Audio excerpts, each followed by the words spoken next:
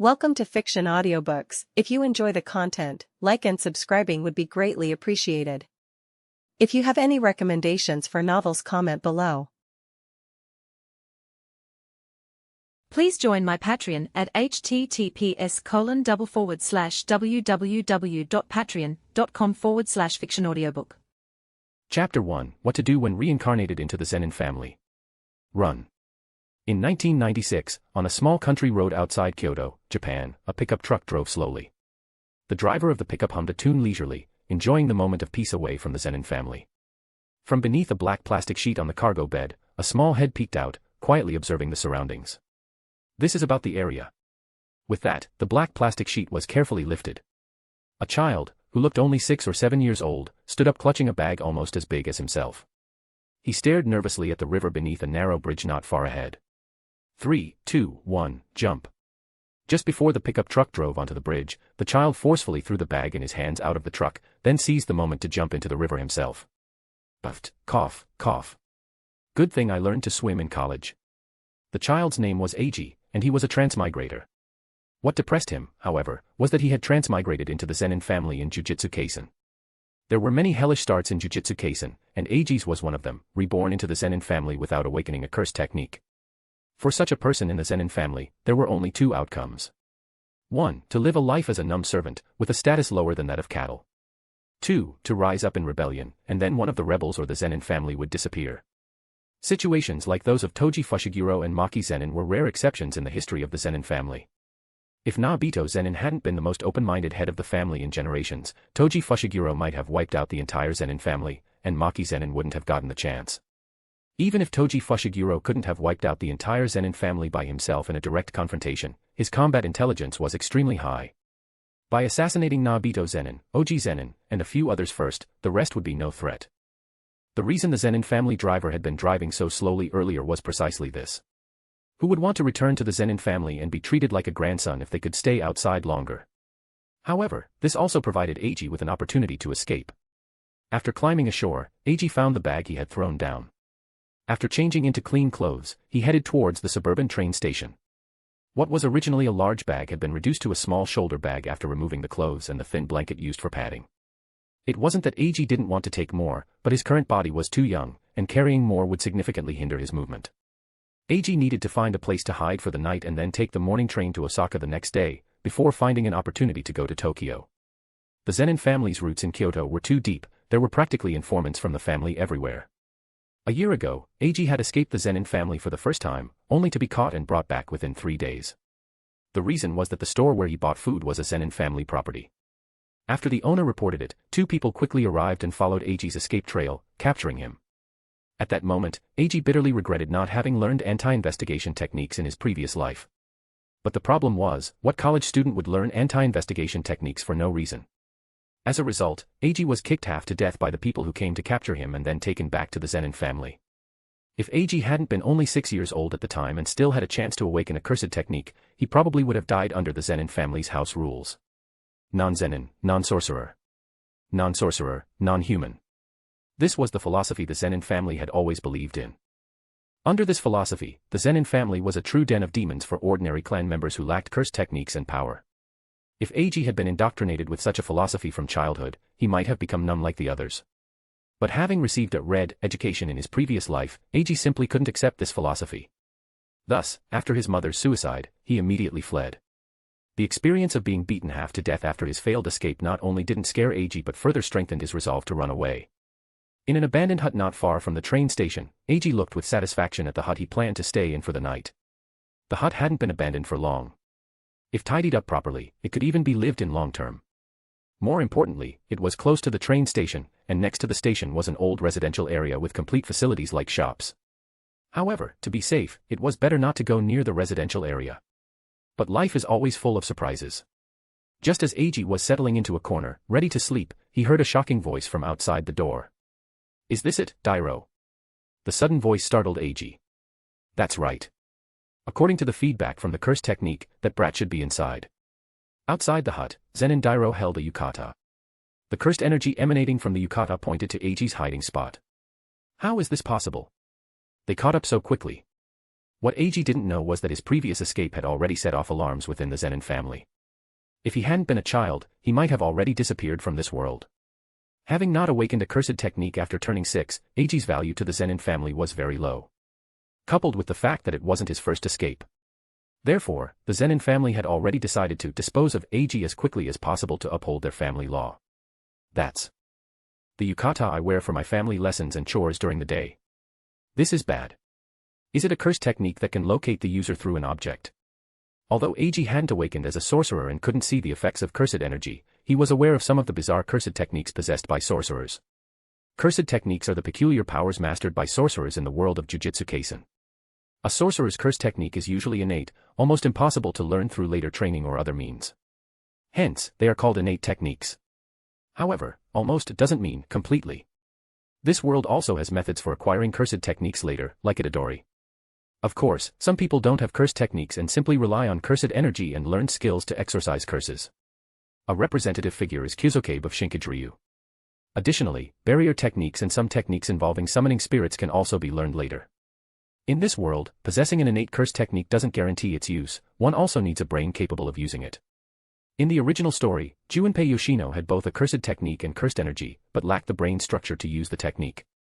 Therefore, Junpei couldn't use his cursed technique until Mahito used idle transfiguration to alter his brain structure. Cursed energy originates from the sorcerer's own negative emotions. Sorcerers need to constantly train to extract and accumulate cursed energy from negative emotions, and to achieve stable output during combat. Perhaps this is why the sorcerers in this world are so crazy. When even the power they use is so negative, it's no wonder people go mad. Damn it, if you have such a useful ability, why not become a cop? Why be a dog for the Zenin family?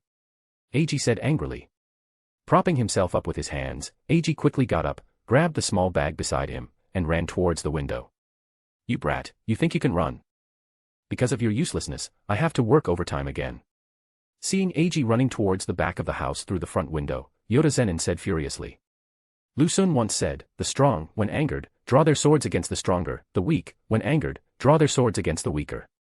Yoda Zenin was just like that. And not just Yoda Zenin, Naoya Zenin and others who later bullied Maki and Mai Zenin were also like that. Under the influence of the twisted ideals of the Zenin family, everyone was assigned their own class, and Eiji, an orphan who hadn't awakened a cursed technique, was undoubtedly at the very bottom. Seeing Yoda break through the door, Eiji kicked a box from the corner towards Yoda Zenin's face. You bastard. Ah. I'm going to kill you. The box contained the dirt and gravel Eiji had swept up while cleaning his room earlier.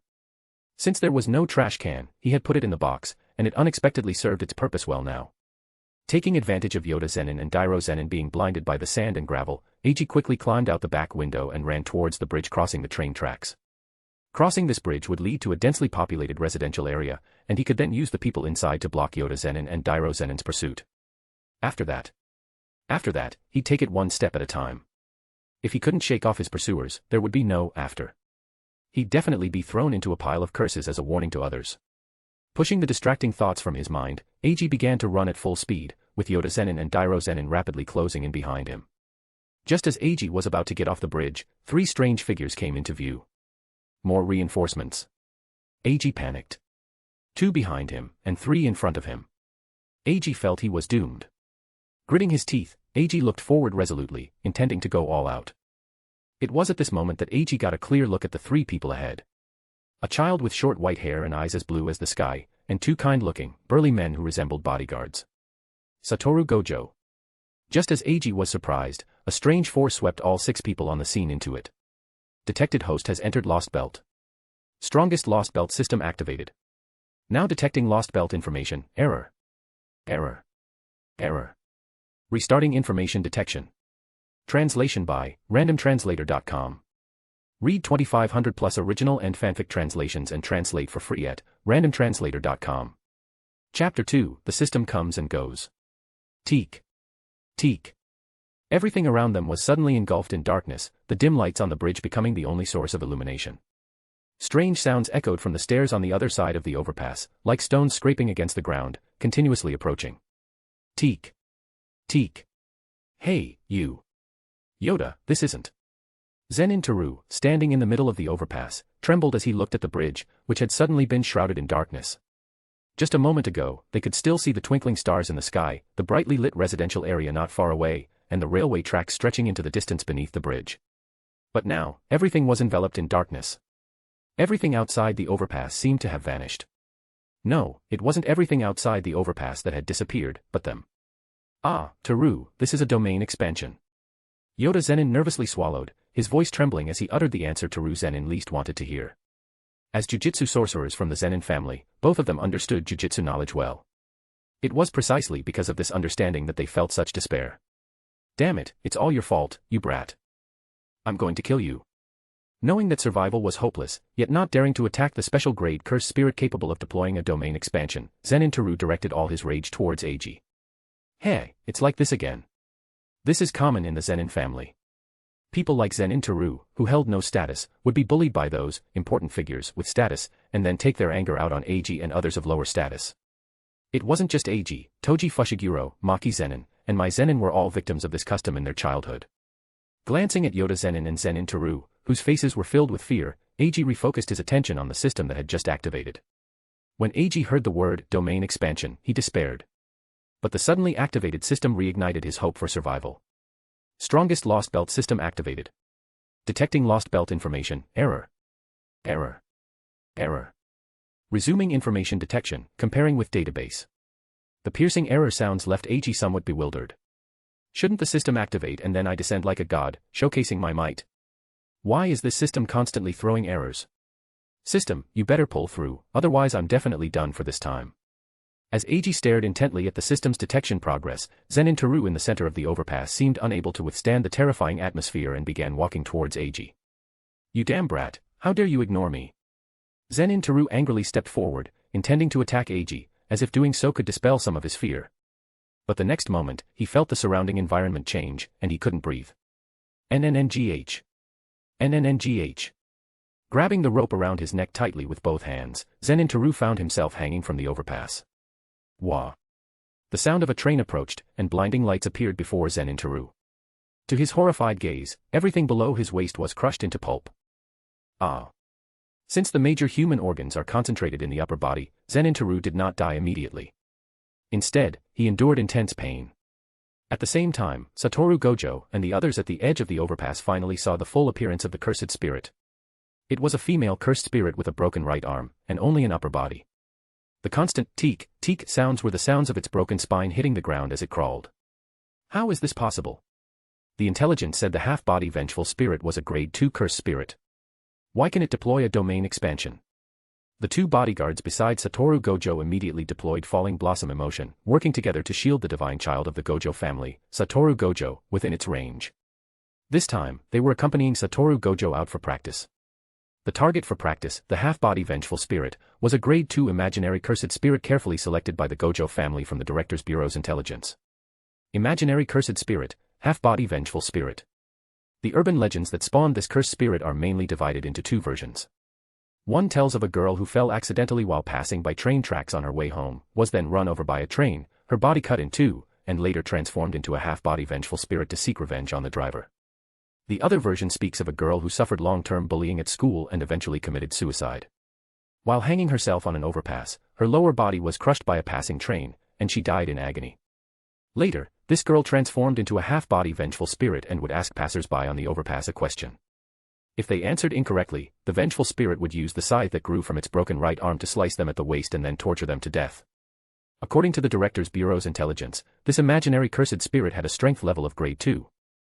Its attack method was merely ordinary physical strikes using a scythe, incapable of breaking through Infinity's defense, making it a good practice target for Satoru Gojo. So this is a domain expansion. Unlike the two bodyguards with nervous expressions, Satoru Gojo stared curiously at the domain expansion shrouded in darkness with his 6 eyes, as vast as the heavens. As Zenin Teru in the center of the bridge died, Yoda Zenin was soon hanged on the overpass as well. Hey, did you figure anything out? Ah, it's indeed the half-body vengeful spirit from the intelligence. I've figured out the attack method of this domain expansion. Those two on the bridge were both strangled by a suddenly appearing rope, thrown off the overpass to look like they hanged themselves, and then hit by a train and cut in half. Are you confident? Hearing his companion, the men glanced with some hesitation at Satoru Gojo, who was being protected in the middle. His companion immediately understood his meaning. If Satoru Gojo weren't there, the two of them, as Grade 1 Jujutsu Sorcerers who had mastered Falling Blossom Emotion, would have had a chance to exorcise the special grade half-body vengeful spirit. But if they had to assign one person to protect Satoru Gojo, it would probably be. After all, there are differences even among special grades. Not every cursed spirit is a disgrace of special grade. The most important thing now was to ensure young Master Gojo's safe departure. The two quickly reached the same conclusion. And then, just at that moment, Satoru Gojo spoke. Interesting. Is this the curse technique that can kill the 6 eyes? Upon hearing this, the two were startled and followed Satoru Gojo's gaze to the child whom they had already judged to have no chance of survival in their hearts. Time returns to a few minutes ago. Data comparison complete. Current world codename, Jujutsu Kaisen. Destination error. Searching for a solution. Search complete. System will now relocalize the alternate world's position. System is about to unbind.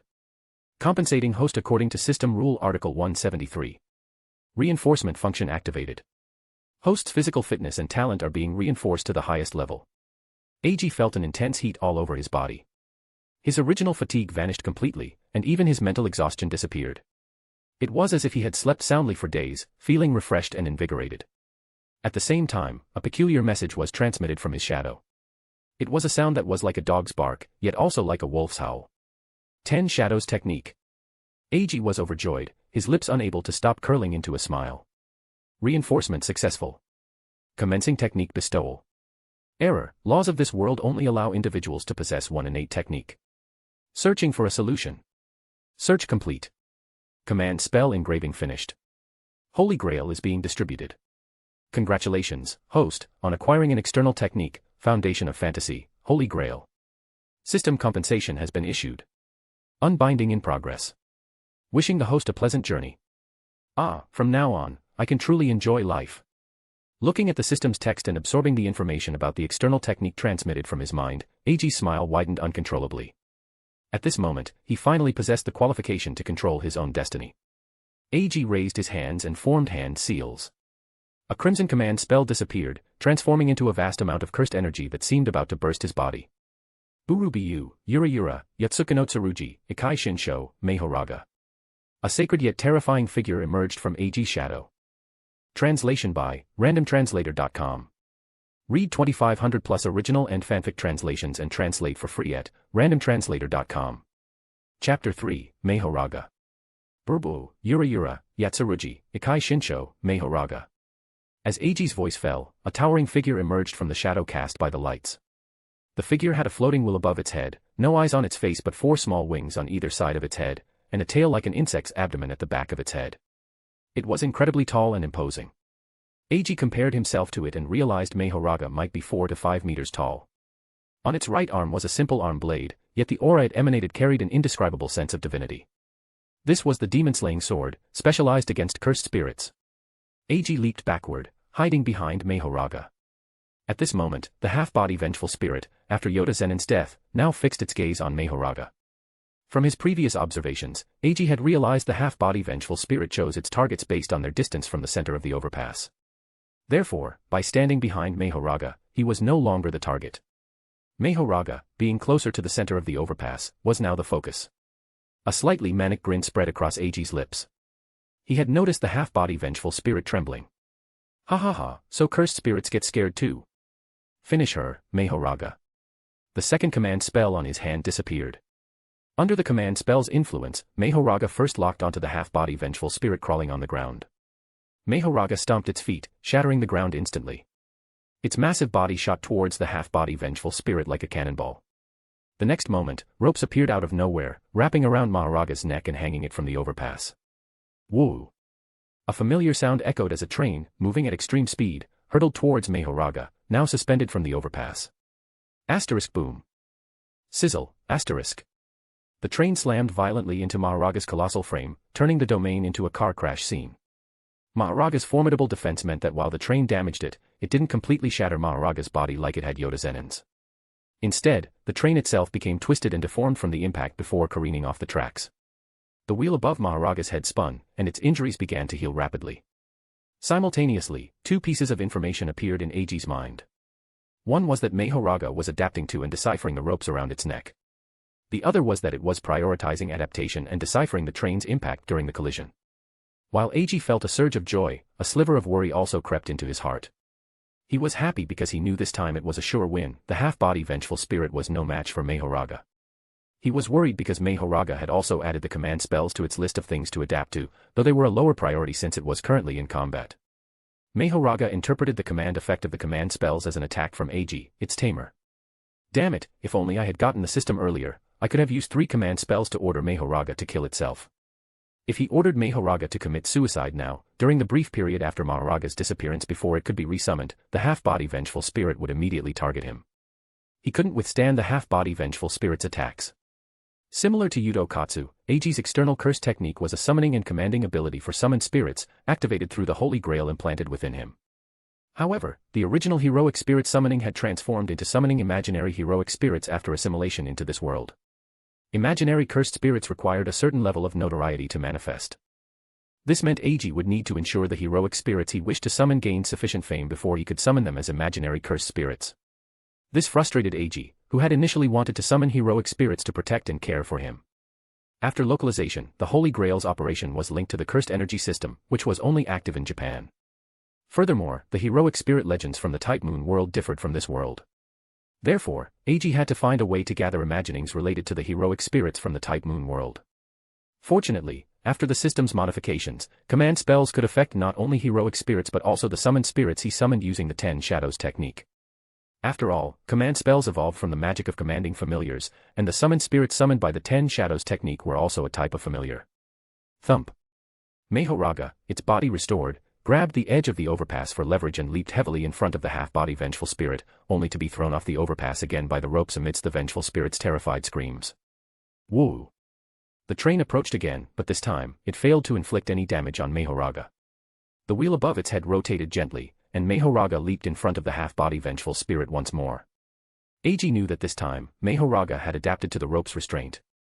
Indeed, when the ropes appeared again, they couldn't ensnare Mahoraga, merely slipping off a wing from its head. This wasn't because Mahoraga lacked a better way to break free from the half-body vengeful spirit's rope attack without taking damage, but rather because this method was more efficient, neutralizing the attack with minimal cost. A more sophisticated method of breaking free would require more time. Besides, it was just a wing from its head, and it healed in less than a second. Mahoraga walked up to the half-body vengeful spirit and raised the demon-slaying sword in its right hand high. Aya!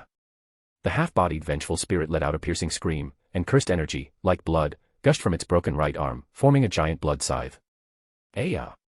The half-bodied vengeful spirit thrust the blood scythe fiercely into Mahoraga's waist, intending to slice it in half. However, before the scythe could strike Mahoraga, the demon-slaying sword in Mahoraga's right hand slashed across the half-bodied vengeful spirit. The demon-slaying sword in Mahoraga's right hand carried positive energy, similar to reverse cursed technique. Even a special-grade disaster would die on the spot if directly hit. With a scream, the body of the special-grade imaginary cursed spirit, the half-bodied vengeful spirit, began to turn to ash. Clink. A dry, dark red finger fell to the ground under Eiji's bewildered gaze. Why is Sukuna's finger here? Eiji picked up the finger on the ground, feeling a bit strange. So that's why this cursed spirit, despite being strong, doesn't seem very smart. Eiji had been puzzled earlier. This cursed spirit was just too mindless. Although intelligent cursed spirits were rare, they usually possessed some level of intellect if they could manifest a domain expansion.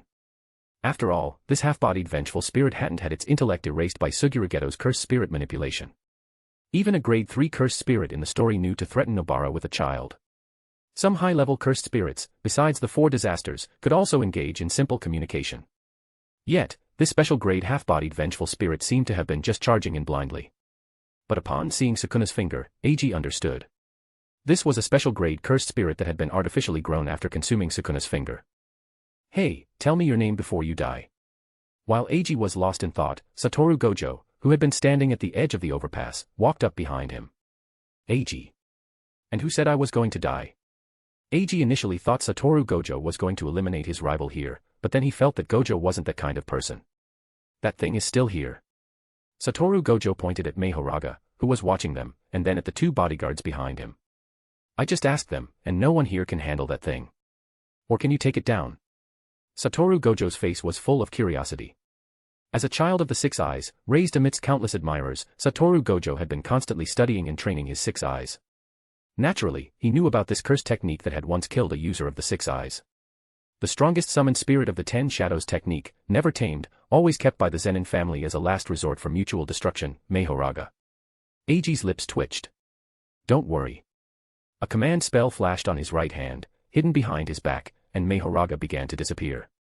Sensing that Mahoraga's compatibility with the command spell had increased significantly again, Eiji felt a little helpless. Oh! Satoru Gojo's eyes widened, and the two bodyguards behind him were also full of surprise. You've already tamed Mahoraga. Not completely yet. How did you do it? A secret. Has Satoru Gojo been so boundaryless since he was young? No, this guy never seemed to understand what boundaries were. Grumble. Just then, a sound came from Eiji's stomach. He hadn't had dinner, and after running and fighting, Eiji felt like he could eat 3 large steamed buns right now. Oh, wait, they have onigiri here. Let's go get something to eat together. Sure, but not in Kyoto. Why? There are too many dogs from the Zenin family there. No problem, follow me. Shortly after they left, an old man with stitches on his head appeared in the center of the overpass. Interesting. Although it was just a hopeless attempt, I unexpectedly saw something interesting. The old man cleaned up the residual cursed energy on the scene and then turned to leave. Translation by randomtranslator.com. Read 2500 plus original and fanfic translations and translate for free at randomtranslator.com. Chapter 4, Freedom. At 10 p.m., in a high-end restaurant in Yahata City, Eiji and Satoru Gojo were devouring their food as if in a competition.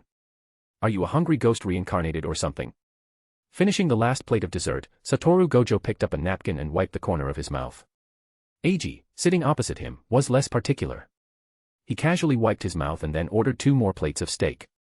It couldn't be helped, the portions in this country were small to begin with, and in a high-end restaurant like this, even a child could eat many plates. Try going hungry for a day and then fighting with all your might. Rolling his eyes at Satoru Gojo, Eiji took a couple of sips of his freshly squeezed juice. Are you from the Zenin family? I've never heard of you before. I'm not from the Zenin family, and I won't have anything to do with them from now on. Oh. With the 10 Shadows technique, you should be very important to the Zenin family.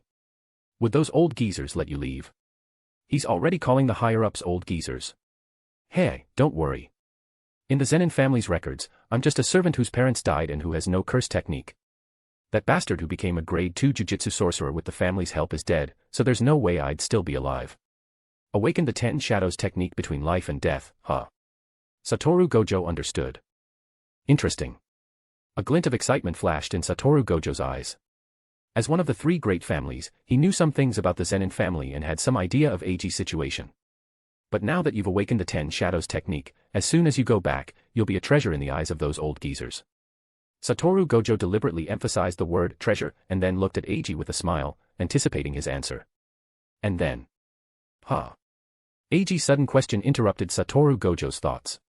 Go back to the Zenin family, use the 10 Shadows technique, and then what? Then those old geezers will flock to you, make you the heir to the family head, and you'll get whatever you want. You can deal with anyone who bullied you however you please. Satoru Gojo took a sip of juice, diluting the intense sweetness that would be unbearable for ordinary people. Due to the burden the 6 eyes placed on his brain, Satoru Gojo had an extreme craving for sweets. The heavy sweetness that ordinary people found hard to swallow was commonplace for him. Then what's the difference between that and them?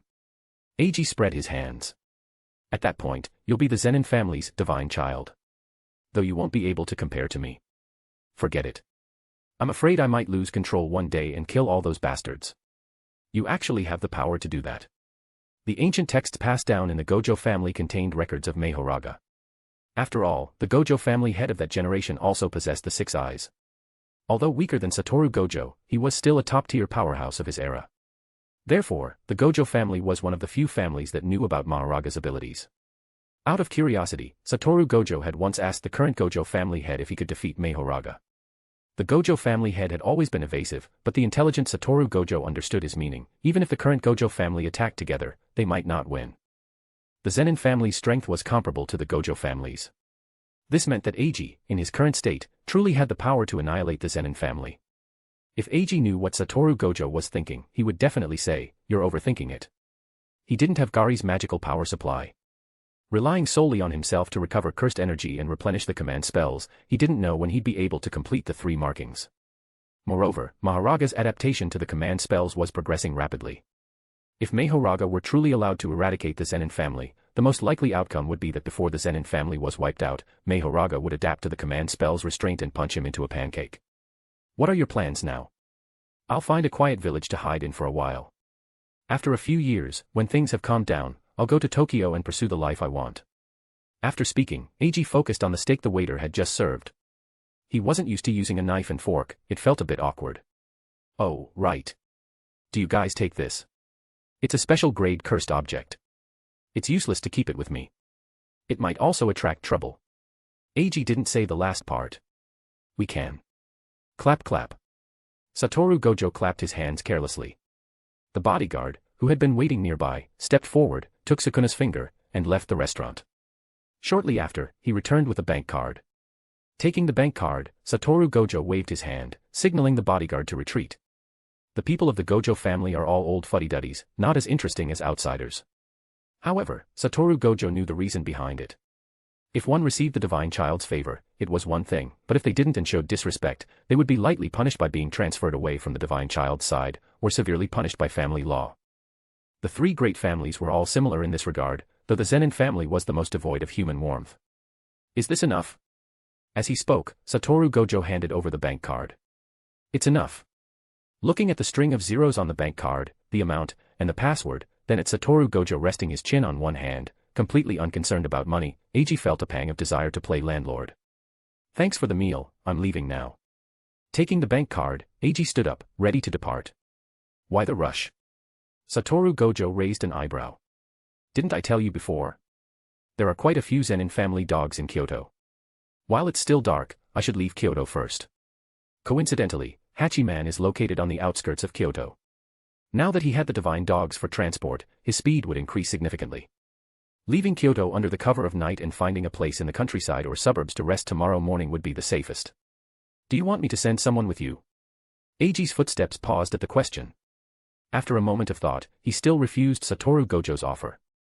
Putting on his hat, Eiji found a dark alley and summoned the divine dogs he had been thinking of for a long time. Hey, don't lick my face.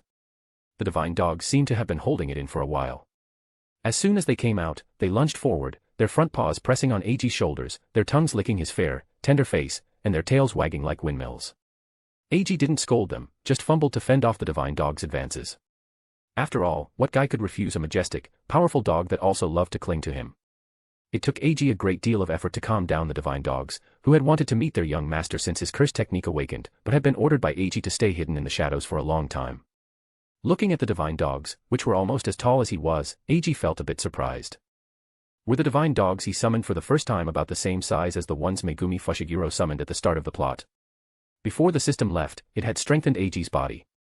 Now, Eiji's cursed energy was very high, almost unrivaled among his peers.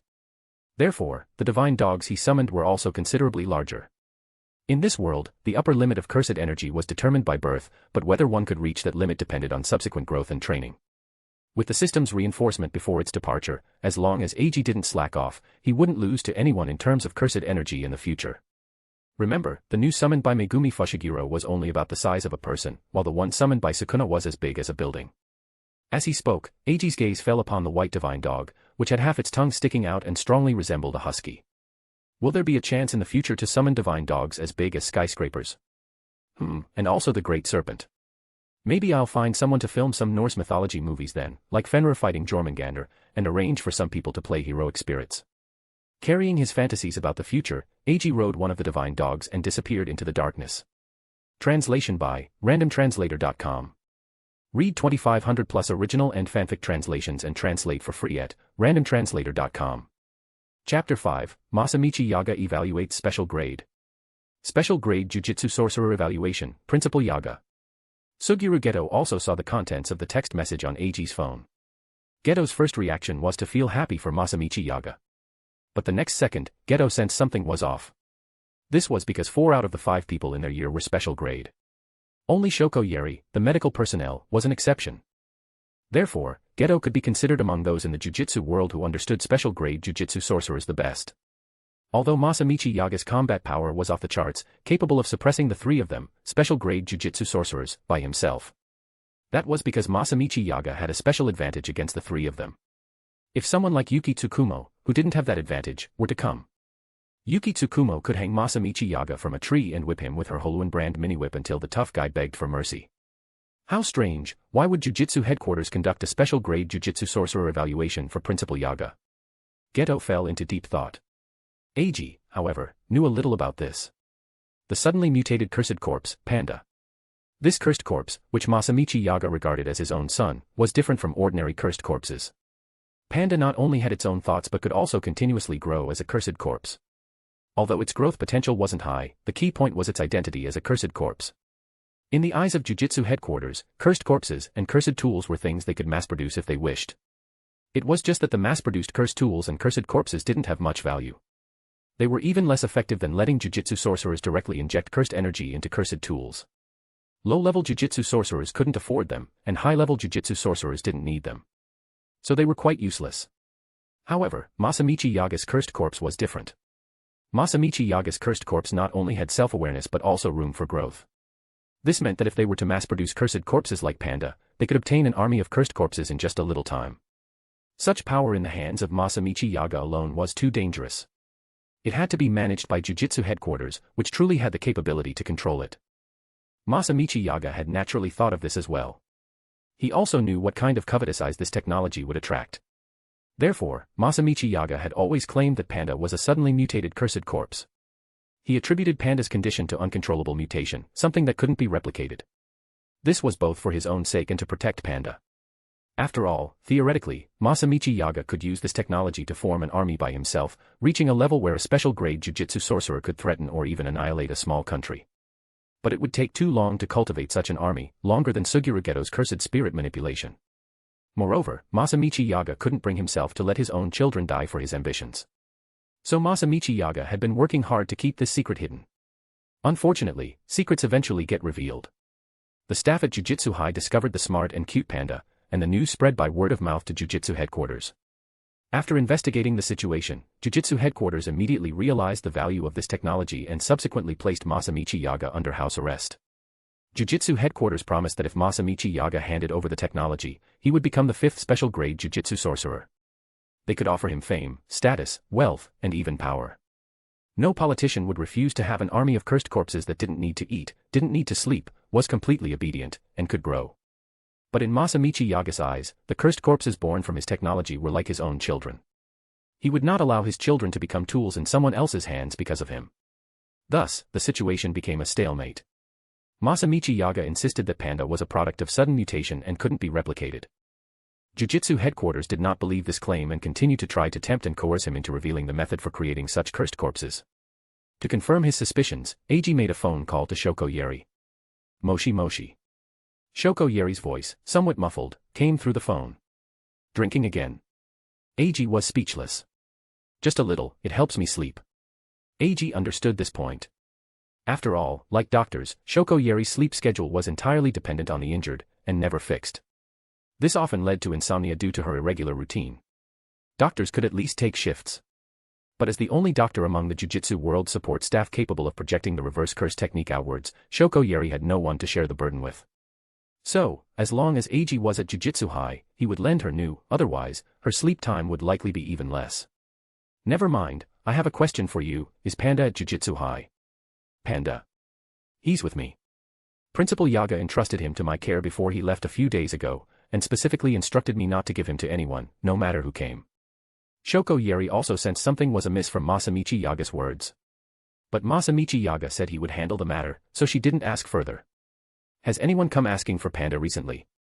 Yes, from Jujutsu headquarters. They claimed Principal Yaga sent them, but I didn't hand him over. I understand. Take good care of Panda, Principal Yaga will be back soon. With that, Eiji hung up the phone. Geto, are you busy lately? Eiji put away his phone and turned to ask Suguru Geto. Not busy. What's wrong with Principal Yaga? Suguru Geto smiled and shook his head. They hadn't talked much on the phone earlier, but he could sense something was wrong. Masamichi Yaga might be in trouble. Do you remember Panda, whom Principal Yaga treats like his own son? I remember. Suguru Geto had a deep impression of Panda. After all, anyone would be struck by the sight of a muscular, imposing Yakuza boss gently cradling a cute little panda and feeding it milk. The contrast was striking. Anyone could see Masamichi Yaga's affection for Panda, he truly treated him like his own son. Someone wants to snatch the principal's son. Eiji summarized concisely. For Suguru Geto, family was an untouchable reverse scale. And Masamichi Yaga was a teacher he respected his entire life. Now, someone wanted to harm his teacher's family. Suguru Geto's eyes opened, revealing a dangerous glint. If you're okay with it, I'll call Gojo, and we can go to Kyoto for a few days. Kyoto. It's been a while. This is a good opportunity to take the family for a trip to Kyoto. Suguru Geto understood Eiji's intention. If it were just about applying pressure to Jujutsu headquarters, Eiji could go alone. With him there, 2 people would be fine. But Eiji also planned to bring Satoru Gojo. This clearly indicated a desire to build momentum and force Jujutsu headquarters to back down quickly. Therefore, he intended to bring his family along. Coincidentally, Nanako and Mimiko were also quite interested in Kyoto. However, because he didn't want to see those old geezers who were more disgusting than monkeys, he had never brought Nanako and Mimiko there. This time, it was a good opportunity to take them for a proper tour. Translation by randomtranslator.com. Read 2500 plus original and fanfic translations and translate for free at randomtranslator.com. Chapter 6, Reactions from All Sides. 2 days later, at the Gojo family. Divine Child, here is the information you requested. An assistant supervisor from the Gojo family handed Satoru Gojo the compiled data on Eiji Zenin, which he had organized overnight after receiving the order. At this moment, Satoru Gojo was chewing on bread, listlessly gazing at the bamboo forest and rock garden in the courtyard. Just put it there. After returning home the night before, Satoru Gojo's 2 bodyguards had reported the previous events to the family head. Subsequently, the Gojo family head had people gather information on Eiji overnight. Upon hearing this, Satoru Gojo also requested a copy. Name, Eiji Zenin. Family members. Father, Sho Zenin, deceased. Mother, Chiyoko Yukimura, deceased. Below was a detailed introduction to Eiji and his parents' situation. Sho Zenin did not possess an innate technique. He was loyal to the Zenin family's Kukuru squad and died 2 years ago during an extermination mission while covering the retreat of Zenin family Jujutsu sorcerers who had failed. Chiyoko Yukimura was an ordinary person who had always fantasized about marrying into a wealthy family and living a noble life. Unfortunately, after marrying into the wealthy Zenin family, she discovered that Sho Zenin was not the protagonist of the drama she imagined, and her life was vastly different from what she had envisioned. Chiyoko Yukimura, who wanted a divorce, was subjected to the Zenin family's strict laws. In her fear, she abandoned any thoughts of escape. 1 year after Sho Zenin's death, 6-year-old Eiji Zenin still had not awakened his innate technique. Having lost her last hope, Chiyoko Yukimura hanged herself. In this world, ages 4 to 6 are the typical period for Jujutsu sorcerers to awaken their innate techniques. Few people awaken their techniques after this age. Most who do awaken them do so accidentally during life or death crises. However, not everyone is a protagonist in a hot-blooded manga, capable of escaping danger by awakening their technique. After all, obtaining an unfamiliar ability during a life or death crisis can sometimes be a hindrance if not used properly. Therefore, most people, even if they awaken a technique, cannot escape the fate of death, let alone in the world of Jujutsu Kaisen, where even important characters are constantly killed off. Thus, after Eiji Zenin did not awaken his technique at age 6, Chiyoko Yukimura lost hope of using Eiji Zenin's awakened technique to elevate herself and become someone of status, ultimately leading to her suicide by hanging. After reading Eiji's profile, Satoru Gojo placed it on the floor beside him, tilted his head back to look at the sky, and began to contemplate what kind of amusement Eiji could bring him. Meanwhile, in the Kamo family's grand mansion, an elder with stitches on his forehead was also looking through the same document. The elder was a Kamo family elder possessed by Kenjaku, and one of the powerful figures in the Jujutsu world. Kenjaku had received news when the Gojo family used the management council's influence to search for a cursed spirit to train Satoru Gojo. With the intention of testing the 6 eyes of this generation, Kenjaku fed a Sukuna's finger to the cursed spirit Satoru Gojo intended to use for training, thus giving rise to the special grade imaginary curse spirit, half-body vengeful spirit. However, he did not manage to ascertain the situation of the 6 eyes and instead caught another big fish. The strongest summoned spirit, Mahoraga, which no one has been able to tame in 1,000 years. How did that brat manage it? Kenjaku was baffled. Never mind, the answer will be found someday. In Kenjaku's view, Eiji had many uses, whether it was subtly bringing him under his control, turning him into a participant in the culling game, or keeping him as a spare body. It would be best to keep such a useful tool under his own control, and at the very least, he could not allow any other family to control him. Another 500 years. The 500-year deadline was approaching, and the 6 eyes had been born on schedule. The next time Master Tingen would begin assimilation was not far off. Will we be able to prevent the assimilation of Master Tingen and the star plasma vessel this time, or will we have to wait another 500 years? Kenjaku's gaze fell upon a game piece labeled the Star Religious Cult. Subsequently, Kenjaku and the Gojo family took the same tacit action, concealing traces of Eiji's existence and removing him from the Zenin family's sight. Kenjaku did not want Eiji to return to the Zenin family because he intended to use him himself. The Gojo family did not want Eiji to return to the Zenin family because if Eiji returned, the Zenin family's strength would greatly increase, and they would possess a means to threaten the Child of the Six Eyes. They wanted to eliminate the existence that could threaten the Child of the Six Eyes in advance, yet they were hesitant to act rashly due to Mahoraga's power. Finally, the Gojo family head and several elders decided to recruit Eiji into their family, keeping it a secret from the Zenin family. In their minds, recruiting a child who had been bullied by the Zenin family and helped by the Gojo family would be as easy as pie. Because Eiji did not know how to clean cursed energy residue, his whereabouts were still under the Gojo family's control. All they had to do was stage a few accidental encounters later and offer him favors. Wouldn't the 7-year-old child then happily follow them home? As for the Zenin family, possessing both the Child of the Six Eyes and the unprecedented 10 Shadows techniques Mahoraga, how dare the Zenin family make a sound? It just so happened that Eiji Zenin had been bullied by members of the Zenin family back then, they would settle that score properly. Thinking of this, the Gojo family head's aged face broke into a smile like a chrysanthemum. Satoru Gojo, who had just entered the room, saw this scene and turned to leave. Ah, it's Satoru. Come and chat with this old man for a while. Upon hearing this, Satoru Gojo ran even faster.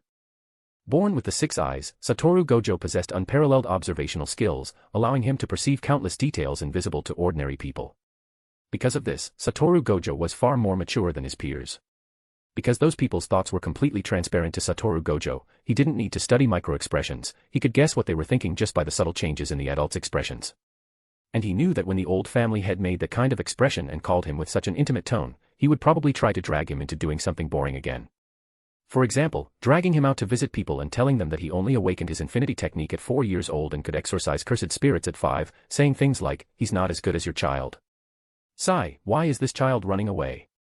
The elderly Gojo family head shook his head helplessly as Satoru Gojo disappeared around the corner of the corridor in an instant. He couldn't catch him, he just couldn't catch him. Meanwhile, Eiji, who was on the minds of Kenjaku and the Gojo family head, was leisurely sunbathing in a small countryside courtyard. A recently abandoned countryside courtyard with a fence, a newly bought lounge chair, a small fan in his hand, a tea table beside him filled with snacks, and 2 fluffy large dogs lying at his feet.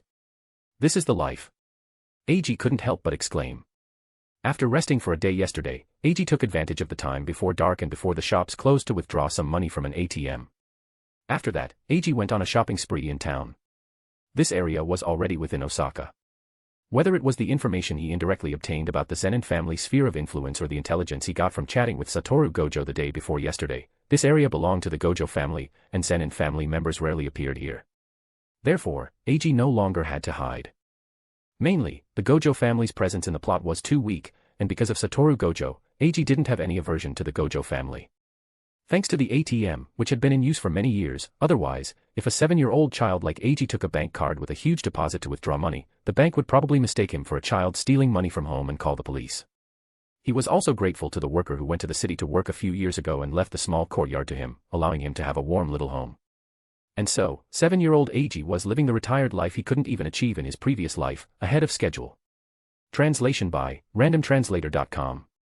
Read 2,500 plus original and fanfic translations and translate for free at randomtranslator.com. Chapter 7, Shadow Servant. On the forest path, Eiji and the white divine dog were running at full speed, while in the sky above them, an owl with a bone-like face was relentlessly attacking them. Whoosh!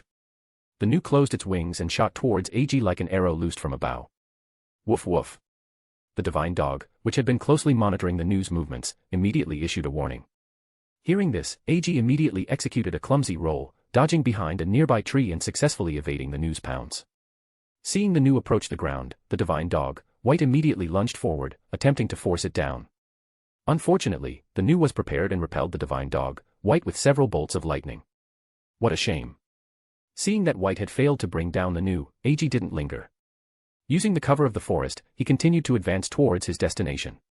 He was met with a barrage of lightning attacks from the gnu. As the lightning continued to fall, a question suddenly popped into Eiji's mind: why is it that on rainy days, hiding under a tree makes you more likely to be struck by lightning? Soon, Eiji was forced back onto the forest path by a series of lightning strikes, and the situation returned to how it was at the beginning. Phew, finally here. Seeing the clearing ahead, its ground covered in weeds, Eiji finally breathed a sigh of relief. This short 100-meter distance was the most exhausting he had ever run. Thump. As if tripped by something, Eiji stumbled and fell onto the dry weeds. The Nu, which had been searching for an opportunity in the sky, immediately swooped down towards Eiji. A split second before the Nu's sharp claws could grab Eiji, White rushed in from the side, knocking Eiji away before instantly dissolving into a pool of shadow and merging with the ground. This is it. The divine dog, Black, who had been waiting nearby, immediately bit through the ropes securing the trap. A large net emerged from beneath the weeds, ensnaring the Nu as it struggled to spread its wings and fly back into the sky. As the net rose, a silver chess piece was also lifted into the air. It was a chess piece with only an upper body, horns on its head like a beast, and a golden hue. Strike while the iron is hot. Summon Spirit, Divine Dog, Imaginary Summon, Berserker. The divine dog, White, which had been desummoned earlier to dodge attacks, reappeared. Black and White together bit down hard on the Nu's wings. The Nu unleashed its lightning with all its might, trying to break free from the divine dog's binding, but before the divine dogs could be overcome, a large hand suddenly appeared, grabbed the Nu's claws, and smashed it fiercely onto the ground. It was a figure entirely covered in shadow, exuding an ominous aura. Imaginary Summon, Shadow Servant Berserker. This was the method Eiji had researched and developed using the Holy Grail left to him by the system during this time.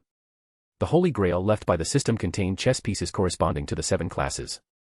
These 7 chess pieces were the cores for summoning imaginary heroic spirits once enough phantasm force was gathered in the future, serving the role of the heroic spirit cores in the original heroic spirit summoning. However, Eiji had not yet gathered enough illusionary power, so he couldn't summon heroic spirits. But after thoroughly studying the information about the Holy Grail left by the system, Eiji had a bold idea. Could he summon the mass-produced shadow servants from the original work by using the cursed energy flow of the 10 shadows technique to activate the heroic spirit chess pieces for summoning? The 10 shadows technique was a cursed technique for summoning shadow summoned spirits. Heroic spirit summoning was also categorized as a cursed technique for summoning familiars/summoned spirits. Therefore, using the 10 shadows technique with the heroic spirit chess pieces as a medium to summon shadow servants seemed feasible. After many attempts, Eiji successfully summoned a shadow servant. Unlike the divine dogs, which remained within Eiji's shadow after being summoned, shadow servants would disappear immediately after desummoning, leaving only the chess piece behind. Each time a shadow servant was summoned, the chess piece had to be taken out and used for summoning again. Furthermore, Eiji discovered another use for the chess pieces. These 7 chess pieces seemed to have been modified by the system into cursed tools. When the divine dogs consumed a chess piece, they would receive corresponding enhancements. For example, Black, having consumed the assassin chess piece, had its stealth and attack power enhanced, making it even more lethal. This was also why the Nu had not detected Black before its action. White, having consumed the cavalry chess piece, gained enhanced mobility and endurance. Finish it off in one go. Seeing the Nu knocked to the ground, Eiji unleashed his full cursed energy without reservation, strengthening the divine dogs and the shadow servant. In the next moment, countless attacks rained down upon the Nu. In just a few seconds, the Nu gave up resisting and dissolved into a pool of shadow, merging into Eiji's shadow. Phew, it's finally successful. Eiji happily wiped the sweat from his brow. After dismissing the shadow servant, he rode the white divine dog back to his small courtyard. A white figure was waiting there. Satoru, you're here? Eiji wasn't surprised. Satoru Gojo had visited several times since he'd moved into this courtyard, and their relationship was quite good. While Satoru Gojo was already showing signs of his future self, his personality hadn't yet reached the absurd level seen in the story. And before he became 2.5 Satoru Gojo was quite reliable. Even after arriving in the world of Jujutsu Kaisen, Eiji found the future plot developments ridiculous whenever he thought about them. Shouldn't a hero challenging a demon king involve the hero meticulously figuring out the demon king's abilities and then defeating him with all their might? Why did it turn out that Sukuna, the demon king, had already figured out all of the hero Satoru Gojo's abilities beforehand, and then inexplicably cut Satoru Gojo down to 2.5 Satoru? Even if he wanted Satoru Gojo to fail, that would be acceptable. Failing for the sake of his students or being tricked by Kenjaku would have been fine. He shouts that he won 1 second, and the next he's having a life review montage. And afterwards, without even a moment to mourn Satoru Gojo becoming 2.5 Satoru, Kashimo immediately arrived on the battlefield. Without even a moment to mourn Kashimo's death, the genius acknowledged by Sukuna, Hajime Kashimo, immediately arrived on the battlefield. Without even a moment to mourn Hajime Kashimo's death, Yudo Katsu, who had just finished watching a comedy show, immediately arrived on the battlefield. Without even a moment to mourn Yudo Katsu being bisected, the second-generation calamity of heaven, Maki Zenin, immediately arrived on the battlefield. Wait, Yudo Katsu was just cut, it's not certain he was turned into 2.5 Satoru like Satoru Gojo. Why have you been staring at me? You're good-looking. Isn't that obvious? Eiji's thoughts fell silent. Were you just taming a summoned spirit? Yeah, a big bird that can fly. I plan to travel with it later. What boy didn't have a dream of being like the Condor heroes when he was young? Interesting, summon it so I can see. Nu. Eiji didn't refuse. He formed hand seals, and then a human-sized owl, the Nu, appeared between them. His recently recovered cursed energy rapidly decreased, but Eiji didn't mind, as he also wanted to see it. Translation by randomtranslator.com. Read 2,500 plus original and fanfic translations and translate for free at randomtranslator.com. Chapter 8, New Identity. After Nu appeared, the two of them circled it for a long time, happily touching its wings and body. Once they were done playing, each grabbed one of Nu's claws and experienced a low-altitude flight. Interesting, hey Eiji, you should be my driver from now on. Eiji shot Satoru Gojo a glare. Go cool off. If you want to fly, get stronger and fly yourself. Nu is mine. Eiji's mouth twitched as he remembered how Satoru Gojo later used his curse technique to launch himself around the world like a cannonball. He was sure Satoru Gojo chose this teleportation method not just because it was fast, but because it was fun, thrilling, and the most stylish. Speaking of which, what about the thing I asked you to do earlier? Ah, that. I finished it a while ago. With that, Satoru Gojo casually tossed a briefcase over. Eiji took out the documents inside and began to examine them carefully. Name, Dongfang Eiji. Head of Household, Dongfang Xiang, deceased. Address, XX District, XX Block, XX Street, XX Building, X Unit, Osaka City. Inside was the new identification document that Eiji had asked Satoru Gojo to handle for him. Compared to China, the household registration management system in Japan was much more lax. They didn't have a strict household book or ID card system. Identity was usually proven with things like a driver's license. Furthermore, the interconnectivity between different regions in Japan was relatively poor, making it not as easy to verify if an identity was forged as it was in China. Japan would later issue something similar to an ID card, but that was something that happened 20 years later. How is it? If you call me Oni-sama, big brother, I can let you be my little brother. Satoru Gojo said with a mischievous grin, putting his arm around Eiji's shoulder. Huh. If anyone's calling anyone brother, it should be you calling me brother. I'm 2 months older than you. What a shame, you're younger than me now. Satoru Gojo pointed to the birth date on the documents. It stated December 8, 1989, exactly 1 day later than Satoru Gojo's. Veins instantly bulged on Eiji's forehead, then, they bulged for a moment. You must have other summoned spirits, right? Call them out and I'll help you tame them.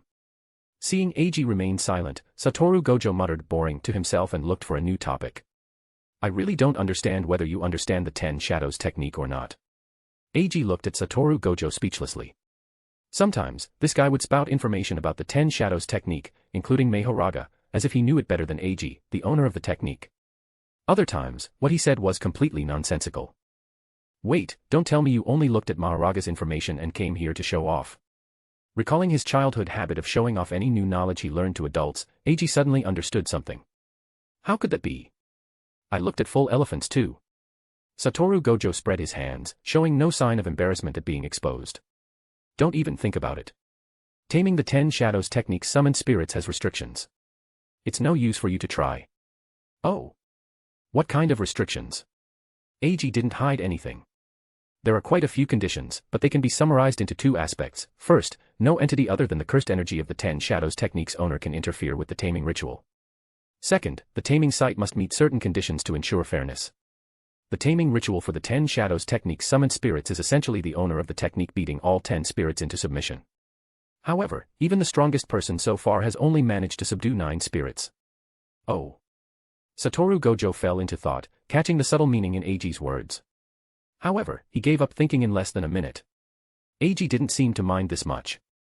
In reality, Satoru Gojo wasn't the type of person to overthink things.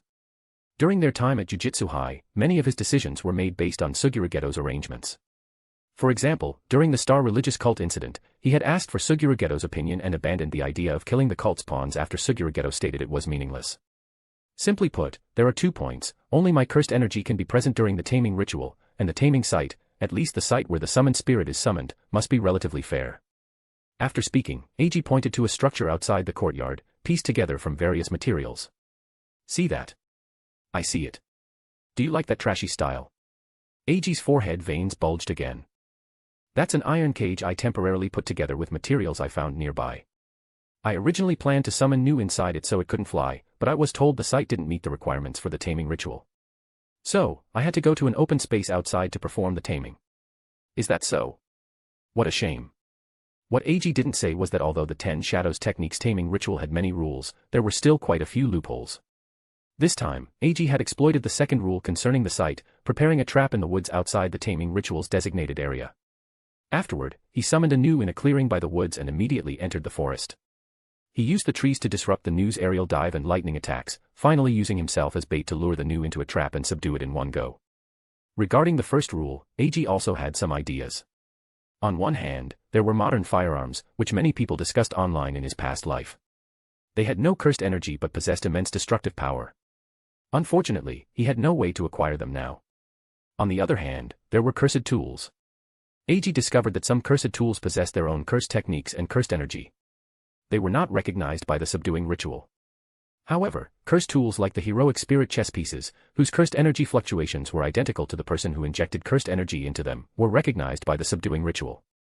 This meant that some cursed tools could still be used in the subduing ritual. Hey, why don't you summon full elephant and let me test its level for you? That thing looks pretty strong.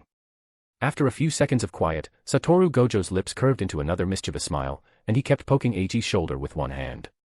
He felt like a giant white cat that couldn't resist poking things. Confirmed, this guy is just here to have fun. Don't even think about it. You can't beat it right now. He said this while swatting away Satoru Gojo's poking hand. Ha! Are you underestimating me? If you could beat me, how could you possibly not beat it? With that, Satoru Gojo placed his hand on Eiji's head and began to tousle his hair. I'll endure it, I can't endure it anymore. This is a good time for you to realize who's the boss here. After saying that, the two of them started wrestling. Are you defeated yet? Is that all? Are you defeated? Ow, that hurt.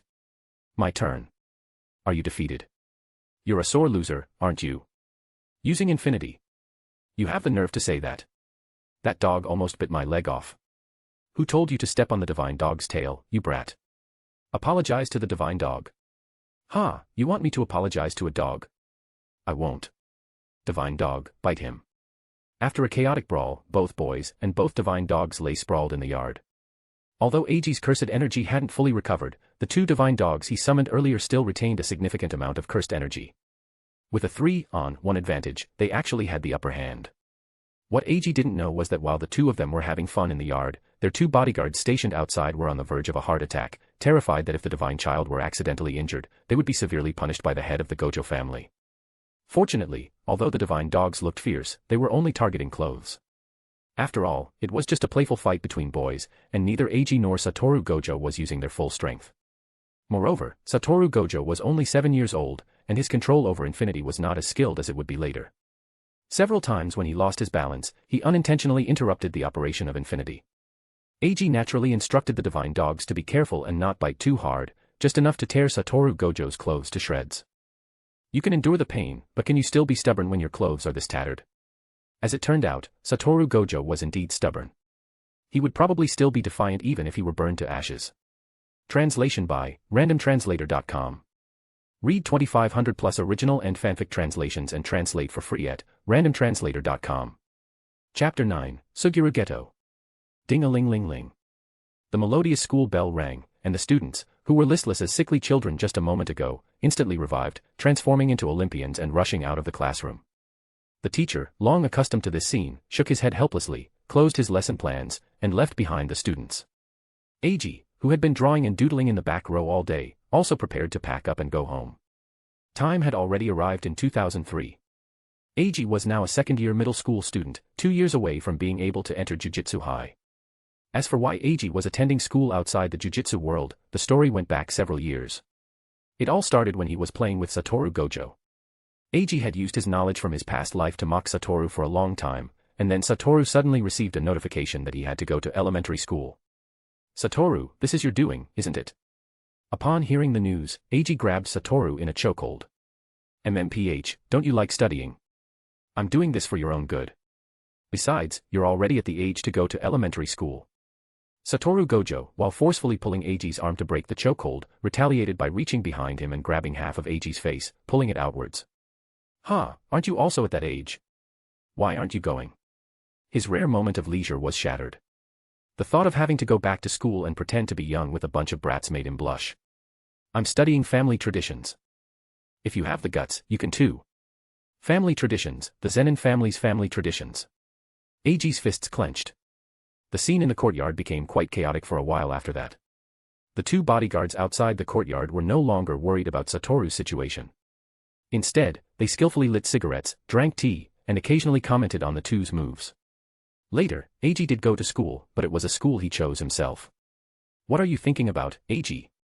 A boy with long, slender eyes, a bun hairstyle, and a fringe on his left forehead placed a hand on Eiji's shoulder. Suguru, I was thinking about what to do when we get home later. There's still a long time until the scheduled time for the commission. How about you come hang out with our club? Suguru Geto invited with a smile. Suguru Geto's club was a music club modeled after a famous rap band. The boys in the club were all fans and dressed in a rather unconventional style. This also made Eiji understand the origin of Suguru Geto's peculiar bun hairstyle with a fringe. It was inspired by the lead singer of a band Suguru Geto really liked. I think I'll pass. I've been sitting in a classroom all day, so I need to get some exercise, otherwise my body will rust. Saying this, he put all his manuscripts into his school bag. Speaking of which, Eiji, if you like writing, why don't you join the literature club? Suguru Geto, who had been classmates with him for several years, already knew his best friend's hobbies. Eiji often wrote stories about historical figures being summoned as heroic spirits in certain events. To Suguru Geto, these stories were all brilliant, but Eiji never published them, only constantly increasing his backlog of drafts. The literature club. You know as well as I do that there are more girls to flirt with there than people who actually read.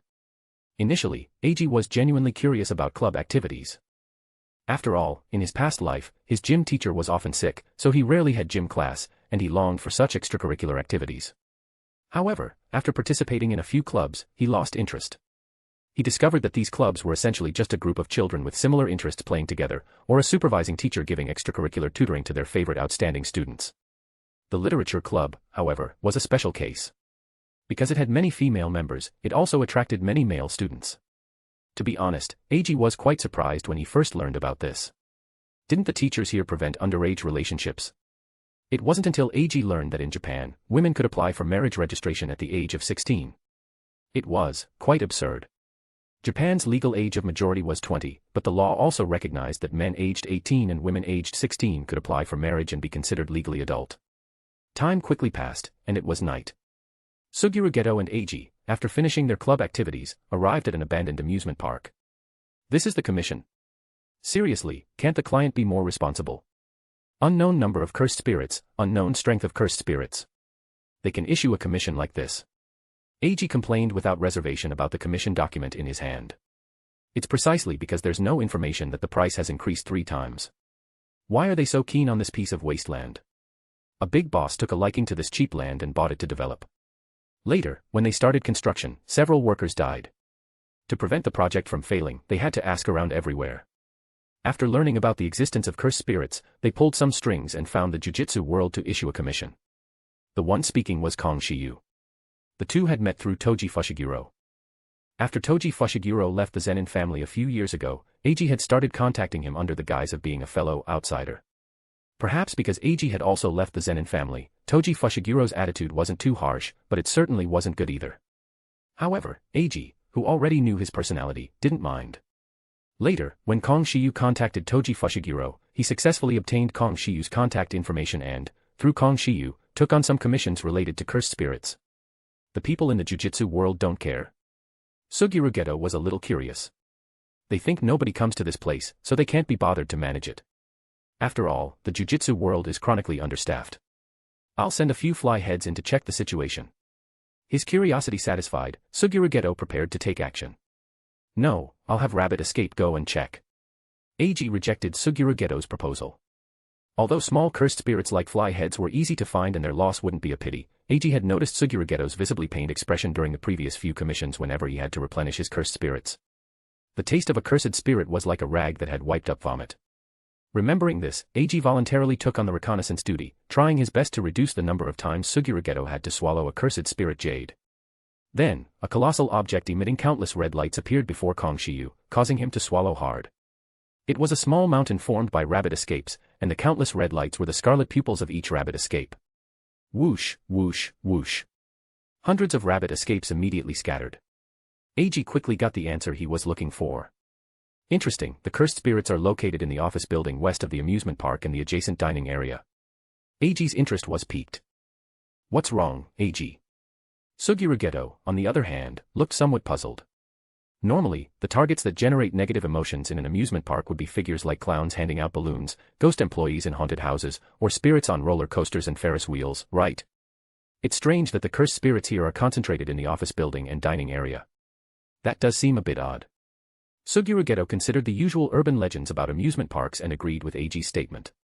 While they were thinking, the rabbit escapes brought the latest news. The targets have been identified. There are a total of 5 cursed spirits, all with a strength of level 2 or higher, and they're very aggressive. They kept chasing the rabbit escapes until I dispelled the summon. Translation by randomtranslator.com. Read 2500 plus original and fanfic translations and translate for free at randomtranslator.com. Chapter 10, Sugurageto, suspected of stealing food from dogs. After pinpointing the cursed spirits' locations, the two split up. Eiji headed to the office building, while Sugurageto went to the dining area. Upon arriving at the office building, scattered newspapers and documents caught Eiji's attention. Shocking, murderous dolls at the amusement park. Vengeful spirit possesses doll, injures tourist. After a quick scan of the news, Eiji understood the cursed spirit situation. This amusement park had an incident a few years ago where dolls attacked people. A mechanical doll at a pizza place in the dining area suddenly bit a tourist. Police investigated and found the bodies of a security guard and 5 children nearby. Afterward, the park saw very few visitors and was forced to close. Eiji recalled seeing this news a few years back. It had been quite a sensation at the time, but it was quickly overshadowed by celebrity gossip and scandals. Imaginary cursed spirit? Eiji quickly dismissed the idea. While the news had gone viral for a while, its popularity had faded too quickly to sustain the negative emotions needed to manifest 5 special grade or higher cursed spirits. Over cursed spirit, Eiji concluded. Imaginary cursed spirits are formed by the convergence of imagination imbued with negative emotions like fear and resentment, essentially monsters of imagination. Overcursed spirits, on the other hand, are born from genuine curses or from individuals with high cursed energy who die with immense resentment. Examples include Rika Orimoto and Naoya Zenin. Rika Orimoto, already incredibly talented, was cursed by Yuta Okatsu upon her death, becoming a special grade overcursed spirit. Naoya Zenin's case was different. Cursed spirits are formed from the residue of cursed energy generated by human negative emotions. Jujutsu sorcerers, due to their use of cursed energy, have a chance of becoming cursed spirits upon death if their energy isn't properly dealt with. Since Jujutsu sorcerers extract and accumulate cursed energy from negative emotions, it's understandable why they are prone to becoming cursed spirits after death. Naoya Zenin was already a skilled Jujutsu sorcerer. He was killed by ordinary people, and his internal cursed energy wasn't dispersed by other Jujutsu sorcerers. Thus, under the influence of this cursed energy, Naoya Zenin eventually became a cursed spirit. However, becoming a special grade cursed spirit is an extreme rarity. The Divine Dogs had discovered 5 cursed spirits during their reconnaissance earlier. The news reported that the security guard killed 5 children, so the answer became clear. These 5 cursed spirits were overcursed spirits born from the curses suffered by the 5 children at the time of their deaths. Still, the cursor couldn't compare to Yuta Okatsu, the son of the one-eyed cat. He figured it was probably an ordinary person with good cursed energy talent. Oh whoa. They're here. Hearing the Divine Dog's warning, Eiji immediately turned to face the enemy.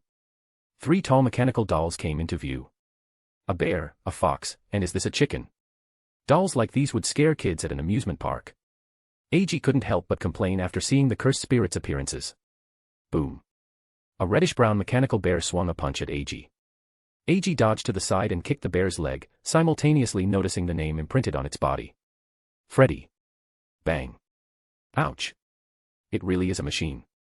Feeling the pain in his foot, Eiji hopped back on one leg to the entrance of the office building. As Eiji regained his balance, the fox, Foxy, charged at him, raising its hook. An eye patch and a hook. Was this fox a pirate before switching careers? Eiji wondered if spending too much time with Satoru Gojo was making him more sarcastic. He felt that anyone who could tolerate Satoru Gojo without making sarcastic remarks was abnormal. Leaning forward, Eiji's cursed energy-covered left hand bypassed the hook and grabbed Foxy's forearm. Using the momentum, Eiji adjusted his stance and kicked Foxy away. Orochi. Eiji was standing with his back to the entrance, his shadow stretched long by the moonlight streaming in from the doorway. As Eiji had anticipated, Orochi emerged from his shadow. Its gaping maw clamped onto Foxy, and it slammed the fox against the walls inside the building, smashing through one layer after another. With sharp eyes, Eiji saw many parts bursting out of Foxy. After Orochi slammed Foxy out of the office building, Eiji dispelled the summon. The white divine dog, Whitey, took over the attack. On the other side, the mechanical chicken Chica was smashing the divine dog Kuro with a cake-shaped model. Perhaps because it wasn't a meat bun, Kuro didn't fall for it and engaged Chica in a fierce battle with agile footwork. Seeing his companions tied up, Freddy could only swing his microphone at Eiji alone. Eiji dodged Freddy's attacks while retreating towards the door. Nu. The moment Eiji rushed out the door, Nu leaped from Eiji's shadow.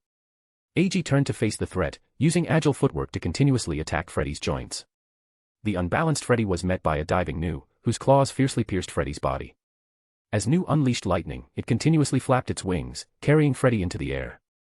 Struggling in the air, Freddy thrashed about, but Nu, with its raptor-like hunting skills, firmly gripped Freddy's back with its claws, making it difficult for Freddy to interfere with Nu. After flying into the air, Nu adjusted its posture and rapidly descended towards the ground, smashing Freddy into the earth with a powerful German suplex. With a massive crash, Freddy's mechanical body instantly shattered into pieces, and a black cursed spirit slowly emerged from a box within the doll. This thing has a cockpit. Eiji's first thought was, are cursed spirits piloting mechs these days? However, now that the cursed spirit's true form had appeared, the rest would be easier. Nu, 100,000 volts. Lightning struck repeatedly, and the dark aura around the cursed spirit grew fainter until it was on the verge of death, at which point Nu ceased the electric attack. Then, under Eiji's command, Nu headed to the battlefield where the divine dog Shiro was. Eiji himself entered the building to help Kuro, who was still entangled with Chica. With Eiji joining the fray, Chica struggled to cope and was eventually dismantled into parts by the two divine dogs.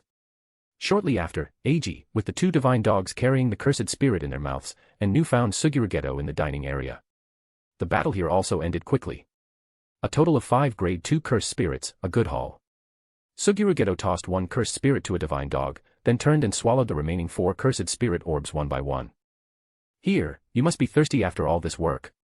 After Suguru finished consuming the cursed spirit orbs, Eiji stepped forward and offered him a bottle of honey tea.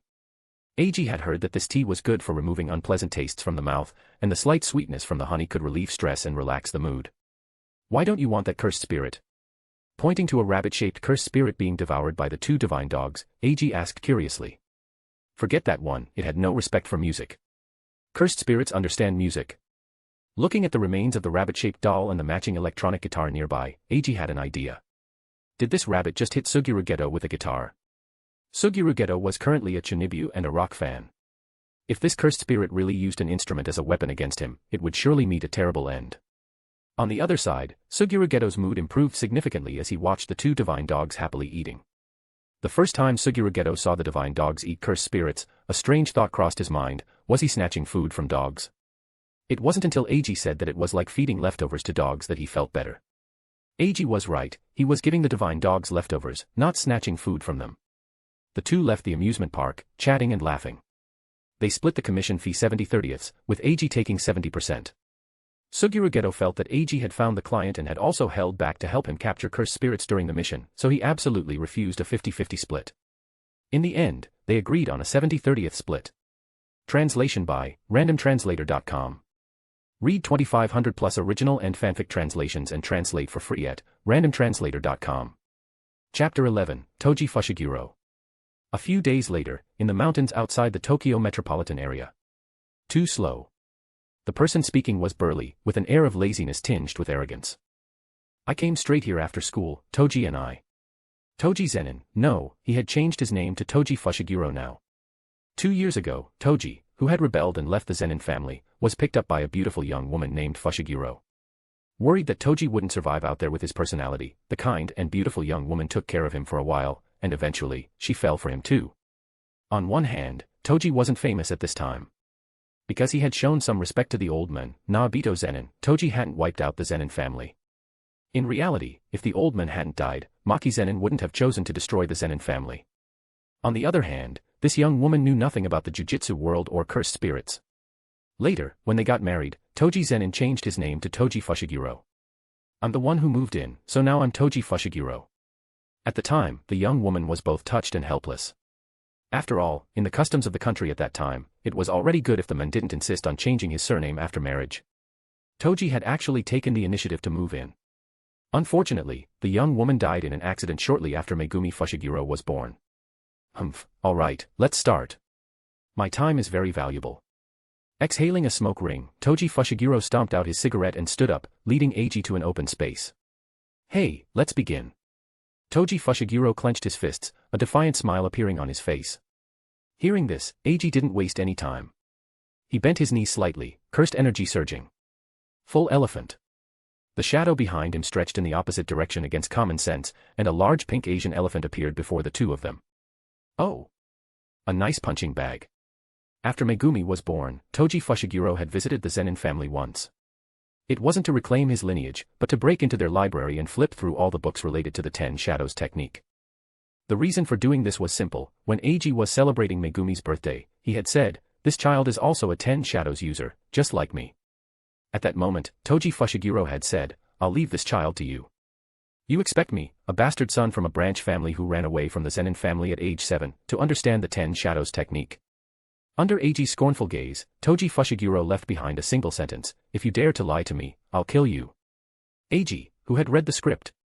Then, Toji Fushiguro went straight to the Zenin family. After venting his frustrations at the Zenin family, Toji Fushiguro's grief over his beloved wife's death lessened somewhat.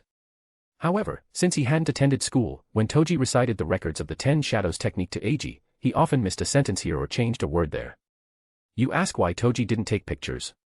Let me tell you, taking pictures was already him being lenient. If he took pictures, it would be too much. Are you planning to sell all the information about the 10 Shadows technique? Old man Nobito Zenin knew that Toji Fushiguro was extraordinary but couldn't change the traditions formed over 1,000 years by the Zenin family. Therefore, he let Toji Fushiguro and Maki Zenin leave, maintained a certain level of contact, and showed some leniency so they wouldn't go too far. This was also the reason why Toji Fushiguro was willing to send Megumi Fushiguro back to the Zenin family if he awakened his cursed technique. This was the only way Toji Fushiguro, who had never experienced familial affection since childhood, knew how to express fatherly love. This was also why Toji Fushiguro, after being reincarnated later, said "that's great" when he learned that Megumi's surname was Fushiguro and not Zenin. Toji Fushiguro knew that the Zenin family was a devil's den, but he knew even better that he couldn't take good care of Megumi Fushiguro. If his child awakened a cursed technique, only in the devil's den could Megumi receive the best growth. Although some parts were missing, the information on the 10 Shadows technique that Toji Fushiguro brought back still greatly helped Eiji. After all, the system only provided information on the external technique, the Holy Grail, before it left, not on the 10 Shadows technique. Bang, bang, bang. The sound of fists hitting flesh echoed. Toji Fushiguro attacked the slow-moving, large punching bag that was Full Elephant like a boxing champion in a ring, unleashing a storm of blows. Every time Full Elephant tried to spray water to push Toji Fushiguro back, he would be punched in the bridge of its nose, choking itself. Head, nose, front legs, hind legs, back, buttocks. When he hit its buttocks, which felt good, Toji Fushiguro even playfully switched his fist to an open palm and patted it a few times. Fists rained down, and Full Elephant's angry roars gradually turned into miserable wails. Full Elephant didn't understand what was happening. Toji Fushiguro, who had no cursed energy at all, was like a stone by the roadside during the taming ritual of Full Elephant and the 10 Shadows technique. Toji Fushiguro's presence was even more inconspicuous than that of plants and trees. However, this stone was very strange. Before it could even test the potential of the current wielder of the 10 Shadows technique, this stone that it couldn't identify rushed over and beat it to the point of being unable to care for itself. More than 10 minutes later, Full Elephant, its brain overloaded, was beaten into unconsciousness. Although the taming ritual for the 10 Shadows technique hadn't seen this situation before, according to regulations, since no outsiders, no cursed energy other than the 10 Shadows technique users, intervened, and Full Elephant lost its combat ability while Eiji still had the strength to fight, Eiji was judged to have successfully tamed it. Eiji, taming a summoned spirit has never felt this good. It's just a bit expensive, most of the money I saved up went to this commission fee. That was exhilarating. Next. Toji Fushiguro rotated his shoulders with a grin, then directly tore off his shirt, revealing a muscular physique that even men couldn't look away from. Eiji didn't waste any time and raised his hand to summon the next summoned spirit. Tiger Grave. Tiger Grave, a summoned spirit that can wield strong winds, is one of the strongest offensive spirits in the 10 Shadows technique. The strongest offensive spirit in the 10 Shadows technique is Uroya. Theoretically, if this thing ran around the earth once, it could shatter Sukuna. The problem is it's too cumbersome, it can only move in a straight line and requires a long charging time. Eiji doesn't need it for opponents he can defeat, and for opponents he can't defeat, it can't even reach them. It's a case of, tasteless to eat, a pity to discard, that's Uroya. It's better to keep it as fusion material. The strongest for group attacks is Full Elephant. With enough cursed energy, Full Elephant can even cause floods to submerge Tokyo. The strongest for single target attacks is Tiger Grave. Clouds follow the dragon, wind follows the tiger. Tiger Grave possesses the agility of a feline and can harness the wind to increase its speed. Its sharp claws can tear apart cursed spirits up close and unleash wind blades from afar. Its bite force exceeds divine dogs and is comparable to ferocious dog. Such a Tiger Grave has almost no weaknesses in a one-on-one fight. Roar. A black and white fierce tiger, even larger than Uroya, appeared before the two. The terrifying killing intent made Eiji tremble slightly. Need my help? No, go cool off somewhere else. After Tiger Grave appeared, Eiji noticed Toji Fushiguro smiling even more happily. Whoosh. A gust of wind surged, and Tiger Grave's agile form moved with a speed that was difficult for the naked eye to follow. Boom.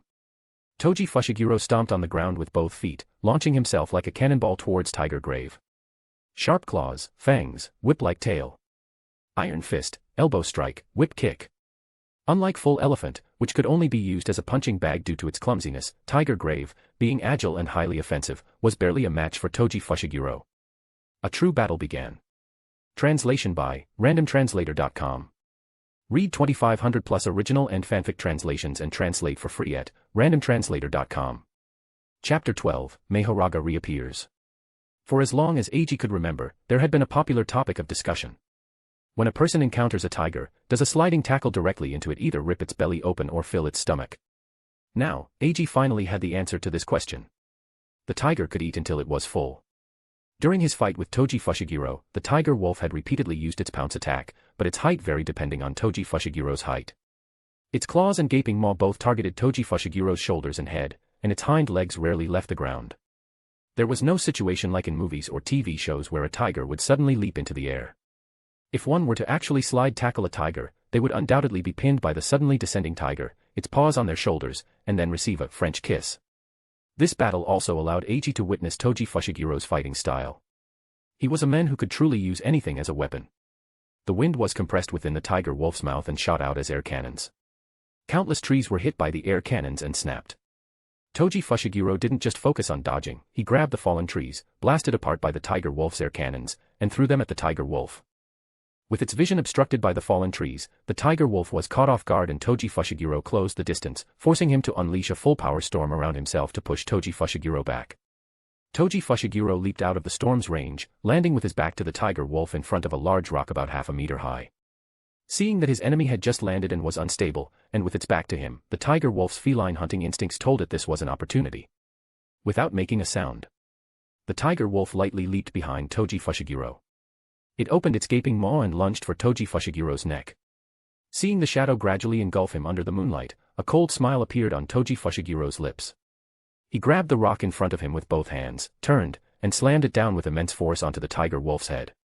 The sound of cracking bones was so painful that Eiji winced. Roar! The tiger wolf let out a pained cry. Toji Fushiguro gave the tiger wolf no chance to recover. He pressed down on its large head with one hand, smashing it to the ground, and then used his hand on the tiger wolf's head as a pivot to jump onto its back. 1 punch, 2 punches, 3 punches. Before the tiger wolf's brain could recover from being stunned by the rock, it was hit again with heavy blows. Whoa!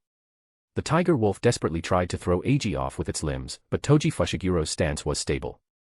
Each punch he landed dispersed the strength the tiger wolf was trying to gather, rendering its efforts futile. The tiger wolf arched its back and swept its tail towards Toji Fushiguro. Sensing the air being cut behind him, Toji Fushiguro reached back with his right hand and grabbed the tiger wolf's tail. At the same time, his left hand continued to pummel the tiger wolf's head. Eiji couldn't help but marvel that the tiger wolf could hold out for so long under Toji Fushiguro's assault. Full Elephant wasn't holding out, it was just taking a beating. The tiger wolf had actually inflicted damage on Toji Fushiguro. His right hand, gripping the tail, was bleeding slightly, and he had numerous wounds from the tiger wolf's wind attacks and claws. However, they were all minor injuries. Given Toji Fushiguro's recovery abilities, he might be fine after a good night's sleep. It was a shame that this powerful summoned spirit's only appearance in the original work was to be made into a chest accessory by Sukuna. That's right, the tiger stripes on Sukuna's chest in the manga were from the tiger wolf. Soon, the tiger wolf gave up struggling and merged into Eiji's shadow. Next. Eiji, who had just watched a Wusong Fights the Tiger spectacle from his VIP seat, was still not satisfied. He summoned the next summoned spirit, Uroya. Taming Uroya was much simpler than Eiji had anticipated. As soon as Uroya began to charge, Toji Fushiguro rushed forward, grabbed its horns, and began a test of strength. Then, Toji Fushiguro twisted sharply to the side, and Uroya, who was relying on brute force, was thrown to the ground by his strength. What followed was a classic repeat. Toji Fushiguro held Uroya's head with one hand and beat it into submission with the other.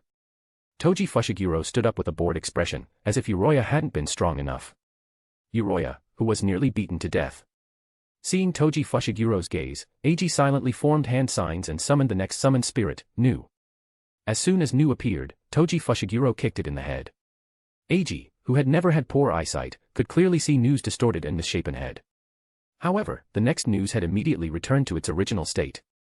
For the next while, Nu was repeatedly sent flying like a ball by Toji Fushiguro, yet it simply wouldn't die.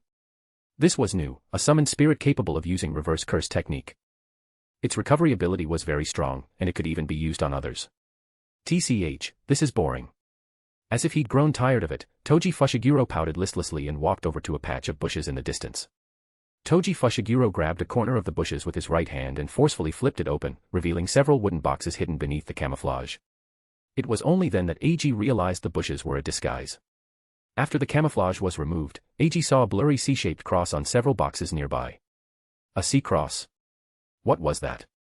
Unable to figure it out, Eiji quickly shifted his gaze back to Toji Fushiguro. Then, he saw Toji Fushiguro take out several steel knives from the boxes. That's right, not cursed tools, but steel knives.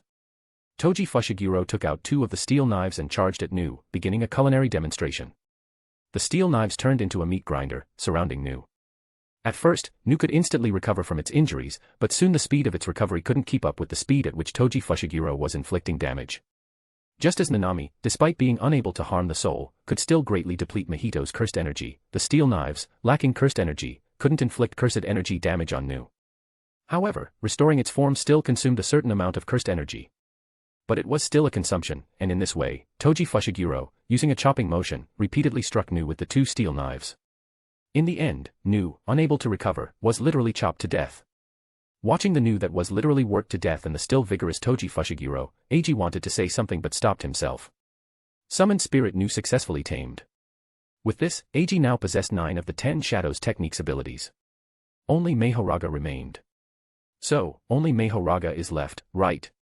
Toji Fushiguro said to Eiji, stretching his slightly numb arms. Because he needed Toji Fushiguro's help to tame the summoned spirits, Eiji hadn't hidden the fact that he hadn't tamed Mahoraga from him. In reality, Eiji had also told Satoru Gojo and the others that he hadn't finished taming it, but everyone's understanding of Mahoraga was too limited, and coupled with their ingrained thinking, they had simply misunderstood. Eiji hesitated, as he didn't believe Toji Fushiguro had the strength to defeat Mahoraga. However, Eiji also knew that Toji Fushiguro had always harbored a desire to prove himself to the world. This was also why Toji Fushiguro, who had always avoided danger, hadn't run when facing the awakened Satoru Gojo. Toji Fushiguro wanted to prove himself, to slap those old geezers in the face with facts. Mahoraga, which no one had been able to tame for 1,000 years and which could kill 6 eyes, was undoubtedly the enemy Toji Fushiguro craved. If he could defeat Mahoraga, then... Thinking of this, Toji Fushiguro's gaze towards Eiji became somewhat fervent. Seeing the look in Toji Fushiguro's eyes, Eiji knew he couldn't dissuade him. If he refused now, he would probably get beaten until he was willing to summon Mahoraga. Sigh, I understand. With that, Eiji slightly bent his knees and formed hand seals. Burubiyu, Yura Yura, Yatsuka no Tsurugi, Ikai Shinsho, Mahoraga. Translation by randomtranslator.com. Read 2,500 plus original and fanfic translations and translate for free at randomtranslator.com. Chapter 13, Art is. Years later, Mahoraga's holy and majestic figure reappeared before Eiji. Its head possessed a strange beauty, its massive 5-meter frame exuded explosive power through its muscles, and it radiated an overwhelming, despair-inducing cursed energy. So this is Mahoraga. A bead of cold sweat trickled down Toji Fushiguro's forehead. Toji Fushiguro was not yet at his peak, and due to the taming ritual, he couldn't use his powerful curse tools. Mahoraga's combat power was immense, surpassing even many special grades.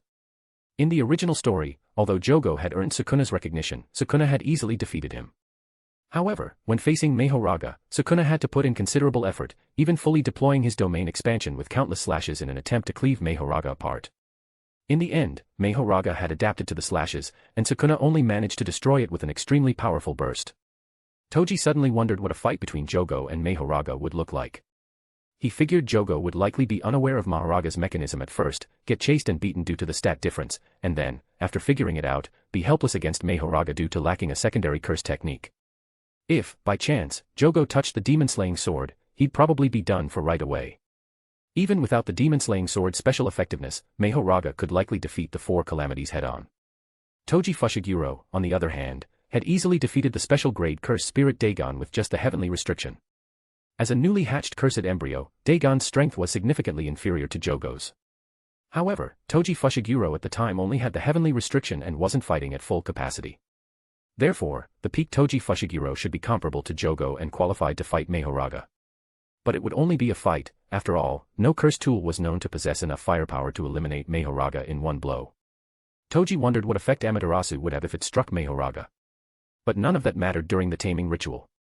The taming ritual was judged based on the cursed energy system, which only recognized the tamer's own cursed energy. Thus, even if Toji Fushiguro defeated Mahoraga using a cursed tool, it would be meaningless. The best way to defeat Mahoraga was with a one-hit kill. While Toji's cursed tools were strong, their attack methods were rather straightforward, lacking extremely powerful offensive capabilities. Such attacks might be adapted by Mahoraga before they could kill it, ultimately leaving Toji Fushiguro helpless and forced to retreat. Mahoraga, now fully manifested, stared intently at Eiji. It bent its legs and swung its right fist towards Eiji. Bang! Toji Fushiguro, standing before Eiji, didn't back down. He met Mahoraga's fist with his own, infused with all his strength. A visible shockwave spread from where their fists collided. They separated instantly. Through this initial exchange, Toji Fushiguro arrived at a conclusion that surprised him. He was outmatched. This was the first time since becoming the Calamity of Heaven that Toji Fushiguro had encountered an enemy he couldn't gain the upper hand against in a head-on confrontation. Toji Fushiguro seized the opportunity and swung his blade, severing Mahoraga's palm. TCH, this is troublesome. Looking at Mahoraga's palm, which had already regenerated, and then at his steel blade, which was slightly deformed, Toji Fushiguro felt a sense of trouble. Mahoraga didn't give Toji Fushiguro time to devise a countermeasure and charged again. Its massive body brought with it immense attacking power.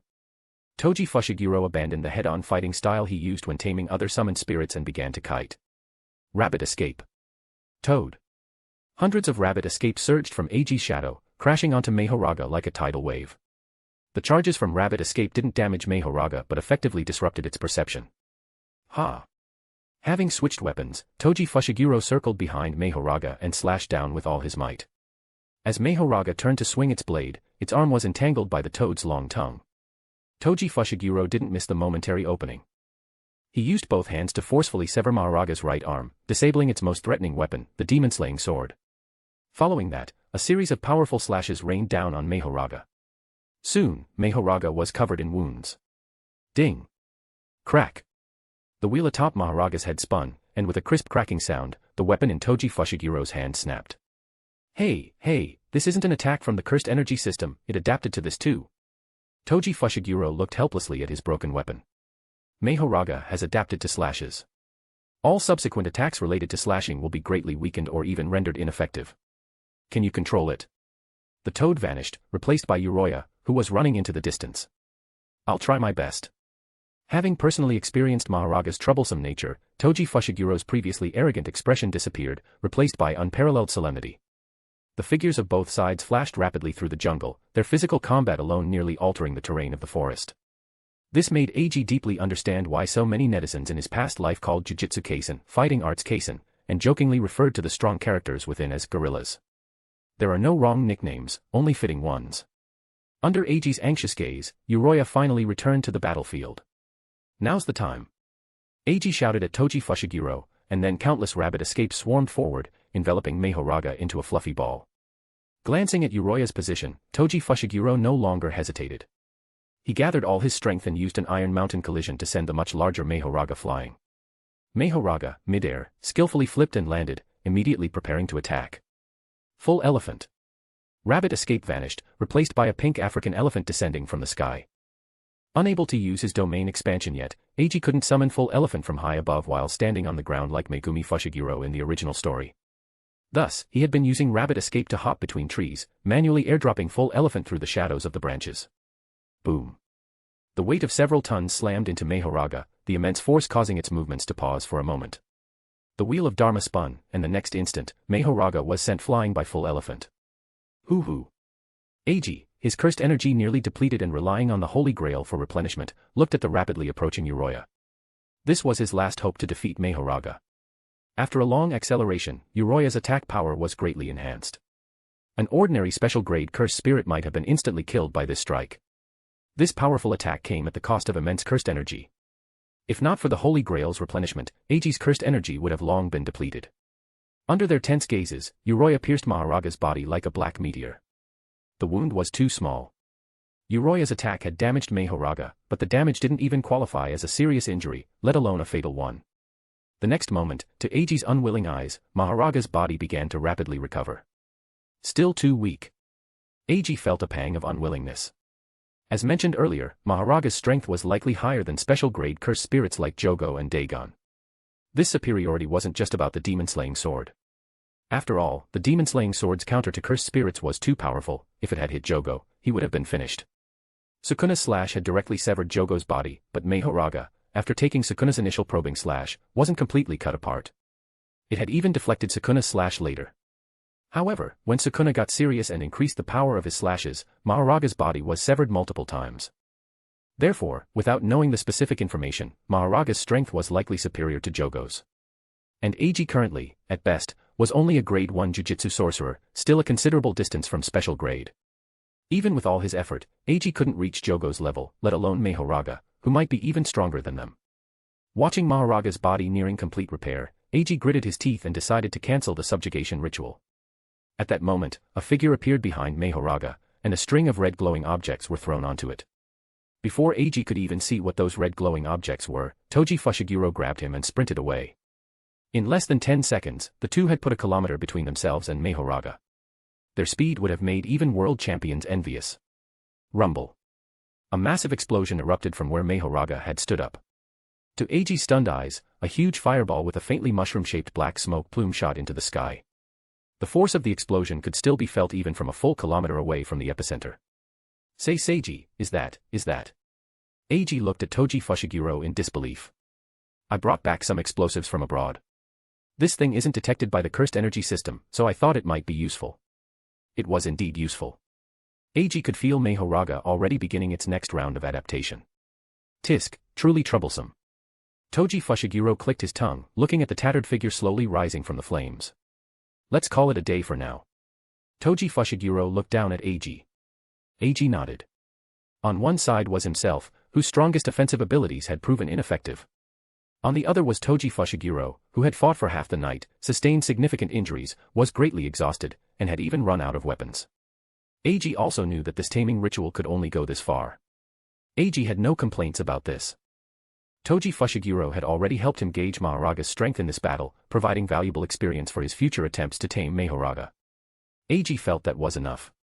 Translation by randomtranslator.com. Read 2500 plus original and fanfic translations and translate for free at randomtranslator.com. Chapter 14, The Most Tragic Second Male Lead Tool. Let me be clear, I'm not giving back the money for the commission. In a small red car, the two people whose wounds had been healed by the new were chatting idly. I know, the commission didn't specify a number of tamed entities, so this doesn't count as a failed commission. Eiji had no objections to this and was already thinking about how to tame Mahoraga next time. If he could tame Mahoraga before entering Jujutsu High, then Eiji would be stronger than Satoru Gojo and Suguru Geto before his third year. As he thought about it, an image appeared in Eiji's mind. A 4-panel comic of a confused, then shocked, then crying Gojo cat, who couldn't yet use reversed cursed technique, red or hollow purple, being defeated by Mahoraga. Pfft. Thinking of this, Eiji couldn't help but laugh out loud, a childlike innocence appearing on his face. You have that kind of expression too, huh? Huh? What do you mean? Eiji looked at Toji Fushiguro with a puzzled expression, his mind filled with the image of a pure white cat with sunglasses, Gojo cat. For a moment, he thought Satoru Gojo had come to cause trouble again. No, it's nothing. The first time he met this kid, he had a maturity that didn't match his age. When he had just left the Zenin family, everyone was afraid to approach him because of his fierce expression, but only this kid inexplicably came over. He even said something like, "We're both the same, let's help each other out. If anyone bullies me in the future, remember to help me fight back." What a strange kid. Later, after he met his lover often asked Toji Fushiguro, "Who's the adult and who's the child between you two?" Perhaps he was tired, and Eiji soon leaned back in his seat and fell asleep. Only at times like this does he act like a kid. Looking at the young face in the passenger seat, Toji Fushiguro quietly reduced the car's speed. Toji Fushiguro remembered his lover saying that when a child is asleep, you have to be gentle and not make loud noises, or you'll wake them up.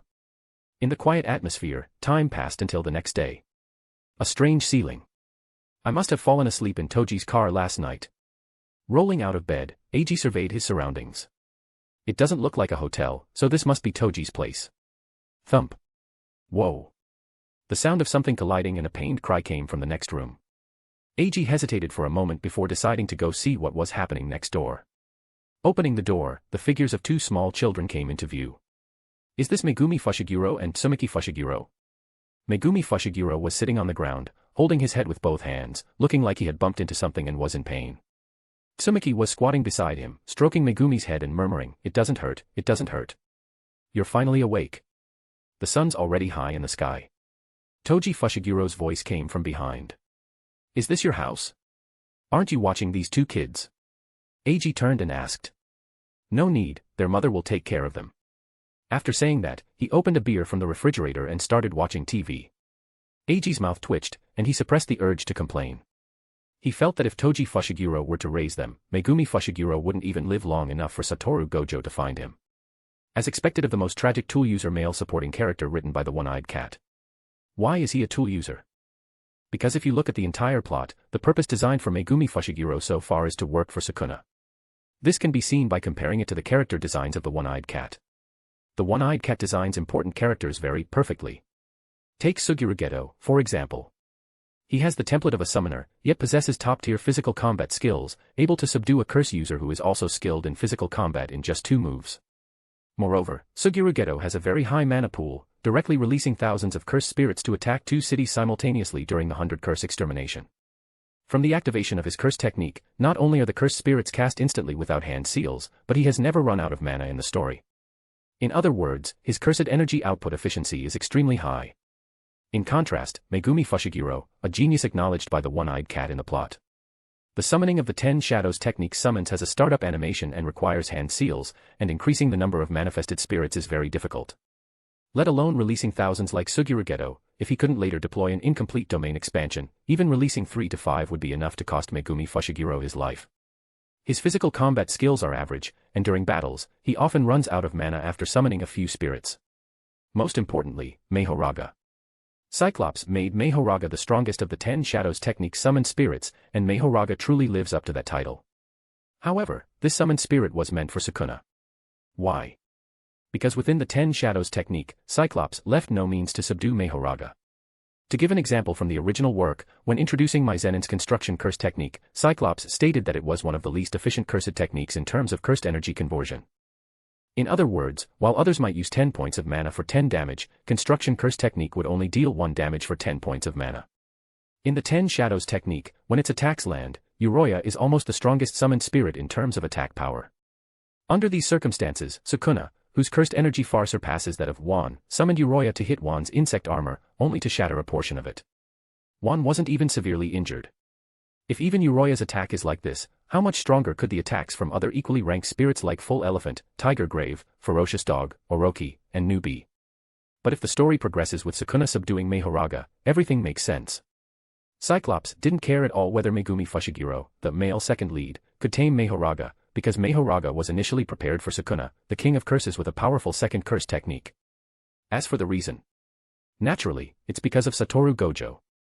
As mentioned before, Cyclops likes to design characters they favor to be perfect.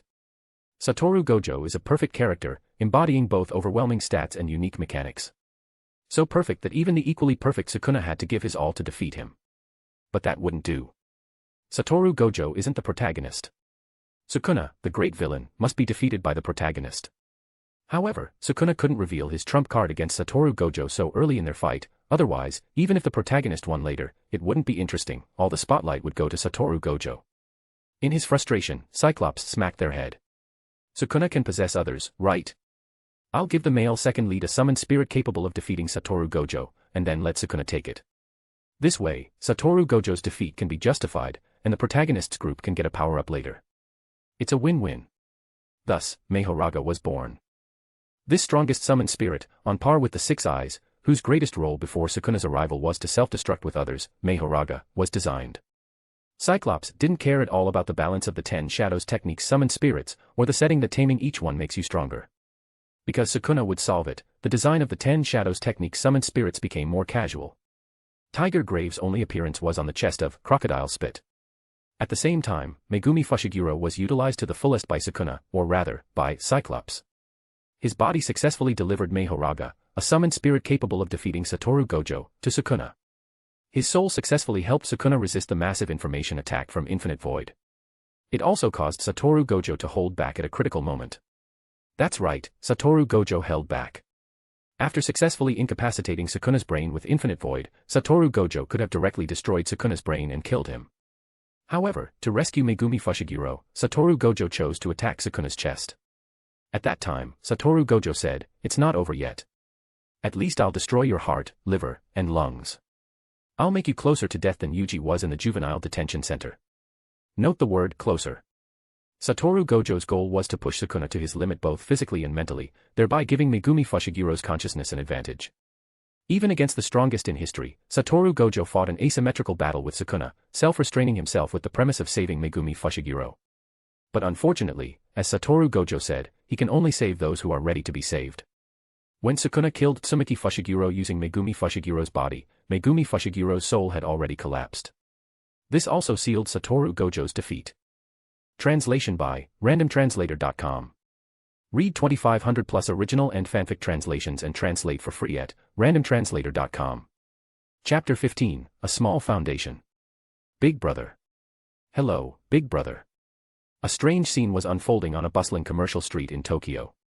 A group of delinquents, dressed in a motley assortment of clothes and many sporting tattoos, were bowing to a boy smaller than them, calling him Big Brother. Eiji was already accustomed to this, as he was the one being called Big Brother. Although he had told them many times not to use that title, these delinquents, lost in their own imagined Jianghu, wouldn't listen. "Oh, it's you guys. How have you been lately?" "We're doing great, thanks, Big Brother." "You don't need to shout so loud." "Where are you headed, Big Brother?" "I'm going to Heroic Spirit Pictures." "Perfect, I'm free. Let me drive you there, Big Brother." "All right." With that, Eiji got into the car. The presence of delinquent youths would, for a time, become a peculiar sight in the island nation. Due to the economic collapse a few years prior, many Yakuza organizations had returned to their old ways, engaging in their former illicit businesses. Most critically, many young men were easily swayed by the ideals of benevolence and righteousness, and Bushido, espoused by these organizations, leading them to emulate them. This also resulted in a significant number of delinquent youths in the island nation. Eiji and Suguru school had them too.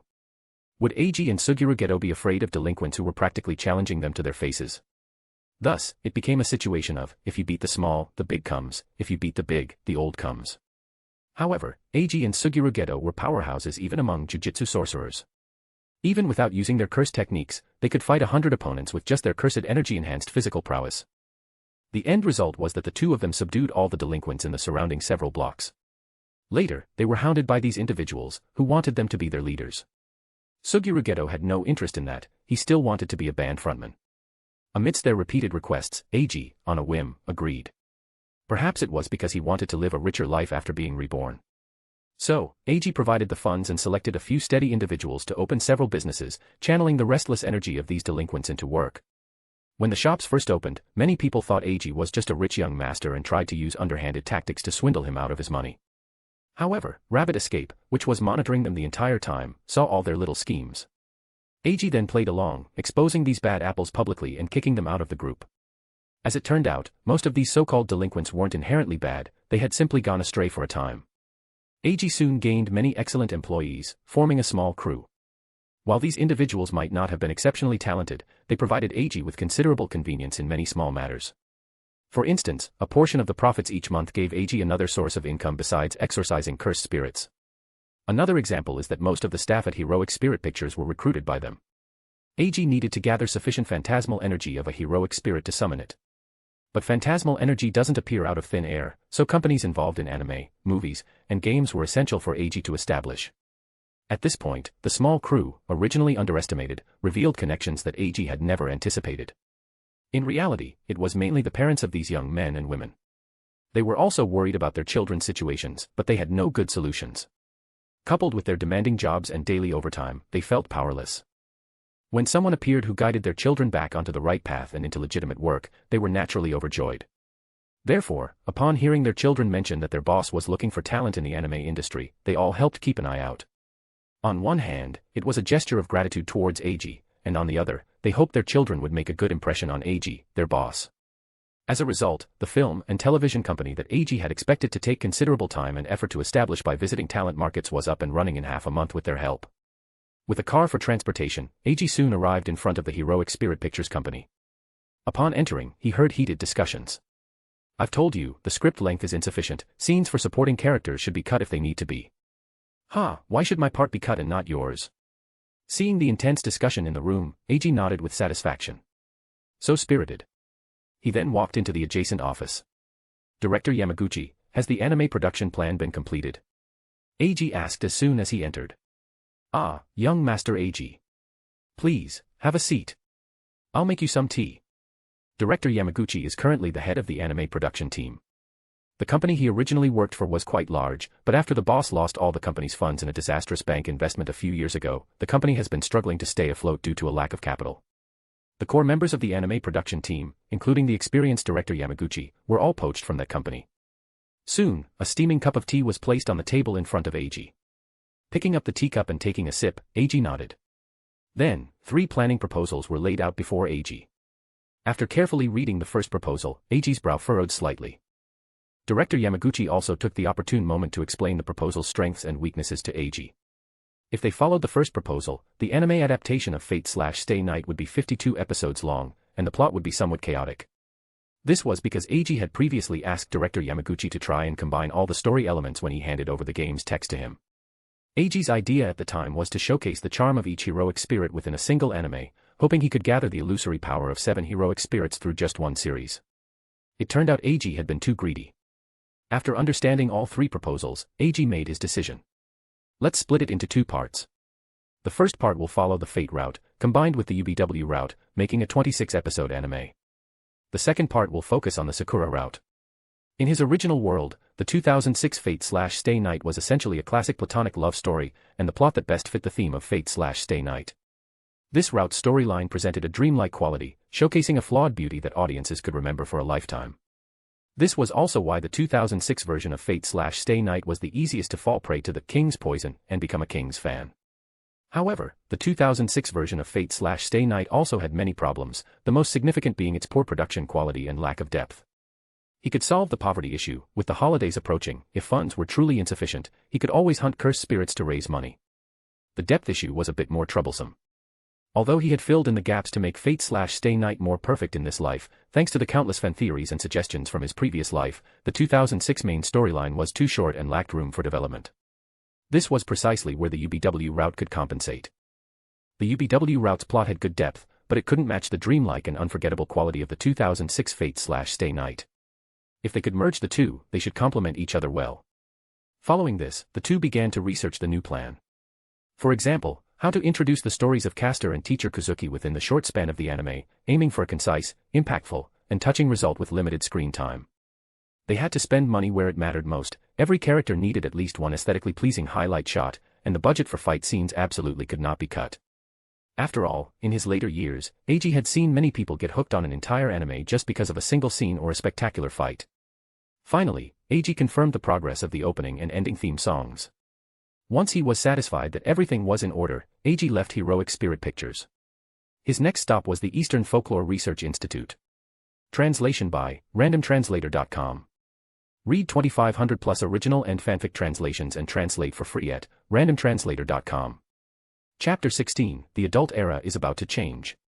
The Underground Research Area of the Eastern Folklore Research Institute.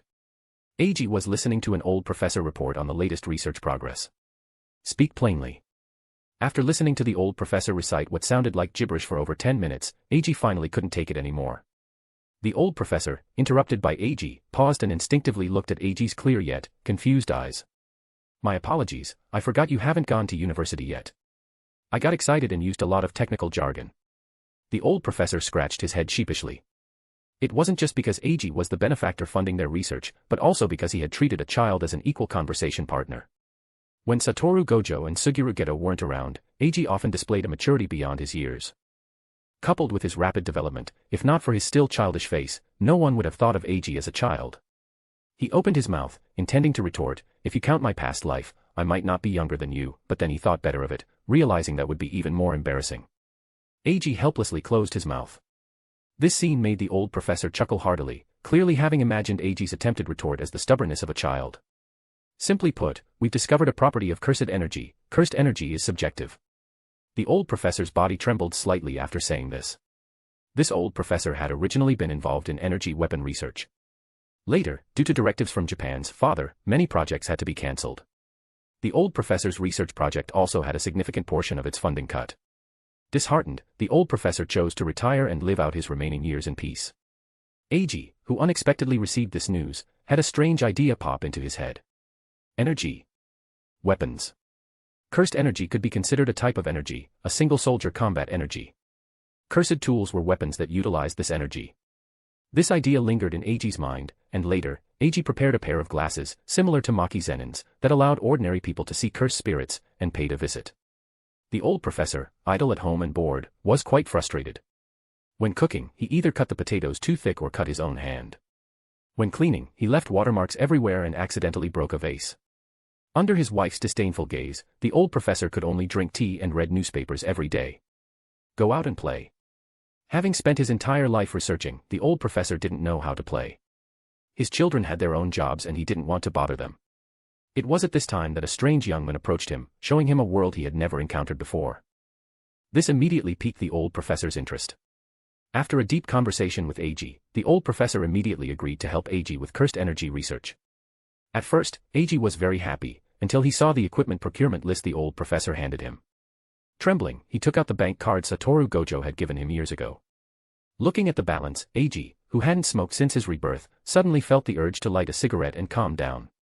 This was also why Eiji began accepting a large number of cursed spirit extermination requests.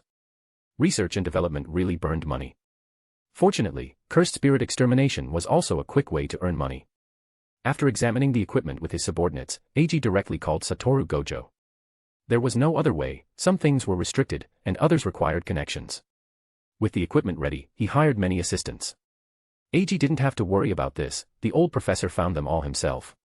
They captured a few grade 4 cursed spirits for research, purchased several cursed spirit containment devices, and hired 2 low-level Jujutsu Sorcerers to manage the cursed spirits. The entire process was so expensive that Eiji almost wanted to quit. Cursed energy is inherently subjective, isn't it?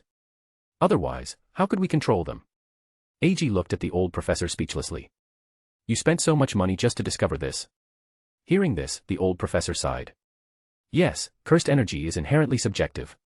What does that make us who have studied materialism our entire lives feel? After speaking, the old man sadly stroked the divine dog beside Eiji. His worldview and values, which he had believed in for decades, had been shattered. It took the old professor quite some time to adapt. You can see them now. Eiji was somewhat surprised.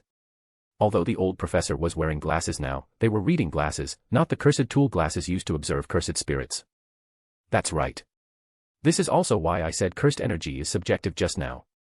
Once I subjectively understand cursed energy, I can gradually begin to observe it. Eiji found it hard to believe. If one truly understood cursed spirits well enough to observe them, then why did Maki Zenin in the original story still need to wear glasses to observe cursed spirits?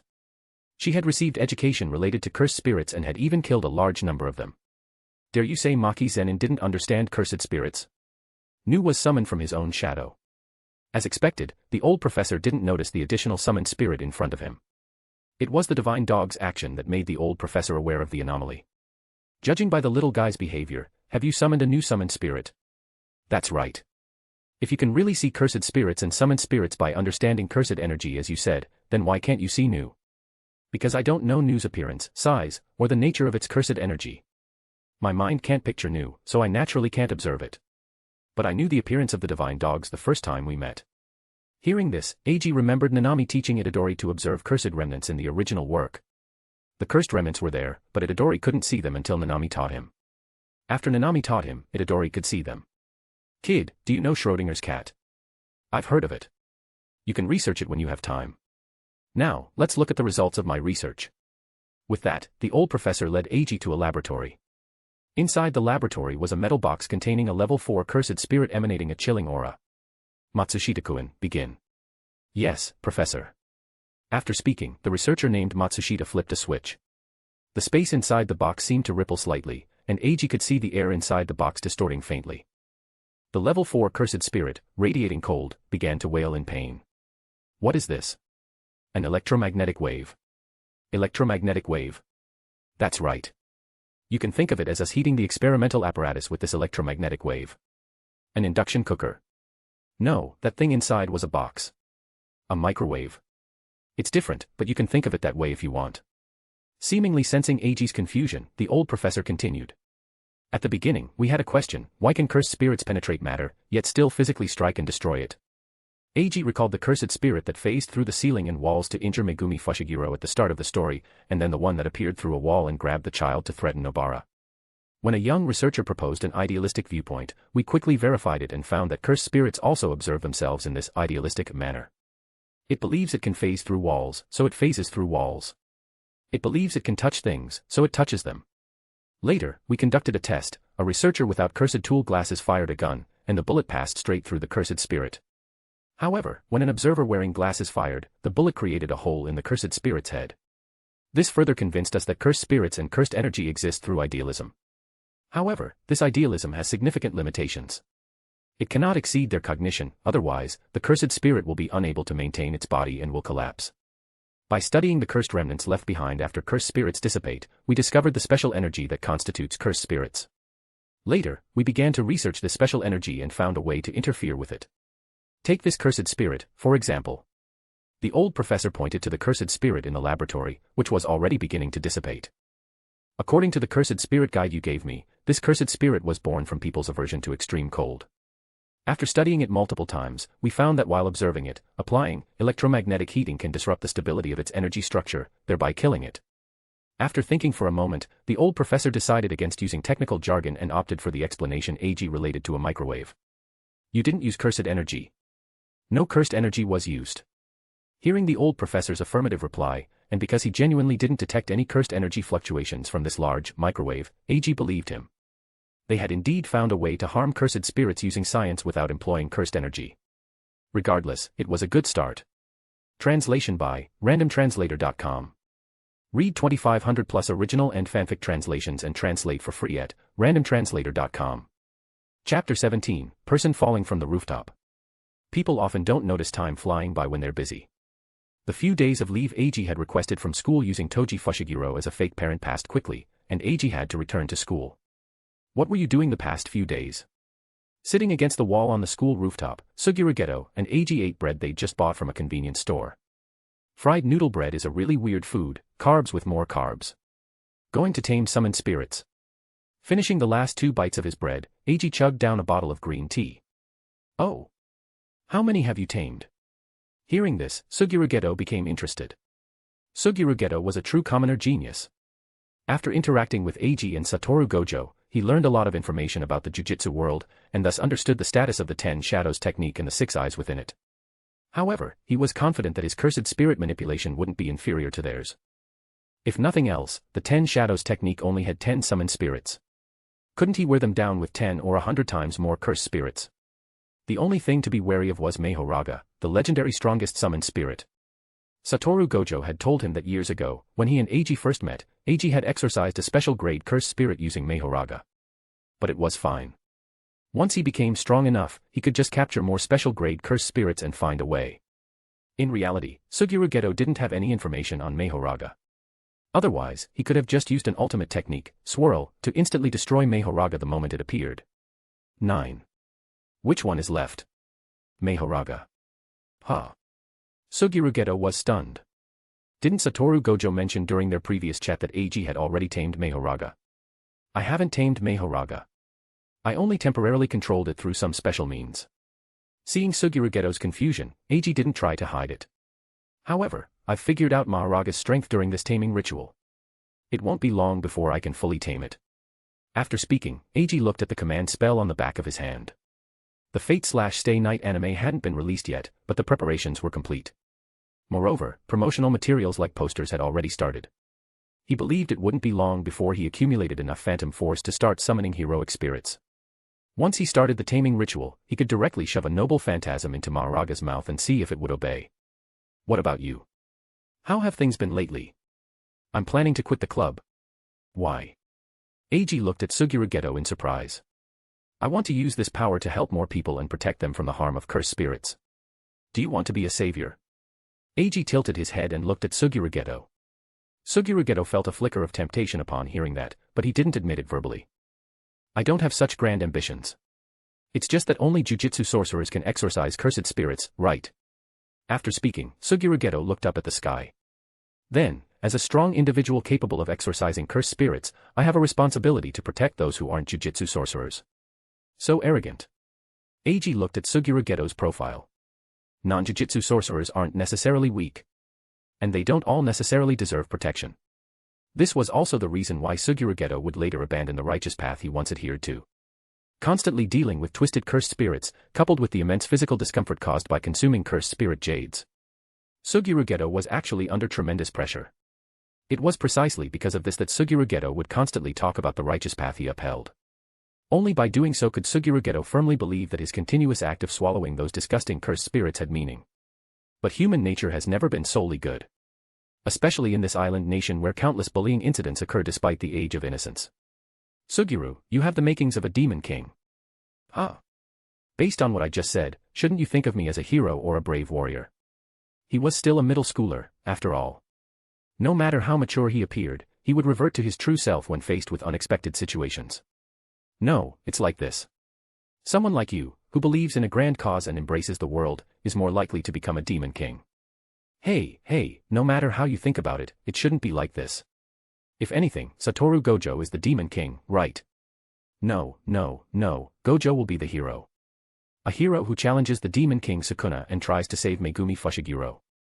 I don't know if it was intentional by the anime production team, but when I watched the Jujutsu Kaisen anime in my past life, there were often close-ups of Megumi Fushiguro's long eyelashes, melancholic eyes, and slender waist. Adding those cute animal-summoned spirits, calling him a Disney princess on the run, Megumi Fushiguro, is no exaggeration. Are you out of your mind? A lawless guy like Gojo would become a hero. Suguru Geto expressed his disbelief. That's right. Although Gojo is lawless, he can firmly adhere to his own principles and never wavers. I can do that too. Suguru Geto immediately felt unconvinced, and the two started arguing back and forth. Hey, Geto. Just as neither of them could convince the other, something unexpected happened.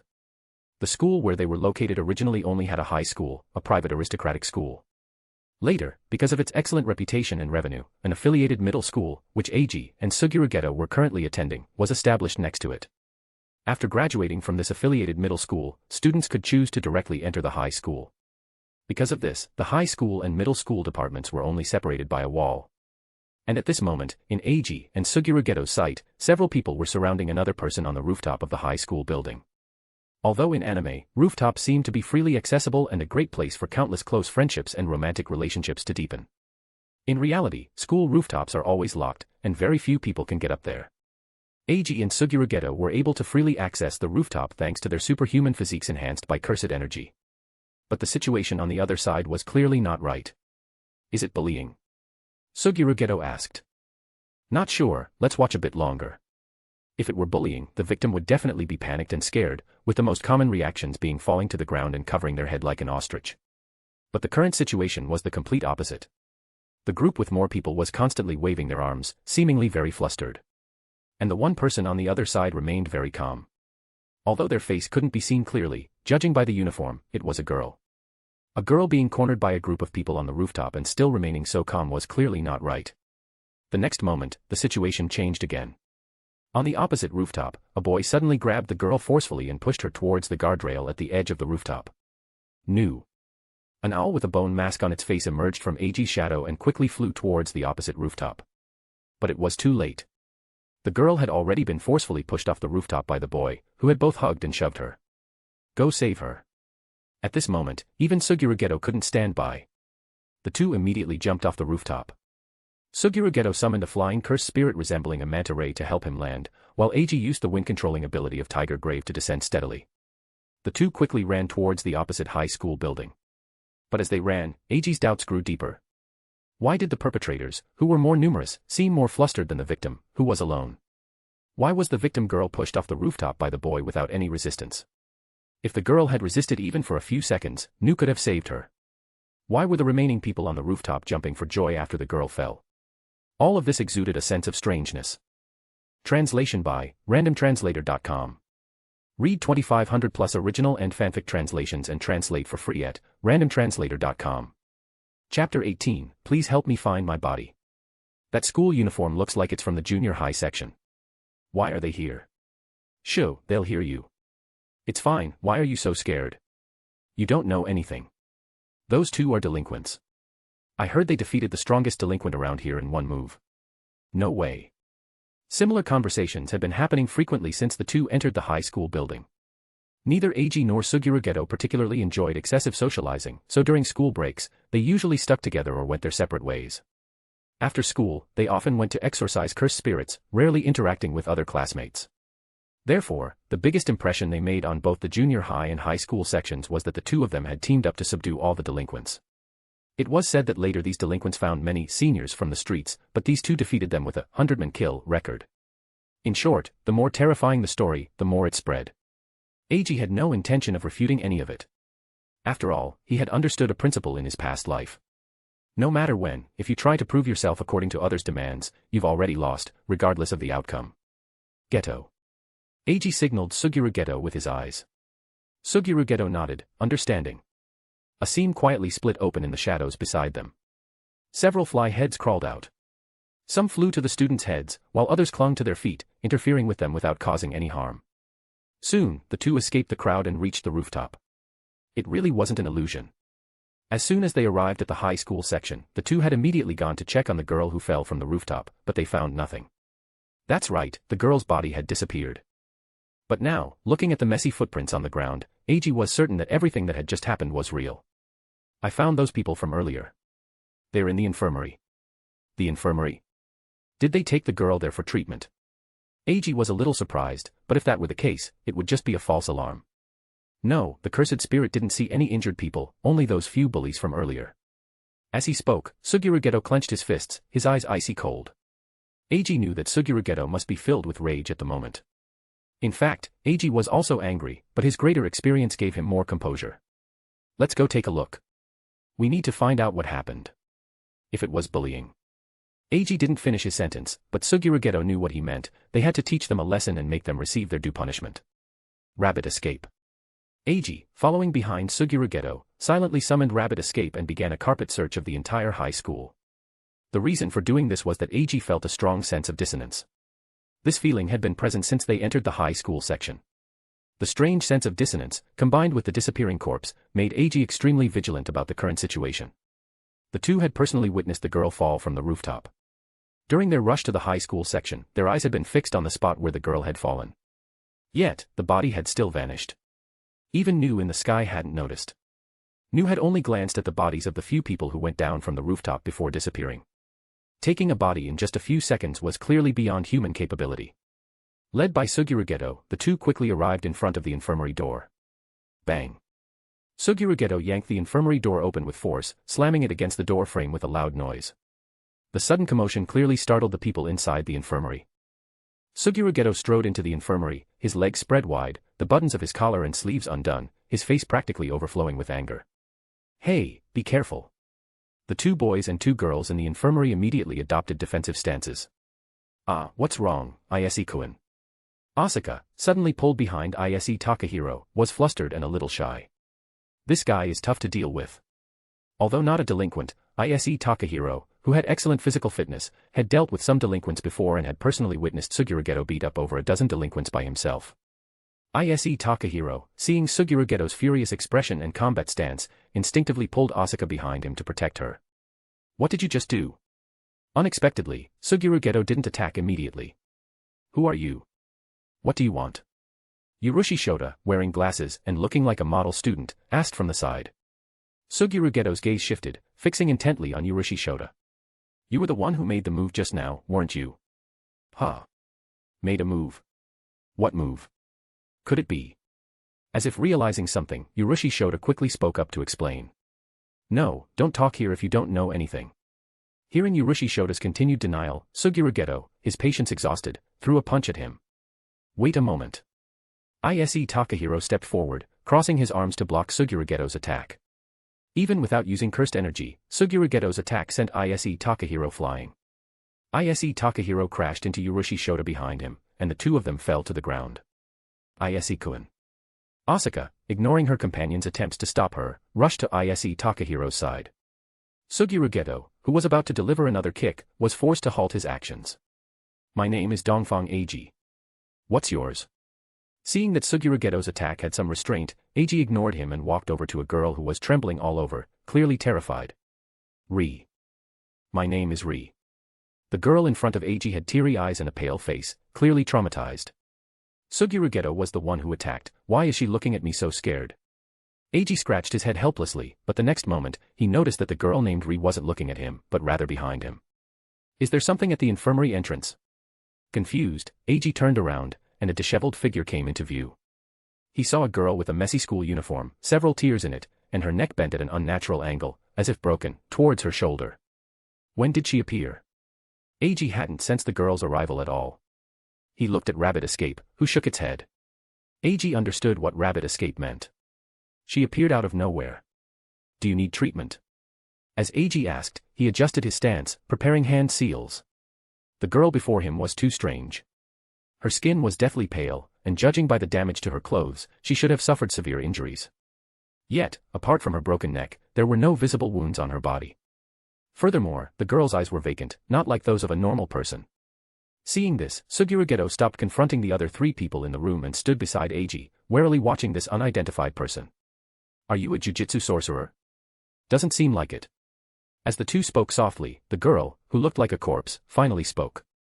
Please help me find my body. What did you say? Eiji and Suguru Geto looked at the girl suspiciously. The girl didn't answer their questions. After saying that, she turned and left. A strange feeling suddenly arose in Eiji's heart. Hey, Geto. What is it? Suguru Geto, who was about to pursue her, stopped. I think we've been cursed. What? At this moment, a new situation arose in the infirmary. Translation by randomtranslator.com. Read 2500 plus original and fanfic translations and translate for free at randomtranslator.com. Chapter 19, A Curse with No Deaths. Why are you still alive? Didn't she fall from the rooftop? I pushed her myself. Behind Eiji and Suguru Geto, Shota Urushi, dressed like a model student, was curled up in a corner, hugging his knees tightly. Why isn't she dead? That means we're going to be killed by the crimson figure tonight too. Damn it. Among the four people in the room, some wore expressions of despair, some had given up on themselves, and others were holding each other, their faces full of sorrow. Eiji and Suguru Geto exchanged a look, their eyes filled with gravity. Tell us about your situation. Maybe we can find a solution. Suguru Geto stepped forward and said softly. Haha, you have a solution. Do you even know what that is? It's an evil spirit. I know you guys, the strongest delinquents from the junior high division. Are you planning to fight an evil spirit with your fists? Shota, stop talking. Takahiro Ise, the calmest and strongest among them, restrained Shota Urushi, who had completely broken down. You guys can come in and sit down too. We might become teammates from now on. After speaking, Takahiro Ise made a welcoming gesture. Asuka behind him immediately picked up a fallen chair and arranged it around a bed. Eiji and Suguru Geto didn't refuse and walked over to sit down.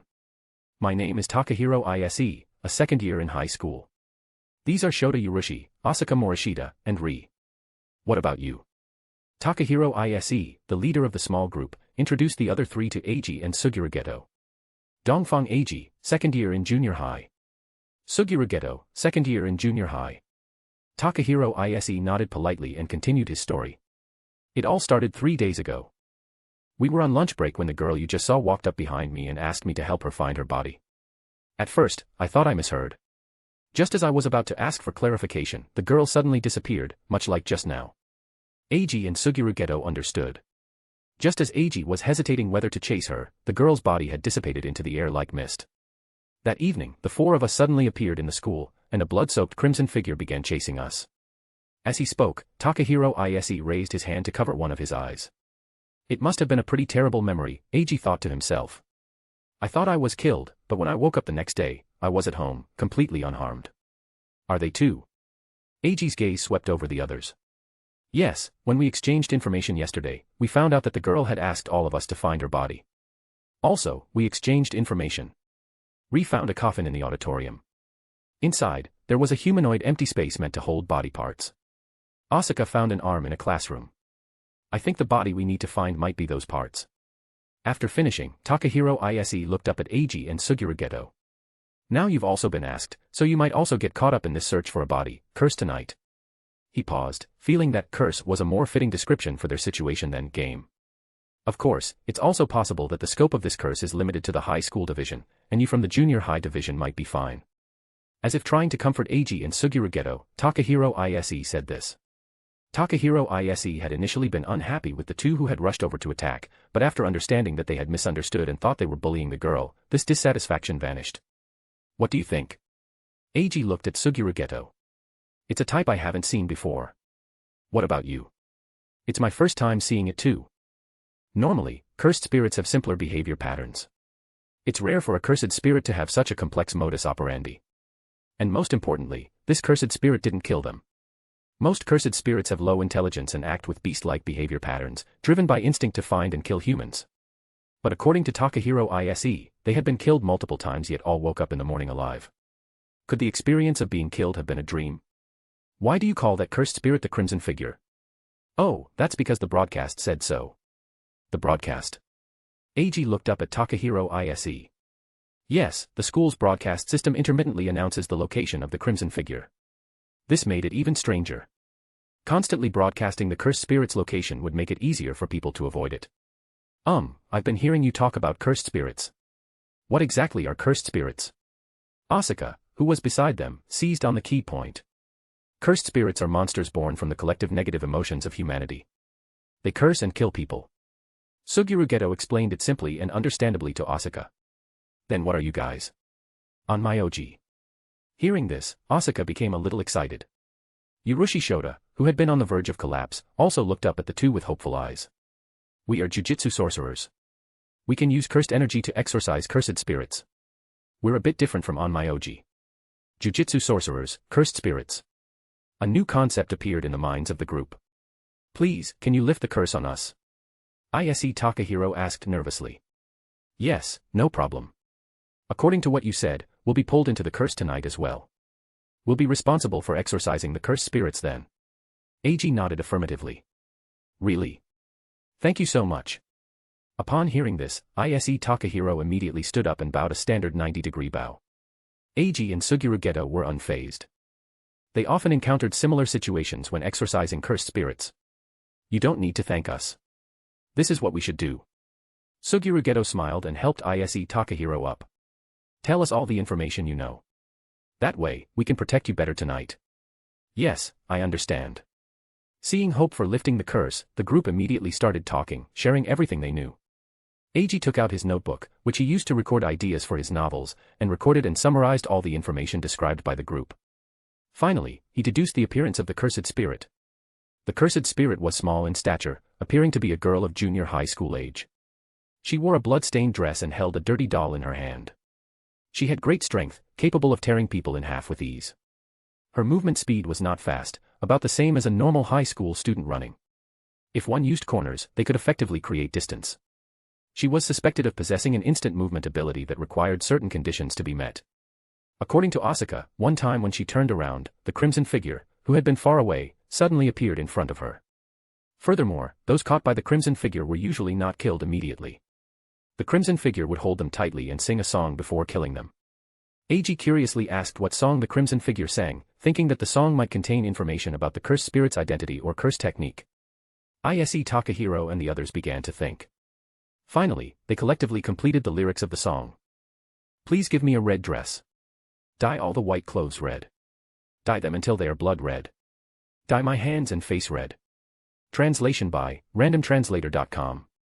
Read 2,500 plus original and fanfic translations and translate for free at randomtranslator.com. Chapter 20, Barrier Covering the Campus. Time quickly passed into the dead of night, and Suguru Geto and Eiji had long been prepared to exorcise the cursed spirit. It's almost time. Watching the hour hand on the alarm clock go around, Suguru Geto stood up and walked over to Eiji. Knowing they had to exorcise a cursed spirit late at night, Suguru Geto had informed his parents in advance that he would be staying at Eiji's house that night. His parents, who were used to this by now, readily agreed to Suguru Geto's request. Yeah. Eiji put the Tang Dao-style curse tool in his hand into his shadow and began to be vigilant of his surroundings. How do you think that cursed spirit will bring us to the school? It'll probably just come and grab us. Suguru Geto said, stroking his chin. But that wouldn't match the timing. Every midnight, the crimson figure appears in Ise Takahiro and the others' rooms and takes them to the school. But there's something strange about it. They were all captured at the same time and woke up at the same time. Eiji voiced his confusion. So, does the crimson figure have some kind of ability like cloning or teleportation? That girl Asuka mentioned that the crimson figure seems to have a curse technique that allows it to teleport if certain conditions are met. Suddenly, the bright lights in the room dimmed to a dim yellow. Is it here? The two of them stood up and looked at the door. Eiji, have you ever bought a stuffed toy? No, why? Look at this. Following Suguru Geto's gaze, a cute, slightly ugly rabbit stuffed toy appeared on the table. It seems the cursed spirit has already entered the house. The moment Eiji saw the rabbit stuffed toy, he recognized its true form as the doll the crimson figure held, as described by Ise Takahiro and the others. Click. The sound of the doorknob turning echoed. They both kept their eyes on the door while remaining wary of the stuffed toy on the table. Through the gap in the door, a girl appeared, covered in blood, with dark eyes and a creepy smile on her face. This eerie sight sent a shiver down Eiji's spine. Divine dogs. Two divine dogs appeared. One stared at the rabbit stuffed toy, while the other lunged straight at the crimson figure. Geto didn't hesitate. A dark rift appeared behind him, and a small, squid-like cursed spirit was shot out like a bullet. Splat. Dodging the divine dog's lunge, the crimson figure was hit in the head. The impact of the cursed spirit bullet made the crimson figure's head snap back violently. Then, with a look of confusion, it took the squid-like cursed spirit from its forehead and stared at it curiously for a moment before suddenly throwing it into its mouth. As the crimson figure savored the taste of the squid-like cursed spirit, a towering figure appeared behind it. It was a cursed spirit wearing armor, an Oni warrior, standing over 2 meters tall. As soon as the Oni warrior appeared, it swung its blade, and the slow-to-react crimson figure sustained a massive wound. The crimson figure was forced to retreat into the room to avoid the samurai sword slash. The divine dogs also seized the opportunity, biting down hard on the crimson figure. Ah! Unable to break free from the divine dog's bite, the crimson figure was hit by several more blows. Just as the crimson figure was about to retaliate, a powerful suction force pulled from behind it. Suguru Geto aimed his right hand at the crimson figure and activated his cursed spirit manipulation. The crimson figure ran forward, pushing off with its feet and then landing on all fours, trying to break free from Suguru Geto's curse technique. In just a few seconds, the crimson figure was captured by Suguru Geto, but something unexpected happened. As the crimson figure was pulled into Suguru Geto's hand, his hand was repelled by an immense force. Huh. Rubbing his right hand, Suguru Geto looked at the crimson figure in surprise. Just now, Suguru Geto had confirmed one thing: the crimson figure was a possessed, cursed spirit. Eiji, standing nearby, also understood this. The crimson figure's gaze, now devoid of its earlier mockery, shed its red exterior, instantly blanketing the entire room like fresh blood. Nu, Toad. Though they didn't know what was happening, it was definitely not good. Eiji immediately summoned Nu, and Suguru Geto, who had already formed a tacit understanding with Eiji, also summoned 2 shellfish-type cursed spirits to protect them. As soon as the toad appeared, it shot its tongue towards the crimson figure, and Suguru Geto readied himself to attack. Just as the toad's tongue wrapped around the crimson figure, the room was completely filled with a blood-red hue. Both of them felt a momentary daze, and then they found themselves at the school entrance. Is this a domain expansion? The crimson figure's domain expansion is the school. Suguru Geto looked around in confusion. No, something's not right. This feeling was strange, unlike the domain expansion of the special-grade imaginary curse spirit, half-body vengeful spirit, that he had encountered years ago. Eiji clenched his fists, ready to summon Mahoraga immediately if the situation became critical. If this were a domain expansion, Ise Takahiro and the others wouldn't have been safe for several days. Unless this domain expansion has some special condition. After speaking, Eiji turned to look behind them. The road was still there, brightly lit like a lamp. After a moment of thought, Eiji took action. Divine dogs. The divine dogs emerged from Eiji's shadow and ran towards the outside of the school. Soon, the divine dogs seemed to hit a transparent wall. As expected, we're back at the school. Asuka, are you alright? Yes, I'm fine, Ise-kun. While Eiji was contemplating, the people who had collapsed on the ground also woke up. Who is he? Eiji's gaze swept over them and he noticed that in addition to the 4 people from the infirmary earlier, there was now a gloomy-looking person. In a horror movie, this extra person would definitely be the source of trouble. Ah, his name is Kenji. He's usually very introverted. I invited him to join us before, but he refused. Are you sure he's okay? Eiji was still a little uneasy. He should be fine, right? Ise Takahiro also seemed unsure, as he wasn't really familiar with Kenji. Seeing this, Eiji maintained a degree of vigilance towards the boy named Kenji. Geto, please have your cursed spirits scout ahead. After saying this, Eiji continued to study the transparent wall in front of him. I understand. As soon as he spoke, hundreds of various cursed spirits headed towards different parts of the school. I wanted to ask earlier, what are these? Asuka pointed at Nu and the divine dogs, and then at the dense cursed spirits entering the campus. In your understanding, these are our summoned spirits. Geto and I are both Jujutsu Sorcerers who specialize in summoning them. Is that so? Although they didn't know the specifics of the two, the current situation made Asuka, Ise Takahiro, and the others feel much more at ease. After all, these two clearly had real skills. The range is huge, the entire school has been sealed off. The entire school? What about the sky? It's sealed off too, about 30 meters high.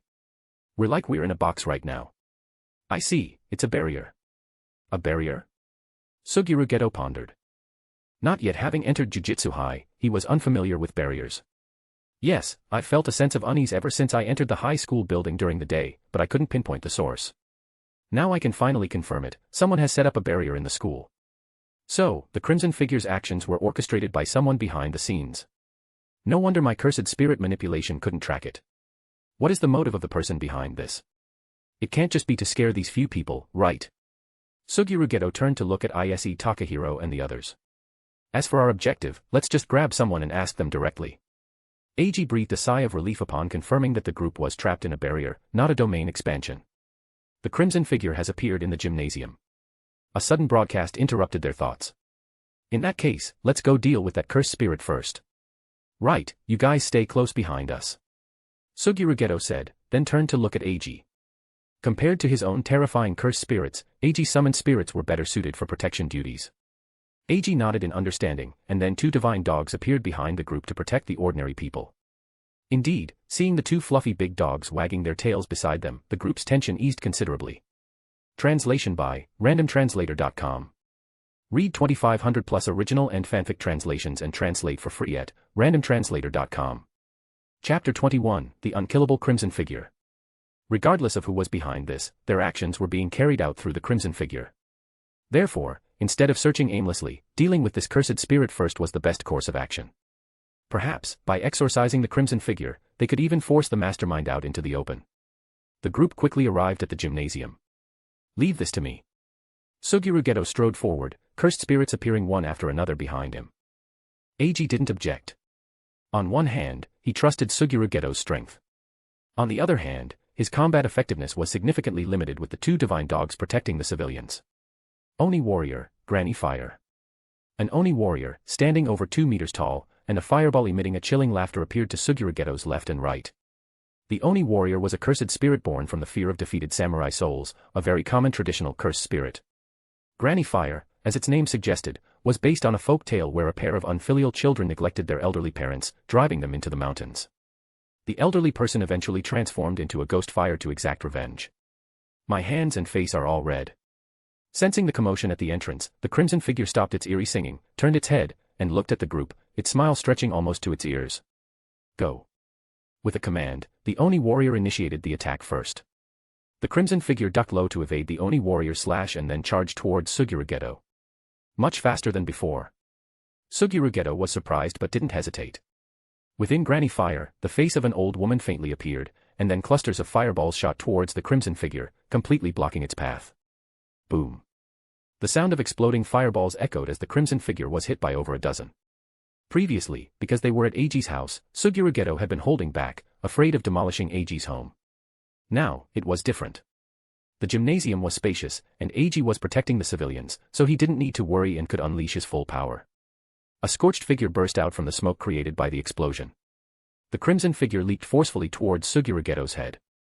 Suguru Geto didn't dodge, meeting the attack head-on with a punch. As their fists and feet met, the crimson figure realized it had northwest advantage in close combat. Whoosh. While their fists and feet were locked, the Oni warrior had returned and slashed at the crimson figure's waist. The crimson figure immediately disengaged from their grapple. Then, as soon as the crimson figure moved away from them, it was surrounded by dozens of fireballs. Boom. A massive explosion sounded, and the gymnasium's glass shattered from the intense shockwave. Continue. Sensing that the crimson figure was not dead, Suguru Geto ordered Granny Fire to keep attacking. The burned crimson figure desperately dodged the onslaught. So that's how it is. Within this barrier, the crimson figure receives a comprehensive enhancement. Its speed and strength were greater than before at Eiji's house.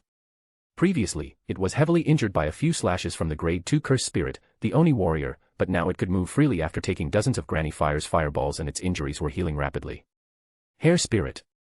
A woman whose face was completely obscured by black hair appeared before Suguru Geto. The waterfall-like black hair surged outwards as soon as it touched the ground. Soon, the entire ground was covered in black hair. Sensing that something was wrong, the crimson figure leaped onto the basketball hoop. The Oni warrior immediately followed, chopping down the hoop. The moment the crimson figure landed, countless black hairs climbed up its body from its ankles. Aya. The crimson figure let out a piercing scream, desperately tearing at the hair on its body. But every time it ripped off a strand, more hair would entangle its body. I crow. A giant skull appeared and bit into half of the crimson figure's body. The crimson figure, caught in its jaws, struggled fiercely. At this moment, the Oni warrior stepped forward and delivered a full-powered slash to the crimson figure. Severely wounded, the crimson figure lost its ability to resist and was swallowed by the eye crow. The parts of its body that fell to the ground were then claimed by the Oni warrior, Hair Spirit, and Granny Fire. We did it. You really got rid of the crimson figure. Amazing. It's finally over. After the crimson figure was swallowed by the eye crow, the people behind Eiji wept with joy. However, neither Eiji nor Suguru Geto let down their guard, as the barrier had not yet been lifted and the person behind the scenes had not appeared. Suddenly, Suguru Geto spotted a figure in a corner nearby. How is this possible? My cursed spirit definitely ate the crimson figure just now. The figure in the corner, covered in blood with a chilling smile on its face, was none other than the crimson figure. While Suguru Geto was contemplating, the crimson figure suddenly lunged towards the people behind him. This is bad.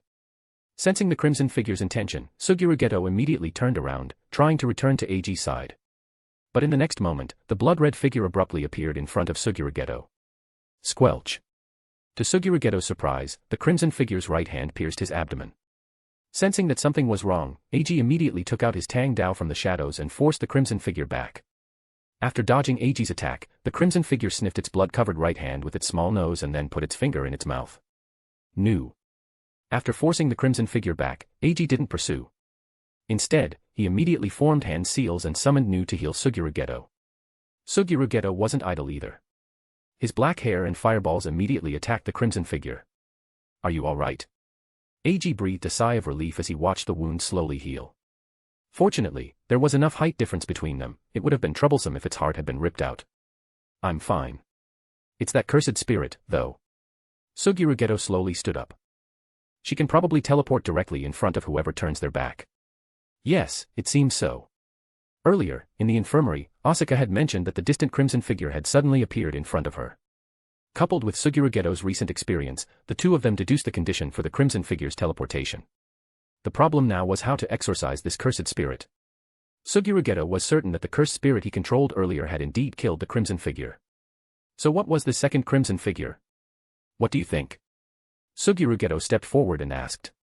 There are three possibilities we can think of: a clone, regeneration, or it can only be exorcised after a certain condition is met. Eiji shared his thoughts. The first possibility was easy to understand: destroying clones without eliminating the main body would be useless. The second was that this cursed spirit had some kind of core, and as long as the core wasn't destroyed, even a piece of flesh could regenerate. The third was the most troublesome, it could only be exorcised after a certain condition was met. While thinking, Eiji recalled the comedian Takaba. Even Kenjaku couldn't forcefully defeat that guy's cursed technique. In the end, Kenjaku relied on his experience to perform a comedy show that satisfied Takaba, thus defeating him. If it was the third case, what condition would need to be met? Must it be exorcised outside the barrier? Probably not. At this moment, Eiji remembered the scene when they were cursed. Please help me find my body. The prerequisite for being drawn into this barrier was to be asked by that strange girl to find her body. Ri had mentioned that there was a coffin containing the body in the auditorium. Asuka had found a hand. A guess appeared in Eiji's mind. The Crimson Figure's main body was in that coffin, and the cursed spirit in front of them was a clone of the Crimson Figure. Only after all the body parts were found would the Crimson Figure's main body appear. Until then, no matter how many clones there were, it would be useless. With this thought, Eiji immediately made a decision. Jia, let's capture the Crimson Figure together. Then I'll stay to guard it, and you take the others to find the remaining body parts. We'll meet at the auditorium. No problem. Understanding Eiji's plan, Suguru Geto summoned several more cursed spirits. Unlike the previous ones that had their own strengths, these cursed spirits all possessed binding abilities. Black hair, spider webs, nooses. The spider webs and black hair attacked in a wide range, constantly compressing the Crimson Figure's space to move. Every time the Crimson Figure tried to escape this area, a noose would appear and wrap around its neck. The Crimson Figure was soon cornered. Full elephant. A pink elephant appeared behind the Crimson Figure. Its legs, like stone pillars, lifted and then stomped down hard on the Crimson Figure. The Crimson Figure's cry mingled with the sound of breaking bones. Seeing that the Crimson Figure had lost the ability to resist, the full elephant coiled its trunk around it, controlled it, and then headed towards the auditorium. I'll wait for you at the auditorium. No problem, leave it to me. As the words fell, hundreds of cursed spirits, previously recalled, once again surged from the black rift behind Suguru Geto, their numbers noticeably greater than before. The larger cursed spirits searched outdoor areas like the sports field, while the smaller ones went inside the school buildings, meticulously searching every room. For a time, the entire campus became a scene of 100 demons parading at night, as if hell had descended. Translation by randomtranslator.com. Read 2500 plus original and fanfic translations and translate for free at randomtranslator.com. Chapter 22, Special Grade Cursed Spirit. The two of them had a smooth plan. With the efforts of hundreds of cursed spirits, the search progress was very fast. Arms, legs, waist. As the body in the coffin in the auditorium was gradually reassembled, Eiji's expression grew more solemn. The body in the coffin was similar in size to Asuka and the others, a high school girl's body, not the Crimson Figure's body that Eiji and Suguru Geto had guessed. Moreover, the body was wearing a high school uniform. So that's it, it's that girl from earlier today.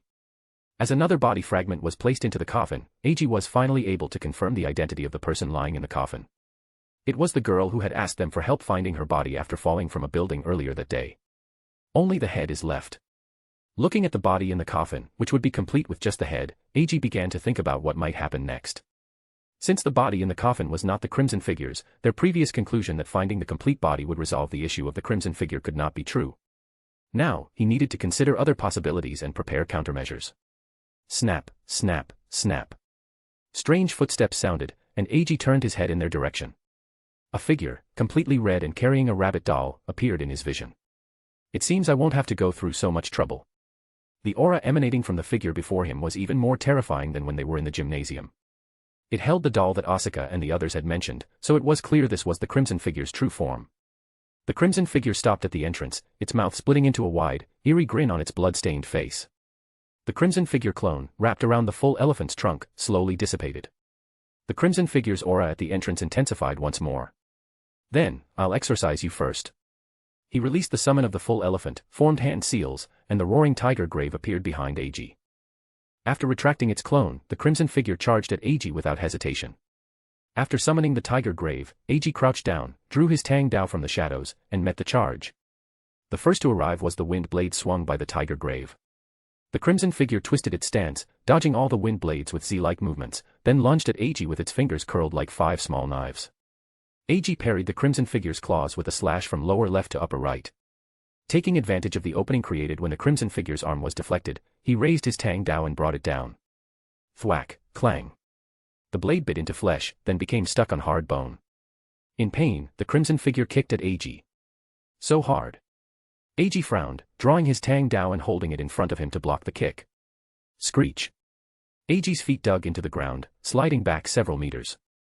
In that instant, Eiji felt as if the cursed spirit opposite him wasn't a girl but a muscular man over 2 meters tall. No, even a muscular man wouldn't have this much strength. This strength was comparable to a small car crashing into him. I see.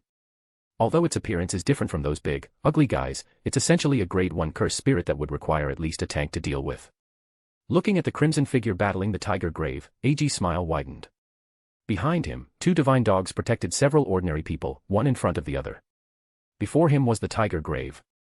These 3 Shikigami were the maximum number Eiji could currently summon, so he didn't need to consider summoning any others for now, he could just go in with his sword. The tiger grave was a Shikigami capable of exorcising grade 1 cursed spirits on its own, so it naturally wouldn't fear a mere grade 1 crimson figure. And I'm not weak either. With that, he charged forward again with his sword. Eiji's physical combat skills were strong. It couldn't be helped, with 2 physical combat geniuses around him, it was hard for Eiji's skills not to be strong. Satoru Gojo had his family's inherited combat techniques, while Suguru Geto was a true all-around genius. When Suguru Geto first awakened his curse technique, not many cursed spirits could be controlled, and he relied entirely on his fists and intellect to subdue them. This guy managed to develop a very practical set of combat techniques through a few months of boxing, sansho, and karate classes. Eiji often sought advice from Suguru Geto on this matter. And Eiji was also highly motivated to train his physical combat skills. You ask where his motivation came from. Just look at that annoying cat like Satoru next to him. Was his fist hard enough? If his fist was hard enough but he still lost, could he stand being mocked to his face? That's where the motivation came from. Let's return to the battlefield. Since it was 2 against 1, Tiger Grave attacked while the crimson figure was still off balance after kicking Eiji away. It had the upper hand, and after Eiji joined, the crimson figure was pushed back further and further. Eiji noticed something strange. The crimson figure had been fighting Eiji while holding onto a cute, ugly plush toy. At first, Eiji thought the plush toy had some special effect, but now it wasn't helping the fight at all and was even hindering the crimson figure's combat ability. The crimson figure kept having to split its attention to protect the plush toy. This peculiar sight piqued Eiji's curiosity. At Eiji's command, the black divine dog silently concealed itself near the battlefield. Seizing an opportunity, Eiji stepped forward and threw a punch. The crimson figure dodged by tilting its head. The next moment, Eiji yanked his arm back forcefully, and his elbow slammed into the crimson figure's head. This was a move Eiji and Suguru Geto had learned from a boxing coach. It was said to be banned from competitions because it was too brutal and could easily be fatal. That time, the boxing coach, drunk and showing off, had used this move, and Eiji and Suguru Geto had naturally accepted the lesson. However, since most cursed spirits were large and distorted in shape, there weren't many opportunities to use it. The last time it was used was during a friendly match with Satoru Gojo, one without cursed techniques. When this move hit Satoru Gojo's head, he'd remarked that the force was just right, leaving him dazed but unharmed. The crimson figure staggered after its head was struck. The divine dog, which had been waiting, rushed forward, opened its mouth, bit down on the plush toy, and pulled with all its might to snatch it away.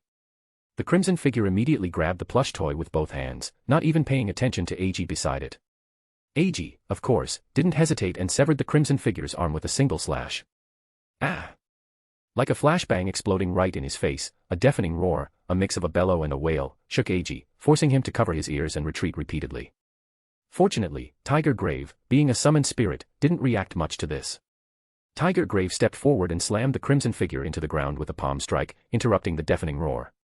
Then, next is this plush toy.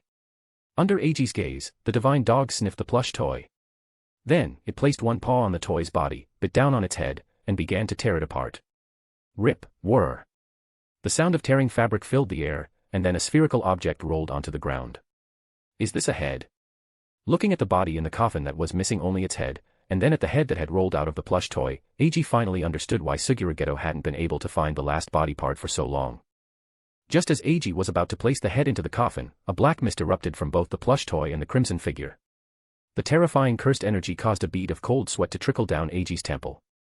Eiji remembered this feeling, he had directly faced such terrifying cursed energy on an overpass a few years ago.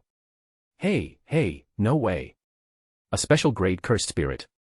Within the black mist, a fat cursed spirit with a neck 3 to 4 meters long slowly emerged. Black mist continuously spewed from its long neck and gaping maw.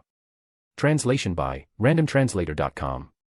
Read 2500 plus original and fanfic translations and translate for free at randomtranslator.com. Chapter 23, Divine Dogs, Ferocious Dog. A little while earlier, Suguru Geto, carrying his newly purchased long-bar weapon and accompanied by a swarm of cursed spirits, began a carpet search of the school. He had bought the long-bar weapon with Eiji. Among the many bladed weapons, Suguru Geto was only interested in powerful feeling hammers, clubs, and polearms. However, polearms were too large to carry around easily. After all, the two of them weren't always together, and Eiji couldn't act as Suguru Geto's storage at all times. Light, flimsy short weapons felt uninteresting to Suguru Geto. After much deliberation, Suguru Geto chose a collapsible long-bar weapon. The weapon was shortest at 0.5 meter and longest at 3 meters. When striking an enemy, injecting cursed energy into it could produce a powerful impact, making it feel incredibly potent. There's a cursed tool that would suit you quite well. If you save up enough money, you can go to Satoru Gojo to buy it, but you'll need to be quick or someone else will buy it. Having fully understood Suguru Geto's preferences, Eiji offered his suggestion. What cursed tool?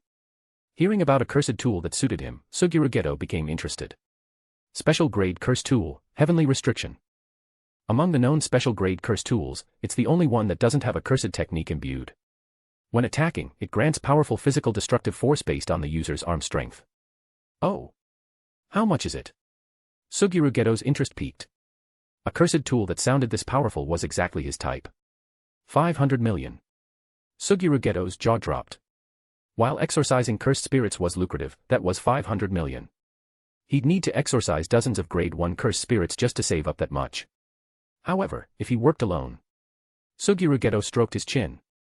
He had always teamed up with Eiji to exorcise cursed spirits, with Eiji taking the lion's share. If he worked alone, he should be able to save up enough after about a dozen exorcisms. I need to save money as quickly as possible after this is over. With that, Suguru Geto walked into the school building. The high school buildings were arranged in a 2-3-2 layout. The upper section on the left housed outdoor sports facilities and club activities, with the gymnasium below. The middle section had the old school building on top and 2 teaching buildings below, while the right side had 2 laboratory buildings. Home economics, physics, chemistry, and other classes were held in these 2 laboratory buildings. There was strength in numbers, and the same applied to cursed spirits. With the help of hundreds of cursed spirits, Suguru Geto found all the body parts except the head in less than an hour. However, he couldn't find the final piece, the head, anywhere. The only remaining place is the broadcasting room, then. The cursed spirits he had sent to search the broadcasting room had not reported back, and he couldn't contact them now. Regardless of whether the head was in the broadcasting room, Suguru Geto had to investigate. Crimson figure detected in the auditorium. The familiar broadcast voice sounded again, and Suguru Geto frowned. Strange, shouldn't the crimson figure be guarded by full elephant? Why is there another broadcast about the crimson figure in the auditorium? A second clone? Or the main body? Never mind, it was just a grade 1 cursed spirit. Eiji could handle it. What he needed to do now was investigate the broadcasting room.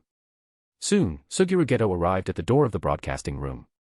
It wasn't a cloudy day, and the moonlight outside was bright, but the glass of the broadcasting room was pitch black, as if not a single ray of light penetrated it. Click, click. After pulling on the door a few times, Suguru Geto found it was locked from the inside.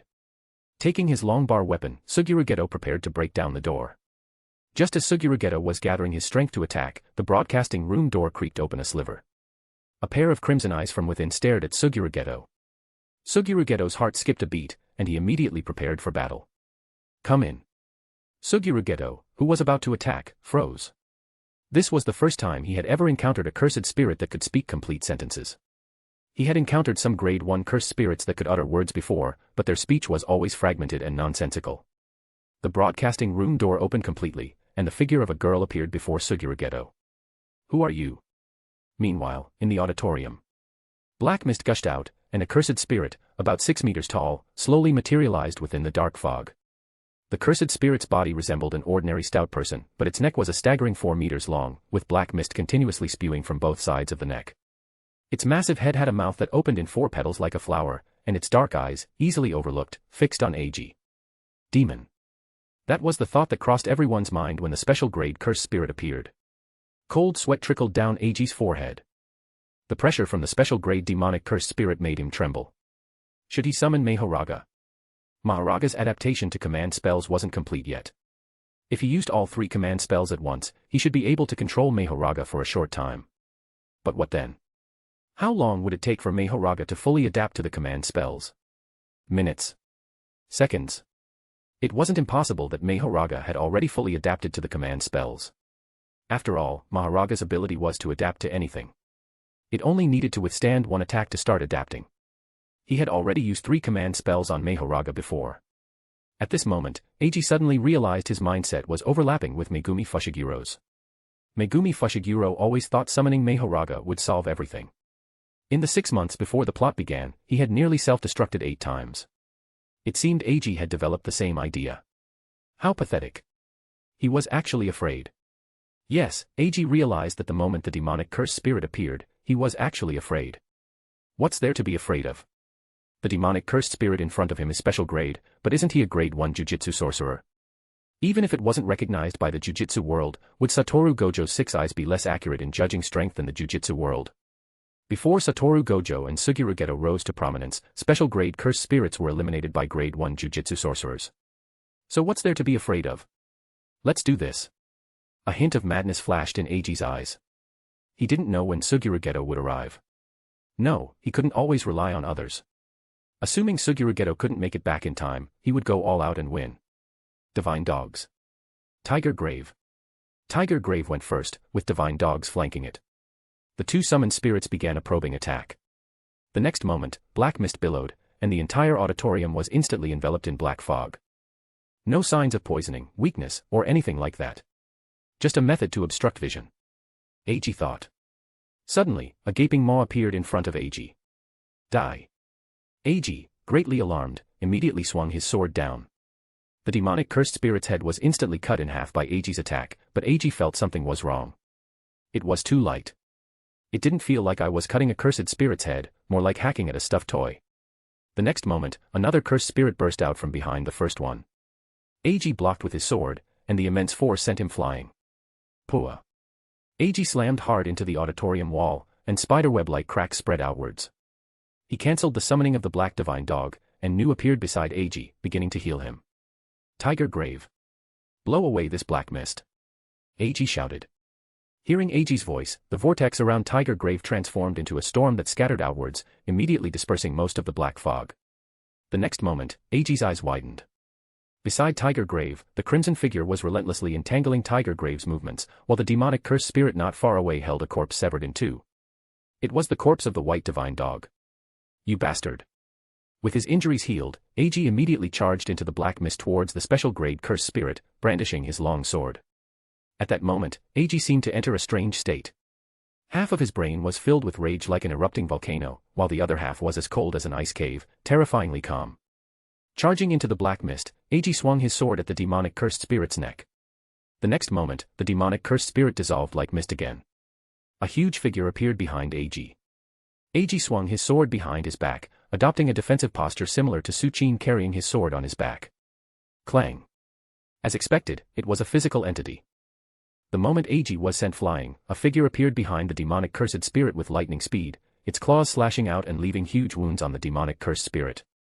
This was the ferocious dog, which Eiji affectionately called the ferocious dog. The summoned spirits of the 10 Shadows technique don't have their cursed energy disappear when they are killed, instead, it's inherited by other summoned spirits. The cursed energy of the white divine dog was successfully inherited by the black divine dog, which then evolved into the ferocious dog. If the demonic cursed spirit hadn't dodged in time, this strike would have likely severed its neck. As I thought, your ability is to create illusions within black mist. The ferocious dog stood beside Eiji, spitting out 2 golden chess pieces from its mouth. These were heroic spirit chess pieces of the assassin and cavalry classes. Eiji then took out the berserker class chess piece and placed it inside the ferocious dog. Instantly, the ferocious dog's muscles bulged, and a hint of crimson appeared in its eyes. The ferocious dog charged at the demonic cursed spirit, its claws unleashing wide-ranging slashes. The wide-area attacks meant that even if the attack hit an illusion, the demonic cursed spirit's true body could only counterattack from the small areas not covered by the slashes. And Eiji covered the opening the ferocious dog exposed. Slice. The Tang Dao plunged into the demonic cursed spirit's body. The cursed spirit, with its long neck bent, lunged to bite Eiji. But before the demonic cursed spirit could reach him, the ferocious dog bit down on it first. Uroya. Uroya materialized behind Eiji. The charge distance of over 10 meters wasn't much, but it successfully slammed the demonic cursed spirit out of the auditorium, moving the fight to the sports field. Nu. Uroya vanished, and Nu flew out from Eiji's shadow, devouring the cavalry class heroic spirit chess piece. The ferocious dog turned and charged into the auditorium, launching a fierce assault on the crimson figure, aiming to defeat the level 1 crimson figure in the shortest possible time. Tiger Grave, carrying a gale, arrived at the battlefield with the demonic cursed spirit. After feeding the magician-class heroic spirit chess piece to Tiger Grave, the winds around it intensified, confining the special grade cursed spirit's black mist to within a 10-meter radius. Eiji, holding his long sword, looked coldly at the special grade cursed spirit radiating black mist. The next moment, lightning, wind bullets compressed from the gale, and Eiji's long sword simultaneously attacked the demonic cursed spirit. Translation by randomtranslator.com. Read 2500 plus original and fanfic translations and translate for free at randomtranslator.com. Chapter 24, Reverse Curse Technique. News lightning was the first to arrive. Purple lightning struck the demon cursed spirit, its body dissolving into black mist. Next came Tiger Grave's wind pressure blast. The wind pressure blast detonated upon reaching the area shrouded in black mist, instantly dispersing most of it. The demon cursed spirit's true form was forced to reveal itself. Eiji, following close behind, swung his sword at the demon cursed spirit's legs. Their figures crossed paths. Waiting for the demon cursed spirit were dozens of lightning strikes, prepared once more by Nu. Because its legs were injured and its movements were a beat slower, the demon cursed spirit couldn't dodge the lightning barrage. We can win. Eiji turned, and Tiger Grave also unleashed gusts of wind to complement Eiji's attack. Lightning, slashes, wind blasts. Countless attacks rained down on the demon cursed spirit, its aura steadily weakening. Naturally, the demon cursed spirit wouldn't just sit there and die. Facing Eiji's Tang Dao, the demon cursed spirit didn't adopt a defensive stance this time. Instead, it swung its hand and grabbed Eiji's sword. Eiji's heart leaped in surprise, and he immediately abandoned his Tang Dao and retreated. The next moment, the demon cursed spirit's gaping maw bit down fiercely on the spot where Eiji had been standing just a second before. Just as Eiji was about to breathe a sigh of relief, he saw the demon cursed spirit kick him in the head. To Eiji's astonishment, the demon cursed spirit's head, propelled by its long neck, swung like a flail and sent Eiji flying. Puffed. A mouthful of blood sprayed from Eiji's mouth, and intense pain shot through his chest. Damn it, at least 3 ribs are broken. Feeling the immense pain in his chest, Eiji knew things were not looking good. Because the incident happened so suddenly, Eiji couldn't channel enough cursed energy for defense. Should he cancel Nu's summoning of Nu to heal him? No, that wouldn't work. In a one-on-one fight, Tiger Grave wouldn't last long. If it got dragged into a close-quarters fight with the demon cursed spirit, Tiger Grave wouldn't be able to maintain the wind that dispersed the black mist. Then Tiger Grave wouldn't last long. If he cancelled Ferocious Dog, the people in the auditorium would be in danger. And if the crimson figure charged at him, that would also be troublesome. Damn it. In that case, he'd heal himself. Think, quickly. Recall the feeling of Nu healing, the fluctuation of cursed energy. Eiji's mind raced, desperately trying to remember the cursed energy fluctuations emitted by Nu when he summoned it before, and the feeling of the reverse curse technique flowing within him when he was healed by Nu. Faster, faster. As Eiji attempted the reverse cursed technique, the situation on the battlefield changed. Without Eiji to contain it, the demon cursed spirit began advancing towards Tiger Grave. Dragged into close combat, Tiger Grave could no longer maintain the wind that dispersed the black mist. The black mist began to spread widely. Fortunately, Tiger Grave's combat power was strong, and Nu provided aerial support. Tiger Grave gathered a vortex around itself, making it difficult for the black mist to approach. Whenever the demon cursed spirit's figure appeared near Tiger Grave, Nu would immediately unleash lightning. If the demon cursed spirit's figure dissipated, it was an illusion formed by the condensed black mist. If it didn't dissipate, it was the true body. While a hit from lightning wouldn't cause significant damage to the true body, it would definitely impede its movements, allowing Tiger Grave to counterattack. The battle reached a stalemate once more. However, if the deadlock wasn't broken, Eiji's side would be the first to run out of cursed energy. Ferocious Dog also hadn't quickly dealt with the crimson figure and come to support as Eiji had anticipated.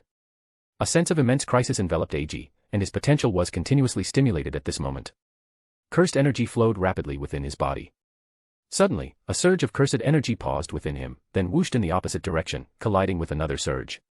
The 2 surges of cursed energy didn't explode upon impact, instead, they generated a completely new surge of cursed energy. So this is what reverse curse technique feels like. It really goes whoosh and then hoo-hoo ha-ha. Feeling his injuries healing, Eiji laughed maniacally and charged back into the battle with his sword. In the auditorium, Ise Takahiro, Asaka, and the others watched the battle inside and outside the hall. Mustering their courage, they placed the severed head that had fallen on the ground into the coffin. Soon, the figure in the coffin opened its eyes. "We found all your body parts for you. You should let us go now." Ise Takahiro shielded Asuka behind him as he spoke to the girl rising from the coffin. Your turn. What? The girl's words made Ise Takahiro and the others feel a sense of dread. It's your turn to lie down and start the next round of the game. What do you mean? Asuka trembled, her voice filled with disbelief. Hurry up and decide, who's going to lie down next? The girl, her face pale, looked at everyone in the auditorium. Don't panic, Asuka, we still have a chance. After speaking, he looked at the crimson figure being overwhelmed by the ferocious dog. As long as they finish dealing with the cursed spirit, we can all go back. Ise Takahiro's words had a good effect. The panic on the faces of the others lessened considerably. At this moment, Kenji, who had been silent all along, suddenly stood up and grabbed Urushi Shota, who was hiding at the back, with both hands. What are you doing? Let go of me. Urushi Shota frantically struggled against Kenji, but the frail Kenji exerted a strength he couldn't break free from. A phantom figure vaguely appeared behind Kenji. If Eiji were here, he would definitely say, I knew people who were left alone in horror movies and were fine must be up to something. Seeing this, Ise Takahiro and the others immediately rushed to help. Ise Takahiro quickly reached Urushi Shota's side, trying to pry Kenji's hands apart. Asuka and Ri were just about to move when they were grabbed by the girl behind them. The immense strength made it impossible for them to break free. The chaos by the coffin attracted the attention of the ferocious dog. The order to protect ordinary people had not been lifted, but the current situation was beyond the ferocious dog's comprehension. Because, from the ferocious dog's perception, everyone on the scene was an ordinary person, all objects it should protect. But the people who needed protection were attacking other people who needed protection. That's right, after the girl in the coffin had her body pieced back together, she had also become a living person. The already not-so-intelligent ferocious dog was even more confused after using the berserker chess piece to go berserk. Dog brain overload. Because of this, the crimson figure got a moment of respite. Stop it.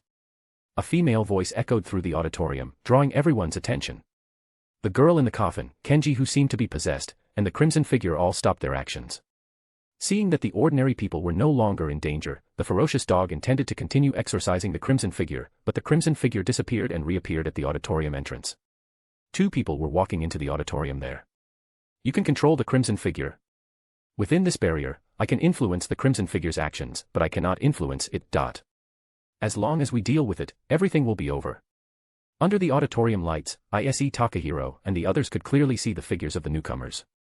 One was Suguru Geto, in whom they had placed their hopes, and the other was a girl who was as ethereal as a ghost, with an appearance very similar to the crimson figure. That's right, as long as we deal with it, my sister and I can be freed. You're the crimson figure's sister? Suguru Geto wasn't too surprised. The first time he saw her, he felt she looked very much like the crimson figure. If they were sisters, it wasn't entirely unexpected. The ghost-like girl nodded, then patted the crimson figure's head and turned towards the sports field. Finally, can I be free? The ghost-like girl murmured softly. Translation by randomtranslator.com. Read 2500 plus original and fanfic translations and translate for free at randomtranslator.com. Chapter 25, Suguru Geto's first special grade Pokemon. The situation on the battlefield immediately changed when Eiji joined the fray. Previously, Eiji had been primarily focused on disrupting the demon-cursed spirit's movements, only making brief contact to avoid getting injured. But now, things were different. Having mastered the reverse curse technique, Eiji no longer worried about getting hurt and his attacks became increasingly fierce. Under the combined assault of Eiji and his two Shikigami, the demon-cursed spirit sustained new wounds one after another. Hiss! A rough, hoarse voice echoed as the black mist surrounding the demon-cursed spirit converged and then violently dispersed. The sudden turn of events put Eiji on high alert. As he retreated, a figure suddenly appeared before him. Geto. Suguru Geto's sudden appearance caused Eiji's movements to falter for a moment, but he quickly resumed his attack. Eiji knew that Suguru Geto wouldn't suddenly rush in front of him or attack him without a clear reason in such a situation. Thwack. To Eiji's surprise, his Tang Dao pierced through the Suguru Geto's palm, only for the figure to firmly grasp it. Then, the Suguru Geto delivered a whip kick towards Eiji's waist. Eiji retracted his arm to block, but was sent flying by the immense force of the Suguru Geto, who also tossed his Tang Dao far away. As Eiji warily looked at the Suguru Geto, the figure's body turned black and distorted, then transformed into Eiji's own likeness, standing before him. The black mist appeared and disappeared as quickly as it had come. Tiger Grave and Nu, who were preparing to attack, stopped in their tracks, filled with confusion. The demon-cursed spirit in the center had vanished, leaving only two Eijis exchanging blows.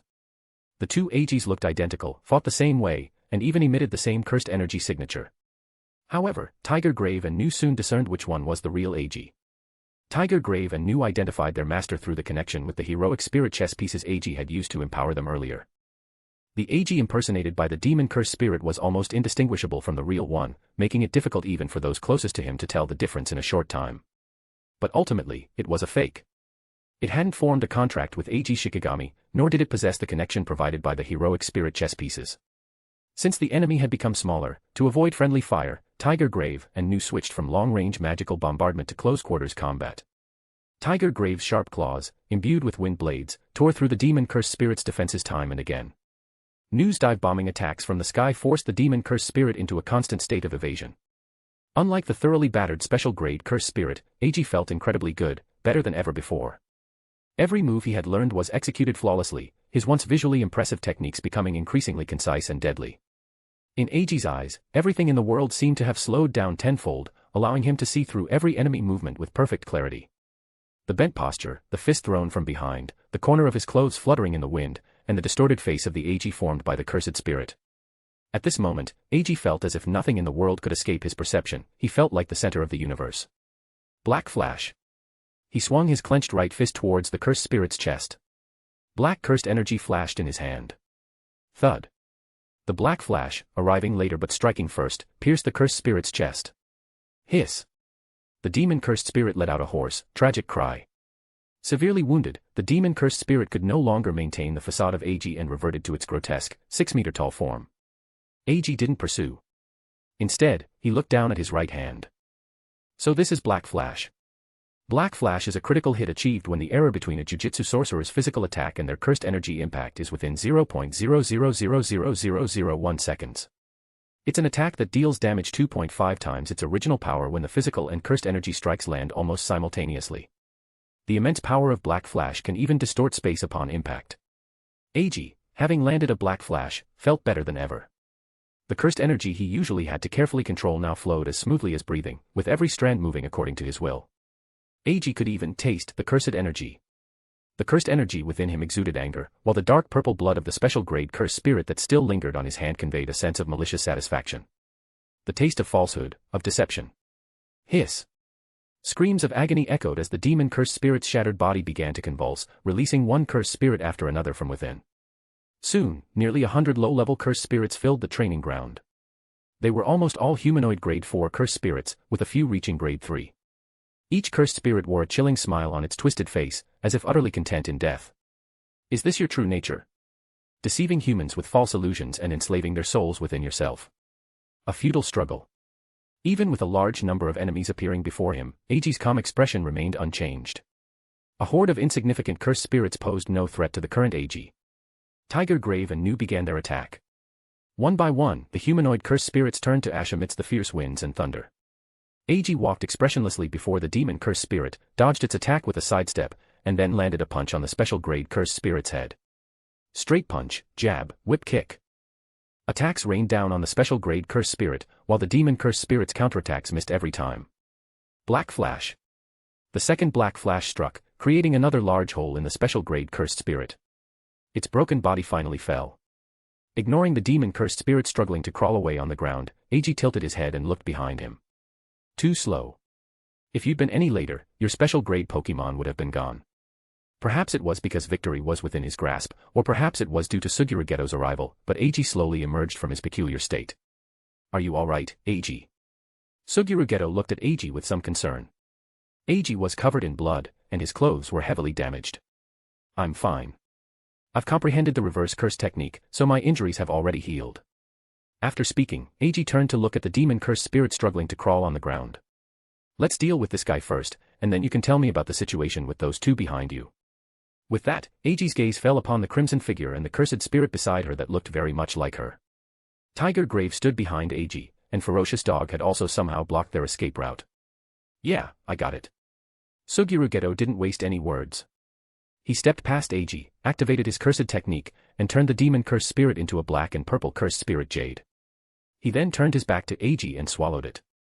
The sensation of being omnipotent from earlier still lingered, and Eiji could vaguely sense Suguru Geto struggling to suppress the urge to vomit. It's over. A few minutes later, Suguru Geto, who had completely controlled the special-grade demon-cursed spirit, turned around and stood beside Eiji. Aren't you going to tell us about your situation? Suguru Geto looked at the two sisters surrounded by his summoned spirits, as well as Kenji, who was being escorted by his cursed spirit, and the girl in the coffin. Translation by randomtranslator.com. Read 2500 plus original and fanfic translations and translate for free at randomtranslator.com. Chapter 26, The Truth. After absorbing and gaining control of the special grade cursed spirit, Suguru Geto learned its information.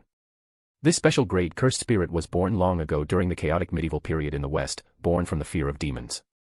Due to the chaotic nature of information dissemination at the time, the image of demons varied greatly, but there were a few aspects that were surprisingly consistent. A towering physique, a gaping maw capable of swallowing a person whole, and the ability to grant wishes in exchange for souls after death. Later, a witch sealed the special grade demon cursed spirit. By chance, it was brought back by a fleet from the east as an offering and eventually ended up in the island nation. A special grade demon cursed spirit, huh? Suguru Geto said softly. After understanding the situation of this cursed spirit, Suguru Geto turned to Eiji's side and looked down at the cursed spirit sisters who were faintly surrounded. Aren't you going to tell me about yourselves? Suguru Geto stood in front of Eiji and asked. Eiji understood Suguru Geto's meaning. If you're going to make a move, leave it to me. You rest well. In fact, when Eiji was fighting the special grade demon cursed spirit, Suguru Geto had already sensed the intense cursed energy fluctuations. However, the current situation made Suguru Geto dare not be careless. This was Suguru Geto's first time encountering a cursed spirit with sentience, and the cursed energy fluctuations emanating from it were not to be underestimated. Suguru Geto had originally planned to quickly deal with this strange cursed spirit and then go support Eiji, but the cursed spirit's actions made it even more incomprehensible to him. She actually offered to help deal with the cursed spirit that was fighting Eiji. Who are you, and why are you helping us? Unsure of the situation, Suguru Geto began to probe the cursed spirit in front of him. After a period of communication, Suguru Geto found no malice from the cursed spirit. However, fearing that unpredictable changes might occur if the cursed spirit went to Eiji's battlefield, Suguru Geto decided to absorb the cursed spirit in front of him before going to support Eiji. It was also at this moment that the cursed spirit displayed an ability that made Suguru Geto wary. She wrote something in a pink notebook, and then Suguru Geto felt that most of the cursed spirits he had summoned were forcibly dispelled and returned to his cursed technique space. Only cursed spirits of grade 2 or higher were immune to the dispelling ability. The cursed spirit's physical combat skills were poor, but her strength was surprisingly great, making it difficult for Suguru Geto to subdue her for a time. Your companion is in a bit of trouble. Knowing that he couldn't defeat the cursed spirit in front of him for the time being, Suguru Geto finally accepted her offer. Although this cursed spirit was troublesome, she wasn't unbeatable. Supporting Eiji, who was facing a special grade cursed spirit, was more important right now. Moreover, if anything went wrong and he was with Eiji, they could immediately decide whether to fight or flee. Being hesitant now put them at a disadvantage. And so, what happened next occurred. My story. Well, it all started about 50 years ago. The girl cursed spirit tilted her chin, a hint of nostalgia in her voice. But you probably wouldn't enjoy such a long story. Suddenly, the girl stuck out her tongue playfully. The barrier that enveloped the entire school began to dissipate. The girl stepped forward and hugged the crimson figure. To the astonished gazes of Eiji and Suguru Geto, the crimson color on the crimson figure faded, as if she had transformed into an ordinary girl. In the rising morning sun, their figures gradually turned into particles of light and vanished. We'll leave our story to you. We hope you like it. Goodbye. Facing the rising sun, the girl smiled happily, holding her sister as they gradually disappeared into the sunlight. The lingering barrier emitted a soft fluctuation, and a phantom appeared in everyone's minds. The Anoyama family's ancestors had produced Jujutsu Sorcerers, which briefly allowed them to become nobles. However, after that Jujutsu Sorcerer died, no Jujutsu Sorcerers were born in the Anoyama family for several generations, so their glory came and went quickly. Fortunately, their ancestors had left behind considerable wealth, so the Anoyama clan never had to worry about food or drink. Then, everything changed 50 years ago. The younger sister was tricked and murdered by a neighbor on her way home from school. That evening, the police and her father, based on clues provided by neighbors and traces left by the sister, found the neighbor's house. However, all the father found was his daughter's body, chopped into several pieces by the neighbor with an axe. Upon hearing the news, the mother had a mental breakdown and became delirious while looking at her daughter's corpse. The father and older sister were also in great pain. Later, the mother remembered the family record passed down in the Anoyama clan, which recorded that their ancestors had obtained a jar containing a sealed demon-cursed spirit from a great eastern country. Legend has it that the demon grants people's wishes and then takes the souls of those who made them. With only a superficial understanding of jujutsu and cursed spirits, she tore open the seal on the jar, holding on to her last hope, wanting to sacrifice herself to bring back her daughter's life. Feeling the environment grow colder around her, the mother, unable to see the cursed spirit, made a wish to the demon with the body of her younger daughter, who had died the day before. Afterward, the mother died happily in an illusion created by the demon, and her father, who rushed to stop it upon hearing the news, couldn't escape death either. Then, the demon-cursed spirit turned its gaze to the body of the younger sister, whose soul had not yet dissipated. It wanted to devour her soul as well. The Anoyama sisters possessed talent for jujutsu, but only one jujutsu sorcerer had ever appeared in the Anoyama family, and there was no systematic inheritance left behind. This prevented them from discovering the talent of these two sisters. The elder sister, arriving a step later than her father due to her shorter strides, saw her entire family lying on the ground. The immense shock caused her to awaken her cursed technique, the incredible game. The effect of the cursed technique was to deploy a barrier, within which the user could set game rules, and those inside the barrier could not violate these rules. Once the rules were set, they would not take effect immediately but required a certain amount of time. Rules that directly harmed people could not be created. The barrier released by the girl who had just awakened was only the size of a single room. The commotion caused by the elder sister attracted the attention of the demon-cursed spirit, which shifted its gaze to her. As if seeing a more delicious meal, the demon-cursed spirit began to move toward the elder sister. Both out of fear and the weakness from having just used her cursed technique, the elder sister, unable to move, could only watch in terror as the demon-cursed spirit approached her step by step. Fortunately, the demon's unhurried movements allowed the elder sister's cursed technique rules to take effect. The elder sister, who didn't understand how to set rules, had only the thought of saving her younger sister in her mind. The barrier generated by the cursed technique automatically created relevant rules based on the elder sister's wish. The cursed energy from the elder sister was continuously drawn out and injected into her younger sister's body. The younger sister's body began to slowly recover, and her soul, awakened by the demon-cursed spirit, regained consciousness. Perhaps due to the peculiar connection between twins, with the elder sister's awakening and the massive infusion of cursed energy, the younger sister also awakened her own cursed technique, which allowed her to create and recall clones. When the clones were recalled, anything touched and enveloped by the cursed energy would also be recalled. The younger sister, who had awakened her cursed technique, summoned a clone and pushed her elder sister away before she could be eaten, allowing her clone to be devoured instead. The elder sister was then hidden behind a pile of miscellaneous items by another clone. The demon-cursed spirit swallowed the clone filled with the elder sister's cursed energy, and the elder sister, due to her unskillful use of the cursed technique and excessive cursed energy depletion, gradually died. The demon-cursed spirit felt something was off, but the elder sister's presence had vanished, and it had indeed consumed something with her cursed energy. Finally, it gave up thinking and turned to devour the younger sister's soul. The demon-cursed spirit was pleased with its newly enslaved soul, which was powerful and had awakened a cursed technique. Subsequently, the demon-cursed spirit released the younger sister's soul, and under the demon-cursed spirit's curse, the younger sister's soul transformed into the cursed spirit known as the Crimson Figure. After giving the Crimson Figure the order to help it hunt, the demon-cursed spirit turned into black mist and merged into the Crimson Figure's body to continue its slumber. If the bodies of Jujutsu sorcerers are not properly handled after death, they can easily give rise to cursed spirits. Therefore, the deaths of Jujutsu sorcerers must be dealt with using cursed techniques or proper disposal. The elder sister died from overexerting her cursed energy and life force, but the effect of her cursed technique remained.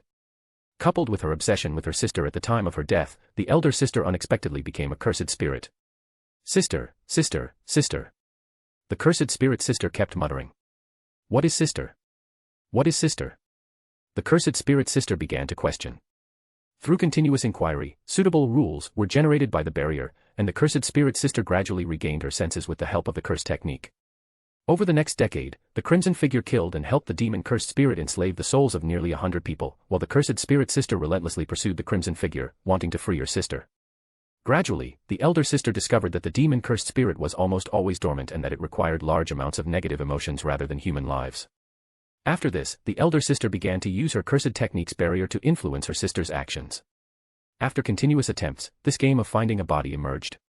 Before her death, the younger sister's body had been dismembered by a neighbor, so a complete body was her obsession. Using this as the game's content could easily influence the Crimson Figure that her sister had become. Schools are densely populated, and the emotions of young people are extremely rich. Here, enough negative emotions could be gathered to keep the demon-cursed spirit dormant. The elder sister also refined this incredible game bit by bit, ensuring that those killed within the barrier would not truly die. Those who completed the game would ultimately have this period of memory blurred, believing they had only had a nightmare. In the more than 30 years since this game's inception, almost no one has been killed by the Crimson Figure. In this way, the elder sister successfully contained her sister within the school, providing enough negative emotions to keep the demon-cursed spirit dormant while searching for a way to save her sister, until the arrival of Eiji and Sugurageto. Translation by randomtranslator.com. Read 2500 plus original and fanfic translations and translate for free at randomtranslator.com. Chapter 27, Bite Him. Woof. Is Eiji still moping around? Satoru Gojo looked at Suguru Geto beside him, continuously stuffing kikufuku into his mouth. Kikufuku are essentially mochi balls filled with various ingredients. They have a cool texture, and their flavor depends on the filling. Different regions have different names for this snack. Yeah, you can't tell from his face, but he hasn't been talking much lately, and I can rarely find him, Suguru Geto nodded. Ever since Eiji's divine dog, Little White, was killed by a special grade curse spirit, Eiji had been in a slump. Suguru had tried to comfort him, but it didn't work.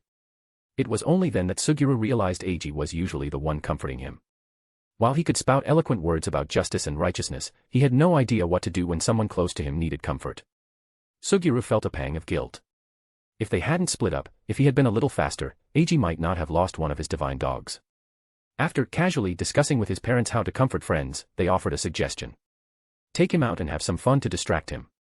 That's when Suguru thought of Satoru Gojo. Wherever Satoru Gojo was, it was bound to be lively. If Satoru played with Eiji for a few days, maybe Eiji would be captivated by him and temporarily forget his sorrow. Oh, this is a rare sight, I have to capture it. With that, Satoru pulled out his phone, a look of eager anticipation on his face. Satoru, we're here to comfort Eiji. Suguru felt a headache coming on. He hoped bringing Satoru wouldn't backfire. Meanwhile, on the other side, Eiji, whom they were worried about, was in his room drawing the summoning circle needed for the ritual.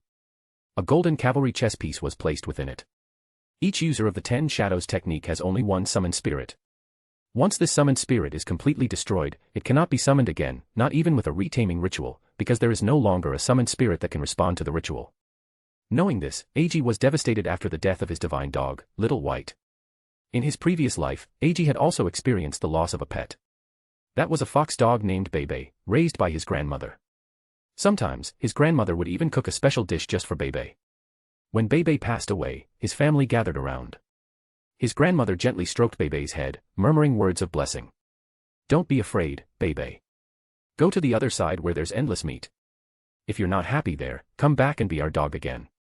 They didn't bury the little dog until long after it had passed.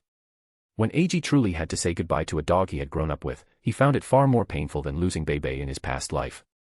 The divine dogs were his companions for the longest time, they had truly become his family. When he first arrived in this world, his father was already dead, and his mother, with a numb expression, eventually hanged herself. He was also mocked for his lack of talent. Although there was no overt abuse, he was driven around and bullied by various people during the day, and forced to study feudalistic indoctrination at night. Eiji, who had received a complete education and possessed his own thoughts, naturally couldn't accept it. After leaving the Zenin family, Eiji awakened the 10 Shadows technique. From then on, the divine dogs stayed by his side. Eiji had been in this world for 8 years, and for 7 of those years, the divine dogs had been his companions. The black divine dog, Little Black, who had used the assassin-class chess piece, was usually very quiet. It would often lie by Eiji's feet, and Eiji wouldn't even notice. Little White, who used the cavalry chess piece, was the complete opposite, excessively lively. More energetic than a husky. Because of this, the divine dogs held an irreplaceable position in Eiji's heart. This was the reason for Eiji's despondency after the death of Little White. To help himself overcome his negative emotions quickly, Eiji began researching the illusionary power collected by the Holy Grail. Since the previous confirmation of the Fate/Stay Night production plan in the Heroic Spirit Pictures, director Yamaguchi had immediately put his team to work and finalized a collaboration with the television station. Although they didn't get a primetime slot, they secured a decent broadcast time. Fate/Stay Night had now reached its 2nd episode, which coincided with the arrival of King Arthur, Artoria. To maximize the acquisition of illusionary power, Eiji invested more resources into the animation of Artoria's arrival. The exquisite artwork, dreamlike scenes, and the beautiful Night King deeply captivated the audience. The first wave of King fans had subtly emerged, and wisps of illusionary power were collected and recorded by the Holy Grail. While researching illusionary power, Eiji discovered it was a different kind of power from cursed energy.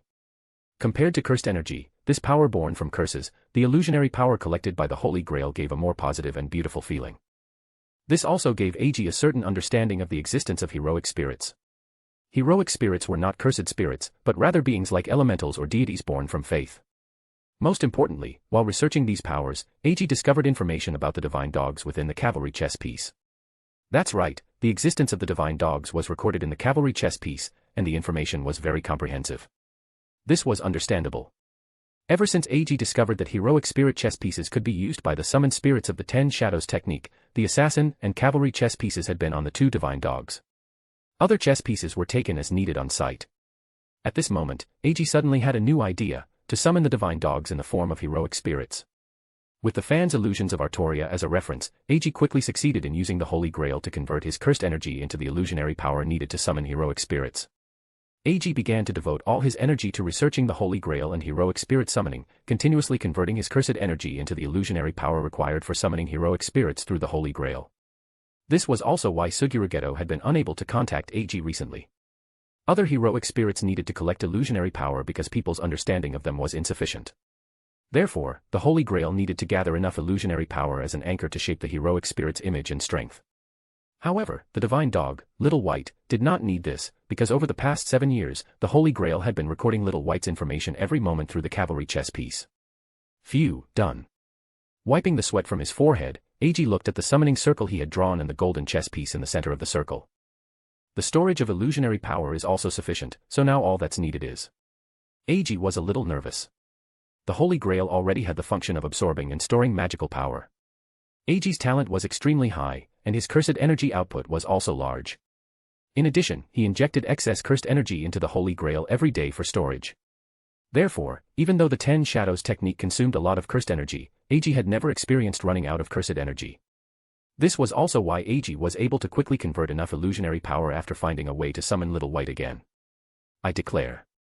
Your body rests under my command, and my fate is upon your sword. You are the 7 heavens, bound by the great word of power, from the wheel of inhibition, guardian of the scales.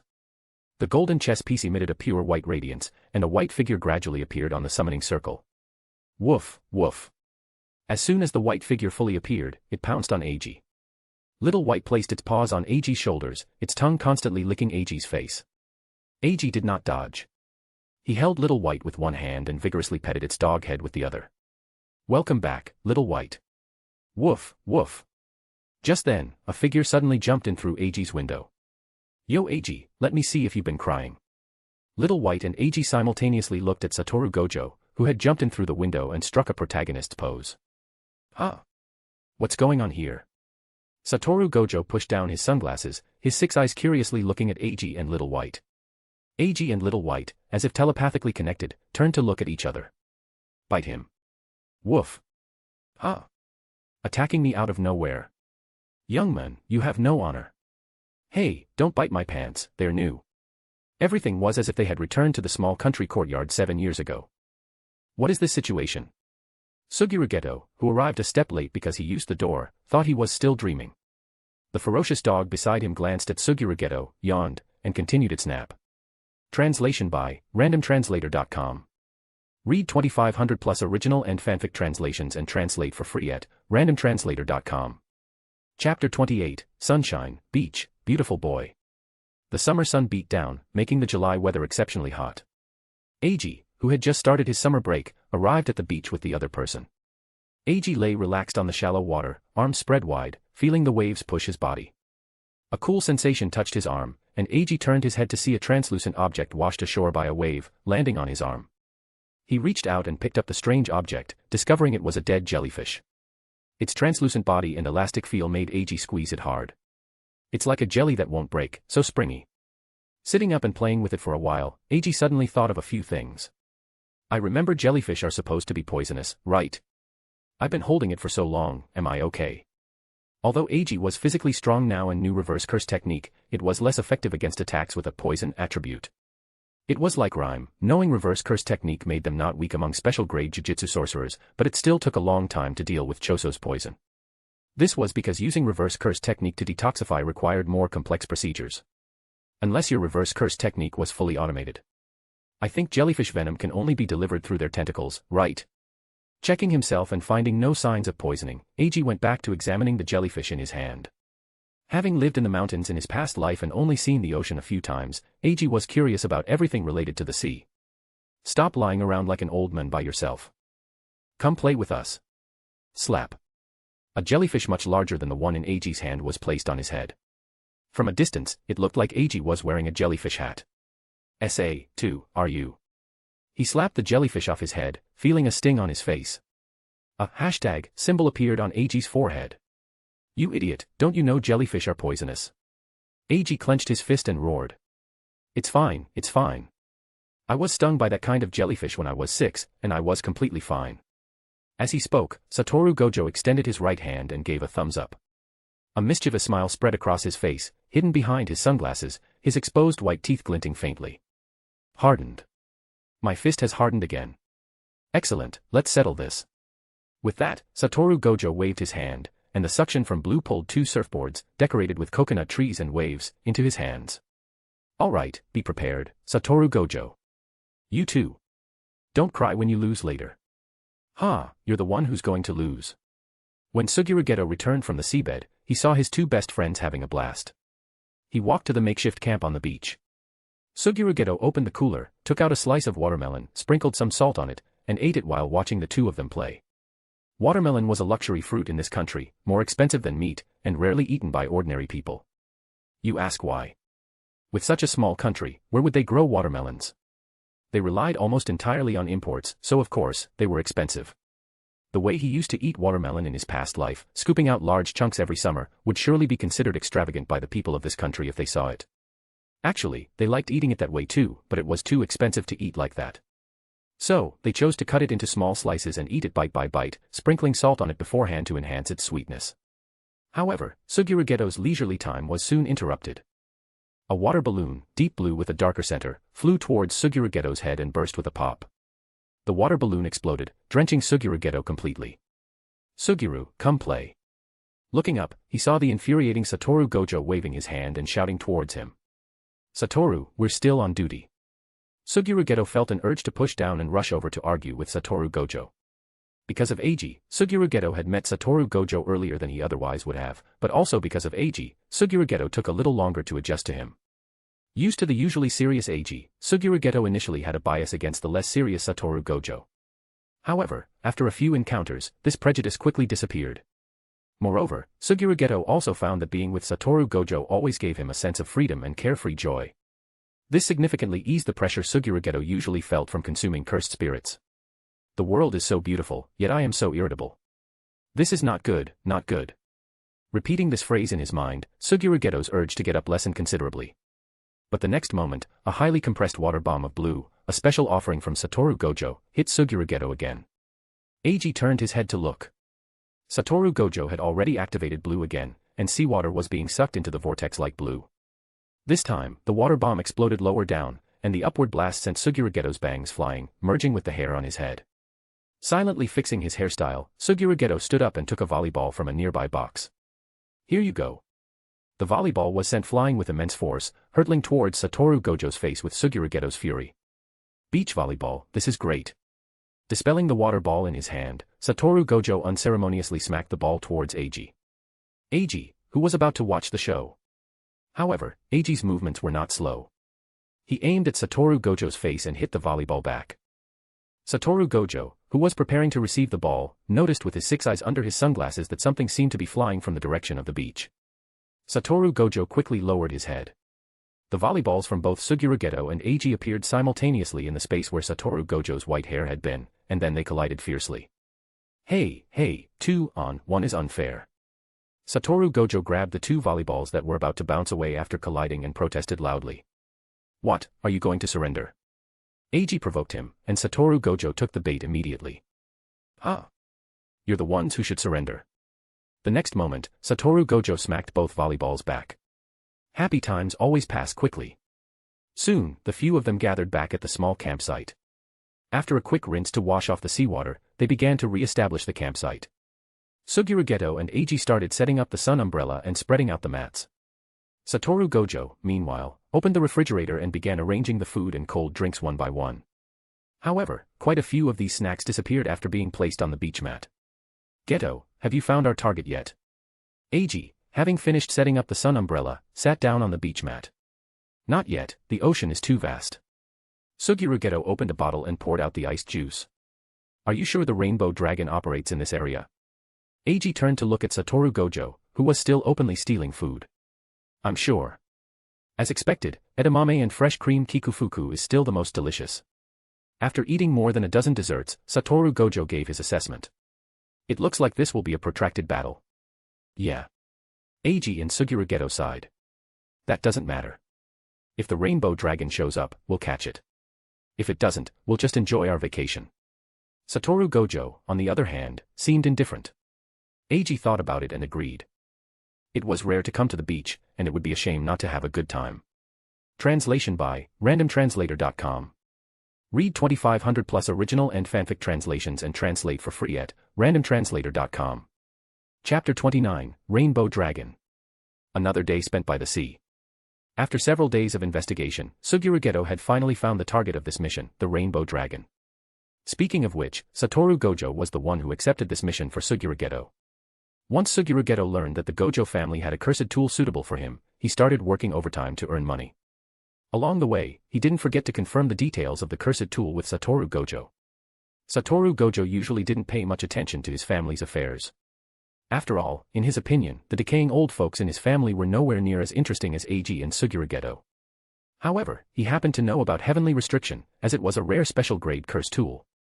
Satoru Gojo had even played with it for a while back then. But he stopped playing with it because he always ended up hitting himself in the head. Besides, it wasn't cool at all. After swinging it around for ages, there were no special effects.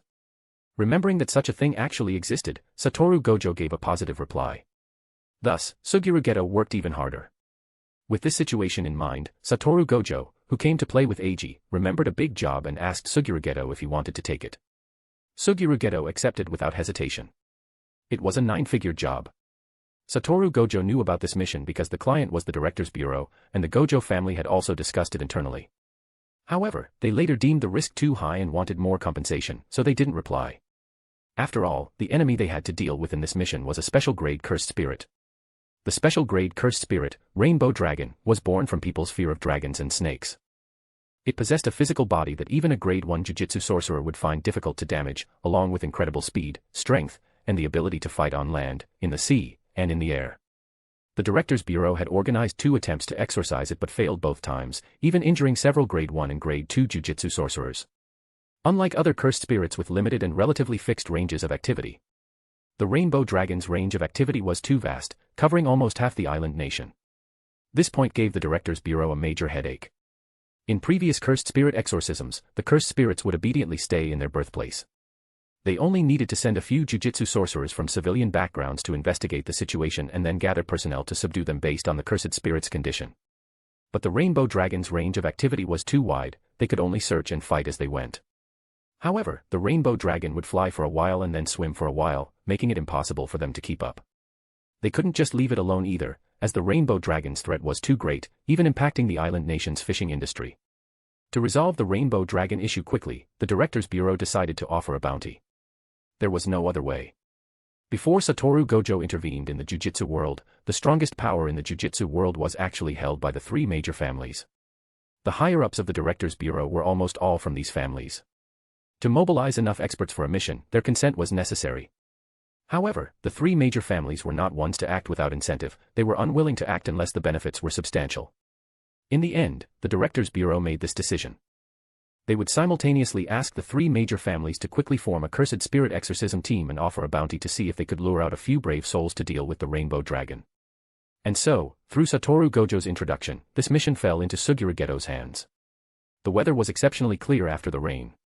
A dragon-shaped cursed spirit, entirely silver-white and appearing quite fantastical under the rainbow, appeared on the sea surface. In the air, Suguru Geto, standing on a manta-ray cursed spirit, looked at the Rainbow Dragon with burning eyes. Not only was it his second special grade Pokemon, but it was also the final payment for his dream curse tool, Heavenly Restriction. Suguru Geto found the Rainbow Dragon more and more pleasing to his eye. Unfortunately, unlike the divine dragons that could summon rain and bring good fortune, the Rainbow Dragon, born from the fear of dragons and snakes, only brought disaster. Vulture. Dozens of vulture cursed spirits appeared and flew towards the Rainbow Dragon. The Rainbow Dragon, which was flying towards a fishing ground, seemed to sense something. It turned and looked at Suguru Geto in the sky and the flock of vultures flying towards it. Roar. A terrifying roar erupted from the Rainbow Dragon's mouth. The Rainbow Dragon moved its body and flew towards Suguru Geto. Suguru Geto maneuvered the manta ray to dodge, while simultaneously commanding the vultures to block the Rainbow Dragon's line of sight. Instantly, several ferocious-looking cursed spirits appeared on the rainbow dragon. These cursed spirits were generally grade 2 or above, with one grade 1 cursed spirit among them. A mantis cursed spirit wielded its twin blades, attacking the rainbow dragon, but its attacks only produced sparks upon impact, leaving no marks. Fish with sharp teeth and fangs bit into the rainbow dragon, but they couldn't penetrate its defenses either. The grade 1 cursed spirit, on which Suguru Geto had placed great hopes, also opened its monstrous maw. Unfortunately, its bite only managed to break the rainbow dragon's skin slightly. It really is terrifyingly tough. With that, Suguru Geto turned and flew towards the seaside. The rainbow dragon pursued closely behind. Soon, the battlefield descended to the sea's surface. Kraken. Over a dozen massive tentacles shot out from the seabed, tightly entangling the rainbow dragon's body. Roar. The rainbow dragon let out a furious roar, then thrashed its body, attempting to break free from the restraints. Its sharp teeth, like divine weapons, bit through the kraken's tentacles. But the kraken's task was complete. The rainbow dragon, moving at high speed, was successfully halted and dragged into the sea. Sea monk. Great sea monster. Rain woman. Fishman. Bottlenose. Dozens of cursed spirits adept at aquatic combat appeared around the rainbow dragon, including several grade 1 cursed spirits. Thanks to Eiji's help, Suguru Geto now possessed far more cursed spirits, both in number and strength, than in the original story. Although the rainbow dragon was the strongest on the field in terms of power, speed, and defense, as the saying goes, even the best fighter can't beat a crowd. Facing dozens of cursed spirits in an orderly, rotating assault, the rainbow dragon couldn't cope. The rainbow dragon's attacks either missed or were blocked by the grade 1 cursed spirits, while the other cursed spirits' attacks continuously landed on it. Even minor injuries, when accumulated, took their toll. On the churning sea surface, a giant sea turtle cursed spirit moved slowly. On the turtle's back, a colossal figure extended a long neck into the water, and black mist billowed, engulfing the rainbow dragon. It was the special grade demon cursed spirit. The illusion interfered with the rainbow dragon's judgment, and its movements began to falter. Suddenly, several pufferfish-like cursed spirits burrowed into the rainbow dragon's belly and exploded. The rainbow dragon's body instantly swelled, then quickly returned to its original slender form. But Suguru Geto knew the rainbow dragon was injured. Sensing danger, the rainbow dragon began to struggle fiercely, wanting to escape the battlefield and regroup. It's here. Suguru Geto's gaze turned to the distance. A black dot was rapidly approaching. The rainbow dragon finally broke through the cursed spirit's encirclement and surged out of the water. Under Suguru Geto's control, the special grade demon cursed spirit leaped from the sea turtle's back, its gaping maw clamping onto the rainbow dragon's midsection. Its limbs strained, pulling the rainbow dragon towards the sea's surface. A bit off target. Looking at the black dot's trajectory and then at the struggling rainbow dragon.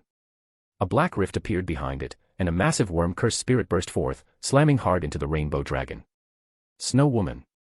A figure clad in a kimono, but with a hairy, green-faced, fanged appearance like a demon, materialized behind Suguru Geto.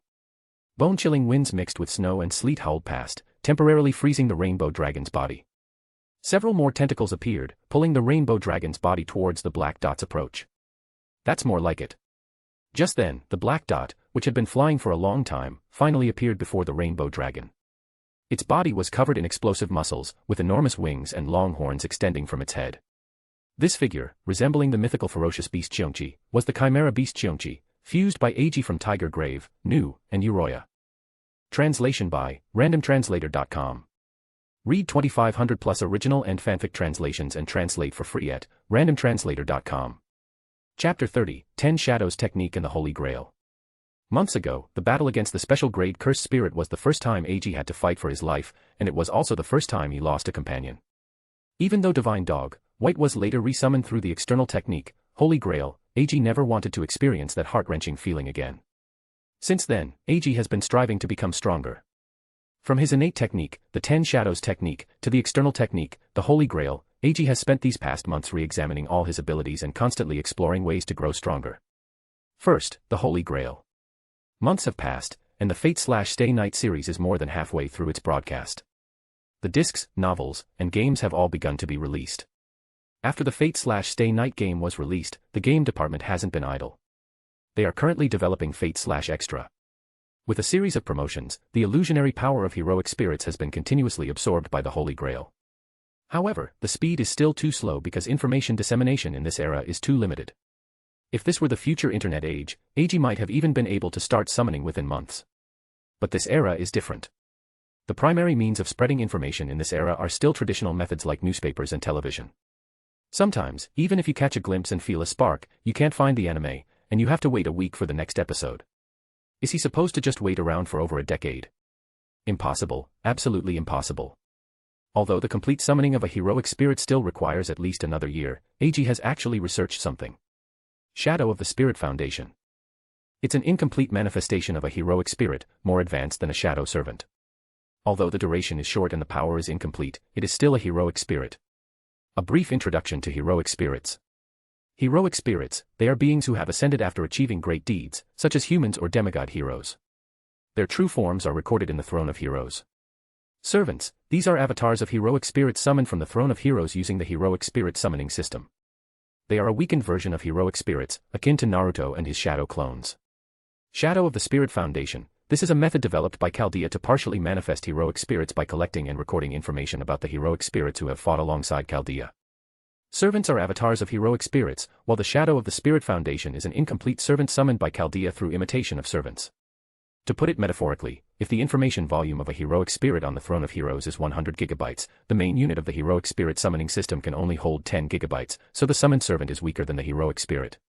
Chaldea's main unit can only hold 1 gigabyte, so the Shadow of the Spirit Foundation summoned through this method is even weaker and can only appear for a short time. However, this world does not have a Throne of Heroes.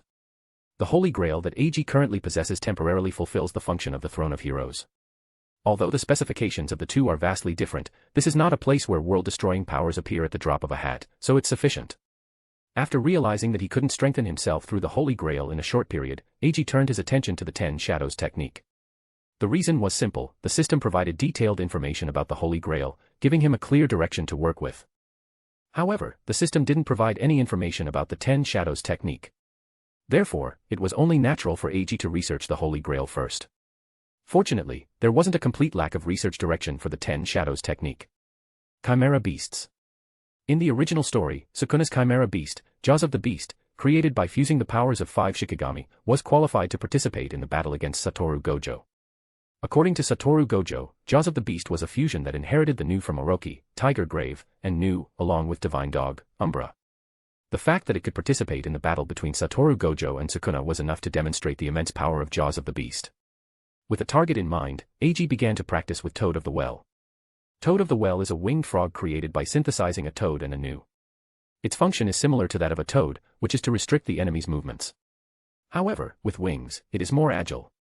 It was also when Toad of the Well was successfully fused that Eiji discovered a new characteristic of the 10 Shadows technique. Partial fusion and complete fusion. Partial fusion refers to taking a portion of a Shikigami and fusing it to create a smaller Shikigami with more comprehensive functions. As long as the original Shikigami used for fusion still exists, it doesn't matter if the Shikigami is destroyed, more can be fused. Conversely, Shikigami fused this way are weaker and lack intelligence, requiring complete manual control. It was also after fusing Toad of the Well that Eiji understood why Megumi Fushiguro could summon so many Toads of the Well.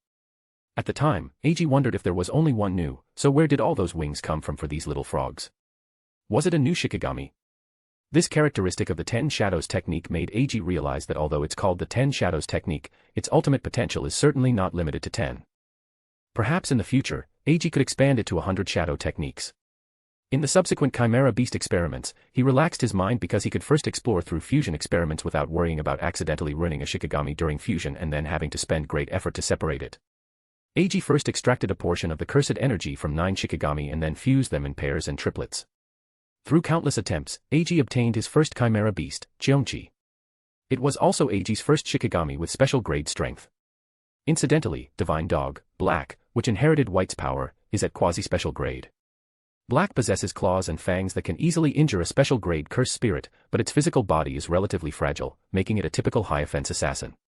Cheonchi, fused from 3 Shikigami, reached special grade levels in both cursed energy and physical strength. Tiger Grave's body was already formidable, and after merging with Uroya, its physical capabilities ascended further.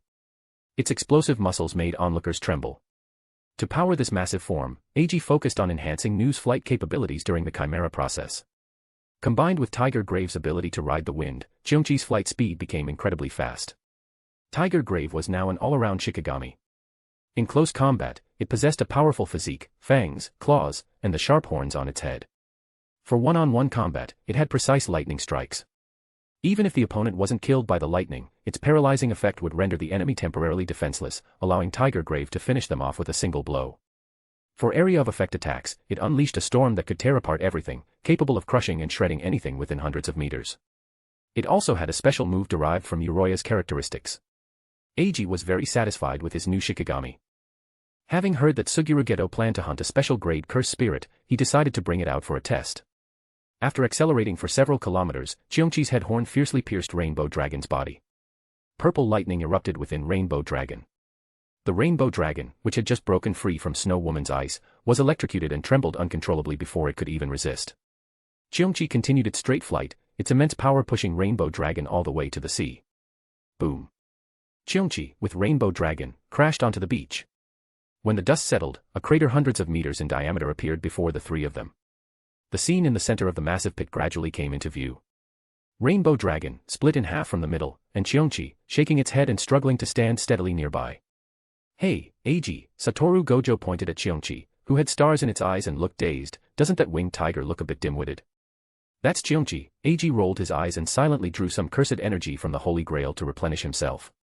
Cheongchi's attack had spanned several kilometers. The immense power had not only left Cheongchi dizzy but had also nearly drained Eiji's cursed energy. However, he was very satisfied with the power. Rainbow Dragon, which had high defense even among special grades, was now in two pieces. Excellent, truly excellent. Moreover, now that he knew the amount of cursed energy consumed and the resulting power at different distances, this move would be easier to use in the future. Suguru Geto, on the other hand, felt a pang of heartache. Rainbow Dragon had been so magnificent and cool, and now it was in two pieces. Fortunately, it was split horizontally in the middle, not vertically like in the original story when Toji Fushiguro cut it. Otherwise, Rainbow Dragon might have been completely destroyed. Silently subduing and absorbing Rainbow Dragon, Suguru Geto's inflated confidence from obtaining a special grade cursed spirit subsided considerably. At the same moment, both Satoru Gojo and Suguru Geto were mentally evaluating Cheongchi's combat prowess. There was no need to find this strange. Even among close friends, there was a competitive spirit. Anyone who had lived in a university dorm would understand this feeling. Almost everyone wanted to be the king of the entire dorm. Translation by randomtranslator.com. Read 2500 plus original and fanfic translations and translate for free at randomtranslator.com. Chapter 31, Dragon Rider Boy. Is the Rainbow Dragon recovered? If it is, call it out quickly so we can see. As soon as dawn broke, Satoru Gojo shoved open Suguru Geto's door. Gojo was met with a flying pillow. "Gojo, you need to knock before entering someone else's room." "Haha, we're both guys, don't be shy." The pillow, blocked by infinity, returned without success. That's basic etiquette. Geto took the pillow, placed it back on the bed, and got up. While you win in terms of face, Gojo, in terms of physique, Geto is still superior. Eiji commented, following behind Gojo. Gojo was tall, with well-proportioned and toned muscles, but Geto's were more robust.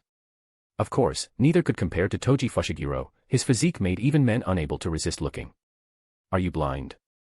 Clearly, I'm the superior one." No, look closely. While we're equal in abs, Geto's pectoral and back muscles are clearly larger.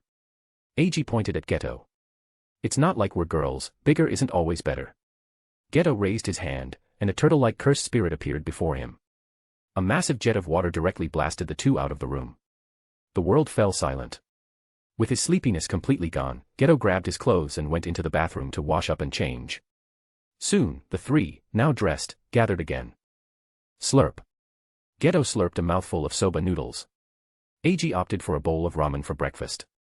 Gojo, on the other hand, had a high-sugar bread and soda. Except for Gojo's bread, which was custom-made, Geto and Eiji's meals were bought from a convenience store in town. For the past few days, Eiji and the other two hadn't been staying in a hotel but in a two-story wooden house specifically for accommodating travelers. These kinds of buildings were common by the sea. In the summer, the owner would open it to entertain tourists, and in the winter, they'd lock it up and go home to do other business. Recently, due to the appearance of the Rainbow Dragon, the nearby beach had been temporarily closed. The official reason given was the passage of dangerous fish, leading to a temporary shutdown for a few days. The locals were somewhat prepared for this, as the closure order had been issued from north to south. Several places had already suspended operations before them, but in every case, the closure was lifted after a few days. They even had the leisure to speculate about what kind of fish could swim so close and warrant such attention from the authorities. Last night, Geto had already submitted the report for the completed commission. Once the Jujutsu World personnel confirmed it today, things would return to normal. Oh, this is nice, so cool. After the Rainbow Dragon was released, Gojo took a huge leap and stood on its head. So cold. Gojo reached out and touched the Rainbow Dragon's scales, feeling smooth and icy cold. He tapped it with his finger, producing a sound like striking metal. Geto, hurry up and make it fly. After touching it, Gojo grabbed the Rainbow Dragon's two horns with both hands, making a gesture like he was riding a motorcycle. The Rainbow Dragon snorted heavily through its nostrils. Ever since that little thing jumped onto its head, the Rainbow Dragon had wanted to take a bite, and now it wanted to even more. But it couldn't, its master had forbidden it. Gojo, it's just a dragon, don't get too carried away. Geto said with a helpless expression from the side. Keep pretending. Who was it last night secretly summoning the Rainbow Dragon and striking various poses? Eiji's divine dog, Kuro, liked to go out for walks at night. Due to the stealth capabilities of the assassin chess pieces, Kuro had happened upon Geto's eccentric behavior last night while roaming outside. Unsure of what was happening, Kuro chose to ask Eiji. So Eiji had Kuro carry a camera and film all of Geto's actions. Dragon God Crown Prince, White Dragon Emperor. It seemed that even Geto, who preached righteousness and justice, couldn't escape the middle school second-year syndrome. This can all be settled with a hot pot meal. Eiji, do you want to try too? Suguru Geto looked at Eiji with a smile and a benevolent expression. He's showing off, this is definitely showing off. Yes. Eiji agreed without a hint of hesitation. His poker face, honed by years of being tricked by his roommates in college, appeared. Seeing that Eiji didn't show any excitement, Suguru Geto was a little disappointed. If Eiji had been excited, he could have taken the opportunity to tease him. Was Eiji not excited? No, Eiji was very excited, extremely excited. That was a dragon. Perhaps in the island nation, dragons were merely sacred beings, gods of great power. But in Eiji's understanding, dragons were totems. The phrase, descendants of the dragon, said it all. Eiji was already thinking about whether he could create a dragon himself. The main body could use oroki, the dragon horns could use news, there were also ox ears, uroyas would do, the eagle claws could use news, and the owl, since the name had eagle in it, it could be used as an eagle, there was no camel head, but a tiger head should work, right? Lion, tiger, tiger. There were also rabbit eyes, rabbit escape, but the problem was fusing it, for some reason, this thing always failed to fuse. The camel head was a bit troublesome, maybe use divine dogs. Lost in thought, Eiji looked at Kuro. Kuro instantly felt a chill down its spine. It looked around, left and right, and finding no danger, it lay down to nap again. Horse mane, horse mane. The 10 Shadows technique didn't have a horse either. Eiji looked at Kuro again. After evolving, Kuro's fur was quite fluffy, so it should be fine to use it as a horse mane, right? Kuro, just about to fall asleep, shivered and got up to find another spot to sleep. That place wouldn't do, it was too drafty. Soon, it was Eiji's turn to ride the dragon. Satoru Gojo was directly pulled down by Suguru Geto. Suguru Geto dragged a shouting, I want more. Satoru Gojo off the dragon, and Eiji jumped on without hesitation. Want to take some pictures? After flying around on the Rainbow Dragon for a few laps, Eiji jumped off, completely satisfied. Cameras can't capture cursed spirits. Suguru Geto reminded him from the side. It's fine, mine can. As he spoke, Shiro, carrying a travel bag, came up to them. After patting Shiro's head, Eiji took out a black camera from the bag. Click. See. After taking a photo, Eiji handed the camera to Suguru Geto. Huh, it really captured it. This lens was made by the lab, it's a portable piece of experimental equipment. Normal cameras and observation equipment couldn't observe cursed spirits, which caused a lot of trouble for the professors in the lab. Later, they decided to first solve the problem of observing cursed spirits, and then everyone locked up the cursed spirits and studied the eyes Eiji had given them. The glasses that could see cursed spirits were, strictly speaking, a kind of low-grade curse tool. After the old professors figured out how to make the lenses, they produced a batch of special lenses to aid their experiments. Eiji also asked for a few when he found out. Let's strike a pose, 1, 2, 3, say cheese. In the picture, Suguru Geto had one hand in his pocket, his untied hair fluttering in the wind, his melancholic eyes gazing 45 degrees upwards at the sky. Beside him, the rainbow dragon coiled upwards from behind him, circled over Suguru Geto's head, then wound down, resting its head near Suguru Geto's hand. Damn, so cool. Oh, this is interesting. Satoru Gojo, sensing something fun, came over to Eiji. Suguru, make your expression fiercer, and move the rainbow dragon back a bit. Click. A photo of Suguru Geto with a sinister expression, the rainbow dragon rising behind him, was captured. Again, this time take a picture of me. Satoru Gojo handed the camera to Eiji and then pushed Suguru Geto aside. Hey Eiji, bring out Cheonchi too. Eiji understood. Cheonchi emerged from the shadows, looking confused and tilting its head at Eiji. Click. Its adorable, tiger-headed appearance made Eiji unable to resist pressing the shutter. Then, Cheonchi stood behind Suguru Geto, and the rainbow dragon floated behind Satoru Gojo. A photo was taken of the two facing each other, dragon and tiger gazing at each other in the air. The group seemed to have opened a new world. One by one, summoned spirits and cursed spirits were summoned, and the three of them got more and more into the photography. Later, when they couldn't find any more suitable cursed spirits, Suguru Geto directly called out a special grade demon cursed spirit and had it transform on the spot. This shape-shifting demon service made them even more excited. When an assistant supervisor from the Jujutsu World's Director's Bureau came to check on the rainbow dragon's condition, they saw a group of three with ferocious expressions, surrounded by countless terrifying cursed spirits, looking like they had come straight from hell. Mom, I want to go home. The assistant supervisor, legs trembling, thought with tears in their eyes. Translation by randomtranslator.com. Read 2500 plus original and fanfic translations and translate for free at randomtranslator.com. Chapter 32, Enduring Urban Legends. The days in the northern hemisphere's autumn grow shorter, and it's already quite dark after 5 p.m. In this island nation, this dim period is called Demon Hour, roughly from 3 to 5 a.m. and 5 to 7 p.m. While I don't know if wandering around during this time will lead to encountering demons, it's very possible to encounter cursed spirits. At 6:30 p.m., on a dimly lit path, a cute-looking little girl was weaving through the alleys of the city. So, Eiji, you like this kind of thing? Eiji mused from not too far away. I just made it casually. Suguru Geto said indifferently, looking at the surveillance footage. Making it casually better reflects a person's preferences. After all, people subconsciously pursue those they like.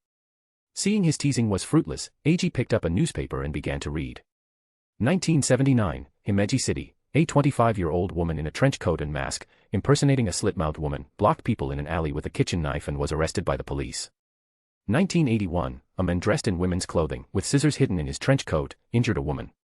1991, at Uchi Private High School, a female student impersonated a slit-mouthed woman to get revenge on a classmate. 2001, it's been over 20 years, and the slit-mouthed woman is still this popular. Eiji glanced at the thickness of the newspaper in his hand. There were clearly several more pages below. Perhaps it's precisely because of these imitators that the slit-mouthed woman remains in everyone's memory. The urban legend, the slit-mouthed woman. This could be considered a timeless horror figure in this island nation. Eiji remembered that in his previous life, this ghost story remained popular for over 40 years. There are various theories about the origin of the slit-mouthed woman, with two particularly widespread. One is related to a car accident report. In 1968, police discovered a car accident scene. After expert reconstruction, it was found that the corners of the mouths of the deceased victims were split all the way to their ears. Subsequently, the image of the slit-mouthed woman gradually spread. In 1979, the county also reported news of the slit-mouthed woman's appearance. In the news, an old woman in the county fainted from fright after seeing the slit-mouthed woman. The formal identification of the slit-mouthed woman's image also originated from this report. Another theory is that a mother with violent tendencies who abused her child died with her mouth cut open by scissors. Later, she would possess mothers with violent tendencies, then wear a brown, tattered coat and a scarf, hiding large scissors in the coat, with her hair down, appearing around schools wearing a mask. The slit-mouthed woman would ask a child she saw, "Do I look beautiful?" Answering no would result in death. Answering yes would lead the slit-mouthed woman to remove her mask, revealing her horrifyingly scarred, slit mouth, and ask again, "Do I look beautiful?" If you say yes, the slit-mouthed woman will use scissors to make your mouth like hers. If you say no, you can prepare to reincarnate.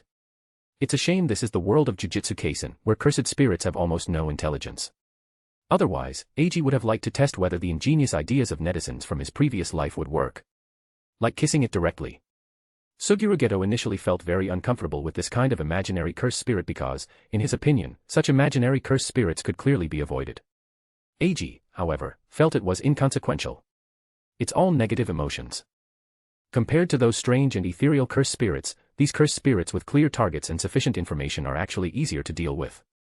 Later, the group discussed this matter for a long time, and Suguru Geto eventually came to view imaginary cursed spirits as ordinary cursed spirits. After all, it's all negative emotions. The target has appeared. Suguru Geto stood up, ready to depart. Don't rush, let me see. Eiji pressed Suguru Geto's shoulder. Because the slit-mouthed woman, which was only grade 1 in previous years, had its strength further enhanced to a quasi-special grade level, causing a grade 1 Jujutsu sorcerer who went to perform the exorcism mission to be seriously injured. Therefore, the Jujutsu Director's Bureau thought of Suguru Geto, who had resolved the Rainbow Dragon. There's no other way, he's cheap and effective. Although they dared not lower the reward due to Satoru Gojo's warning, compared to the haughty Jujutsu sorcerers of the three great families who constantly negotiate, the polite Suguru Geto was simply an angel. Just pay him according to the minimum standard for special grade, and he's polite, respectful of elders, and strong. Perfect. Although most of the Jujutsu Director's Bureau comes from the three great families, this doesn't prevent them from disliking their own people. After all, those with real strength and power are within the families. These people, while called high-ranking officials in the Jujutsu world, are essentially working for the three great families and have to act according to their wishes. Therefore, as long as the funds are in place, Suguru Geto, who can even eliminate special grade cursed spirits, has saved them a lot of negotiation time and a bit of budget. As for where this budget ultimately ends up. Nice figure. You've been staring for so long and all you see is that. Suguru Geto looked at Eiji speechlessly. I'm going to see the professor first. Let's proceed according to the plan. Fine, as long as you're here to protect the professors, nothing will happen to them. Suguru Geto rubbed his forehead. In his opinion, ordinary people should stay behind and be protected by Jujutsu sorcerers. Therefore, he had quite a few reservations about Eiji bringing ordinary people to capture a quasi-special grade cursed spirit.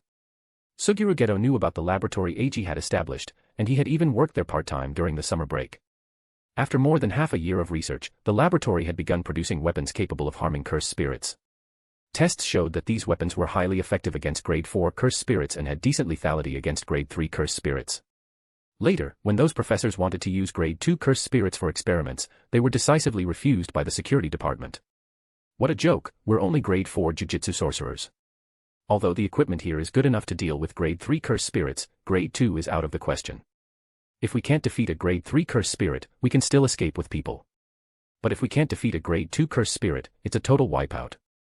We came here to be security guards precisely because we didn't want to fight to the death outside.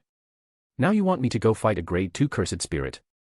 Impossible, absolutely impossible. Even though the old professors insisted on how powerful these weapons were and that the data showed they could definitely deal with grade 2 cursed spirits, the security guards remained unmoved. The application was then escalated to Eiji. Eiji thought about it and sent Suguru Geto an internship invitation. Because it was Eiji's invitation, Suguru Geto did not refuse. Thus, with a mix of confusion and a hint of curiosity, Suguru Geto followed Eiji to the Eastern Folklore Research Institute. Are you sure this is a folklore research institute and not some club's armory? Suguru Geto pointed at the pile of guns and cannons in the center of the room, speechless. Some of these firearms were bought from Toji Fushiguro, and others were painstakingly crafted by those old professors. After processing them, they could inflict damage on cursed spirits. However, because the craftsmanship of applying jujutsu was still immature, they couldn't be mass-produced yet. Moreover, these old professors had a rather vague concept of cursed energy at the moment. They felt like they were on the verge of grasping something, but it was just out of reach. As a result, the lethality of these weapons varied greatly, and they couldn't leave the laboratory. Only after several security guards confirmed that the grade 2 cursed spirits appearing in the laboratory were completely under Suguru Geto's control did they dare to enter with their guns. The security guards were thrilled. They never imagined they would one day be able to dominate grade 2 cursed spirits, which they had never even dared to think about. In reality, it was Suguru Geto controlling them, otherwise, they would have been beaten down by the grade 2 cursed spirits long ago. The professors were thrilled. All the weapons were used in rotation, and the collected data would be sufficient for them to use for some time. Suguru Geto felt it was all the same to him. He received the commission fee, got the internship certificate, and his grade 2 cursed spirits were unharmed. Although they appeared to have been beaten badly, these were cursed spirits, the embodiment of negative abilities. They didn't die from injuries to vital organs like living beings. Many cursed spirits could still jump around and act lively even with half their bodies blown off. Translation by randomtranslator.com. Read 2500 plus original and fanfic translations and translate for free at randomtranslator.com. Chapter 33, Slit-Mouthed Woman, Are You Polite? The little girl, who had been weaving through the dim alley, seemed to recall something. She stopped and took out several strange devices from her backpack, resembling cameras or probes, and placed them by her feet. Soon, a tall woman in a tattered brown trench coat, her body wrapped in bandages, appeared at the alley entrance. The strangely behaving woman blocked the little girl's escape route and walked towards her step by step. If anyone had been nearby, they would have immediately called the police. But at this moment, the alley was deserted. Strangely, the little girl remained silent, staring intently at the eerie woman. Am I beautiful? The surrounding space suddenly turned pale blue, as if the little girl and the eerie woman had been placed inside a giant box. Born of darkness, arriving from the deepest dark. Foul cursed remnants, be utterly exorcised. The already dim sky seemed to be dyed an even darker color, and Eiji cast a barrier to prevent ordinary people from observing.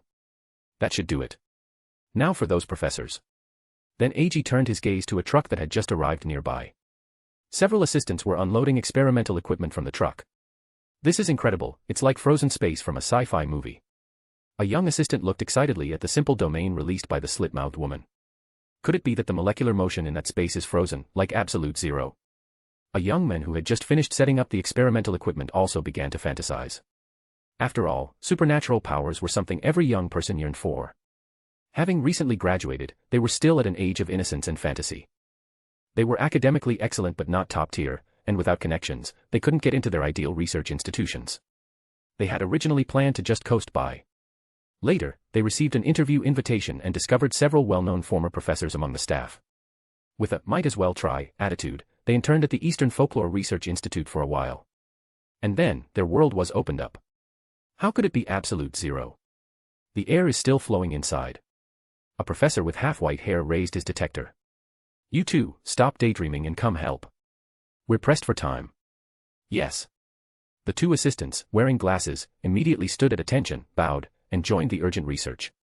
When they noticed a tiger, 1 person tall, 3 to 4 meters long, and with wings, appear beside them, their legs trembled with fear. Slap. The professor with half-white hair swatted the heads of the 2 assistants. Stop dawdling and hurry up.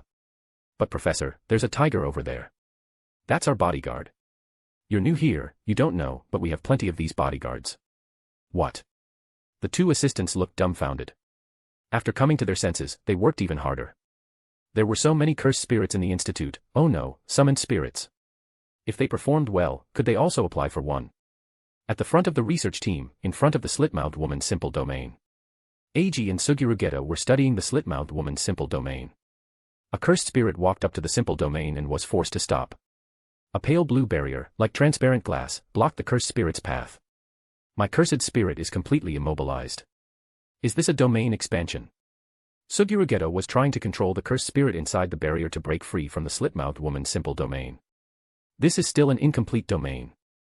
If it were a complete domain expansion, the slit-mouthed woman wouldn't be a quasi-special grade cursed spirit, but a true special grade cursed spirit.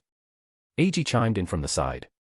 Eiji had also had Little Black test the hardness of the simple domain earlier and found that with Little Black's strength, it could be broken from the outside. However, Eiji wasn't in a hurry. On one hand, Suguru's cursed spirit might get injured, but it wouldn't be life-threatening. On the other hand, the professors and scholars behind them were enthusiastically researching, so there was no need for him to engage the slit-mouthed woman so quickly. Once the slit-mouthed woman was subdued by Suguru, there wouldn't be many opportunities for research. Suguru had to attend school and take on cursed spirit extermination requests, so he had very little time to visit the institute. If it were a weaker grade 2 or grade 3 cursed spirit, Suguru could directly hand it over to the institute for the scholars and professors to study at their leisure. However, a quasi-special grade cursed spirit couldn't be casually left at the institute. If, by any chance, it triggered the cursed spirit's attack, he, being far away at school, might not even have time to order a stop. So, for now, he would let these scholars and professors study it for a while longer. As for the cursed spirits inside, they weren't feared at all. The little girl inside was a special grade demon cursed spirit that had transformed, skilled in shape-shifting. The slit-mouthed woman was mainly rated as a quasi-special grade cursed spirit due to her simple domain, which granted her a single, guaranteed hit attack. This attack was extremely dangerous for Jujutsu Sorcerers, one wrong move could cost them their life. However, it was nothing to a special grade demon cursed spirit. Although it lacked a domain, its inherent strength was genuinely special grade. While the slit-mouthed woman's attack stung, it was difficult to threaten the special grade cursed spirit's life. The scene fell into an eerie silence. The slit-mouthed woman's simple domain created an area where participants could not attack each other. Within this domain, the slit-mouthed woman would ask the target a question. Once the target answered, the slit-mouthed woman would launch her attack, summoning several giant scissors to shred the opponent. Unfortunately, in the original story, the slit-mouthed woman encountered Toji Fushiguro. Toji Fushiguro was a complete heavenly restriction, possessing 0 cursed energy. To a domain, he was an invisible person, unrecognizable, like a tree or a stone by the roadside. This was also why Toji Fushiguro was able to knock away all of the slit-mouthed woman's scissors before her scissor attack could land.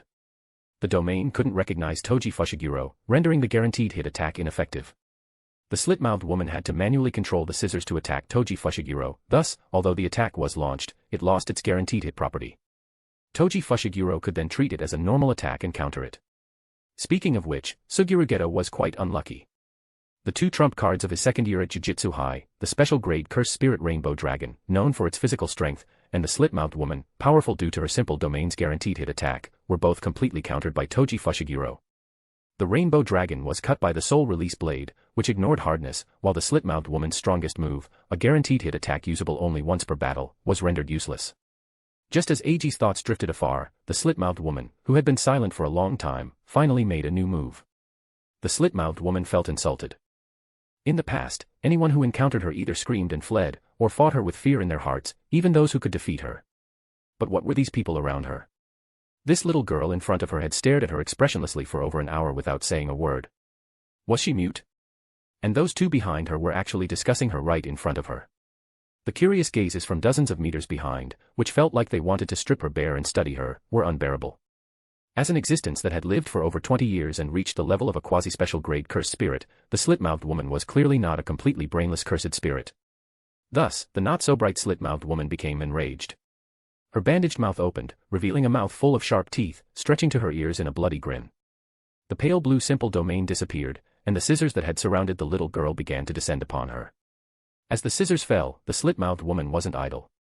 The small pair of scissors in her hand grew larger, and she turned to stab at Eiji. In her perception, this human harbored the most ill intentions towards her. Eiji, who had mentally run through all the tricks netizens used to deal with the slit-mouthed woman in his past life.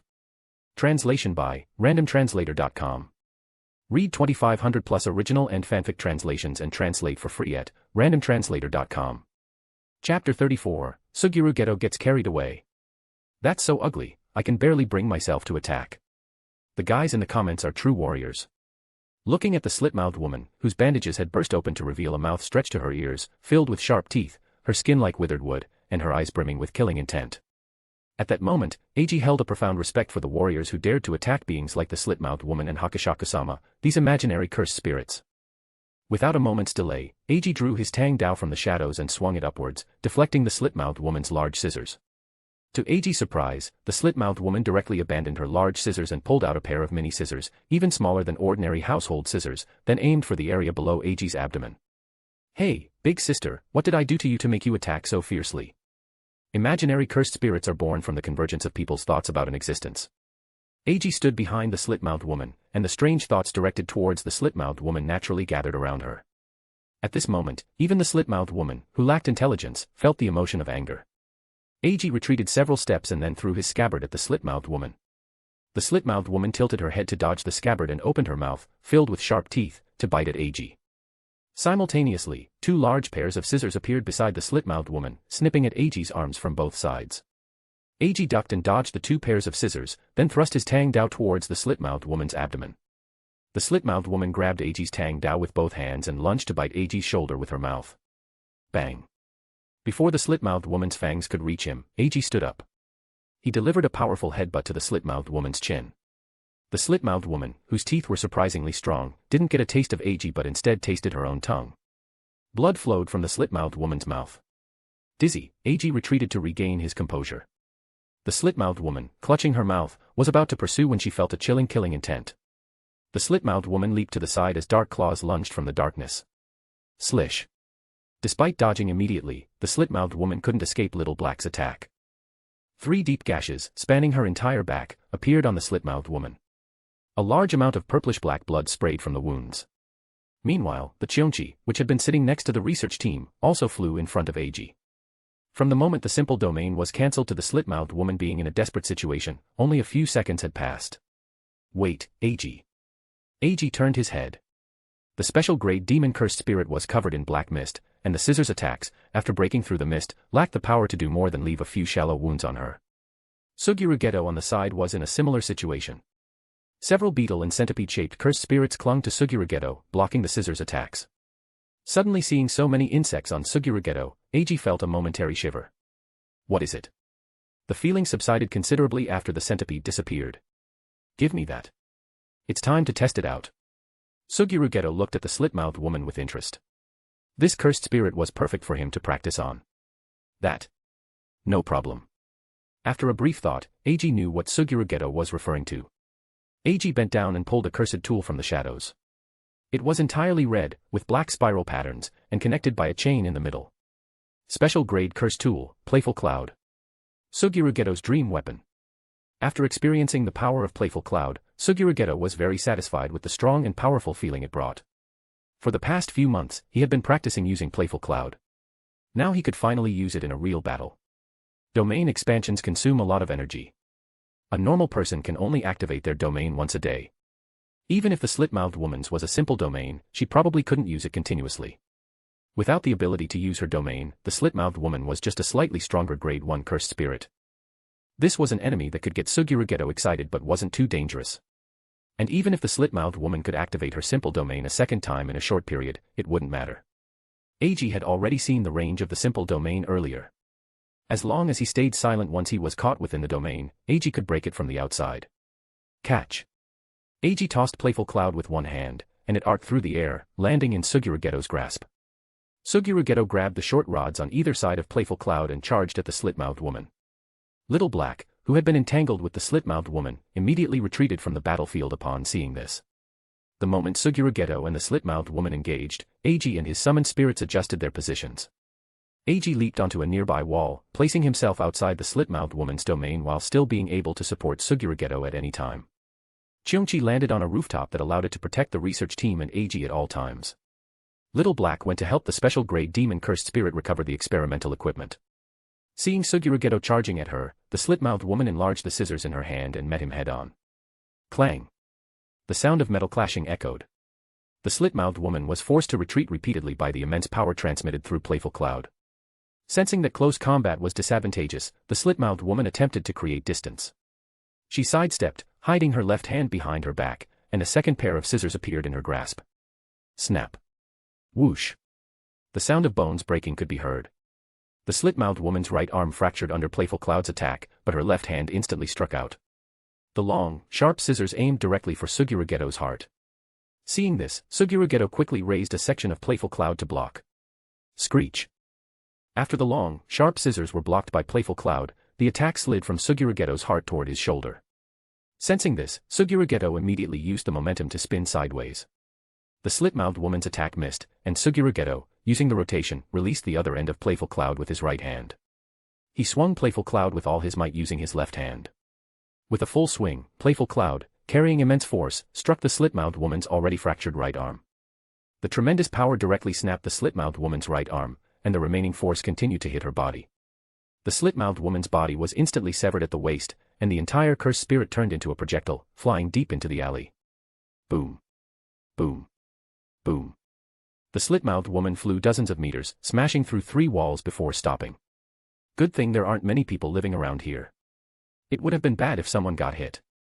Eiji shook his head helplessly, looking at Suguru Geto, who was clearly exhilarated. Knowing the target's information, the two had deliberately lured the slit-mouthed woman to an unpopulated area. This not only protected the public but also allowed the research team to conduct their studies without being discovered or disturbed. Crack, crack. The slit-mouthed woman took a while to recover after hitting the ground. Suguru Geto watched silently as the slit-mouthed woman's twisted body slowly returned to its original form. The current slit-mouthed woman was not yet at a level where she could be subdued, so there was no rush. Looking at the rising slit-mouthed woman, a smile crept onto Suguru Geto's lips. Eiji, sensing this, didn't say anything. Swallowing cursed spirits, surrounded by a pile of twisted monsters that were disturbing to look at, and having to pretend to be a good boy when out in public, it was no wonder he felt stressed. So, Eiji just quietly handled crowd control. As for telling Suguru Geto to go easy. The kid had accumulated so much stress, what was wrong with letting him vent? The curse in Jujutsu Sorcerer refers to curses, and cursed energy can only be condensed when negative emotions are involved. This was why Yuji Itadori couldn't produce cursed energy when he unleashed a full-power strike at Satoru Gojo during their training. He had no malice or negative emotions towards Satoru Gojo at that moment, so he naturally couldn't use cursed energy. A significant reason why most Jujutsu sorcerers are considered insane is this. Who isn't a little crazy? Especially Jujutsu sorcerers who are constantly immersed in negative and extreme emotions. Translation by randomtranslator.com. Read 2,500 plus original and fanfic translations and translate for free at randomtranslator.com. Chapter 35, Battle Ends and New Plans. Suguru Geto was undeniably a natural genius when it came to close-quarters combat. After obtaining Heavenly Restriction, Suguru Geto had even sought out his old martial arts and kickboxing coach to ask about nunchaku techniques, but he couldn't find a suitable teacher. After all, nunchaku were too obscure, and it was far too easy to hit yourself with them during practice. That really hurt. You ask Eiji why he knows. It's because when Suguru Geto came to Eiji for treatment after injuring himself with Heavenly Restriction, Eiji tried a few swings himself. But even so, Suguru Geto still managed to learn quite a bit. With only some basic moves taught by a single martial arts instructor and a few clips from movies, he had achieved a minor mastery of the nunchaku. He believed that with a few more years of practice, he could achieve great mastery. Incidentally, Suguru Geto also became a fan of Jet Li, because Eiji remembered that the superstar seemed to have practiced nunchaku and looked into it. He actually found a DVD of him using Shaolin nunchaku. After watching the DVD, Suguru Geto also grew to like him. Clang, clang, boom. Another nunchaku strike landed on the slit-mouthed woman. Suguru Geto was holding one end of the nunchaku in his left hand and the middle section in his right, swinging the upper section back and forth with all his might. The continuous barrage of nunchaku strikes and unpredictable attacks left the slit-mouthed woman unable to defend herself. He gripped the shorter front section with his right hand. Suguru Geto thrust out the two sections of the nunchaku like short spears. The nunchaku strikes landed repeatedly on the slit-mouthed woman, eliciting screams of pain. The continuous assault made Suguru Geto's arm ache. He stepped forward with his right foot, channeling power from his legs through his waist to his right hand for a full-force thrust. The slit-mouthed woman was once again sent flying by the immense power transmitted through Heavenly Restriction. Whoosh, whoosh, whoosh. A dozen pairs of scissors flew out from around the slit-mouthed woman. Suguru Geto grabbed the middle section of the nunchaku with both hands and spun it forcefully. The chain propelled the two sections of the nunchaku, turning them into a fan that deflected all the scissors. Arg. Die. The slit-mouthed woman roared, and a pair of scissors tens of meters long descended from the sky. The scissor blades opened and then snapped shut instantly, aiming to cut Suguru Geto in half. Good, come on. Suguru Geto showed no fear on his face, he even let out a hearty laugh. Gripping one section of the nunchaku with his right hand, Suguru Geto swung Heavenly Restriction with all his might. Crack. The sound of metal breaking echoed as the two blades of the scissors were shattered by Heavenly Restriction. The giant scissors fell to the ground, kicking up a cloud of dust. Suguru Geto burst out of the dust and launched another attack at the slit-mouthed woman. The slit-mouthed woman plunged the scissors in her hand into the ground, and then more scissors emerged from the earth. Sharp blades covered the slit-mouthed woman's entire body. Oh. I see, a forest made of scissors. Indeed, long weapons like spears and nunchaku are difficult to wield in complex terrain like a forest. Suguru Geto expressed his admiration for the slit-mouthed woman's actions. But these things are useless against Heavenly Restriction. Suguru Geto swung Heavenly Restriction upwards. His right hand, gripping the end of the nunchaku, slammed it down onto the ground with great force. Boom. The immense power directly created a deep pit in the ground. Heavenly Restriction's momentum did not diminish, and it gouged a scar across the earth in the direction Suguru Geto swung his arm. Countless broken stones turned into cannonballs and flew towards the slit-mouthed woman. The slit-mouthed woman waved her hands, and a large number of scissors appeared in front of her, blocking the flying stones. Without pausing to observe if the flying stones were effective, Suguru Geto followed up the instant they were launched. Looking at the wall made of countless scissors before him, Suguru Geto swung Heavenly Restriction with all his might once more. Crack. The city walls crumbled. Shattered scissors reflected a terrified slit-mouthed woman and a grinning Suguru Geto. Boom. Heavenly Restriction smashed down, but the slit-mouthed woman no longer had the strength to dodge. Is this the end? Lying on the ground, unable to muster any strength, the slit-mouthed woman looked at the men who hadn't had his fill with terror. Well, I guess it'll do. It's been a while since I had such a satisfying fight. Suguru Geto lightly swung Heavenly Restriction. The nunchaku instantly stacked together, and Suguru Geto held them in his left hand. Suguru Geto's fingers were long, and he could easily grip the stacked nunchaku. Raising his right hand, a black vortex appeared. The slit-mouthed woman was turned into a cursed spirit jade without any resistance by Suguru Geto. Eiji even saw a hint of relief in the slit-mouthed woman's eyes. He tilted his head back and swallowed the cursed spirit jade, then covered his mouth tightly with his right hand. Soon, the slit-mouthed woman was completely digested and absorbed by Suguru Geto, becoming a cursed spirit under his command. After everything was over, Suguru Geto approached the convoy. Waiting there were Cheonchi, Divine Dog, White, a special-grade demon cursed spirit, Eiji looking up at the sky, an admiring research assistant with envy in his eyes, and several old professors gathered together, discussing constantly. It's over. What's next? Smiling, he nodded at the assistants who looked at him with admiration. Suguru Geto turned to Eiji and asked about the next arrangements. First, go find the assistant supervisor to collect your commission fee, then find that car. As he spoke, Eiji pointed to a black sedan at the back of the convoy. The driver will take you to the food street next to your house. Go home after you eat. What about you? Suguru Geto nodded, understanding. Take these people back first, have a late-night snack at the institute, and then go home. The two had been busy since noon and hadn't had dinner yet. I understand. See you tomorrow. See you tomorrow. The two waved goodbye. Soon, the small convoy began its journey back to the institute. Eiji looked out the window boredly, his mind wandering. Suguru Geto must be nearing his peak right now. Based on the information revealed from various angles in the plot, Suguru Geto released over 6,000 cursed spirits during the Night of 100 Demons. In the two battlefields, each had a special grade cursed spirit leading the charge, with more than 10 grade 1 cursed spirits serving as the main force. Suguru Geto, heading to Tokyo Jujutsu High, personally brought the special grade imaginary vengeful spirit, incarnated Tamamonome and the remaining 4,000 plus cursed spirits. Finally, when clashing with Yudo Katsu, he used a maximum technique to fuse 4,461 cursed spirits in one go. This means that at his peak, Suguru Geto possessed at least 3 special grade cursed spirits and dozens of grade 1 cursed spirits. It was terrifying just to think about. However, considering the lineup of the Jujutsu world, Eiji felt that this power was still not enough. Aoi to do alone could take down 5 grade 1 cursed spirits and 1 special grade cursed spirit. Mei, who was powerful enough to exorcise special grade cursed spirits, Kyuzokabe, who was rumored to be stronger than Mei, and Nanami, along with other excellent grade 1 and grade 2 Jujutsu sorcerers. Thinking about it this way, 2 special grade cursed spirits and 20 to 30 grade 1 cursed spirits were really not enough to make a difference. Suguru Geto now possessed 3 high-end combat forces, the special grade demon cursed spirit, rainbow dragon, and slit-mouthed woman. The number of grade 1 cursed spirits had also exceeded 10, and the total number of cursed spirits exceeded 1,000. He could already launch a small-scale Night of 100 Demons. But he himself was not weak either, a quasi-special grade divine dog, white, a special grade Cheongchi, a grade 1 divine dog, white, multiple grade 1 shadow servants, and the soon-to-be successful second special grade chimera beast. Tisk, looking at the paper strength alone, it seems I'm a bit weaker.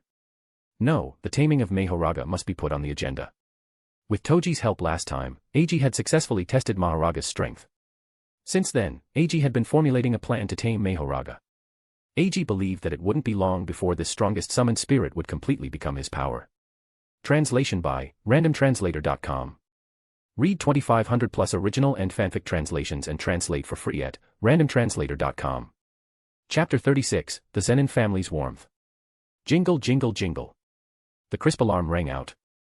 Eiji skillfully swatted the alarm clock and stumbled into the bathroom, yawning. Because he had slept too late last night, Eiji groggily finished his morning routine and was about to head to school when he realized it was the weekend. In that instant, Eiji felt an urge to smash the alarm clock. He sat down on the sofa and began to ponder what to do with his day. Forget it, I'll just work out. Sometimes, once you get caught up in thinking, the time spent thinking far exceeds the time spent doing. For example, in his previous life, Eiji loved to find a novel or a live stream to watch while he ate. Then, 10 minutes for eating, half an hour to find something to read. Ordering takeout was similar. If he couldn't decide what to eat, he might as well just make instant noodles at home. The result was opening the food delivery app, spending half an hour ordering, another half hour waiting for delivery, and then 10 minutes eating. Time just slipped away like that. By chance, Eiji stumbled upon a video by teacher Luo. It said that if you don't know what to do and feel lost, then go read, go exercise, go enrich yourself. Once you figure out what you want, then strive for it. Don't just lie there doing nothing when you feel lost. Only then can you seize opportunities when they arise, in a perfect state. Eiji found it made a lot of sense. He changed into his workout clothes and began to exercise according to the methods he remembered.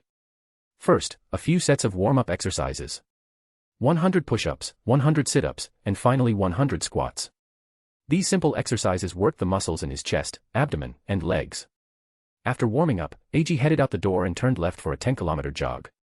Winter had arrived, but it hadn't snowed yet, so the leaves hadn't completely fallen from the trees. Street sweepers would clean the streets as early as 4 or 5 in the morning, so there weren't many fallen leaves on the road. While bored, Eiji would adjust his pace when he saw leaves, seemingly casually veering his running route slightly upward to step on them. People are strange sometimes. When the trees were full of leaves, they wouldn't pay attention, but when only a few leaves remained, all their focus would be on those few. Perhaps it was the monotony of jogging, but Eiji found himself exhibiting this mindset at the moment. After running 10 kilometers, it was close to noon. Eiji decided to visit Toji Fushigiro's place. Excuse me. Changing into slippers and entering the room, Eiji saw a scene that made him chuckle. Stop pulling, kid. Toji, you shouldn't be rough with children. Toji Fushiguro was sitting cross-legged on the sofa, with a soft pink blanket on his lap. Megumi Fushiguro, in the middle of the blanket, was looking at Toji Fushiguro with wide, curious eyes. Tsumaki Fushiguro was sitting on Toji Fushigiro's shoulders, making wah-wah sounds and occasionally grabbing his hair to maintain her balance. Find a place to sit yourself. Toji Fushiguro glanced up at Eiji before returning his attention to the two children. Toji Fushiguro had his arms raised high, trying to grab Tsumaki Fushiguro, but he was afraid of hurting her if he used too much force, so he could only keep his hand steady around Tsumaki Fushiguro, gently reaching out to her if she seemed like she might fall. His crossed legs weren't idle either, gently swaying up and down, like a cradle, to soothe Megumi Fushiguro on his lap. His clumsy movements and conflicted expression made Eiji unable to suppress a laugh. Minako-nichan, I'll help. Sensing Eiji's gaze, Toji Fushiguro glared fiercely at him. Eiji immediately turned his head and walked towards the kitchen. No need, lunch will be ready soon. Eiji, just sit and wait. I'll help too. Don't worry, my cooking is quite good. Eiji gave a confident smile in return. Then, Eiji, you can handle the chopping. Seeing this, Minako Fushiguro couldn't refuse. She put down the vegetables she was holding and began to prepare the fish, which was more difficult to handle. This must be stir-fried bean sprouts, tofu, and these other ingredients. Miso soup, tomatoes. They were all home-style dishes, and it was clear what was being made. Once he understood the situation, Eiji got to work. Eiji, who had been single for 2 lifetimes so far, had quite a bit of experience with cooking and stir-frying. Why? Because after graduating from college, he couldn't afford takeout anymore. After paying for utilities, phone bills, internet, heating, and all sorts of other expenses, did he really expect to eat takeout 3 meals a day? He couldn't afford it at all. The most Eiji ate was the steamed buns from the downstairs breakfast section. 3 buns and a cup of soy milk for 7 yuan would fill him up. Later, after he'd had enough of buns and fried noodles, he started researching cooking for himself. 3 vegetable stir-fries, 1 pan-fried fish, and a bowl of miso soup served with each person's rice. I'm starting to eat, X. After a satisfying meal, Eiji sat on the sofa, with Toji Fushiguro lounging beside him. Minako Fushiguro was holding Megumi Fushiguro with her left hand and playing a small game with Tsumaki Fushiguro with her right, a contented smile on her face. Minako Fushiguro was Toji Fushigiro's second wife. If Megumi Fushigiro's mother, Erika Fushiguro, were still alive, Megumi Fushiguro would have called her Big Aunt. If Toji Fushiguro hadn't died, Minako Fushiguro would probably be very happy. Minako Fushiguro and Erika Fushiguro were cousins, and they had always supported each other in life. Erika Fushiguro had a cheerful and somewhat cool personality, while Minako Fushiguro was gentle and quiet. It was just that fate played a cruel joke on both of them. Not long after giving birth, Minako Fushigiro's husband died in an accident, leaving her a widow. Erika Fushiguro also passed away shortly after giving birth to Megumi Fushiguro. Both of their fates were tragic. Later, because Toji Fushiguro was completely incapable of taking care of children, Minako Fushiguro took Megumi Fushiguro in and raised him alongside Tsumaki Fushiguro. 2 broken people came together and formed a new family. Toji Fushiguro would go out to work and earn money, which wasn't difficult for him with his fully realized heavenly restriction. When he left the Zenin family, Toji Fushiguro's strength had already reached special grade. With such strength, he wouldn't have to worry about earning money even if he did manual labor. Not to mention that old man Nobito Zenin hadn't completely cut ties with Toji Fushiguro. If Toji Fushiguro needed it, he could still find out about some money-making channels through the old man. In this way, Toji Fushiguro found his belonging and gradually understood what love was. Minako Fushiguro also found reliance, having a lover who could shelter her from the wind and rain, and lively, healthy children. If they were in another world, Toji Fushiguro and Minako Fushiguro might have had an ending that wasn't perfect but was at least decent. Unfortunately, they were born into the world of Jujutsu Kaisen. The important characters depicted by Gij Akutami highlighted the beautiful, strong, and tragic archetype. Some had tragic destinies, some had miserable endings, and some had both. Toji Fushiguro was a character who had both. Translation by randomtranslator.com. Read 2500 plus original and fanfic translations and translate for free at randomtranslator.com. Chapter 37, Toji Fushiguro's Love. In the story of Jujutsu Kaisen, Megumi Fushiguro once said, "That damn old man didn't even check if I was a boy or a girl before naming me Megumi." Megumi's dissatisfaction is understandable, as the name Megumi is typically used for girls. Megumi Fushiguro is a boy, and a rather cool, handsome one at that, the kind who could take down half the delinquents in his middle school by himself. Anyone would look at Megumi Fushiguro with a strange expression upon learning that such a powerful and cool, and more rebellious in middle school, person had a name typically given to little girls. The strange looks from his classmates naturally made Megumi Fushiguro uncomfortable, making him even more rebellious. However, what Megumi Fushiguro didn't know was that whether he was male or female, Toji Fushiguro would have given him only one name. Megumi. It meant the blessing bestowed upon Toji Fushiguro by heaven. Before leaving the Zenin family, Toji Fushiguro didn't understand love, as his childhood was devoid of it. Toji Fushiguro was born without cursed energy, which made his life in the cursed energy-centric Zenin family incredibly miserable. Although Toji Fushiguro's parents came from good backgrounds, they lacked talent for jujutsu, and thus they had a difficult time within the Zenin family. Things only improved slightly after Zen and Soichi grew up, and later they placed even greater hopes on Toji Fushiguro. Unfortunately, Toji Fushiguro did not inherit the Zenin family's cursed techniques as they had hoped, nor did he possess even a trace of cursed energy. According to the Zenin family's ideology, Toji Fushiguro was even inferior to ordinary people who had a trace of cursed energy. This filled his parents with anger and disappointment. Later, as a last resort, they threw Toji Fushiguro into a pile of cursed spirits when he was 6 years old. Throwing a child into a pile of man-eating cursed spirits. This would be an incredibly cruel and universally condemned act in the outside world. However, within the Zenin family, it was not something difficult to understand. This also reveals the warped values of the Zenin family. Toji Fushiguro did not awaken a cursed technique as his parents expected. As he crawled out of the ground, covered in wounds, he still had not a trace of cursed energy. The scar on Toji Fushiguro's lip was also left from this incident. Toji Fushiguro's parents completely gave up on him. The Zenin family paid it no mind, raising Toji Fushiguro along with several other individuals who lacked cursed energy talent. As a child, before his heavenly restriction had fully developed, Toji Fushiguro was constantly bullied by others. As someone with no children, no spouse, and no cursed energy, a 000, who else would they bully if not him? This sowed the seeds of violence in Toji Fushiguro's heart. Later, when Toji Fushiguro's body developed in his teens, the power brought by his heavenly restriction was also sufficient. At this point, Toji Fushiguro began to resist all injustices with violence, just like them. At first, he was outnumbered. But as the combat instincts hidden within Toji Fushiguro's perfect body were gradually awakened, the calamity of heaven was born. This is also why Naoya Zenin later feared and respected Toji Fushiguro. Initially, he was just curious and went to see. After their first meeting, it was love at first sight. Later, Naoya Zenin, to confirm whether Toji Fushiguro was truly strong or just all show, attempted to test him, and ended up completely falling for him, becoming a Toji fan. Naoya Zenin is someone who considers himself extraordinary and bullies the weak while fearing the strong.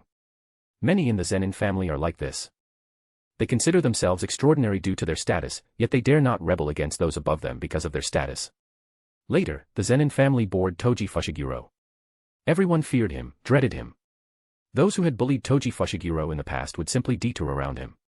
Few people would speak to Toji Fushiguro, and Nobito Zenin was one of them. Nobito Zenin was renowned as the most open-minded among the 26 heads of the Zenin family.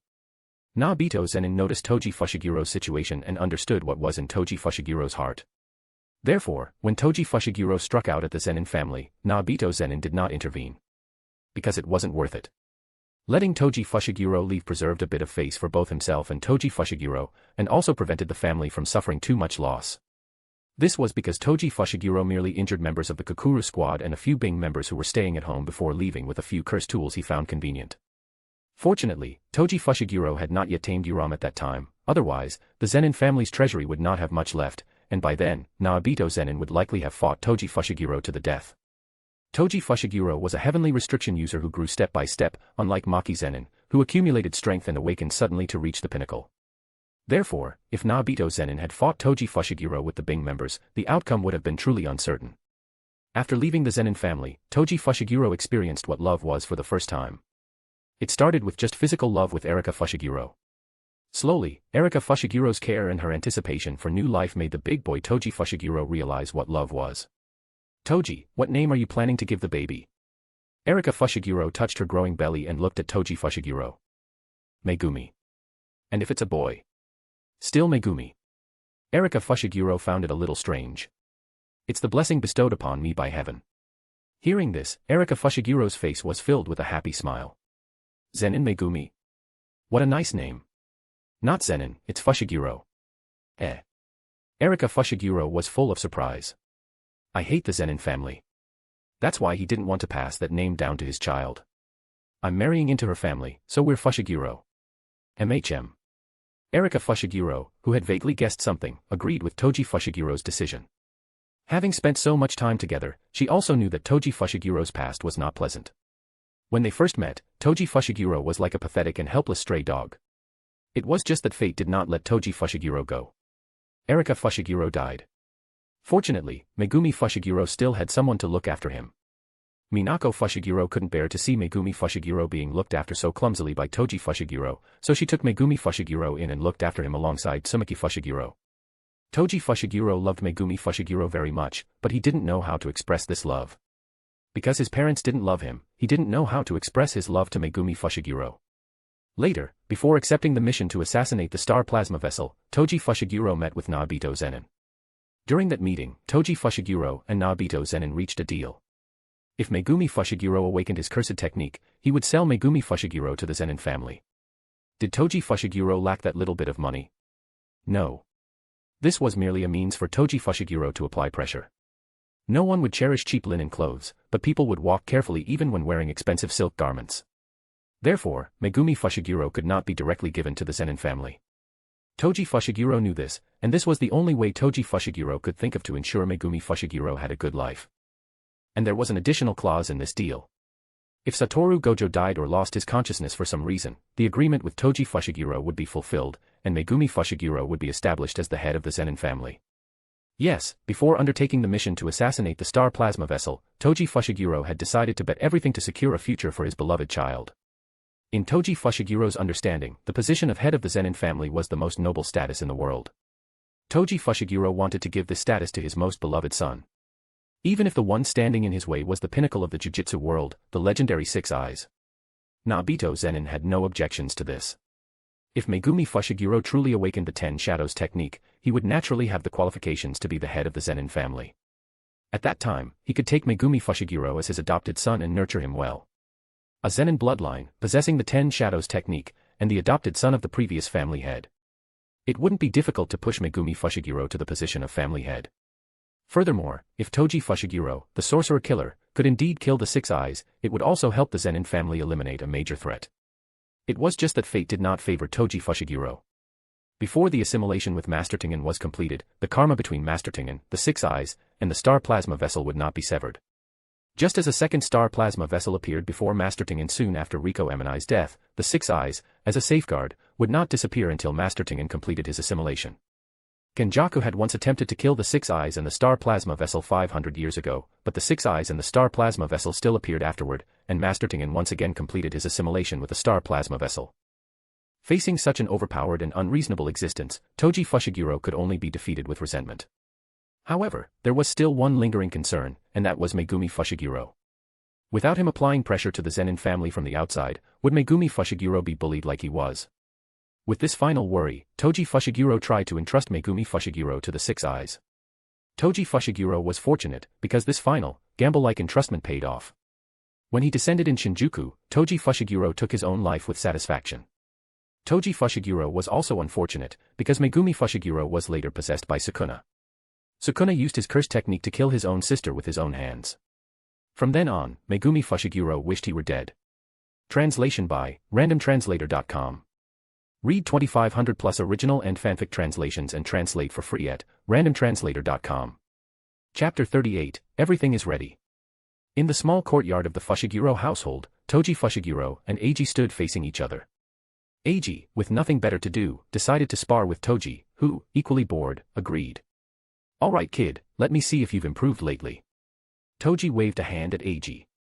This wasn't the first time they had sparred, and they both knew each other's skill level. Although he had his close friend Suguru Geto to practice close combat with, their relationship was good, and they were the type to be considerate of their best friends, so they never went all out. Later, Eiji remembered Toji Fushiguro, an early ceiling in close combat, and came to him for guidance. As it turned out, Toji Fushiguro's strength was truly formidable, and he didn't hold back at all. But that was in the past. After a long period of sparring, Toji Fushiguro could no longer defeat Eiji so easily. Seeing Toji Fushiguro let him make the first move, Eiji didn't hold back. He sprinted, accelerated, and then launched an aerial kick towards Toji Fushigiro's head. Since he had the chance for a first strike, he naturally wanted to press the advantage with an aggressive assault. As the saying goes, prolonged defense inevitably leads to a lapse, and if he could suppress the opponent with his initial attack and force them to reveal an opening, victory would be half won. Toji Fushiguro raised both arms, his right arm protecting his head and his left arm slightly lower, guarding his chest, completely blocking Eiji's attack route. After blocking Eiji's flying kick, Toji Fushiguro moved with the force of the impact towards Eiji's rear flank. Eiji turned his head to keep Toji Fushiguro in sight, to avoid a surprise attack from behind. Landing on his feet, Eiji had intended to follow up with a spinning back fist, but seeing the smirk on Toji Fushigiro's lips, he prepared his defense. His right hand abandoned the punch, and he instead crouched down and kicked backward with force. Crack! Because his defensive stance was held quite high, Toji Fushiguro wasn't able to completely block this kick. Glancing down at his abdomen, which had been struck, Toji Fushiguro dropped his previously casual demeanor and began to get serious. The two separated and stood facing each other again. Eiji attacked first once more, throwing a straight right punch towards Toji Fushigiro's head. Toji Fushiguro slapped Eiji's forearm with his left hand, deflecting the punch. Eiji threw a flurry of punches, and Toji Fushiguro swayed left and right, occasionally using his arms to block and his palms to parry, neutralizing Eiji's offense. Seeing that his attacks couldn't break through Toji Fushigiro's defense, Eiji began to change his attack method, using his legs, which carried more power. He threw a right punch, and just as Eiji expected, Toji Fushiguro sidestepped to dodge. Eiji then followed the momentum, spinning into a back kick. Because Toji Fushiguro had maintained a distance with Eiji that allowed him to attack or retreat, this strike missed. Eiji's continuous high roundhouse kicks made Toji Fushiguro lose his composure, and he began to dodge somewhat awkwardly. The continuous barrage of attacks also made Toji Fushiguro somewhat annoyed. "Kid, did that feel good? Now it's my turn." Seizing an opportune moment, Toji Fushiguro grabbed Eiji's ankle and revealed a cruel smile. Toji Fushiguro flipped Eiji's ankle upward with his right hand, which was gripping it, and then fiercely kicked towards Eiji's head with his right leg. Eiji's pupils instantly contracted, and he tilted his head back with all his might to dodge. Toji Fushiguro's attack swept past Eiji's face, leaving a graze mark. After dodging the attack, Eiji jumped up and kicked fiercely at Toji Fushiguro with his left foot, which wasn't caught. Toji Fushiguro released Eiji's right foot and took a step back, while Eiji supported himself with one hand on the ground to adjust his posture. That kick was pretty brutal. If it had landed, I probably would have lost consciousness. But I didn't hold back on my kicks earlier either. Wiping the scratch on his face, Eiji showed a slight smile. "Oh, so you're starting to enjoy the fight too, huh?" This time, Toji Fushiguro initiated the offense. He threw a roundhouse kick at Eiji, who sidestepped to dodge. Toji Fushiguro's roundhouse kick carried immense power, the air itself cracking with the force of the blow. Unlike Eiji's rapid kicks earlier, a powerful roundhouse kick meant a longer wind-up time. Eiji quickly found an opportunity to counter. While dodging Toji Fushiguro's attack, he spun and lashed out with his left arm like a whip towards Toji Fushiguro. The instant this blow was dodged, he seamlessly transitioned into a rear cross punch. Toji Fushiguro crossed his arms to block. Seeing that his attack was ineffective, Eiji immediately retracted his right hand and adjusted his stance. The next moment, Toji Fushiguro's attack rained down like a storm. The two continued to fight for a long time, only stopping when the commotion grew too loud and Minako Fushiguro discovered them. "Kid, you've improved quite quickly," Toji Fushiguro said, still eager for more. Although it wasn't a life-or-death struggle where they went all out, Toji Fushiguro had rarely been so serious in this fight.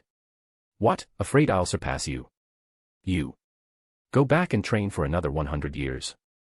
After brushing off the dust, the two entered the house. Eiji tidied his appearance, bid farewell to Minako Fushiguro, and left the Fushiguro residence. As he was leaving, he could faintly hear Minako Fushiguro complaining to Toji Fushiguro.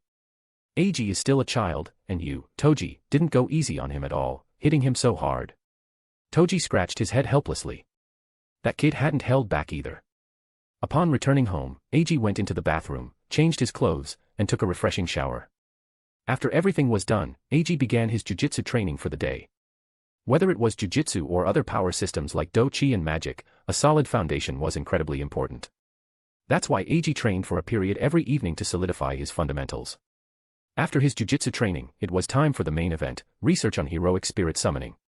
The progress lately has been quite good. At this rate, I should be able to summon a heroic spirit before I go to Jujutsu High. The heroic spirit pictures were progressing quickly. On the anime front, the second part of the Sakura route from Fate/Stay Night was about to finish airing, and the revised version of Fate/Zero had already been released. Eiji's focus in Fate/Zero was mainly on Artoria. Compared to Artoria as depicted by Nasu, the original Artoria was less mature. Eiji had made some modifications to strengthen her. On the game front, the Fate/Stay Night game had sold many copies and had a significant impact. Riding on the fame of Fate/Stay Night, Fate/Extra had also achieved good sales. Overall, the Heroic Spirit Pictures project was progressing well. He walked into the basement specifically prepared for Heroic Spirit summoning. Raising his right hand, the command spell on the back of his hand emitted a crimson light. Cursed energy continuously poured into the Holy Grail, and a phantom figure slowly materialized before Eiji. The person before him was petite, with golden, shoulder-length hair tied up. She wore a blue dress, and over it, a set of white armor. Due to the clever design, the armor and the blue dress seemed to be a single entity, forming a blue and white dress armor. Eiji began to increase his cursed energy output. The girl's previously vacant pupils gradually regained their natural radiance. A golden longsword appeared in front of the girl, who naturally rested her hands upon it. 3 seconds, 5 seconds, 10 seconds, success. The summoning of the Shadow of the Spirit Foundation had finally stabilized. The fusion of the second Chimera Beast was also completed a few days ago.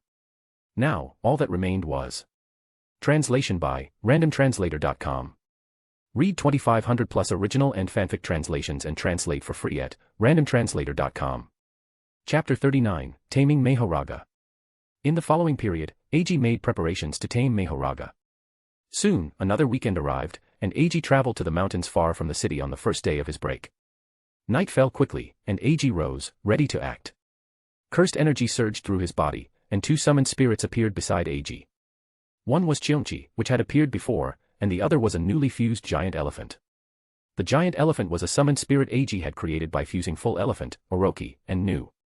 Full Elephant was already tough and durable, and after fusing with Nu, its powerful healing ability made it a suitable meat shield. Orochi's fusion had resulted in a tail that was considerably longer than the giant elephant's body. The cursed energy from both summoned spirits began to emanate outwards. Before initiating the taming ritual, Eiji had not only accumulated a large amount of cursed energy but had also researched a method to strengthen the familiars of the 10 Shadows technique, inspired by the method of strengthening heroic spirits with command spells. This process was simpler than Eiji had imagined because the system had modified the Holy Grail before its departure, and the heroic spirits summoned by the Holy Grail also existed in the form of familiars. They were all Eiji's strength. The 2 familiars, strengthened to their peak state, began their action. Cheonchi immediately flew into the sky, while the giant elephant strode heavily in front of Eiji. Next, it's time to invite the star of tonight's show. Eiji clasped his hands forward in a fist and chanted the incantation to summon Mahoraga. Bururu, Biuru, Yoruru, Yoruru, Tsutsukihito, Hekitori, Kishin, Mahoraga. Mahoraga's figure slowly materialized before him, and the chains binding it snapped one by one. The strongest familiar reappeared before Eiji. There's an old saying, there's a first time for everything but not a second or third. Summoning you to save my life initially doesn't count, and this is the second time I'm taming you.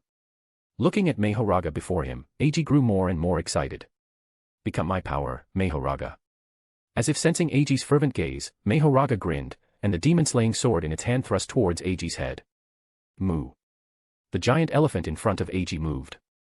Its body, only slightly shorter than Mahoraga's, charged towards it. Its trunk deflected the angle of the demon-slaying sword, and the giant elephant directly collided with Mahoraga. Mahoraga's hands gripped the tusks tightly, seemingly trying to break them. Hiss. A long serpentine tail emerged from behind the giant elephant and bit down on Mahoraga's right arm. Mahoraga's attempt to break the tusks failed, and it tried to pull away. Cheonchi, flying from above, swooped down from behind Mahoraga, its sharp tiger claws aiming for its back. Mahoraga turned and punched Cheonchi with its left fist, repelling the attack, but it couldn't break free from the giant elephant's entanglement. The giant elephant stepped forward, its trunk and tail attacking Mahoraga from the left and right. Mahoraga was once again entangled by the giant elephant. The demon-slaying sword was extremely lethal to cursed spirits, but the familiars of the 10 Shadows technique were not the same as cursed spirits. Nu's reverse curse technique could also heal the familiars summoned by the 10 Shadows technique. Therefore, the demon-slaying sword was merely a sharp arm blade in front of the giant elephant. Seeing the giant elephant successfully entangle Mahoraga, Eiji nodded with satisfaction. Eiji had encountered a problem when he first fused the giant elephant. The giant elephant's defense was incredibly strong, and its brute force and water attacks were not to be underestimated. However, the giant elephant couldn't hold its targets. That's right, as a tank, the giant elephant couldn't hold aggro. Wasn't that the same as having no tank at all? Full elephant was clumsy, and the giant elephant, which was even larger than full elephant, was even clumsier. Eiji had previously sought out Suguru Geto to test the giant elephant's durability. Suguru Geto quickly discovered the giant elephant's weakness after summoning a few grade 1 cursed spirits. A few grade 1 cursed spirits, using a kiting strategy, left the giant elephant dizzy and disoriented. Spraying water had little effect. At close range, the giant elephant didn't have time to charge. Under Suguru Geto's command, the cursed spirits even used the impact of the water pillar to escape the giant elephant's restraint. Although the long-range attacks greatly increased the power of the water flow due to compression during charging, the opponent also had more time to prepare. The hit rate dropped sharply. After realizing the giant elephant's weakness, Eiji began to consider solutions. In Eiji's plan, a summoned spirit capable of directly withstanding Mahoraga's pressure was essential, so the giant elephant could not be abandoned. After extracting some cursed energy from several other summoned spirits and fusing it with the cursed energy from the giant elephant, Eiji chose Orochi. Orochi was very long, significantly longer than the full elephant. After being fused into the giant elephant, its body size increased by another tier. Orochi's unexpected and deadly attack method compensated for the giant elephant's shortcomings in offense and crowd control. Furthermore, with the news reverse curse technique for healing, Orochi didn't have to worry about being completely destroyed. With this snake tail, the giant elephant finally met Eiji's expectations. In the sky, Cheonchi began to fly into the distance. On the ground, the giant elephant was fighting Mahoraga with all its might. Before long, Mahoraga gained the upper hand. Eiji frowned. The gap between the giant elephant and Mahoraga was obvious. If it weren't for the giant elephant's own powerful recovery, it might have already been killed by Mahoraga several times.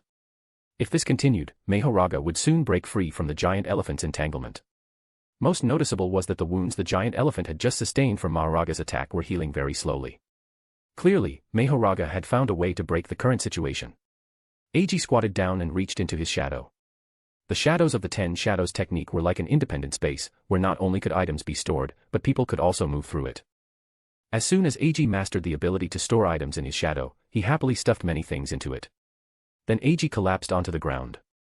Eiji was pressed down. Sensing something was wrong, Eiji hurriedly released everything from his shadow, and the feeling of being crushed by a 5-fingered mountain finally receded.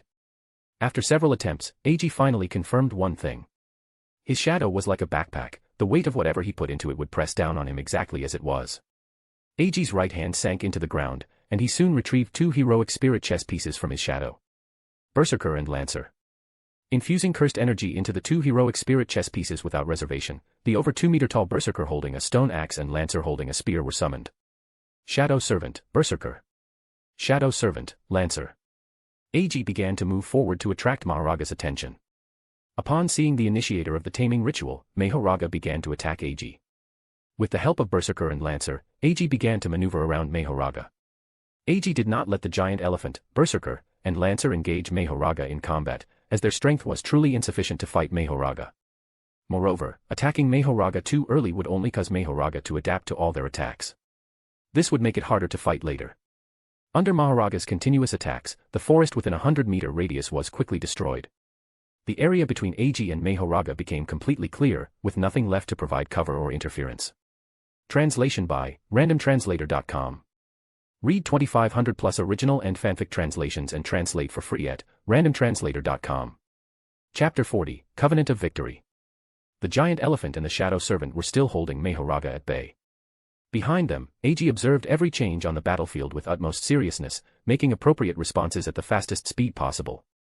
The cursed energy stored in the Holy Grail was constantly being drawn out by Eiji to replenish his own consumption.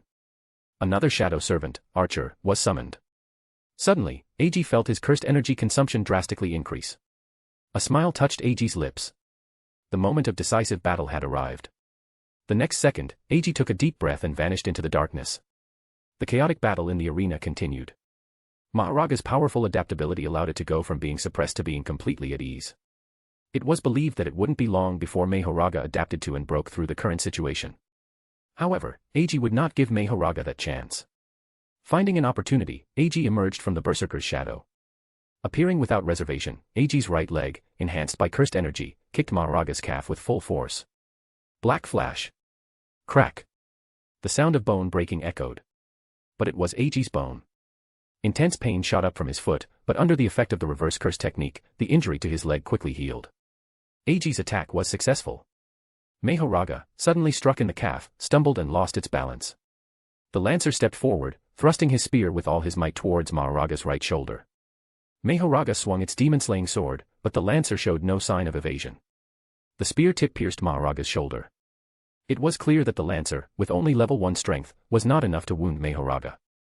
The demon-slaying sword cut into the lancer's body, but because Mahoraga had lost its balance, it couldn't exert full force and failed to cut the lancer in half. Whoosh! A pitch-black arrow struck Mahoraga's right shoulder, the arrow causing the skin of Mahoraga's shoulder to indent inward. Whoosh! A second arrow followed closely, striking the tail of the first. Puff! A tiny wound, not even considered a minor injury, appeared on Mahoraga's shoulder. The lancer immediately followed up. Using the tiny wound as a starting point to break through the surface, the lancer successfully thrust his spear into Mahoraga's right shoulder joint. The spear had lodged in Mahoraga's joint, making it difficult for its right hand to exert force. The lancer then directly grappled Mahoraga's right hand. Eiji returned behind the giant elephant through the shadows. Eiji, now standing again, raised his right hand, marked with a command spell, and cursed energy surged as he began to summon. At the same time, the berserker seized the opportunity, gripping his axe sword with both hands and slashing with all his might at Mahoraga's left arm. Puff! Under the berserker's full power assault, burning cursed energy, the axe sword sliced into Mahoraga's left arm. But it only managed to cut into it. This was because Mahoraga had already adapted to slashing attacks. Mahoraga had already completed its adaptation to slashing attacks during its previous battle with Toji Fushiguro. Although the berserker's slash contained cursed energy and differed from Toji Fushigiro's, it still fell within the category of slashing. Therefore, the damage caused by the berserker's full power attack was minimal. Despite the small amount of damage, the immense force of the berserker's full power attack once again disrupted Mahoraga's attempt to regain its balance. Mahoraga exerted force, and the foot Eiji had kicked off the ground moments before slammed heavily onto the ground. Mahoraga began to stabilize its center of gravity. The order Eiji had initially given, not to give Mahoraga any breathing room, was faithfully executed by the giant elephant. The giant elephant used its front legs to lift its upper body off the ground. Then, the giant elephant charged at Mahoraga with its body. The cursed energy within Eiji began to be outputted madly, regardless of the cost, and the cursed energy stored in the Holy Grail poured into Eiji's body like a bursting dam. Under the impact of berserk cursed energy, Eiji's body endured immense pressure. Ding! The Dharma wheel atop Mahoraga spun. This time, Mahoraga had adapted to the giant elephant's power. Unable to interfere with Mahoraga's strength, the giant elephant raised its trunk and began to charge. Simultaneously, the berserker discarded his weapon, grabbed Mahoraga's left hand, and pulled back forcefully, attempting to topple Mahoraga. However, Mahoraga, having adapted to the giant elephant's strength, was not significantly affected. Mahoraga's powerful regeneration completed the recovery of its shoulder injury, and the lancer's spear fell to the ground. The heroic spirit's figure appeared before Eiji. A massive amount of cursed energy was output and then instantly replenished. The immense flow of cursed energy surged through Eiji's body like a flood. Eiji's body, unable to withstand it, began to bleed profusely. Puffed. The demon-slaying sword on Mahoraga's right arm struck the lancer again. The immense force was so great that even the archer's arrows could not stop it, and the lancer was taken out. However, just as Mahoraga dealt with the lancer, Cheongchi arrived. The terrifying attack, after charging, slammed into Mahoraga's waist. The berserker also vanished at this moment. The long-distance charge gave Cheongchi immense power. This collision sent Mahoraga flying dozens of meters. Sharp horns pierced Mahoraga's body, and immense power flowed into Mahoraga's internal structure through the horns. Although Mahoraga's body was not broken, the immense force caused significant damage to its spine and other internal parts. With its waist injured, Mahoraga temporarily lost control of its lower body. Since Eiji had attacked Mahoraga with Uriya during their previous fight, Eiji had actually prepared for Cheongchi's attack to be in vain. Still, the attack had at least had some effect. After all, Mahoraga had too many things to adapt to last time, and the attack from Uriya, which only occurred once, was not among the highest priority adaptations. Furthermore, Eiji had cancelled the subjugation ritual shortly after the Uriya attack. Mahoraga, shut down and awaiting its next summoning, had not completed adaptation to the Uriya attack, so it was not surprising.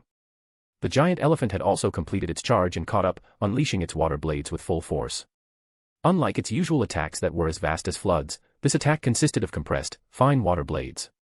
Although Eiji did not understand water-related cursed techniques. With the red blood manipulation as a reference, some simple applications were easy to execute. The water blades began to slice at Mahoraga's right arm, attempting to disable the more damaging demon-slaying sword.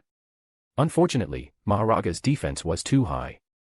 The water blades, charged for only a few seconds by the giant elephant, were insufficient to cut through Mahoraga's flesh. However, the water blade attack at least caused Mahoraga's demon-slaying sword, aimed at Cheongchi, to deviate slightly. Cheongchi, not to be outdone, opened its large mouth, bit down on Mahoraga's waist, and tore forcefully, preventing Mahoraga from healing its waist injury. The girl before Eiji, Altoria, raised her long sword. Golden mana swirled around Altoria, and the light on her sword gathered intensely.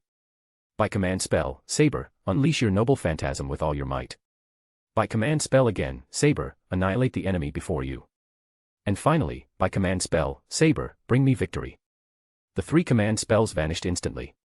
Golden radiance surged, illuminating the entire world, turning the black night into day in an instant. Ding! The Dharma wheel spun. Mahoraga had adapted to the giant elephant's water blades. Eiji finally had the breathing room to begin healing his blood-covered body with reverse curse technique. Mahoraga sensed the immense threat nearby. It slammed its left fist into Cheongchi's head with full force. Crack! The sound of a skull shattering rang out. Cheongchi was instantly severely wounded by Mahoraga. Eiji cancelled Cheongchi's summoning, preventing its complete destruction. At the same time, he took out a new heroic spirit chess piece, preparing to fill Cheongchi's vacancy. Mahoraga's waist injury healed rapidly after Cheongchi's disappearance. Its lower body, previously unresponsive due to the injury, began to regain sensation. The giant elephant's trunk and the snake's tail attacked Mahoraga's arms from the left and right, respectively. After Cheongchi vanished, Mahoraga turned its body, and the demon-slaying blade on its right hand unleashed a massive blade light. This single strike simultaneously severed the giant elephant's trunk and the head of Orochi on the snake's tail. The giant elephant employed its last resort, lunging forward and desperately pinning down Mahoraga, whose lower body was still unable to exert force. But this didn't cause Mahoraga, who had already adapted to the giant elephant's power, any trouble. Mahoraga swung its arms repeatedly, its steel-like fists leaving a series of wounds on the giant elephant, while the demon-slaying sword continuously inflicted gruesome gashes on its head. A golden chess piece in Eiji's hand transformed into a jet-black figure and flew into the sky, its robe spreading out like wings. Divine Dog, White materialized from its spiritual form and bit down on Mahoraga's leg, only to be kicked away by Mahoraga. The moment the figure flew into the air, Eiji cancelled the giant elephant's summon. The head was a rather important area for both summoned spirits and cursed spirits. Eiji worried that the giant elephant, being constantly struck on the head by Mahoraga, would be completely destroyed. Divine Dogs. Eiji formed the hand seal for Divine Dogs. Furthermore, beside Eiji, Altoria had already raised her long sword high. In just a few seconds of combat, Divine Dog, White, with its level 1 strength, 2 Shadow Servants of level 1 strength, and 2 special grade Chimera Beasts were all defeated by Mahoraga. Mahoraga had also completed several adaptations. But Eiji didn't panic, because the moment of victory had arrived. Sensing the attack in front of it, an attack powerful enough to destroy it, Mahoraga leaped into the air with all its might. If the attack couldn't be stopped, then it would escape the attack's coverage. At this moment, a jet-black figure appeared silently. Divine Dog, Black, like a bolt of black lightning, struck Mahoraga with its claws the moment it leaped into the air. Thanks to its powerful stealth abilities, by the time Mahoraga sensed Divine Dog, Black's presence, it had already crept extremely close. Simultaneously, several dark arrows hit Mahoraga. Mahoraga swung a fist at Divine Dog, Black. Divine Dog, Black didn't dodge, continuing its mission to disrupt Mahoraga's movements. Divine Dog, Black, with its near special grade strength, was sent flying into the distance like a cannonball, but its objective had been achieved. The sudden attack greatly slowed Mahoraga, which had been preparing to evade Altoria's noble phantasm by moving, and another attack descended at this very moment. The magician, having flown into the sky, unleashed cursed energy with all their might. There were no intricate maneuvers, no varied curse techniques, just a pure, almost self-destructive release of immense cursed energy transformed into a continuous barrage of cursed energy bombardment upon Mahoraga. The massive impact pushed Mahoraga back down, having just left the ground and been disrupted by the arrows and Divine Dog, Black. Mahoraga began to adapt again, but this time, it had no time. In front of Mahoraga, Altoria had already aimed at Mahoraga and swung the divine weapon in her hand with all her strength. Excalibur. The 100-meter distance vanished in an instant, and a golden torrent enveloped Mahoraga, its star-like brilliance transforming into a sky-piercing pillar of light that erupted from the ground.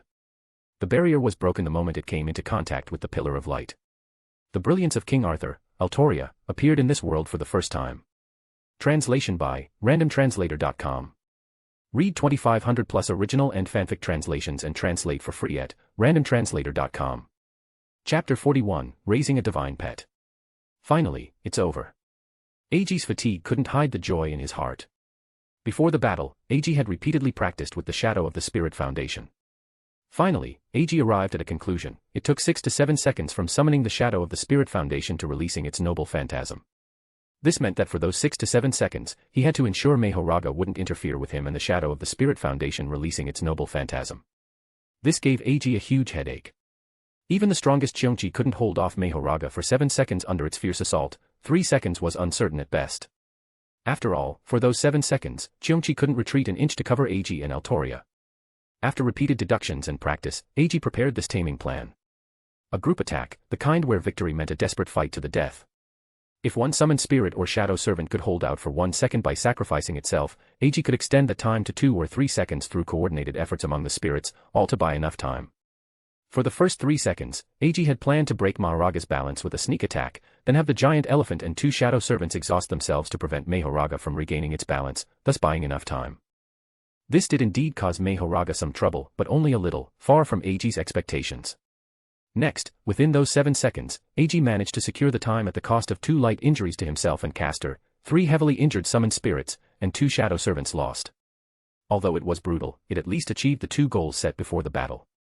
First, to prevent Mahoraga from interfering with the summoning and noble phantasm release of the Shadow of the Spirit Foundation. Second, to have Mahoraga within Altoria's maximum range when the noble phantasm was released. Altoria would find the angle for the noble phantasm attack herself, the key was not to exceed the range. Honestly, if Caster hadn't managed to obstruct Mahoraga in the last half second, Eiji would have had to go himself. He would have used a sacrificial attack to tie it down for the last half second, then had the Shadow Servant Archer pull him away from Mahoraga. However, this might have also meant losing the Archer chess piece, because if someone had to tie down Mahoraga until the very last moment of the Noble Phantasm's release, then Archer would have been Eiji's remaining option. But Eiji couldn't guarantee that the system's chess pieces wouldn't be destroyed by Altoria's Noble Phantasm. If Eiji had gambled everything on this attempt and failed to tame it, his only option would have been to wait a decade or 2, invest in the polar bears, and then visit their weapons experiments. Fortunately, Eiji succeeded. Dragging his exhausted body, Eiji sat on Cheonchi's back and left the mountain. Although the battle hadn't been long, it had placed a tremendous burden on Eiji's body. It was like someone who never exercised or worked out for the first time going to the gym and training intensely. Such an action would overwhelm the body, resulting in mild soreness or, in severe cases, muscle strains. That's how Eiji felt now. Despite Eiji's robust physique, he had been constantly pushing his cursed energy to its limits to tame Mahoraga.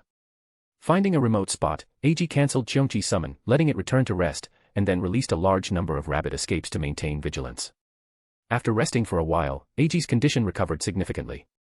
His physical injuries healed thanks to the reverse curse technique. The mental fatigue from overexerting his cursed energy also subsided. With his condition improved, Eiji didn't rush home. Instead, he eagerly summoned Mahoraga. He was like a child who had finally gotten a long-desired toy. Eiji circled Mahoraga, touching it here and there, examining it, thoroughly enjoying himself. Next is the most important part, ability testing. Eiji raised his hand, and a thin bolt of lightning shot out, striking Mahoraga. This was news lightning. Users of the 10 Shadows technique could utilize the abilities of their own Shikigami. In the original work, when Sukuna fought Satoru Gojo, he used Full Elephant's water controlling ability, referencing blood manipulation technique, to create a 10 Shadows technique version of piercing blood. Eiji didn't know why Megumi Fushiguro didn't do this. Was it because his cursed energy was insufficient? After all, Megumi Fushiguro always gave the impression of being low on mana. Suddenly, an idea popped into Eiji's mind.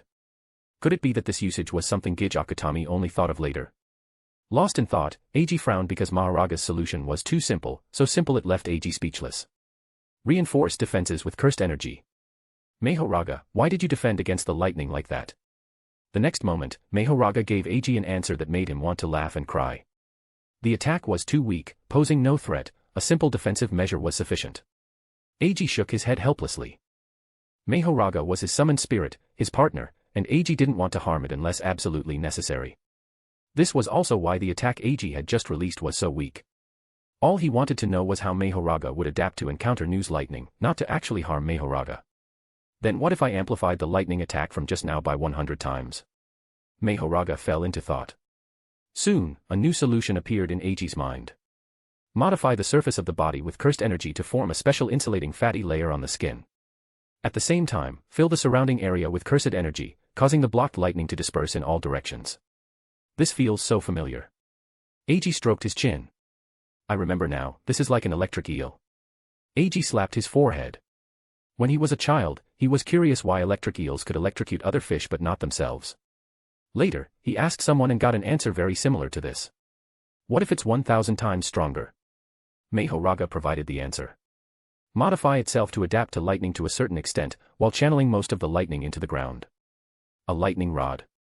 Soon, another solution appeared in Eiji's mind. A Faraday cage. A Faraday cage is a metal enclosure that prevents electromagnetic fields from entering or escaping. Eiji knew about this because a relative of his in his previous life was struck by lightning while driving, but the relative was unharmed. After returning to the village, he told everyone about it, thinking he was protected by heaven. Later, an expedition team came to the village for research, and a doctor in the team told him it was a Faraday cage. The lightning was blocked by the metal exterior of the car. As long as the windows weren't opened and he didn't touch anything, he would be fine. Thus, the unsolved mystery of the village was solved. Try it out for me.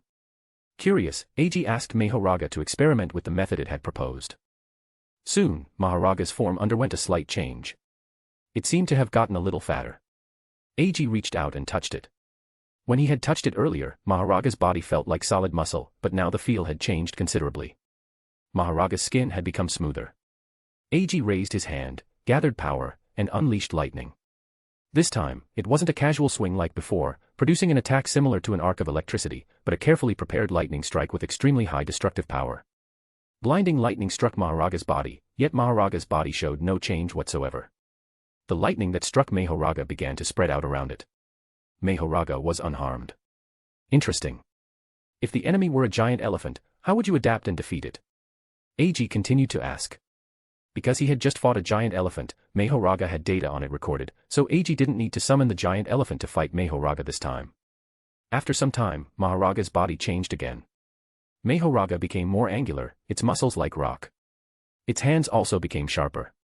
I see, there's more than one solution, and they can even be combined.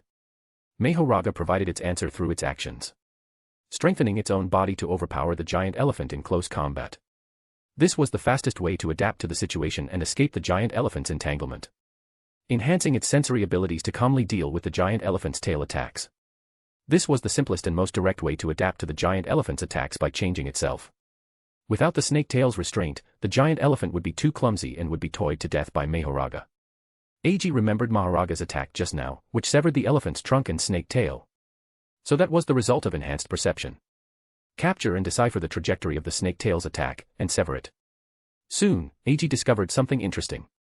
It was Mahoraga's answer for defeating the giant elephant. The first method was to change the output of the curse technique, allowing his cursed energy to adhere to the giant elephant's wounds to suppress its regeneration. The second method was to strengthen the piercing power of the demon-quelling blade with lightning. By striking a vital point, the giant elephant would be eliminated before it could use the reverse curse technique. Yes, Mahoraga used news lightning. At the same time, Eiji also noticed that Mahoraga had cancelled the changes made to its body to counter the lightning after it set the giant elephant as its hypothetical enemy. Mahoraga can use my abilities. However, remembering that Mahoraga also used Sukuna Slash in the manga, it wasn't surprising. With this, Eiji had a sufficient understanding of Mahoraga's abilities. The strongest Shikigami, capable of analyzing an enemy's attack to gain resistance and effective ways to strike them. When Mahoraga was first summoned, it was like a hero without equipment. Afterward, Mahoraga would change itself to adapt to the attacks it received. This felt like playing a game with a tank character that had a special mechanism. If the opponent dealt high physical damage, you'd equip armor. If they dealt high magic damage, you'd equip magic resistance. Once the opponent's attacks became less effective, Mahoraga would find ways to deal effective damage to the enemy based on their situation. It could tank an attack, completely countering cursed spirits. As long as it had enough time, it could counter almost anything. Eiji discovered that although Mahoraga's adaptability had a limit, this limit could be raised. Under Eiji's command, Mahoraga began to actively analyze and master the giant elephant's water control cursed technique. The smile on Eiji's face grew wider. After adapting to the abilities of the 10 Shadows technique, Mahoraga provided more adaptive and defeating methods with the giant elephant as the enemy. It felt like those heroes in games who could grow by stacking buffs. Mahoraga could continuously record, analyze, and input the attacks it received into its database. The more cursed techniques and countermeasures stored in its database, the faster it would adapt to new enemies in the future and the more ways it would have to defeat them. It's a god-tier Shikigami that can be raised. Eiji looked at Mahoraga with satisfaction. A Shikigami that started at a high level, could continue to grow stronger, and allowed its master to experience the joy of nurturing it was simply perfect. Translation by randomtranslator.com. Read 2500 plus original and fanfic translations and translate for free at randomtranslator.com. Chapter 42, Daily Life. Lots of new games have come out recently. Inside a large shopping mall, Suguru Geto held a beautifully packaged game box. Let me see. Hearing that there was a new game, Eiji also came closer. Mario's got a new one. Looking at the familiar red hat, big nose, and overalls on the box, Eiji immediately became interested. Eiji had loved the Mario games in his past life, but unfortunately, he could only play them in secret back then. Now, it was great that he could play openly with Suguru Geto. Suguru Geto's grades were excellent, so his parents weren't as strict with him, which allowed the two of them to often play games at Eiji's house. Want to come over to my place and try it out? Of course. Suguru Geto also really enjoyed playing games. Or rather, what boy growing up could refuse the joy of battling alongside his best friend, each with a controller, until dusk? Besides, Suguru Geto actually used playing games for another purpose. The strange abilities and levels in games often gave him inspiration. Suguru Geto's cursed spirit manipulation had subdued thousands of cursed spirits. It was impossible for him to remember the characteristics of every single one and use them flexibly. It would be time-consuming and effortful, and many might be useless even if remembered. Therefore, Suguru Geto had always simply categorized his cursed spirits. For example, what kind of cursed spirits were suitable for reconnaissance, which could act as meat shields, and which had high output.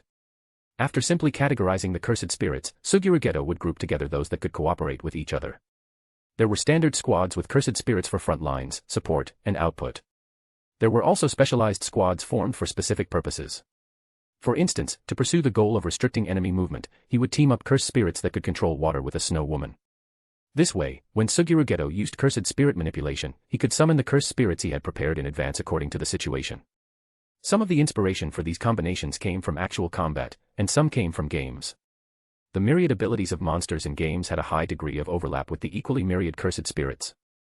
Thus, when Suguru Geto played games, besides the main party, he also specifically studied some of the interesting monsters and traps in the game. This was also why Suguru Geto could always summon cursed spirits suitable for the current battle. The pleasant shopping continued. After paying, Eiji went to the restroom and skillfully put the two of them's shopping bags into his shadow. It really is convenient. Watching the shopping bags disappear into Eiji's shadow, Suguru Geto felt a bit envious. Anyone who understood would appreciate the convenience of a personal space. Can't your cursed spirit manipulation store things? No, it can only hold cursed spirits. Suguru Geto shook his head. Then you should look for cursed spirits that can store items. Cursed spirits that can store items. Suguru Geto tapped his chin thoughtfully. That's right, some cursed spirits have abilities related to space and time. Although the use of these cursed spirits' abilities is limited and they don't help much in combat, they're definitely fine for just storing things. For example, Toji Fushigiro's Yuram, and the cursed spirit that trapped Mei Mei and Yutaheim for a while. That's a good suggestion. Suguru Geto decided to pay more attention to requests that might involve such cursed spirits when taking on future jobs. Oh, sorry for the wait. Satoru Gojo, wearing sunglasses, appeared before them. You took your time. Eiji said without mercy.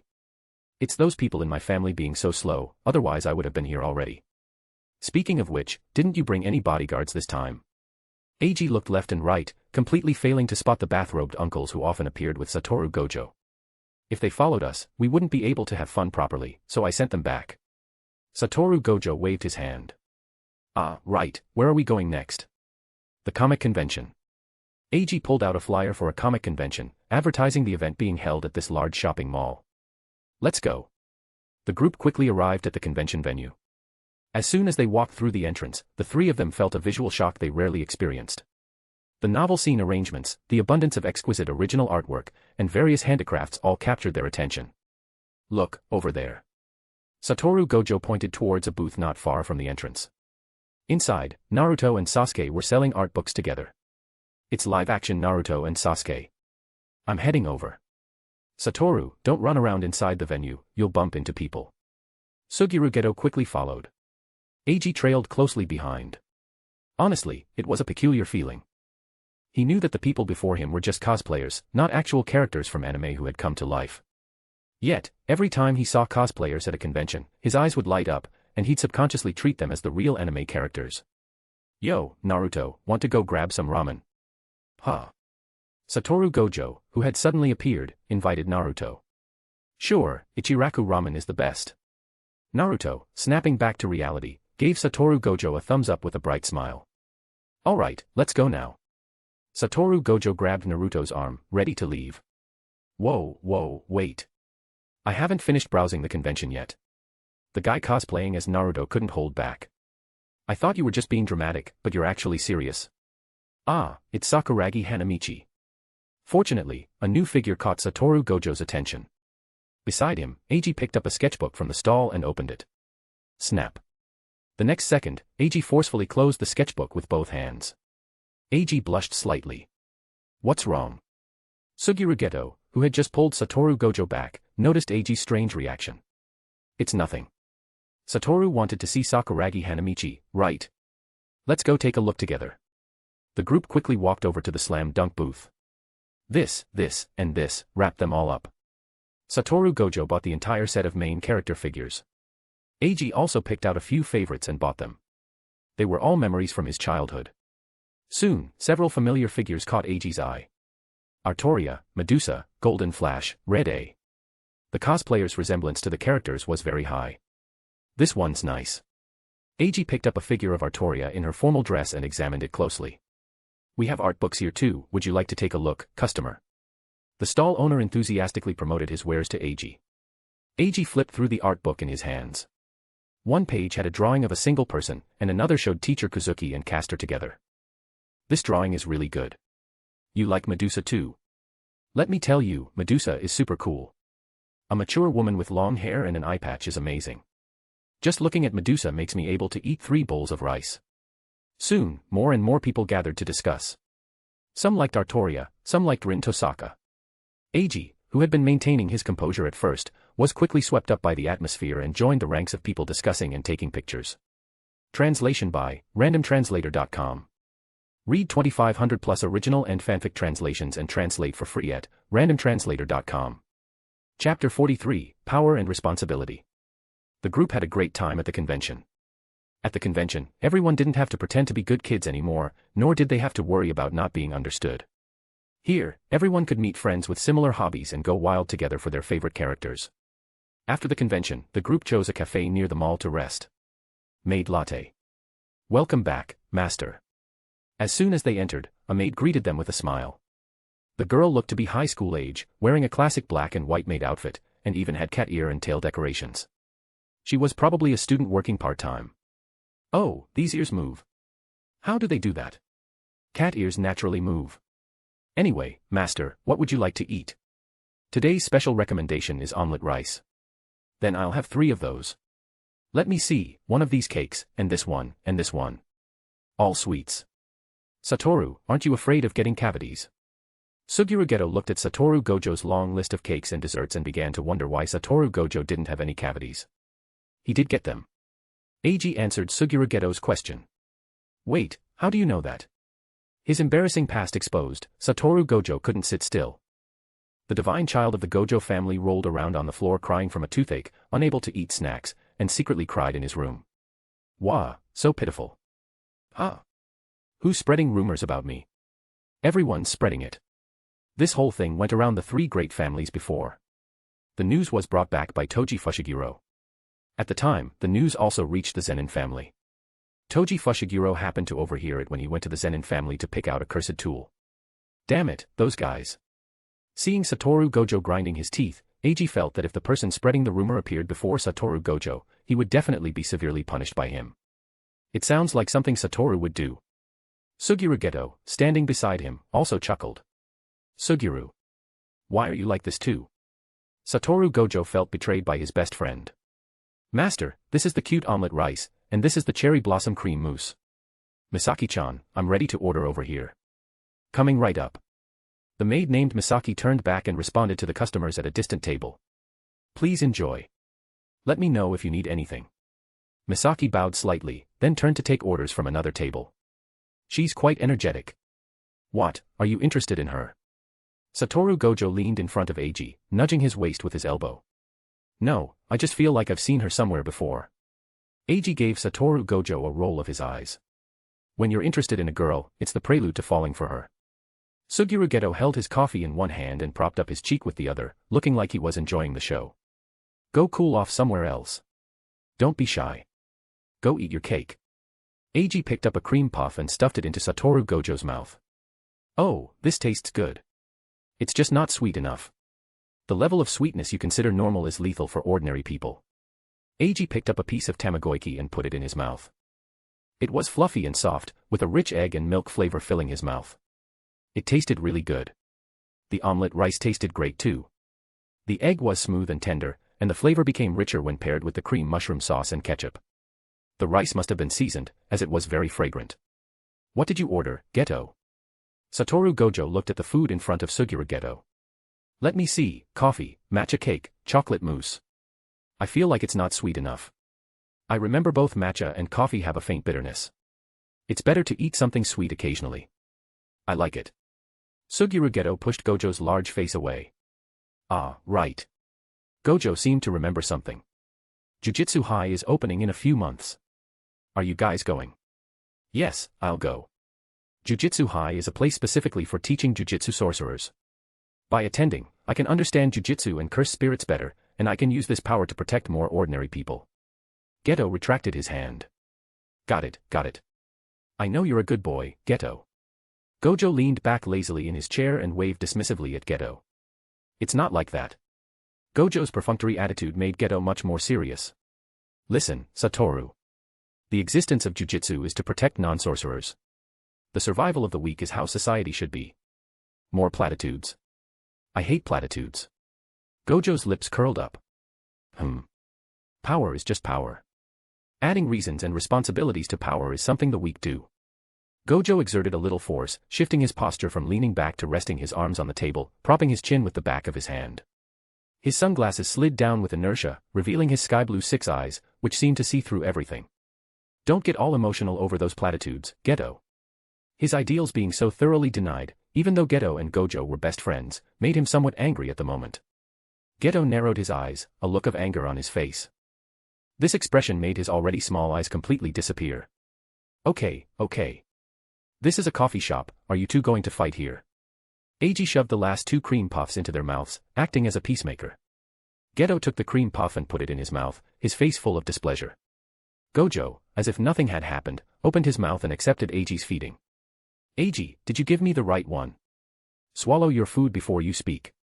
Hearing this, Gojo directly swallowed what was in his mouth. Eiji, do you think I'm right? I agree with half of it. Ah, which half? Power is power. How you use it is up to you to decide. Eiji, how could you too? Geto frowned, his almost invisible eyes widening slightly. The opposition from his two best friends caused the half-grown boy's mindset to shift. Geto. Eiji interrupted Geto. The strong protect the weak. I agree with that point. Huh. One moment he was denying, the next he was agreeing, which made Geto's brain unable to keep up. But you have to distinguish who you want to protect. Not all weak people are worth protecting. Some people, once gone, would make the world a better place. Besides, the definition of weak is too broad. It's so broad that it will make you doubt whether protecting the weak has any meaning. Sooner or later, you'll realize that people's hearts are vast enough to encompass the whole world, but they are also small enough to only protect the people they want to protect. Eiji secretly decided to keep a close eye on Geto, so he wouldn't go astray again. Some things were unavoidable, but if guidance was provided in advance, the story could lead to a different ending. 3 more years, it's not too late. See, Geto. Satoru Gojo said with a smug look. You too, Gojo. Power without purpose only brings chaos and destruction. People can only become truly strong when they bear a burden. There he is, Eiji, spouting his wisdom. Satoru Gojo shrugged. Satoru Gojo was someone who truly did as he pleased, unconcerned with the world's opinions. It wasn't until Suguru Geto defected that he realized his own power had limits and he began to shoulder his responsibilities. Ah, right. Remember to get your Jujutsu Sorcerer rank assessed before you enroll. Translation by randomtranslator.com. Read 2500 plus original and fanfic translations and translate for free at randomtranslator.com. Chapter 44, Rank Assessment. Have you guys ever rated Jujutsu Sorcerer grades? No. Eiji and Suguru Geto gave the same answer. Is that so? Then let's go together. Satoru Gojo's expression was calm, making the dangerous grade assessment sound as simple as playing house. Though for Satoru Gojo, it really was like playing house. How does one go about getting a Jujutsu Sorcerer grade assessment? Suguru Geto asked. Well, you just need 2 people to recommend you, and then you beat up some cursed spirits. That's a surprisingly simple and easy to understand explanation. Suguru Geto couldn't help but retort. Do I absolutely need recommenders? Yes, you do. Suguru Geto showed a troubled expression. Suguru Geto was from a completely common background. His parents and elders had no understanding of the Jujutsu world. Suguru Geto himself only learned about the Jujutsu world thanks to Eiji and Satoru Gojo, which allowed him to avoid many detours in this life. If he had followed the original path of fate, Suguru Geto would have avoided powerful cursed spirits and, relying on his fists, would have subdued them starting from weak grade 4 cursed spirits. He would have been noticed by other Jujutsu sorcerers during his continuous journey of subduing cursed spirits and thus come into contact with the Jujutsu world. However, in this life, with Eiji's help, Suguru Geto's life trajectory had changed significantly. The first time they met, Eiji directly gifted Suguru Geto a grade 3 cursed spirit. Suguru Geto, who had only recently awakened and hadn't yet figured out his abilities, decisively chose the latter between struggling and getting injured to subdue the cursed spirit or relying on a powerful ally. Later, Suguru Geto also learned a lot of information related to the Jujutsu world from Eiji. However, the perceptive Suguru Geto noticed something. Eiji had been intentionally or unintentionally concealing his presence in the Jujutsu world. This also led Suguru Geto to not actively seek contact with the Jujutsu world. Furthermore, after meeting Satoru Gojo later and hearing him spout a lot of comments like rotten and old geezers, Suguru Geto became even less inclined to engage with the Jujutsu world. Isn't a powerful Dark Knight hero who silently protects humanity from the shadows also cool? The result was that now, when it was time for the grade assessment, Suguru Geto found himself completely unable to find recommenders. Seeing Suguru Geto's furrowed brow and his fingers occasionally tapping the table, Satoru Gojo, who knew Eiji and Suguru Geto very well, immediately guessed what Suguru Geto was thinking. Just say, help me, the incredibly handsome and invincible Mr. Gojo, and I'll find you recommenders, how about that? Satoru Gojo wore a mischievous smile, his 6 eyes showing undisguised anticipation. I refuse. Suguru Geto chose to refuse immediately. TCH, boring. The Satoru Gojo who was full of energy the previous second deflated like a leaky balloon and slumped onto the chair. Ah, right. As if remembering something, Satoru Gojo immediately regained his energy. Eiji, do you want me to help you find recommenders? No. Eiji made a large X with his hands in front of him. Satoru Gojo fell silent again. Eiji wasn't worried about the recommender issue. When he had decided to join Jujutsu High, he had already figured out where to find recommenders. He had been acting like a recluse until now because he didn't want to attract the attention of the Zenin family. After all, the Zenin family was not weak. If Nobito Zenin brought his subordinates and grade 1 Jujutsu sorcerers belonging to the Zenin family to capture him, he truly wouldn't be able to fight them. Due to the mechanism requiring recommenders for Jujutsu sorcerer promotions, Jujutsu sorcerers actually have their own affiliations. It wasn't yet the era when Satoru Gojo single-handedly suppressed the Jujutsu world. Once any of the 3 great families spoke up, they could rally a powerful force. But things were different now. Eiji, having subdued Mahoraga, possessed the strength to face the Zenin family directly. If he wished, he could even single-handedly crush the Zenin family. Seeing that Eiji had also decisively refused Satoru Gojo, Suguru Geto knew that the recommender issue was not a problem. His previously furrowed brow also relaxed. So, should we start the ranking assessment from grade 4? Suguru Geto asked another question. No need, you can apply directly for grade 1, just like me. Grade 1. What's wrong? Nothing, I just thought I could apply directly for special grade. Special grade. Satoru Gojo turned his head to look at Suguru Geto. It's not that you can't apply directly for special grade, but those old geezers won't agree. Why? Suguru Geto looked confused. Putting aside the issues of strength and recommenders, to be assessed as special grade, you also need sufficient influence. What kind of influence? Influence that those old geezers can't ignore. Satoru Gojo said after pondering for a moment, pinching his chin. You're not thinking of making a name for yourself and then being gloriously promoted, are you? Eiji looked at Suguru Geto with a strange expression. Aren't you? Haha, just like you, Suguru. Satoru Gojo, standing beside them, laughed, holding his stomach. Actually, the influence Satoru mentioned can be understood in a few ways. The first is if your achievements are so great that it doesn't matter whether they promote you to special grade or not. The second is if you are strong enough and loyal to one of the three great families. The third is if you are so strong that they dare not refuse anything you say. You understand it well. Satoru Gojo gave Eiji a thumbs up upon hearing this. By the way, in the eyes of those old geezers, strong enough means being able to overthrow a small country to barely qualify. Is that so? Suguru Geto nodded, indicating he understood. Oh right, Suguru, can you withstand a carpet bombing of cluster bombs? Huh? Why are you asking that? Suguru Geto raised an eyebrow, curious why Eiji suddenly asked that. I just remembered a trustworthy assistant supervisor who gave a curse-level explanation that even an idiot could understand. What? Tell us quickly. Suguru, listen carefully. Satoru Gojo gave Suguru Geto a bright smile. According to him, a grade 4 cursed spirit can be dealt with using a wooden baseball bat. For grade 3, you can be at ease with a handgun. For grade 2, a shotgun can handle it. Grade 1 is difficult even for a tank to deal with. As for special grade...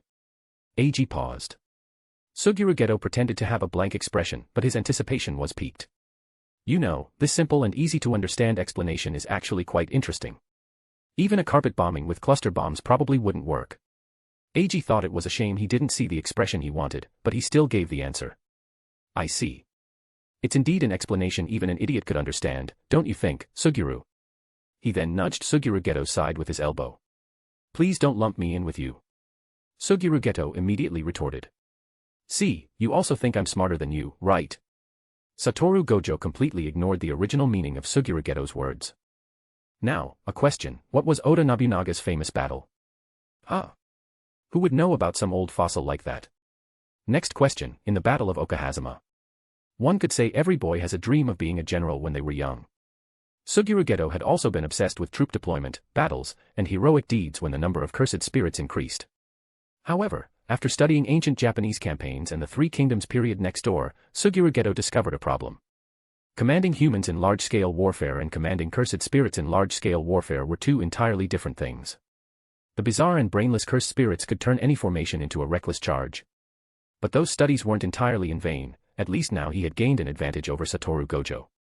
Even though Satoru Gojo was still saying that these things couldn't prove who was smarter. Translation by randomtranslator.com.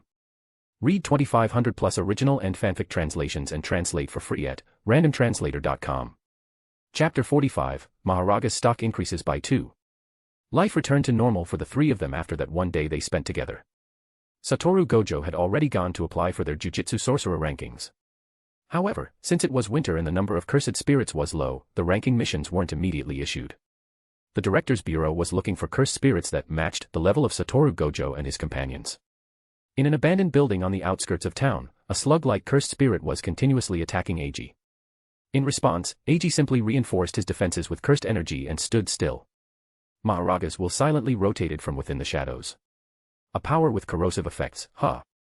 Seeing that Mahoraga had adapted, Eiji no longer waited. He raised his right hand, and a gust of wind sliced through the air, instantly heavily damaging the cursed spirit. Level 3 Cursed Spirit, its ability is corrosion. Do you want it? Yeah. Suguru Geto nodded. The heavily injured cursed spirit transformed into a cursed spirit jade, which Suguru Geto consumed. Here. Eiji skillfully handed over a honey tea. Thanks. Suguru Geto was accustomed to drinking a bottle of honey tea after consuming cursed spirit jade, it did make him feel much better. Lately, we haven't been able to find any decent cursed spirits. Yeah, I didn't expect cursed spirits to have peak and off seasons too. If it were summer, the two of them could easily catch several level 1 cursed spirits with a bit of effort, and level 2 cursed spirits were even easier to find. But now, even level 2 cursed spirits were hard to come by. It's still early. Want to go out somewhere? How about the cinema? A few new movies have been released recently, want to check them out? Sure. As they walked, the two of them found the entrance to the building blocked by several unwelcome guests. There were 3 people in total, 2 were around their age, and one was a tall, thin man who looked to be in his 30s. Do you know them? Seeing their hostile gazes directed at Eiji, Suguru Geto sensed something was wrong. Yeah, I know them. Coincidentally, I have some business with them too. You should head back first. Eiji said nonchalantly. Suguru Geto opened his mouth, but in the end, he swallowed the words of help he wanted to offer. Suguru Geto knew Eiji, he never did anything he wasn't sure of. I'm leaving. Remember to come home early. After leaving the building, Suguru Geto didn't actually go home. Instead, he stood under a tree not far from the building. Neither Satoru Gojo nor Suguru Geto would stand by and watch a friend fall into danger. It was just that compared to Satoru Gojo, Suguru Geto's concern was a bit more subtle. If it were Satoru Gojo at this moment, he might have teleported to buy some edamame and fresh cream kikufuku, then teleported back to sit nearby and watch the show. While it was still concern, it wasn't exactly heartwarming. What, afraid of implicating your friend? The leading young man had short, light blonde hair and beautiful features. He wore a shirt-like garment on his upper body, traditional hakama pants, and a haori draped over his shirt. Eiji recognized the arrogant and conceited young man at first glance. Naoya Zenin. He dyed his hair. Eiji remembered Naoya Zenin having black hair when he was younger. Dealing with a few weaklings like you is enough for me alone. Eiji's calm expression delivered the answer that annoyed Naoya Zenin the most. Eiji wasn't surprised by their arrival. After all, Eiji had boldly written down 10 Shadows technique on his Jujutsu High application. Eiji now possessed the strength to not fear the Zenin family, so he wasn't afraid of them coming after him. Hey, you're just a lucky piece of trash. Kneel down and beg me now, and I might let you return to the Zenin family. How about it? The anger on Naoya Zenin's face turned into pride and arrogance as he said the latter half of his sentence. You think you're worthy? Naoya Zenin's expression froze. He hadn't expected this former servant of the Zenin family to dare to talk back to him again and again. It looks like I'll have to teach you the family laws of the Zenin family properly. As his voice fell, the two people behind Naoya Zenin made their move. Zenin Family Elite Unit, Heishi, Fudo Zenin. Zenin Family Elite Unit, Heishi, Ranta Zenin. Pfft. Eiji let out a laugh. What's so funny? Anger filled the voices of the two men. Nothing, it's just that people like you who announce your family name everywhere remind me of brats who scream for their moms wherever they go. Die for me. A fierce wind swirled around Fudo Zenin as he crossed the distance between them at extreme speed. Eiji was about to act but suddenly felt unable to move. Brother Fudo, now. Ranta Zenin, who had been standing behind, widened his eyes and stared intently at Eiji. Sensing he couldn't move, Eiji didn't rush. His cursed energy defense and Mahoraga's power appeared on his body simultaneously. Bang. Rumble. Eiji was hit by Fudo Zenin's fist, accelerated by wind, and sent crashing into the wall behind him. Smoke billowed for a moment. Fudo Zenin and the other men did not pursue, as Master Naoya had instructed them to bring Eiji back alive. After all, as the owner of the 10 Shadows technique, even if he was weak, he could serve as a tool to deter the Gojo family. 10 seconds, 20 seconds, 30 seconds. Humph, is that all you've got? After a minute passed and Eiji hadn't appeared, the two men assumed he had been defeated. Someone this useless dared to bark in front of Master Naoya. Ranta Zenin subtly flattered Naoya Zenin. Who are you calling? A familiar voice suddenly came from behind Ranta Zenin. Ranta Zenin turned around in disbelief. It was Eiji, who had appeared behind him through his shadow. You bastard. Ranta Zenin looked at Eiji, his anger seemingly about to erupt from his eyes. The moment his gaze landed on Eiji, Ranta Zenin activated his cursed technique. Pop. With a soft sound, Ranta Zenin found his cursed technique had been broken. Wait. Realizing his technique had failed, Ranta Zenin was about to warn Fudo Zenin. Before he could finish, Fudo Zenin had already swung his fist towards Eiji. Snap. Eiji extended his right hand and caught Fudo Zenin's fist. Before Fudo Zenin's disbelieving eyes, Eiji kicked him flying. What did you do? Cold sweat beaded on Ranta Zenin's forehead. Your cursed technique locks onto the target with your gaze, using cursed energy to generate an eye-shaped cage that prevents movement, right? Under Ranta Zenin's astonished gaze, Eiji revealed the function of Ranta Zenin's technique. I just released cursed energy in advance and broke the cage before it could form. Why can you see it? Ranta Zenin panicked. He couldn't understand why this person knew his technique so well, especially since they had just met. The Dharma wheel in Eiji's shadow spun again, this time adapting to Fudo Zenin's curse technique. However, since both were wind-based curse techniques, Fudo Zenin's technique's adaptation method overlapped with that of Tiger Grave. Therefore, Mahoraga gained half of an adaptation method this time. Adding the corrosive curse method from the cursed spirit earlier and Ranta Zenin's binding curse method, Mahoraga's inventory increased by 2.5. Don't panic, Ranta, he just got lucky. Hearing Fudo Zenin's voice, Ranta Zenin's panic subsided considerably. You're lying, my technique is invisible, there's no way you could have seen it. Upon hearing this, Eiji's lips curled into a silent mockery. What a joke. Mahoraga can see Sukuna slashes clearly, your cage is nothing to Mahoraga. You bastard. Ranta Zenin roared and activated his cursed technique. A trickle of blood flowed from the corner of his eye. Bang. The familiar light sound occurred again, shattering Ranta Zenin's hope. Seeing Eiji hadn't moved, Fudo Zenin assumed Ranta Zenin's technique had succeeded and attacked Eiji again. Eiji slapped with his left hand, sending Fudo Zenin's fist flying to the side. I finally understand why Toji Fushiguro always liked to defend my attacks like this during our sparring sessions. It really is cool. Eiji raised his right foot and delivered a kick to Fudo Zenin's stomach. Fudo Zenin's body instantly bent like a shrimp, and he was sent flying out of the building like a cannonball. Since Eiji had Mahoraga buff him beforehand, he wasn't even afraid of Toji Fushiguro in close combat now. Why would he be afraid of a weakling like Fudo Zenin? Translation by randomtranslator.com. Read 2500 plus original and fanfic translations and translate for free at randomtranslator.com. Chapter 46, Mahoraga. Never mind, let's beat him up first. Snap, snap, snap. Watching his two followers get thoroughly beaten, Naoya Zenin didn't get angry. Instead, he started clapping from the sidelines. Very good. You truly are qualified to not take him seriously. Naoya Zenin looked at Eiji with admiration. Eiji scratched his head, a bit confused. You and I don't take him seriously either, so why do you seem to be filtering him out automatically? The next moment, Naoya Zenin extended his hand towards Eiji. Serve me, Eiji. When I become the head of the Zenin family, you will be the leader of the Bing. Seeing the self-righteous arrogance on Naoya Zenin's face, Eiji finally understood his thought process. You think you're some kind of crown prince, expecting everyone to revolve around you. Despite Eiji's mockery, Naoya Zenin's expression didn't change much. The strong should possess everything. Moreover, you and I share the Zenin name. Naoya Zenin spread his arms wide, as if embracing the entire world. I see. Zenin, then. Ah, because you are also Zenin. Because I am a strong Zenin, I am justified in my arrogance and can tolerate your mockery. Those who are not Zenin are not sorcerers. Those who are not sorcerers are not human. Eiji once again felt the twisted, feudalistic ideology of the Zenin family. While your proposal is interesting. Oh.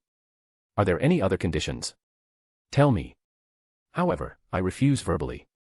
The unexpected refusal cut off Naoya Zenin's words. A look of shock spread across Naoya Zenin's face. He couldn't quite comprehend it.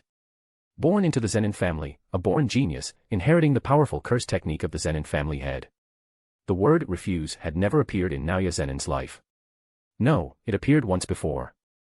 The image of an ancient beast flickered in Naoya Zenin's mind. Those who are not sorcerers are not human. This was a truth Naoya Zenin had known since childhood.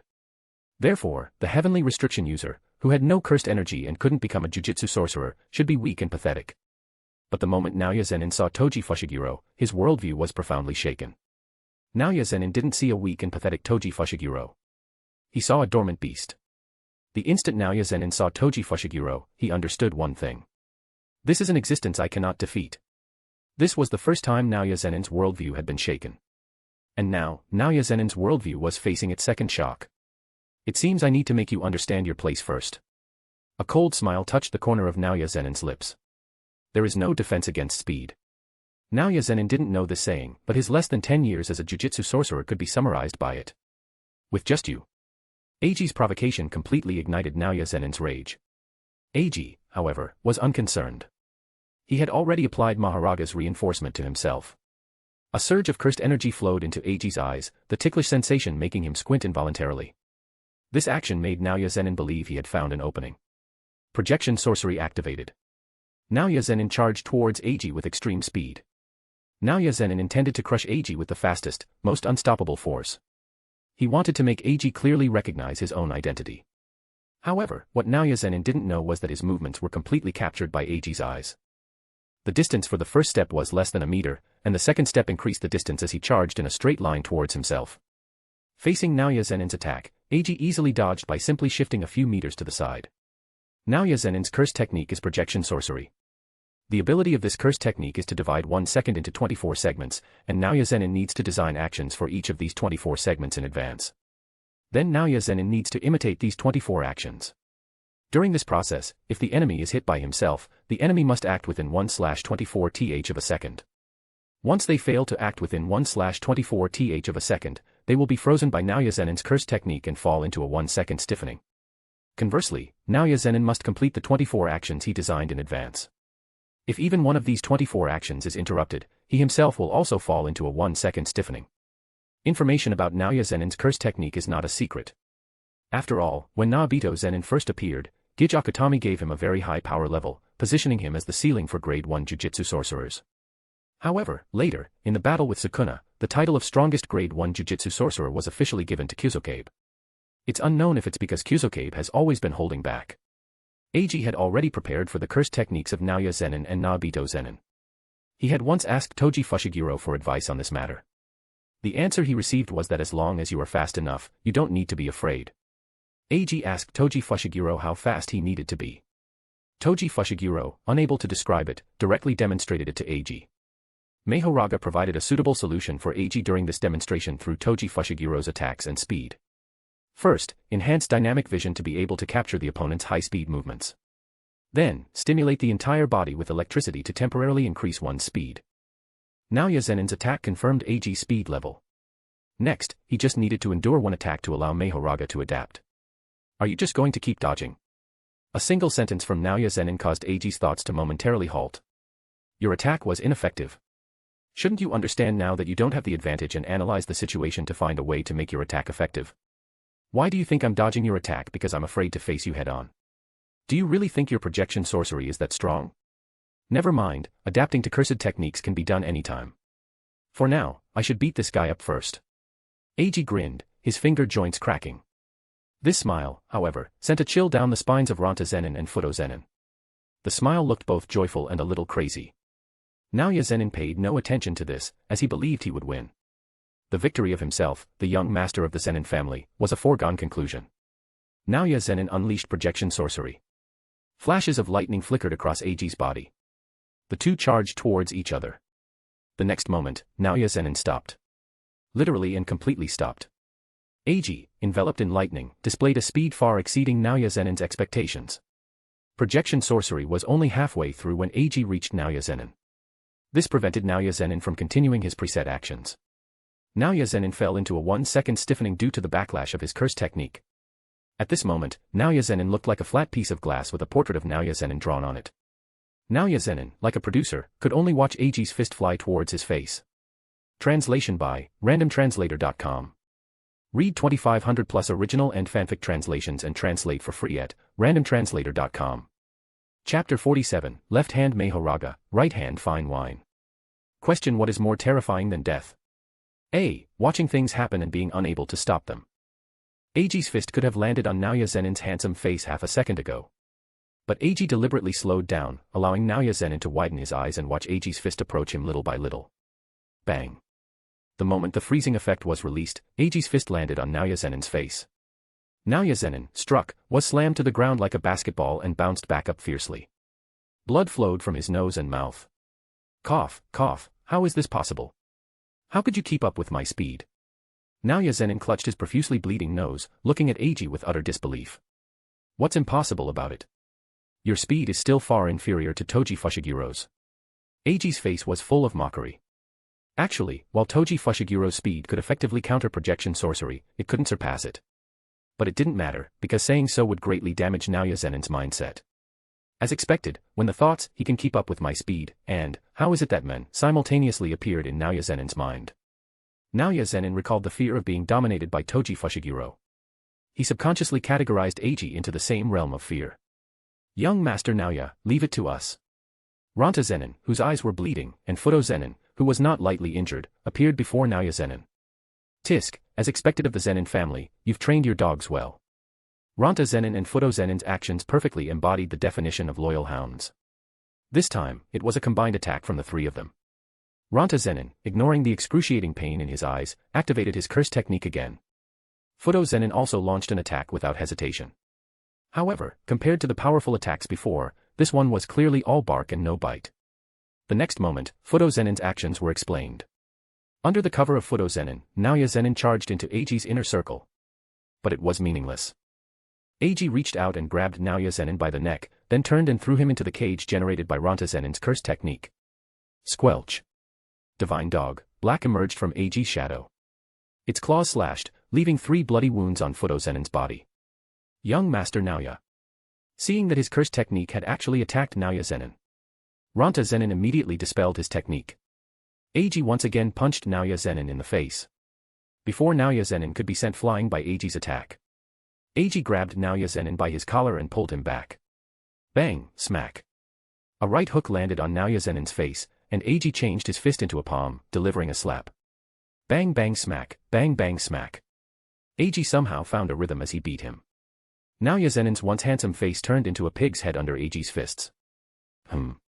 Just as Eiji was getting into the swing of things, a faint surge of cursed energy caught his attention. Eiji's movements faltered for a moment. Ranta Zenin seized the opportunity to activate his curse technique. Eiji's movements were briefly trapped for less than half a second, after which he forcefully broke through the cage Ranta Zenin had created with his cursed energy. However, this half-second was enough for Naoya Zenin to escape Eiji's grasp. Young master now. Naoya, you go first. Ranta Zenin's eyes were bleeding, scarlet veins filling his vision. Beside him, Fudo Zenin, bearing several wounds, stood silently in front of Naoya Zenin. Something feels off. Wasn't the script supposed to be about some rich brat bringing his lackeys to bully me, the protagonist who used to be a piece of trash? Logically, shouldn't this be the moment where I, the righteous one, strike back against the young master and earn applause? Why does this situation make me feel like the villain? Looking at the two servants desperately trying to cover for Naoya Zenin's escape, and the pathetic-looking Naoya Zenin behind them, Eiji felt increasingly uneasy. Fudo Zenin charged forward again, attacking Eiji with a resolve to die. Ranta Zenin's bloodshot eyes could no longer open completely. Yet, he persisted, charging towards Eiji, intending to use his body to hold Eiji back and buy Naoya Zenin time to escape. TCH. Eiji clicked his tongue in annoyance. Before, seeing Megumi Fushiguro, Yuji, and Nobara go wild felt pretty exciting. Now that it's my turn. It's not bad, I guess. At least it feels good seeing Naoya Zenin, a guy who's not good now or in the future, in such a sorry state. Why should villains get to act so high and mighty while good people are bullied? Good people are scariest when they go wild. But this isn't the time to ponder that. Lightning crackled all over Eiji's body. Empowered, Eiji grabbed Ranta Zenin and Fudo Zenin with one hand each and flung them out of the building. Hot on their heels was their beloved young master, Naoya. The three tumbled into the snow. Eiji appeared before them, a massive shadow completely engulfing their forms. Giant Elephant. Since Nu had been merged into Giant Elephant's body, Eiji now summoned Giant Elephant when using reverse curse technique. He could use it himself, but it was less efficient and a bit tiring. Under the healing of reverse cursed technique, the three's injuries quickly recovered. What do you want? Naoya Zenin stared at the colossal beast before him in terror. The 4-meter-tall giant elephant exuded an immense pressure on them. I'll give you a chance. Eiji Zenin offered a gentle smile. But to Ranta Zenin and the others, this smile was no different from a devil's grin. I'll give you a chance to defeat Mahoraga. What did you say? Naoya Zenin's expression was one of disbelief. Mahoraga. It was a legend that only appeared in historical records. Eiji clenched his fists in front of him. Buru buru, yura yura. Stop it, do you want to die? Naoya Zenin shouted in panic. In the history of the Zenin family, the purpose of the owners of the 10 Shadows technique summoning Mahoraga was always one. To perish together with the enemy. At this moment, Naoya Zenin was filled with dread. Rather than the answer that Eiji had already tamed Mahoraga, Naoya Zenin was more inclined to believe that Eiji intended to self-destruct, taking him, the young master of the Zenin family, with him. This was his last shred of pride. However, Murphy's law dictates that what one fears the most is precisely what will happen. 8-handle sword, heretical cursed spirit, Mahoraga. As Eiji's voice fell, a terrifying figure appeared behind him. Mahoraga. It was the summoned spirit revered as a legend by the Zenin family, who had fought to the death against the Gojo family's 6 eyes, and the object of faith in the hearts of every Zenin. They believed that as long as they had Mahoraga, the Zenin family would always be at the pinnacle of the Jujutsu world. But at this moment, the being they worshipped bared its fangs at them. Just don't kill him. After saying this to Mahoraga, Eiji turned and left the scene. Mahoraga's lips curled into a chilling smile. Eiji paid no further attention to Mahoraga's actions. After walking several hundred meters, he glanced towards an inconspicuous corner. Still not coming out. Ha ha ha, as expected of the genius who could tame Mahoraga. An old man, dressed in a yukata with a haori draped over it, emerged from the corner. The current head of the Zenin family, Naobito Zenin. Perhaps worried about his son, Naobito Zenin, who had been hiding his presence, had accidentally exposed his aura while Eiji was thoroughly enjoying beating up Naoya Zenin. Though faint and fleeting, it was still detected by both Eiji and Mahoraga. Aren't you cold? This much is nothing. Gudududu. Naobito Zenin smiled and pulled out a sake gourd, taking a drink. I know a nice izakaya.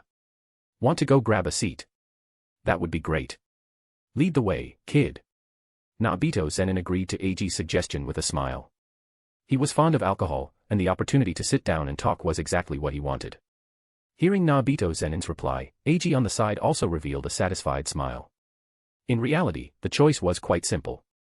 Mahoraga on the left, and izakaya on the right, the old man had to choose one. Nobito Zenin's ability to become the head of the Zenin family clearly indicated he was no benevolent soul. Eiji saw this very clearly. He had just beaten down Naoya Zenin and the others with his fists, why go to the trouble of summoning Mahoraga? This Mahoraga was clearly summoned to be shown to him. However, Nobito Zenin didn't care. Eiji had no intention of killing them. Since that was the case, it was fine for Naoya Zenin to suffer a little. Naoya Zenin had had too smooth a ride, never knowing what humility was. Furthermore, since Eiji was willing to talk, it meant Eiji must have an ulterior motive. It wasn't a problem if someone had conditions, the problem was if they didn't mention any conditions at all. And so, a strange scene unfolded. Two individuals, who were enemies, or at least currently enemies, walked towards a table of drinks, chatting and laughing. Translation by randomtranslator.com. Read 2500 plus original and fanfic translations and translate for free at randomtranslator.com. Chapter 48, Conversation. You suggested we come to an izakaya, but you're not drinking. That's a real buzzkill. Nobito Zenin wore an expression of disappointment. Are you sure you want to let a kid who hasn't even started high school drink? Eiji gave him a look like he was trash. Haha, fair enough. Wait until you've grown some fuzz, then you can learn the joys of alcohol. With that, Nobito Zenin picked up his cup and downed the contents in one go. The drinking vessels in this island nation, though resembling saucers, are called cups. A cold smirk played on Eiji's lips. While the words themselves were innocuous, they could also be interpreted as, "You're too young, the adult world is not for you yet." He had, subtly, used age to put Eiji in his place. It's not your era anymore, old man. Eiji tilted his head back to look at Nobito Zenin.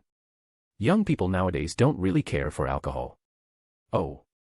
Nobito Zenin narrowed his eyes. He could hear the dissatisfaction in Eiji's voice. That's a shame, but alcohol is a treasure passed down by our ancestors. They'll come around eventually. This was, in fact, a normal phenomenon. Those who want to gain something often have to lose something. Just like how young people from the lower rungs of society must abandon much to ascend to the upper echelons. The upper class has its own rules. To join, one must integrate into their circles and understand the beauty of alcohol. Indeed, but that's for ordinary people. There are always geniuses who forge their own paths, aren't there? Eiji met Nobito Zenin's gaze without flinching, a confident smile on his face. Ha ha ha ha, you're quite something, kid. A moment later, Nobito Zenin burst into laughter. Knock, knock, splash. A waiter slid open the door and placed several brightly colored drinks on the table. Afterward, the waiter bowed and left the room. What's this? Fruit juice. Nobito Zenin stroked his chin, looking intrigued. It's a new, popular type of alcohol. Want to try? I wouldn't refuse. Upon hearing it was a new brew, Nobito Zenin unhesitatingly picked up a cup and drank it down. Ha. He let out a burp and placed the cup back on the table. It's certainly a flavor I haven't tasted before. The texture is quite impactful, but ultimately, it only grabs attention for a moment with its novelty. Once the novelty wears off, it can't compare to aged liquor. Nobito Zenin poured a glass of traditional sake into his empty cup. True, many new liquors don't last long. But there are many kinds of new liquors. Eiji gestured to the colorful drinks in front of them. As long as one survives, it will have some impact on aged liquors. When enough new liquors survive, the old ones will naturally be forced to change. Eiji poured a blue drink into Nobito Zenin's sake. Interesting, but the old breweries won't agree to that. The old breweries naturally referred to the Zenin family. It doesn't matter. Even among the old breweries, there will be those who like new liquors. We can poach them and work together. If the old breweries dare to interfere. Eiji's gaze fixed on Nobito, the meaning in his eyes clear. Ha ha ha, interesting, truly interesting. Those aren't the words of a young man. Nobito Zenin chuckled as he drank the sake mixed with the blue liquor. Seeing Nobito Zenin drink his concoction, Eiji's smile softened. Then I'll speak to you in the language of a young man. Eiji relaxed his body, leaning back. His once inscrutable expression instantly shifted to that of an approachable young man. Times are changing. The Jujutsu world once said that the birth of Satoru Gojo changed the world's balance, but this era has more than just Satoru Gojo. I am stronger than Satoru Gojo. A confident smile spread across Eiji's face. The current Satoru Gojo was different from the Satoru Gojo at the start of the story. The power gap between the two was immense. The current Eiji, if he went all out, was confident he could defeat Satoru Gojo. Even if Satoru Gojo grew to be as powerful as he was in the story's future, it wouldn't matter. Eiji wasn't afraid of Satoru Gojo getting stronger because he believed his own growth rate would never lag behind Gojo's. What an arrogant brat. But you certainly have the right to say that. Nobito Zenin looked at Eiji with satisfaction. If nothing else, Eiji's personality alone surpassed Satoru Gojo's. Plus, Mahoraga. In the past battle between the former head of the Zenin family and the head of the Gojo family, the Zenin patriarch couldn't control Mahoraga. But even so, Mahoraga had managed to kill the Gojo family's 6 eyes. What if someone could control it? With Eiji around, the current generation of the Zenin family could continue its glory and wouldn't be dominated by the Gojo family. What do you plan to do with the old brewery? What about Naoya Zenin? Eiji's words made Nobito Zenin's expression one of disbelief. However, Nobito Zenin quickly regained his composure. Oh. Are you sure? He's far inferior to you. I'm not interested in that rotten old place. I'll take some young people who are willing to brew new sake and form a new brewery. As for that rotten old brewery, while Naoya Zenin can't compare to us, there's one thing: he's suitable to be a blade. A obedient and useful blade. Eiji initially wanted to say dog, but the old man in front of him was so cooperative that he felt inclined to reciprocate his friendly demeanor. Nobito Zenin laughed after hearing this. Eiji's words were undoubtedly what Nobito Zenin most wanted to hear. The imperial family is the most heartless. Although the Zenin family wasn't an imperial family, their essence wasn't too different. Naoya Zenin was his son, after all. Who would want their son to suffer if circumstances didn't force them? As for being a blade, in the Zenin family, not everyone was qualified to be a blade. Some people didn't fear being a blade, they feared not having the opportunity to be one. What about Toji Fushiguro? The first time the two met, Eiji was with Toji Fushiguro. Toji will join me. And by the way, Toji's son, Megumi Fushiguro, also has the 10 Shadows technique. Nobito Zenin paused his drinking. 2 users of the 10 Shadows technique. 1 10 Shadows technique could threaten the 6 eyes. 2 10 Shadows techniques. Haha, that's truly excellent. Gulp, gulp. Nobito Zenin downed another drink. The coming days would be good. Although Eiji didn't intend to return to the Zenin family, he had clearly stated his stance. And this approach was actually much better than the answer Nobito Zenin had hoped for. Eiji wanted a new generation of Jujutsu Sorcerers, while the older generation would remain under the control of people like them. His son could also become the family head as he wished. Although the place he would be in might become a branch family of the Zenin family in the future, the head of a branch family was still a family head. This way, the transition of power wouldn't be too intense, and the Zenin family's strength could be maximally preserved and utilized. The new generation hadn't fully grown yet and couldn't be counted as part of the Zenin family's strength for now. And even if they grew under Eiji, wouldn't they still be part of the Zenin family's strength? Before they could grow, Eiji and Toji Fushiguro would be enough to protect these new sprouts. Thinking of this, Nobito Zenin felt immense joy. Ever since the birth of the Gojo family's 6 eyes, the Zenin family had felt pressure. Nobito Zenin's life became even more difficult after Satoru Gojo displayed his terrifying talent. But that was no longer a problem. The Gojo family had the strongest 6 eyes, and the Zenin family also had Eiji, who could tame the strongest summoned spirit. Furthermore, there might even be a Jujutsu sorcerer in the future capable of taming Mahoraga. Now, it was the Kumo family's turn to feel uneasy. Nobito Zenin broke into a triumphant smile. By the way, help me with 2 things. What? Nobito Zenin, who was feeling joyful, said that not just 2, but 20 things would be fine. My friend and I are going to undergo the Jujutsu Sorcerer registration assessment. Help me find 4. 6 grade 1 Jujutsu Sorcerers to act as recommenders. You want the brat from the Gojo family too? Before coming, Nobito Zenin had already investigated Eiji's connections and knew that the 3 of them were going to undergo the grade 1 Jujutsu Sorcerer assessment. It's not Satoru Gojo, it's someone else. I'll give you the details later. Go find them first. Eiji didn't elaborate. Is that so? That will take some time. Grade 1 Jujutsu Sorcerers aren't exactly common. For would be manageable, he, Oji Zenin, and Junichi Zenin would already make 3. But finding 6 would require some effort even for the Zenin family. It's fine. There are still several months before Jujutsu High starts. The second thing is this. Eiji pulled out several Fate/Stay Night posters from the shadows. Use the Zenin family's influence to help me promote it. After taking the posters, Nobito Zenin opened them directly. No problem. Promoting something was a simple task. The Zenin family could get someone to help with just a word, or offer some benefits if necessary. Translation by randomtranslator.com. Read 2500 plus original and fanfic translations and translate for free at randomtranslator.com. Chapter 49, I am your master, Saber. Hehehe, hehehe. Eiji was exceptionally happy today. This was because upon waking up, Eiji had received a message from the Holy Grail. The preparations for the first heroic spirit's hypothetical had been completed. That old man really came through. In Nobito Zenin's eyes, once these two matters were handled, Eiji's return to the Zenin family would be a done deal, and they wouldn't have to be constantly suppressed by the Gojo family's 6 eyes. Therefore, Nobito Zenin had put a great deal of effort into the 2 requests Eiji had made. Whether it was recommending a level 1 Jujutsu Sorcerer or helping to promote Fate/Stay Night as Eiji had asked, he personally handled it all. This, in turn, motivated the people below to put a lot of effort into promoting Fate/Stay Night. A dynasty of 100 years, a noble family of 1,000. The Zenin family was precisely the kind of noble family capable of interfering with dynasties. As a result, the promotion for Fate/Stay Night this time even saw some people from official circles personally get involved. What followed was a surge in hypotheticals for heroic spirits. Put away these drafts and books. If the environment is too messy, it might leave a bad impression.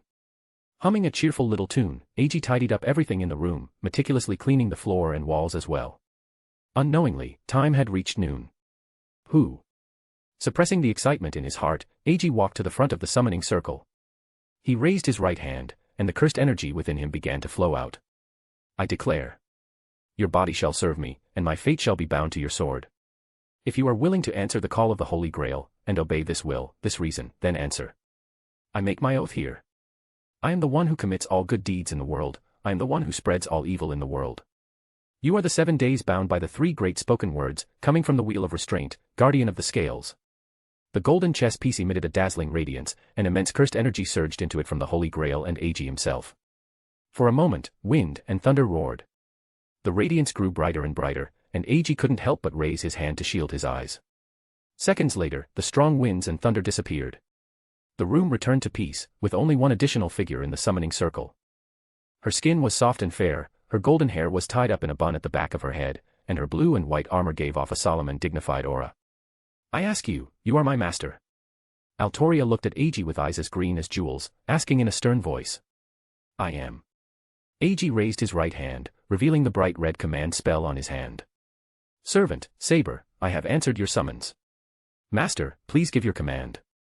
Her gaze fell upon the command spell on Eiji's hand, and Altoria nodded before continuing. There's no need to be so wary. We are in a safe home right now.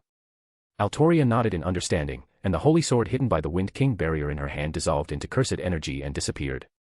My name is Dongfang Eiji, you can just call me Eiji. Saber, may I call you Lia? Yes, Eiji. It was just a form of address, and Altoria had no objections. The two looked at each other. It's over, what should I say now? Being stared at so intently by Altoria, Eiji became a little nervous. Gulp. The first sound to break the silence was Eiji's stomach. Eiji felt a little embarrassed by his sudden loss of composure. Do you want to go out for something to eat, Lia? Eiji extended an invitation. Whether it was an illusion or not, Eiji thought he saw a glint in Altoria's eyes when he invited her. Hunger is a formidable enemy. Let's go, Eiji. Lia, could you take off your armor first? There are no enemies here, and it would look strange if people saw you like this. Heroic spirits, unlike cursed spirits, have 2 forms, a normal manifested form and a spirit form. In spirit form, heroic spirits are invisible to ordinary people. However, when manifested normally, they appear no different from regular humans. Upon hearing this, Altoria unhesitatingly removed her white armor, revealing a blue dress underneath. It was a blue dress that perfectly blended the styles of a knight and a princess. The two quickly arrived at the bustling Shinjuku district. Eiji, what is this? That's taiyaki. Want to try some? Yes. Altoria nodded without hesitation. Shopkeeper, 2 taiyaki, please. Soon, 2 freshly made taiyaki were placed in paper bags and handed to Eiji. It's a bit hot, be careful. Okay, I know. As soon as she finished speaking, Altoria took a bite of the taiyaki. Eiji smiled slightly at the sight and began to enjoy his own taiyaki. The outer skin was rich with the aroma of egg, and the filling was soft, glutinous, and sweet. It was no wonder this taiyaki could hold its own in such a fiercely competitive food street. It was truly delicious. Eiji, what is this? Let me see. This is okonomiyaki. The outside is covered in sauce, and inside there's vegetables and instant noodles. Want to try some? Yes. Shopkeeper, 2 okonomiyaki, please. Coming right up. 2 okonomiyaki, adorned with vibrant sauce, were placed in transparent boxes and handed to Eiji. The two continued to walk, savoring the food. Eiji, what are these balls? Takoyaki. Want to try some? Octopus. Artoria frowned slightly. Perhaps not. Let's go look over there. Artoria pointed to a ramen stall across the street. You want that kind of flavor? Yes, it's a difficult choice. Artoria looked seriously at the wooden sign displaying the menu. Should we get one of each? Can we? Of course. A ramen stall is limited in size, and they could only prepare a few flavors with the ingredients they had. Then please. Artoria nodded, her dignified demeanor making it clear she came from a prominent family. Shopkeeper, 1 of each ramen, and 2 spicy ramen, please. Because the island nation's resources are not abundant, their flavors tend to be mild. Unless it's a shop specifically specializing in spicy food, the heat level of spicy ramen isn't very high. Coming right up. Young man, can you really finish all this? Don't worry, shopkeeper. Wasting food is a disgrace. Please wait a moment. The ramen master, relieved, smiled and agreed, then turned to skillfully prepare the ramen. However, what happened next caused the plump ramen master's eyes to widen. He had originally thought the noodles were for the young man beside them. But after finishing 1 bowl of spicy ramen, this young man put down his chopsticks and turned to watch the petite young woman beside him devour all 8 bowls of ramen with a blissful expression. To the point where not a drop of soup was left. It was delicious, thank you for the meal. Seeing the ramen master staring fixedly at her, Artoria replied politely. Please come again. Eiji, let's go to the next place. In just 1 hour, Eiji's standing in Artoria's heart had risen dramatically. No problem. The two quickly arrived at the next stall. Boss, 1 order of Odin. No, I can't eat anymore. I'll just watch Artoria eat. Due to the circumstances of her life before becoming a servant, Artoria couldn't enjoy fine food. That's why her appetite became so voracious after becoming a servant. Artoria's explanation for this was, this is to replenish my magical energy. Here, it should be cursed energy. Translation by randomtranslator.com. Read 2500 plus original and fanfic translations and translate for free at randomtranslator.com. Chapter 50, What to do when you can't buy clothes for a girl. Thanks to her physique, Artoria never gained weight no matter how much she ate. As a result, the two of them quickly cleared out the entire food street. At that moment, the food street gained a new legend. After eating, Eiji took Artoria to the nearest large shopping mall. A female sales associate in the mall was enthusiastically recommending clothes to Artoria. That handsome young man next to her could be ignored, but this girl buying clothes was clearly from a prominent background, perhaps even foreign nobility. If she could take good care of them, her commission for the day might even match a month's salary. Thinking this, the sales associate became even more enthusiastic. This white dress would look lovely on Miss Artoria. The sales associate took out a white dress. Artoria's appearance after putting on the dress made Eiji's eyes light up. Dressed in a pure white gown, Artoria shed her previous imposing heroism, transforming into a petite and adorable young lady. The dress reached Artoria's calves, with blue floral patterns adorning the hem. Thin blue straps revealed her fair, soft skin and delicate collarbones. Her pinned-up golden hair added a touch of demure elegance, making her look like a blooming lily. It suits you very well, Miss Artoria. The sales associate clasped her hands together, stars seemingly appearing in her eyes. As for Eiji, he was already dumbfounded, no need to mention him. Artoria walked to the mirror in the dress. She first nodded, then shook her head. What's wrong, Lia? Seeing Artoria shake her head, Eiji stepped forward and asked. It's a beautiful dress, indeed, but its flimsy feel isn't suitable for combat. Artoria's words stunned the sales associate. Combat? Did this girl just say combat? No, why would a girl in real life need to fight? The two words, which were usually only associated with stories and movies, made the sales associate's CPU overheat a little. Don't mind her, Lia received knightly education in Great Britain, so she. Eiji didn't finish his sentence. However, it was enough. The sales associate had already concocted several stories based on Eiji's half-sentence. Her expression didn't change, but if one looked closely, they could see her eyes shining brighter. A noble young lady, and a knight too. I'm actually meeting a real noble young lady, aw. Can you find me some clothes that are easy to move in? No problem, right this way. Time flew by in their pleasant shopping spree, and evening arrived. A happy smile bloomed on Altoria's face as the two walked side by side on their way home. Altoria was now wearing her classic casual outfit. A white shirt paired with a blue high-waisted skirt, black stockings on her legs, and a pair of brown boots. Eiji, who didn't understand fashion, had put together this outfit for Altoria based on his initial impression. However, what Eiji didn't expect was that after Altoria put on this outfit, the sales associate kept whispering in disbelief, "Altoria, it's the real Altoria." It could only be said that the Zenin family's publicity was truly effective. But after reviewing the shopping list, Eiji felt like he had forgotten something. Underwear. Hiss. What's wrong, Eiji? Eiji's sudden action caught Altoria's attention. Nothing, just thinking about what to eat later. He couldn't exactly say he was thinking about buying her underwear. Dinner. That is indeed a matter worth serious consideration. Eiji fell into a dilemma. He didn't know how to buy clothes for girls. And while the mall for casual wear was manageable, entering a mall that sold that kind of clothing. As if recalling something, Eiji's face flushed slightly. Who among the girls he knew? The class representative. A thought of a somewhat dorky girl wearing glasses popped into Eiji's mind. No, that would make him seem like a pervert. Besides, he wasn't even close to her. Who else? Sigh, were his friends really that few? Suddenly, a suitable candidate appeared in Eiji's mind. Ria, let's go buy some food and then visit relatives. Okay. Entering a supermarket, Eiji directly bought enough ingredients for 10 people and took Altoria to their destination. Ding dong. Click. Oh, Eiji, and who is this? Minako Fushigiro's eyes lit up when she opened the door and saw Eiji bringing a girl. But Minako Fushiguro was also a bit puzzled. She felt like she was seeing the girl for the first time, yet she seemed so familiar. Hello, Sister Minako, this is the heroic spirit Altoria, my new partner. Eiji, you really are something, calling me Sister. Minako Fushiguro said with a smile. Sister Minako, you're still very young. Altoria, huh? Come in, please. Hearing the name, Minako Fushiguro finally understood where that sense of familiarity came from. After all, Eiji was one of the few relatives Toji Fushiguro was close to, and in Minako Fushigiro's eyes, he was a successful young man with a boundless future.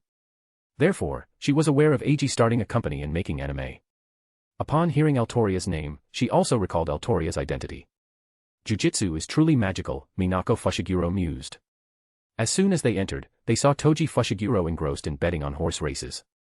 For the current calamity of heaven, only in activities like horse racing could he not control everything, and thus experience the thrill of winning and losing. In a corner, Megumi Fushiguro and Tsumiki Fushiguro were playing with toys on a soft mat, with a small fence around them to prevent them from running around. Eiji skillfully walked into the kitchen. Potatoes, beef, eggs, tomatoes, scallions, salmon. Are you going to make this much? Don't worry, we'll finish it. Eiji gave Minako Fushiguro a reassuring gesture. Eiji sprinkled salt on the surface of the salmon and set it aside, then began to cut the potatoes and beef. Stewed potatoes and beef, scrambled eggs with tomatoes, grilled salmon. Minako Fushiguro, after preparing dinner for Megumi Fushiguro and Tsumiki Fushiguro, came over to help Eiji. Eiji, that girl. Minako Fushiguro gestured towards Altoria with her eyes. Altoria only came to my place today. Eiji smiled and nodded, realizing he hadn't quite understood Minako Fushigiro's implication. Oh, right, Sister Minako, do you have time tomorrow? Seeing Minako Fushiguro shift the topic to Altoria, Eiji followed along, as if an idea had just occurred to him. Yes. Could I trouble you to take Altoria shopping for some daily necessities? She just arrived and doesn't have anything yet. Oh, leave it to me. A girl's life needs to be handled with care. Minako Fushiguro immediately agreed to Eiji's request. Objective achieved. Eiji thought to himself. The next day, Eiji experienced the terror of being dominated by shopping. Eiji, laden with over a dozen bags of various sizes, followed the pair with a vacant stare. Including what they'd already stashed in the shadows, the two of them had bought quite a few things. From small furniture that made life easier, like a vanity table, though did Altoria even need one. She looked great without makeup, to clothes, shoes, and daily necessities. Minako Fushiguro was overjoyed, finally satisfying her long-suppressed urge to shop to her heart's content, and she also got to witness some juicy gossip up close. She hadn't expected that Eiji, who always acted so mature for his age, had such a cute side. Youth was truly wonderful. Minako Fushiguro mused inwardly. In the span of a single day, Minako Fushiguro and Altoria had visited every major department store in Shinjuku. Eiji was finally freed. Why? He had been so happy shopping with Altoria yesterday, so why was he like this today? However, seeing the smile on Altoria's face as she shopped to her heart's content under Minako Fushiguro's recommendations, Eiji felt it was all worth it. Translation by randomtranslator.com. Read 2,500 plus original and fanfic translations and translate for free at randomtranslator.com. Chapter 51, Grading. What grading? Come harvest the crops. Swish, swish. Eiji, sitting in the car, continuously flipped through the cursed spirit intel in his hands. These cursed spirits were the targets they four needed to exorcise for their Grade 1 Jujutsu Sorcerer evaluations. Altoria quietly gazed out the window, watching the scenery rapidly recede. Since being summoned, she had fully experienced the world's immense changes and was curious about many things. Eiji was fortunate that Altoria wasn't an appliance killer like Rin Tosaka. Although there was a saying that Rin Tosaka's poor handling of electronics was inherited from her father, the king of blame, Tokiomi Tosaka, there weren't that many electronic devices when he was alive. Furthermore, Tokiomi Tosaka usually had servants taking care of things, while Rin Tosaka had to fend for herself due to her family's decline. So, this blame, well, let's just have Tokiomi bear it. Rin Tosaka was so cute, I think she can be forgiven. Snap. After finishing the last page of the document, Eiji set the file aside. There are quite a lot, aren't there? Where did the Jujutsu Management Council find so many Grade 1 cursed spirits, Shioer? We and Suguru Geto searched for a whole week and only found Grade 2 and 3 ones before. How could the Management Council suddenly produce over a dozen? Something's off, 12 out of 10 things are off. Actually, those cursed spirits are the responsibility of the Kamo family. The assistant supervisor driving was from the Zenin family, named Shuji Zenin. His older brother was named Shuichi and belonged to the Kukuru squad. As for why Eiji called him Shioer? Come, read with me, Shioer, Shioer. Shuji Zenin, who didn't know what Shioer meant, thought it was a sign of Eiji-sama's affection and a friendly nickname. Before Shuji Zenin departed, Nobito Zenin had already instructed him to fulfill Eiji's every need, so he naturally answered everything. Actually, Nobito Zenin had initially planned to assign Eiji a young and beautiful female assistant supervisor. However, after seeing the information Eiji sent about Altoria, he decided to wait and see. Thus, he dispatched this assistant supervisor, who was considered an elite even within the Zenin family. The Kamo family? Tell me more. Yes, Eiji-sama. Shuji Zenin quickly reviewed the information he had gathered over the past few days in his mind. Actually, the reason so many Grade 1 cursed spirits were prepared is because of Satoru Gojo. The Kamo family and the Zenin family believe that only this is fitting for Satoru Gojo's status and strength. Since you, Miss Altoria, and Mr. Suguru Geto are Satoru Gojo's close friends, I imagine these cursed spirits will be no challenge for you. Eiji understood. The Kamo family and the Zenin family originally intended to cause trouble for the Gojo family. If it worked, great. If not, it didn't matter, as there was no real loss. Later, due to you and Miss Altoria, the family head initially didn't plan to get involved. However, the family head remembered your strength and Mr. Suguru Geto's abilities, so the plan wasn't cancelled. These cursed spirits have been cultivated by the Kamo family since Satoru Gojo submitted his Grade 1 Jujutsu Sorcerer evaluation 3 months ago. Cultivated. That's right. They deliberately neglected a group of cursed spirits that had a tendency to settle, spirits that should have been exorcised on time. They were also fed some cursed spirits and useless cursed tools to accelerate their growth, resulting in these cursed spirits. As expected of the old geezers, they never dare to confront directly. They always pull these little tricks to satisfy themselves. Soon, Eiji noticed the implication in Shuji Zenin's words. You just said the old man kept these cursed spirits because he knew about Suguru Geto's abilities. That's correct. Shuji Zenin nodded at the rearview mirror. I see. So, you're saying that if all these cursed spirits are given to Suguru Geto, his jujutsu ranking evaluation will also pass? Yes, Eiji-sama. We 6 will not interfere with the exorcism process, only confirm the final result. 6 people. Oh, right. 2 of them are from the Kamo family. For this evaluation, a total of 4 assistant supervisors and 4 evaluating jujutsu sorcerers were dispatched. The Gojo family dispatched 2 jujutsu sorcerers and 2 assistant supervisors to be responsible for Eiji's and Altoria's jujutsu ranking evaluations. The Zenin family dispatched 1 jujutsu sorcerer and 1 assistant supervisor to be responsible for Suguru Geto's jujutsu ranking evaluation. This is basically a guaranteed pass. This is the world of adults, after all. Eiji thought to himself, impressed. At this moment, Eiji picked up the thick stack of Grade 1 cursed spirit data beside him, and his eyes completely changed. These weren't dangerous cursed spirits at all, they were practically leeks waiting to be harvested. Suguru Geto, hurry up and get out of bed to harvest them. Find a store and stop to buy a case of honey tea. Yes, young Master Eiji. Shuji Zenin nodded, then turned the steering wheel towards the supermarket not far away. Since they planned to have Geto subdue all the cursed spirits, the group decided to assess their grades together. The four of them gathered at an abandoned office building. It was rumored that several people had jumped to their deaths or committed suicide in this building, after which no one wanted to rent it anymore. No way. As soon as he got out of the car, Eiji saw a white-haired figure suddenly rush in front of the vehicle. It's really Altoria. Suguru Geto was one thing, but Eiji and he had been classmates for years, and Geto had read most of what Eiji wrote. Satoru Gojo had also checked it out at their recommendation. This kind of youthful, passionate story suited his taste. It was just that the ending wasn't perfect. Satoru Gojo felt that if it were up to him, he would have arranged a happy ending for everyone. He took off his sunglasses, and the six eyes, which seemed capable of seeing through everything, stared directly at Altoria. It has cursed energy, but it's closer to a spirit than a cursed spirit. Altoria frowned slightly. Gripping her sword in her right hand, she swung it forward. Whoosh. A sharp sword chi left a long gash on the ground. Kawaii, kawaii. So scary. To others, this was an imperceptible, invisible sword, but it was different in the eyes of the six eyes. The distorted, faintly visible shape of the air, the trajectory of the airflow generated when the sword was swung. All of this was seen clearly by the six eyes. Before the sword chi could hit Satoru Gojo, he had already teleported behind Suguru Geto. With Satoru Gojo, who was taller than Suguru Geto, placing his hands on Geto's shoulders and only half his head showing, the sight was comical no matter how you looked at it. Satoru, that's very rude. Eiji said to Satoru Gojo with displeasure. Although the six eyes weren't like X-ray vision or anything rude, their powerful observational ability made one feel as though their entire being was being seen through when facing them. Therefore, it was normal for Altoria to be angry. Even though she had been raised as a boy, it didn't change the fact that Altoria was female. Altoria's gaze towards Satoru Gojo was one of a pervert, of scum. Hearing this, Satoru Gojo raised his hands in a gesture of surrender and walked in front of Altoria. My apologies, my apologies. So, can you forgive me, the beautiful and handsome Miss Altoria? Satoru Gojo slightly leaned to the side, extending his left hand backward before gracefully bringing it back to his chest, and then extending his right hand gallantly towards Altoria.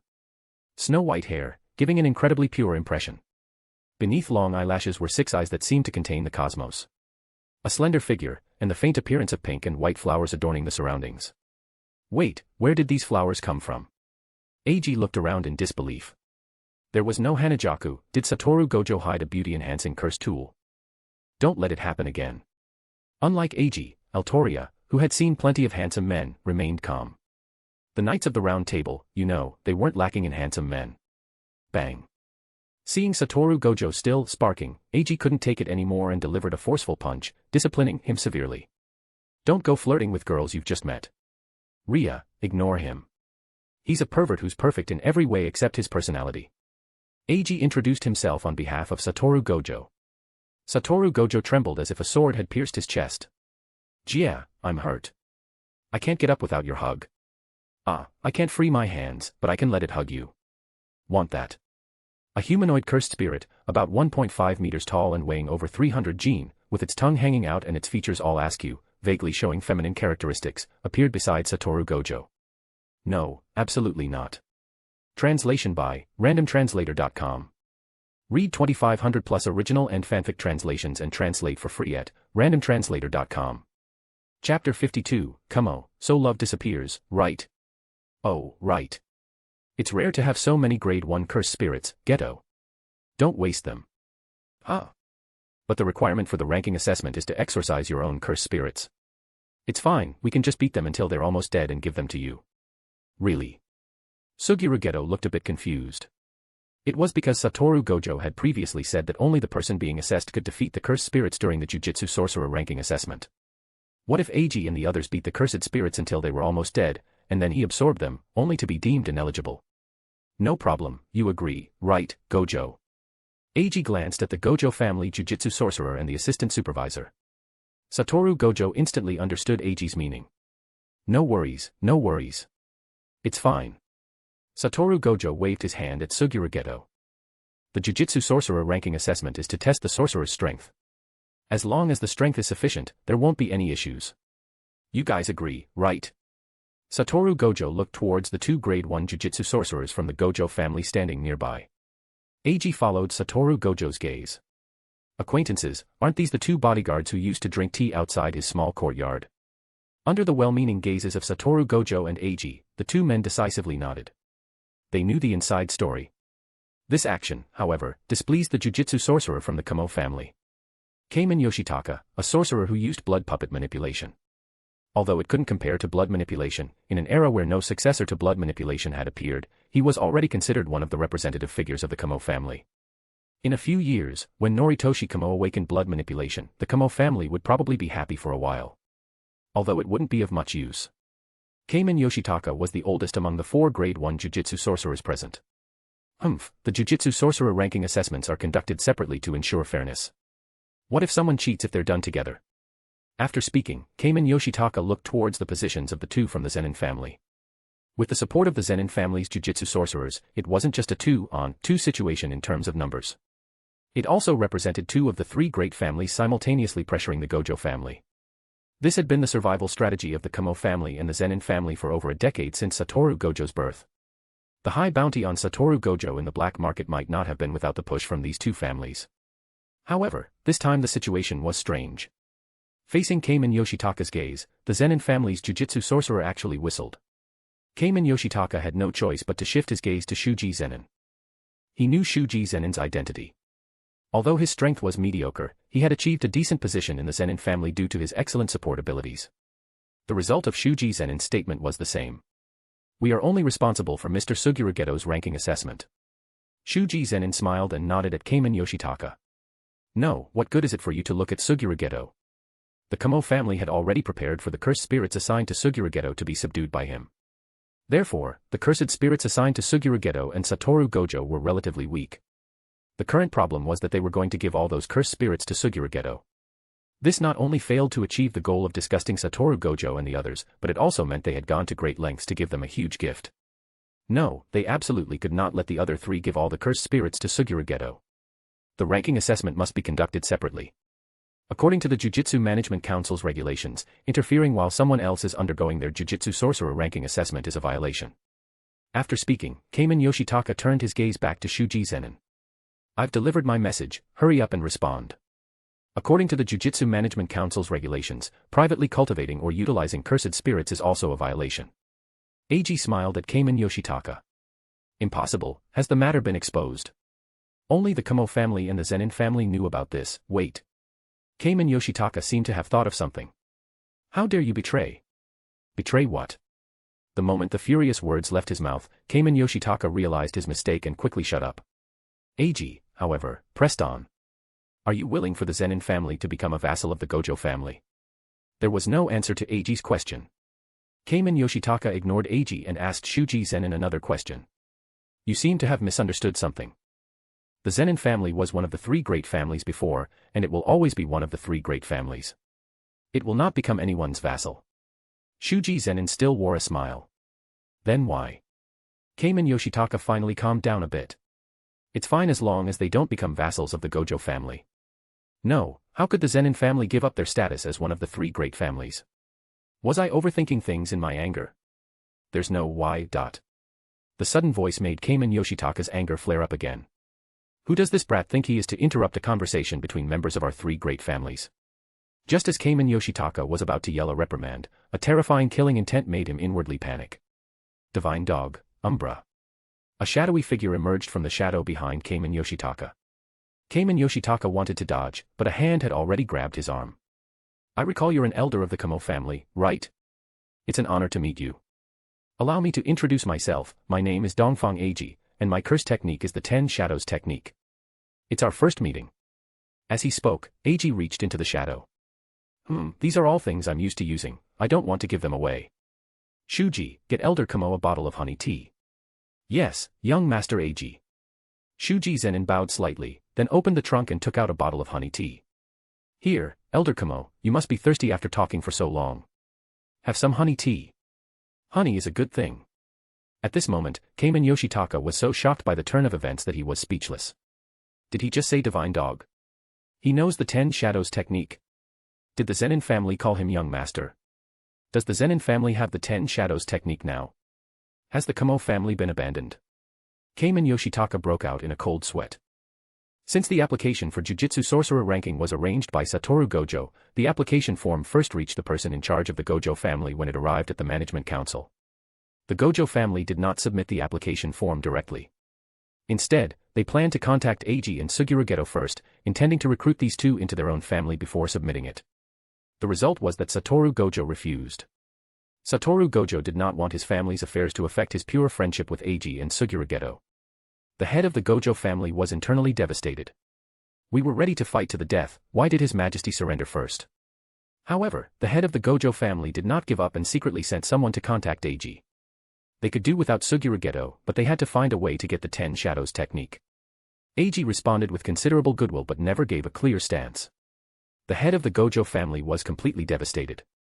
The duck they had cooked had flown away, and it was their own treasure who had let it go.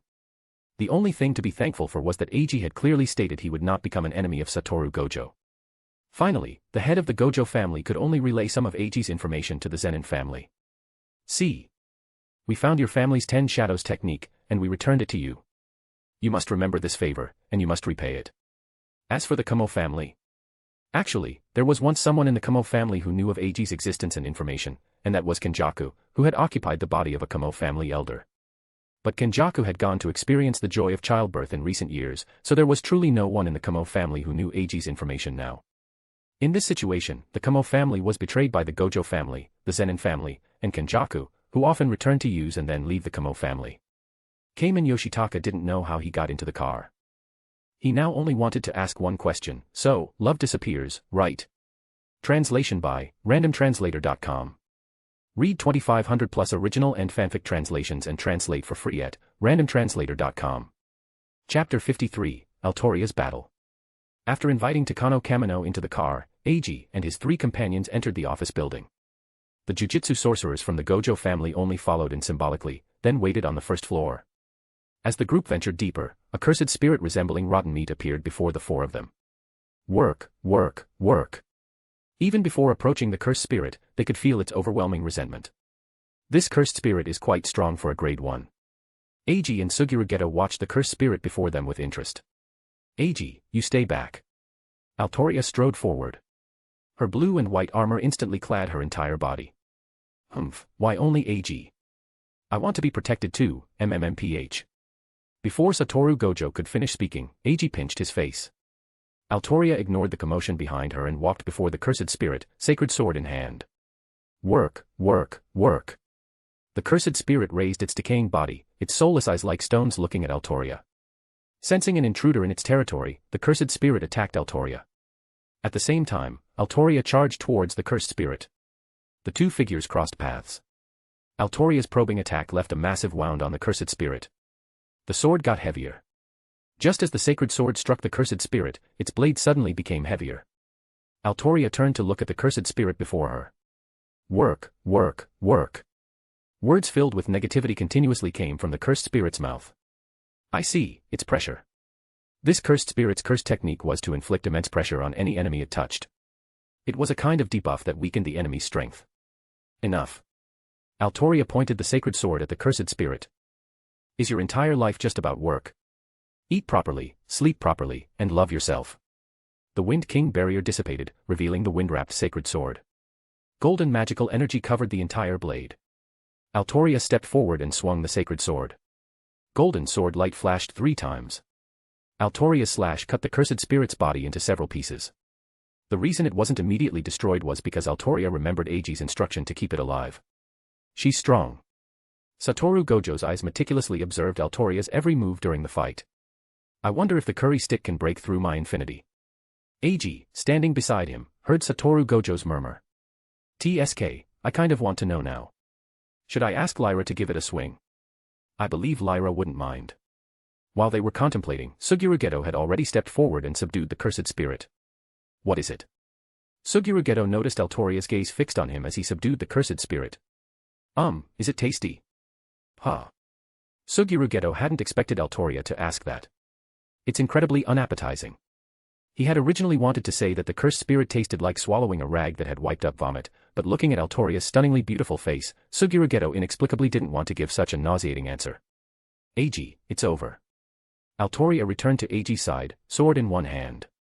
Satoru Gojo, who had somehow produced a handkerchief, bit down on it, his face filled with resentment. Damn it, I'm so jealous. I wish I had my own female knight too. Satoru. Suguru Geto looked at Satoru Gojo speechlessly. Was that something you could say to someone's face? Eiji ignored him completely. Taking out the cursed spirit information Shuji Zenin had given him in the car from his shadow, Eiji began planning the knight's route. Originally, the four of them were going to split up, but now that they were together, the original route was naturally unusable. How about we fly there? What's wrong? Suguru Geto and Satoru Gojo leaned in, looking at the map in Eiji's hand.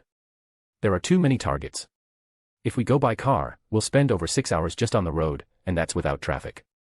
Everyone knows how city roads are. A straight kilometer might turn into 5 or 6 kilometers of winding paths. As he spoke, Eiji's gaze fell on Suguru Geto. I'll take Lyra, and you take Satoru. We'll fly directly to each one, and we can finish by the middle of the night. What about the people outside? I'll send the route map to the assistant supervisors. They can follow behind and check things. Oh, right. What do you guys want for a late-night snack? How about sushi? Sushi? Sure, that works. As if wanting to finish the mission quickly to get to his late-night snack, Altoria didn't hold back in the subsequent battles. Wind King Barrier. Mana Burst. And Altoria's hard-earned sword skills. Several cursed spirits didn't last even a minute after meeting them. Seeing Altoria's intentions, Eiji also went all out. In confined indoor spaces, he personally handled things with white and black. In open outdoor areas, he had Xiongqi and White pin them down. Satoru Gojo's movements were also swift. Clearly, he preferred going out with friends to catching cursed spirits. Only Suguru Geto stood to the side, looking dejected. Harvesting so many grade 1 cursed spirits should have been a happy occasion. Not needing to lift a finger, just waiting for high-quality cursed spirits to be delivered to him, that should have been even happier. When two happy things happen at the same time, it should result in double the joy. But why couldn't he feel happy? What's wrong, Suguru? Nothing. I'm just a bit full. Full. Oh, right. Suguru Geto had already drunk 6 bottles of honey tea. Eiji picked up a can of honey tea and gently turned it. Net content, 330 milliliters, nearly 2 liters. That's indeed a lot. It seems that unless you're drinking beer, most people can't chug down more than a dozen bottles of other drinks or beverages at once. Maybe, we should skip the rest. Eiji asked cautiously. No, it's fine. I'll just drink less honey tea later. Suguru Geto was still persevering. If you were presented with an opportunity to earn a year's salary by working hard for a single day, would you go for it? Suguru Geto said yes, he definitely would. Even if he didn't have honey tea to wash down the taste, he would still eat all the remaining cursed spirits. In the end, Eiji used the reverse curse technique to alleviate Suguru Geto's physical symptoms, and Suguru Geto, enduring the pain, subdued all the cursed spirits before returning home to rest. Not at all saddened by Suguru Geto's withdrawal, Eiji and the other two immediately headed to the sushi restaurant. After finishing their late-night meal, Eiji sternly refused Satoru Gojo's persistent requests to try the curry stick, despite Satoru Gojo's constant pestering. The next day, when Eiji went to visit Suguru Geto at his home, he found that Suguru Geto was already as good as new. Truly worthy of being a strong individual in Jujutsu Kaisen, Eiji thought, even a gorilla would be ashamed of such physical prowess. Translation by randomtranslator.com. Read 2500 plus original and fanfic translations and translate for free at randomtranslator.com. Chapter 54, Jujutsu High. April 2005, Jujutsu High. Masamichi Yaga arrived at the school gates early this morning. Because today was the day he would welcome new students. 5 people, quite a few students this year. The Jujutsu world had been chronically understaffed, so Jujutsu High typically only had a single-digit number of students each year. There had even been years with only 1 student. Seriously, if you're gone, I can't even teach the class. Only 1 commoner, cursed spirit manipulation, huh? It's certainly a cursed technique with potential. Eiji had directly asked the Zenin family to handle his admission application, so the Zenin family had polished it up a bit when submitting Eiji and Altoria's applications. Masamichi Yaga put the documents away and quietly waited for the new students to arrive. Masamichi Yaga was actually a character with a great contrast between his appearance and his inner self. Beneath that stern exterior was an incredibly sensitive heart. Otherwise, he wouldn't have been able to raise such a cute panda. Just as Masamichi Yaga was filled with anticipation, a white-haired figure suddenly appeared before him. Masamichi Yaga tried his best to maintain his teacher's dignity, while inwardly thinking, these young people today have no integrity, scaring an old comrade like me. You must be Satoru Gojo. I am Masamichi Yaga, your first-year teacher. Masamichi Yaga introduced himself to Satoru Gojo. Satoru Gojo, who had been looking around, shifted his gaze back. Hello, I'm Satoru Gojo. Satoru Gojo put one hand in his pocket, waved the other with 2 fingers at his forehead, and added a playful trailing sound to his tone. Just like the rumors, he's a very lively kid, Masamichi Yaga thought. Then, 2 more people walked up. A boy with short black hair and a girl with beautiful golden hair. Dongfang Eiji, whose curse technique was the Zenin family's 10 Shadows technique, and he had already subdued Mahoraga. Altoria, an imaginary heroic spirit. Her specific details were unknown, but it was confirmed that she possessed the abilities of Altoria from the anime. Initially, the Jujutsu Management Council did not approve of Eiji's new concept, imaginary heroic spirit. Instead, they insisted on classifying Altoria as a special grade imaginary curse spirit. This was unless Eiji agreed to publicly reveal the principles behind summoning imaginary heroic spirits as summoned spirits and his so-called external technique. Upon hearing this, Eiji directly took Altoria to the mountain base where the high-ranking officials of the Kyoto Jujutsu Management Council gathered. On the spot, he had Altoria perform a curry stick for the old fuddy-duddies. Seeing the brilliance that shone in the dark night sky, the old fuddy-duddies believed in Altoria's identity as a heroic spirit. As for the mountain that disappeared next to them, the island nation experiences frequent earthquakes, so it was perfectly reasonable for a mountain peak to collapse, right? You're so slow, Eiji, Altoria. Satoru Gojo turned around, spread his legs, and cupped his hands around his mouth to form a megaphone. All right, we know you were the first one here. Then Eiji turned his gaze to Masamichi Yaga. He's kinda handsome. Masamichi Yaga now was not as rugged as he would be in over a decade. A neat buzz cut, a clearly well-trimmed beard, and a stern, imposing expression. It was very different from his hairstyle in over a decade, which looked a bit like a hedgehog or a cactus. He was clearly much more handsome and refined. It's just that at first glance, he looked like a big brother who had just finished a stint in prison. Hello, Teacher Yaga. I am Dongfang Eiji, and this is Altoria. Hello. Altoria nodded expressionlessly at Masamichi Yaga. Welcome to Jujutsu High. I am your teacher, Masamichi Yaga. Masamichi Yaga nodded. These two seemed relatively normal. Flap, flap. The sound of flapping wings could be heard. The group looked up. They saw a large, snow-white bird slowly descending from the sky. What was most striking about the bird was its large yellow beak. This looked so familiar. You're the slowest, Satoru Gojo said, leaning in front of Suguru Geto with a clear smirk. Suguru Geto was used to it, this was nothing. There are still 10 minutes until the assembly time, I'm not late, Satoru. What is that, a new mount? It's a cursed spirit in pelican form. Huh. Isn't it quite pretty? Why would anyone have negative feelings about it? I don't know. Also, move aside. It's rude to leave the teacher standing there.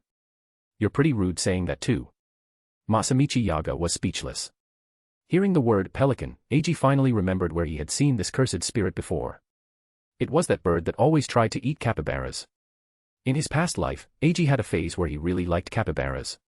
He had seen this big white bird, which couldn't bite or swallow them, but still kept trying to eat the capybaras. After a brief introduction with Suguru Geto, the group began waiting for the last student. His gaze swept over Satoru Gojo, who was discussing the bird with Suguru Geto, then shifted to the 2 people standing quietly to the side. Masamichi Yaga sighed, wishing those 2 over there were as well behaved. Little did he know, Eiji was contemplating whether he should fly to Jujutsu High like Suguru Geto in the future. Cheonchi was so fast, and he walked so slowly. Speaking of which, Altoria had a riding skill, allowing her to skillfully handle various mounts and vehicles. Should he get Altoria a motorcycle? Imagining Altoria in a black suit, riding a motorcycle into battle with a heroic and dashing demeanor, Eiji declared it a must. Soon, the last student arrived on time. A black sedan stopped at the foot of the mountain. Shoko Yeri, with short brown hair and a tall figure, walked towards the group, pulling a suitcase. By the way, didn't you 2 bring any luggage? Even though they had to wear school uniforms at Jujutsu High, they should at least bring some change of clothes and daily necessities. No need. We can just buy whatever we need. Satoru Gojo explained that he could instantly travel using Blue, so buying anything was very simple. It's pretty much the same for me. Once the situation is confirmed, I'll go to a nearby supermarket to buy things. It was quite convenient to go out using a cursed spirit with flight abilities. Yeah, transportation is a must. Damn, I can't get a driver's license yet. If he rode Cheonchi, he'd have to avoid the eyes of ordinary people and not cause a commotion. Wait, how does Sugurageto fly around without causing a disturbance? I need to ask him about that later. Hello, I'm Shoko Yeri. A well-behaved child, Masamichi Yaga nodded. My favorite thing is alcohol, and I don't like things that are too sweet. The next sentence almost made Masamichi Yaga break down.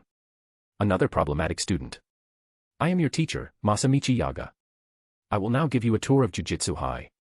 With that, Masamichi Yaga led the way. The group quickly toured Jujutsu High and selected their dorm rooms. Hey, do you really not like sweets? Satoru Gojo suddenly appeared on the window of Shoko Yeri's room. Things that are too sweet are a no-go.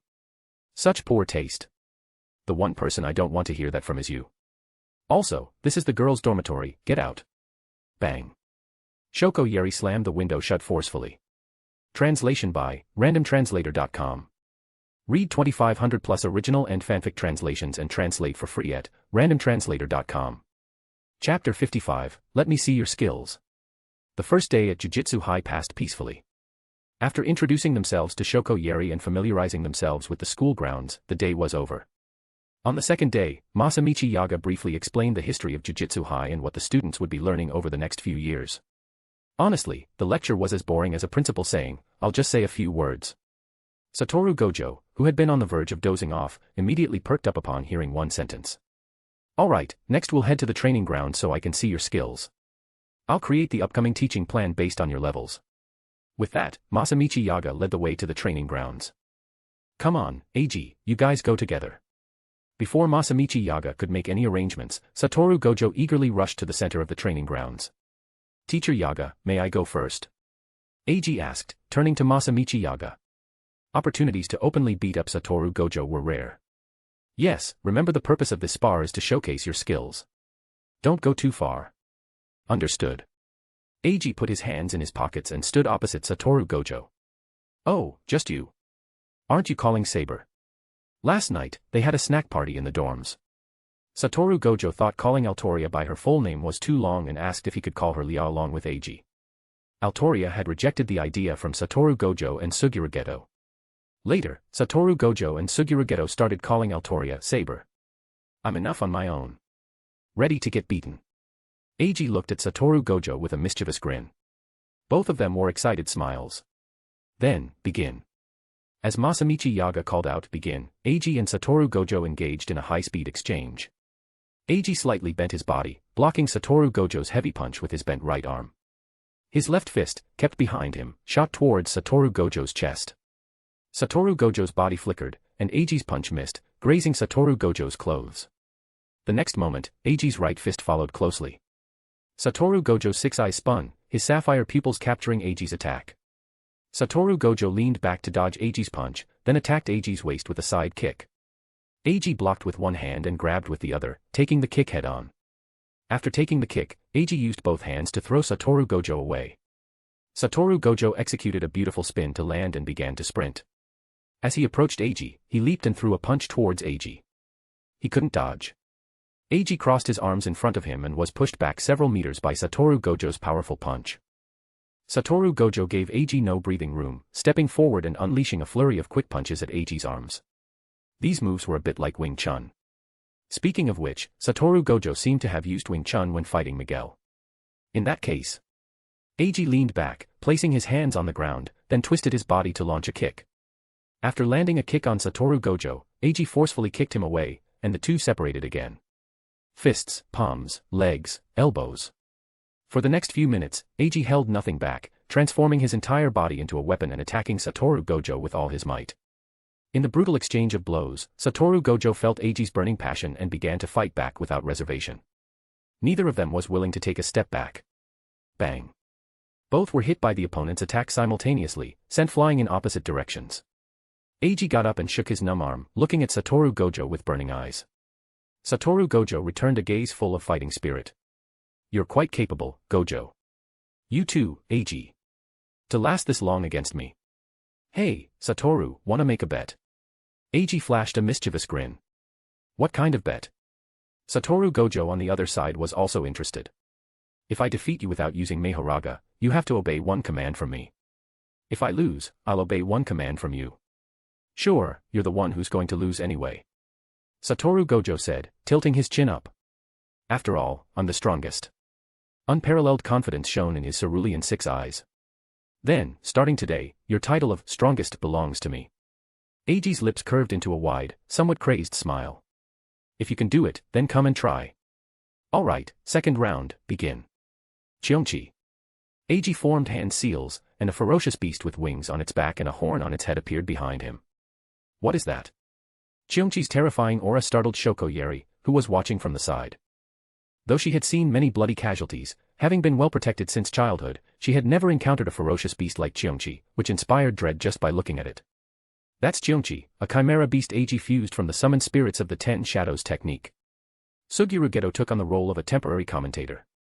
Masamichi Yaga, standing nearby, clenched his fists the moment Cheongchi appeared. He had a feeling that things were starting to spiral beyond his imagination. Satoru Gojo tossed his sunglasses aside, his infinity already active. Roar. A gale kicked up countless sand and stones, pressing down on Satoru Gojo. Eiji quietly formed a hand seal and then charged forward with Tiger Grave, following the gale. Satoru Gojo extended his right hand and swung it forcefully, a small cerulean sphere appearing with the movement. The sphere, like a miniature black hole, absorbed all the howling wind. Then, Satoru Gojo raised his right hand and slammed it down onto the ground.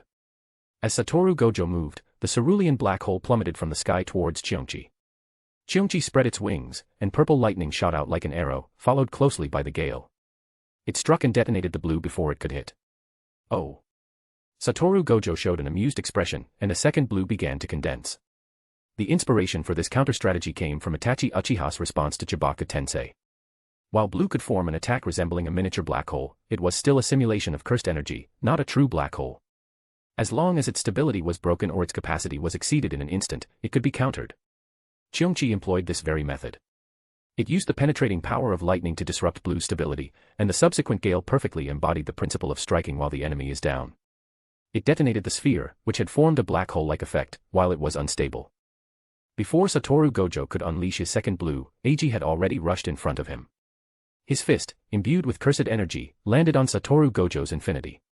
Satoru Gojo's attack instantly appeared before Eiji. Divine Dog, black erupted from the shadow of a shadow, its claws striking Satoru Gojo first. Eiji seized the opportunity to turn and deliver a spinning kick, then coordinated with Divine Dog, black to create distance from Satoru Gojo. Just as Satoru Gojo was about to pursue, a strange cursed energy fluctuation caught his attention. Behind Satoru Gojo, the spiritified Divine Dog, white appeared and launched an attack. Eiji and Divine Dog, black once again moved to surround Satoru Gojo. Translation by randomtranslator.com. Read 2500 plus original and fanfic translations and translate for free at randomtranslator.com. Chapter 56, Clench Your Teeth, Strongest. In the training grounds, Masamichi Yaga and a few others had moved away from the edge of the field, standing on a distant, ancient-looking tower to observe the battle from above.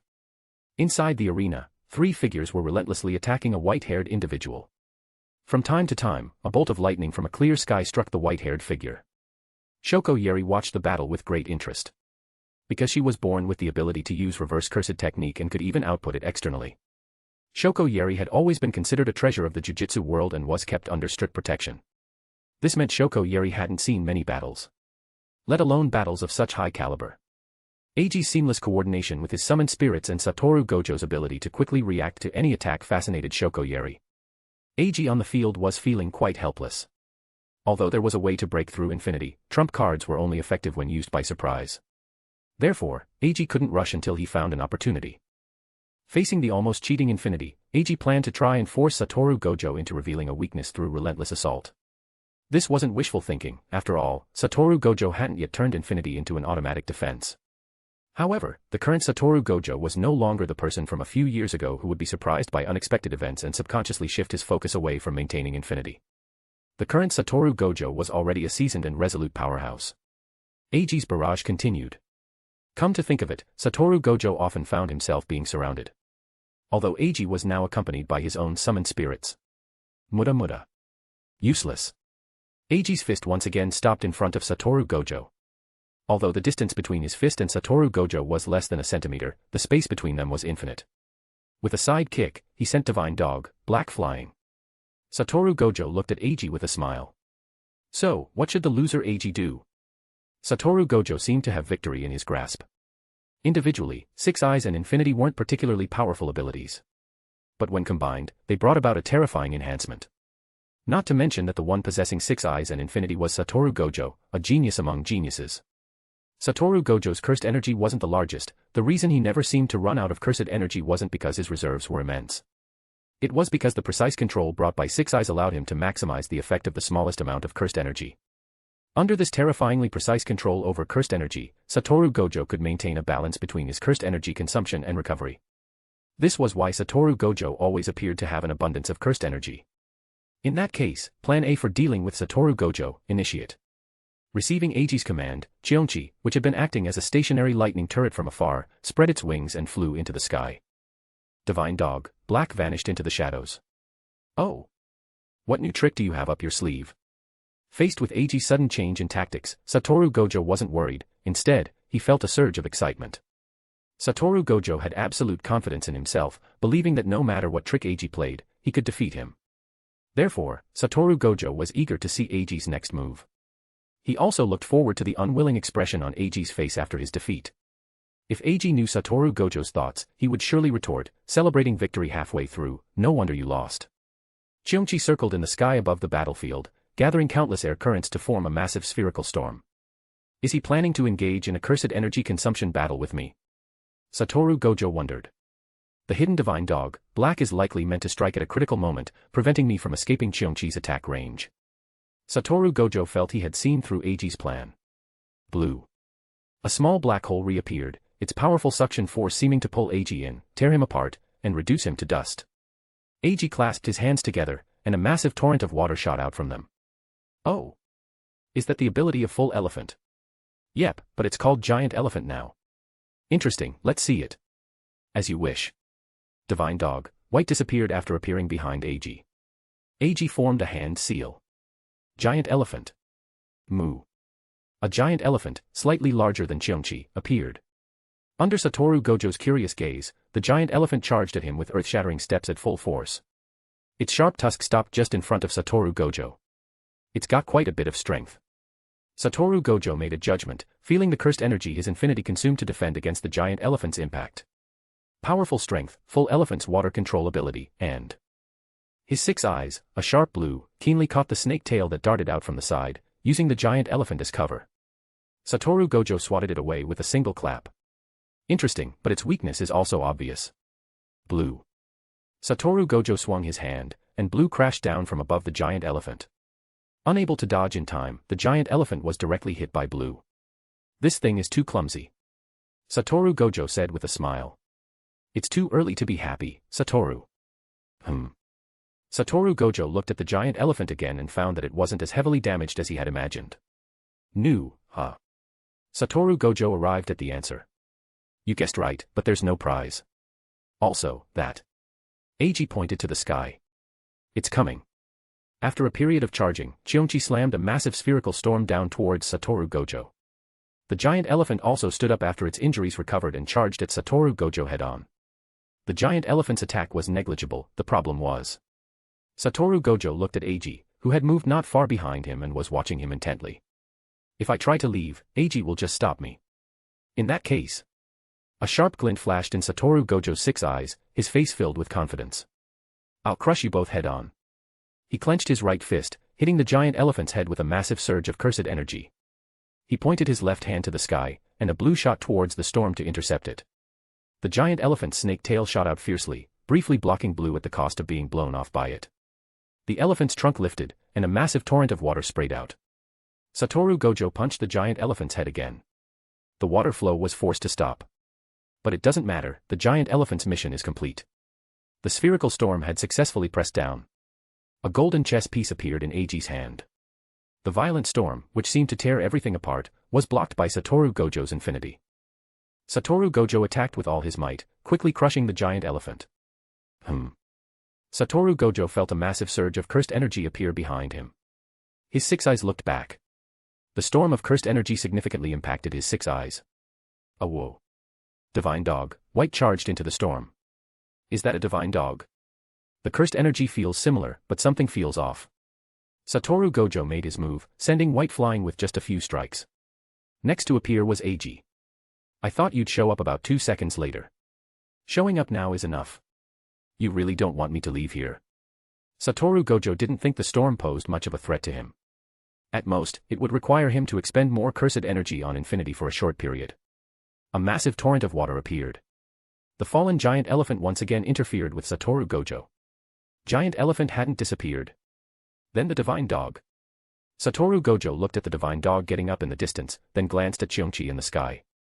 Don't you normally only summon 2 of the 10 shadows technique at a time? Satoru Gojo asked with interest. You can only summon 2 at a time, but White isn't manifesting as a 10 shadows technique summoned spirit right now. He's manifesting as a summoned spirit heroic spirit. Just then, a spectral figure clad in a purple cloak appeared behind Satoru Gojo. Shadow of the Spirit Foundation, caster Medea.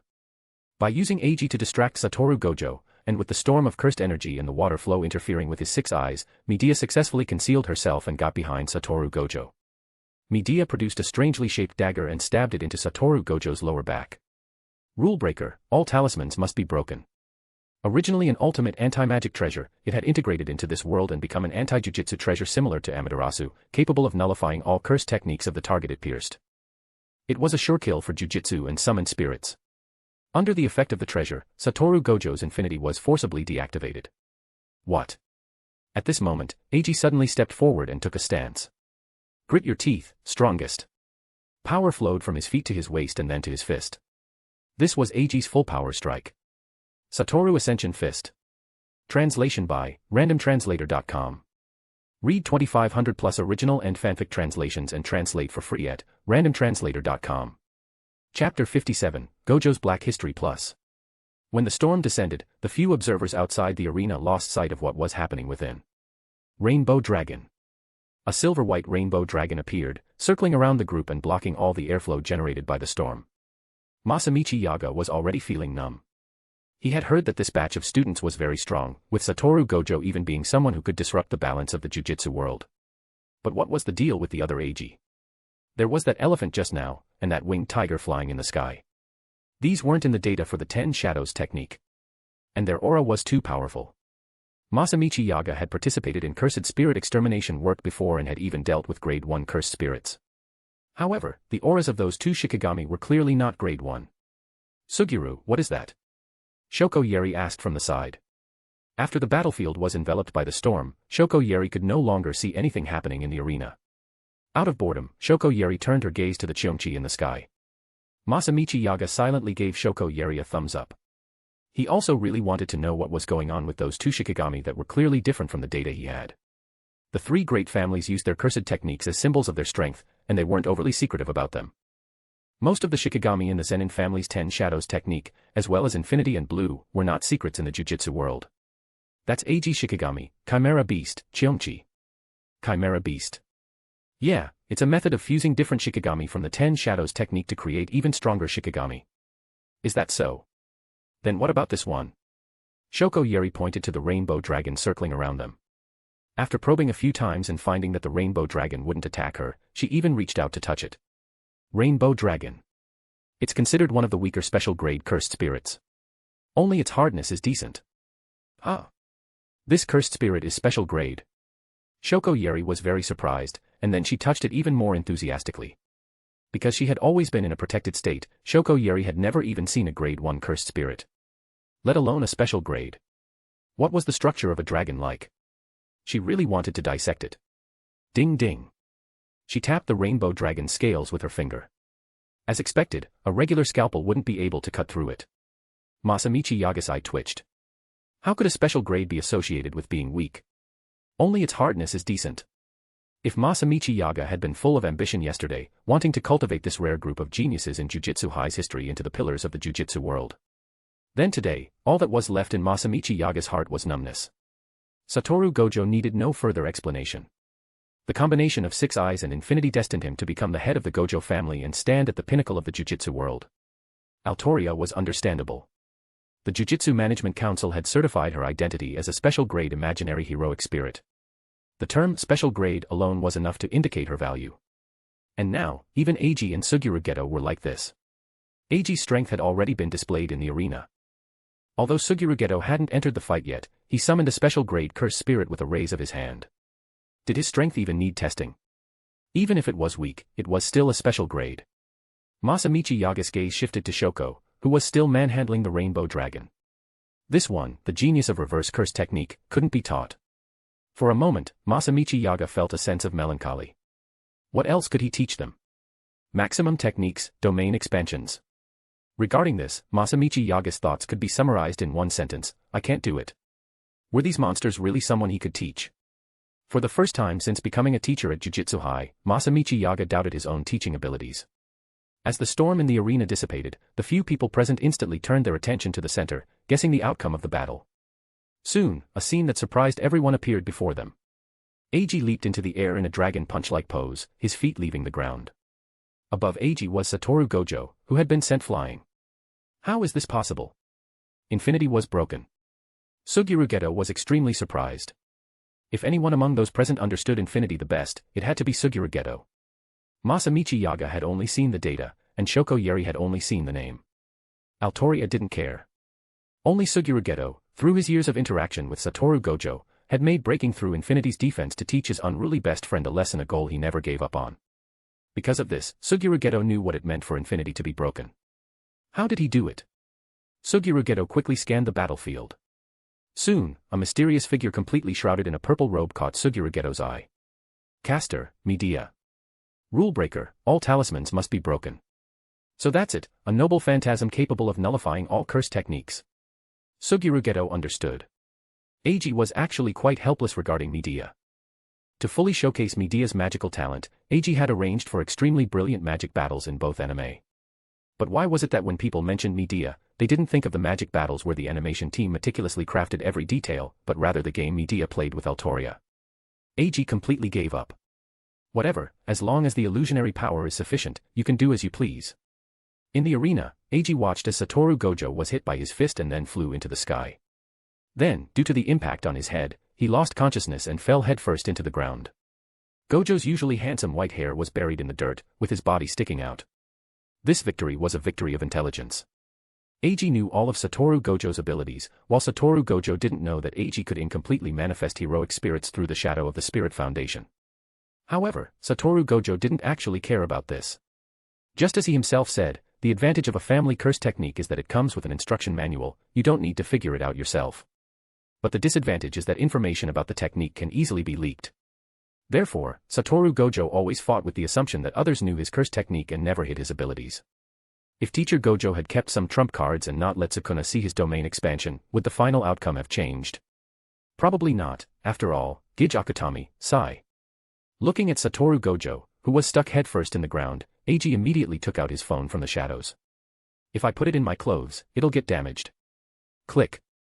Then, Eiji appeared in front of Satoru Gojo at extreme speed, held his phone up diagonally with his left hand, made a V sign with his right hand, and smiled with immense satisfaction. Click. Next, Eiji looked at Medea, who hadn't reached her summoning time yet. Medea, come over and take a few pictures. Click. Click. Click. Oh. Sugiru's here, hurry up and join us. Shoko, you too, take a picture. Trust me, you'll definitely need it later. Suguru Geto nodded and happily walked in front of Satoru Gojo with his phone. Shoko Yeri touched her head, are we that close? He's calling me by my name on only the second day we met. However, seeing the two of them looking like cheerful, outgoing young men, Shoko decided it was fine, she wouldn't worry about it for now. Hey, you guys, it's not nice to treat your classmate like this.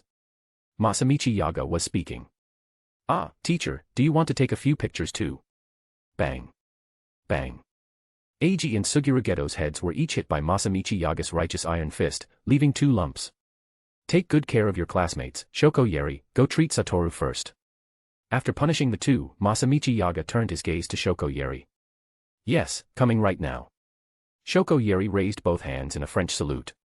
Wow, so scary. So he's not just fierce-looking. Shoko Yeri thought to herself. Hey, you two, lend a hand and pull Satoru out. The damsel in distress had arrived. They couldn't pull him out, not at all. Hi. Coming. Eiji and Suguru Geto each grabbed one of Satoru Gojo's feet and pulled him out, then lifted him. Afterward, they struck a pose with their hands again. Click. Medea, in the distance, took one last photo before disappearing. The two once again received Masamichi Yaga's iron fist of unity and friendship. Translation by randomtranslator.com. Read 2500 plus original and fanfic translations and translate for free at randomtranslator.com. Chapter 58, Action Directing, Golden Flash. The treatment isn't finished, don't move around. In the training ground, which had already turned into ruins, Shoko Yeri was treating Satoru Gojo while pressing on his white cat-like head. Satoru Gojo's physique was truly strong, he had already regained consciousness within 10 minutes.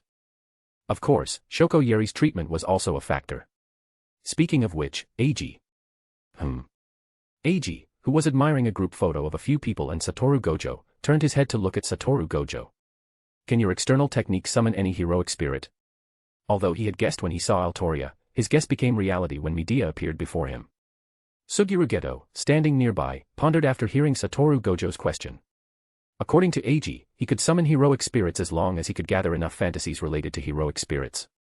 Doesn't that mean if Eiji designed an invincible heroic spirit and then summoned it, he would be invincible?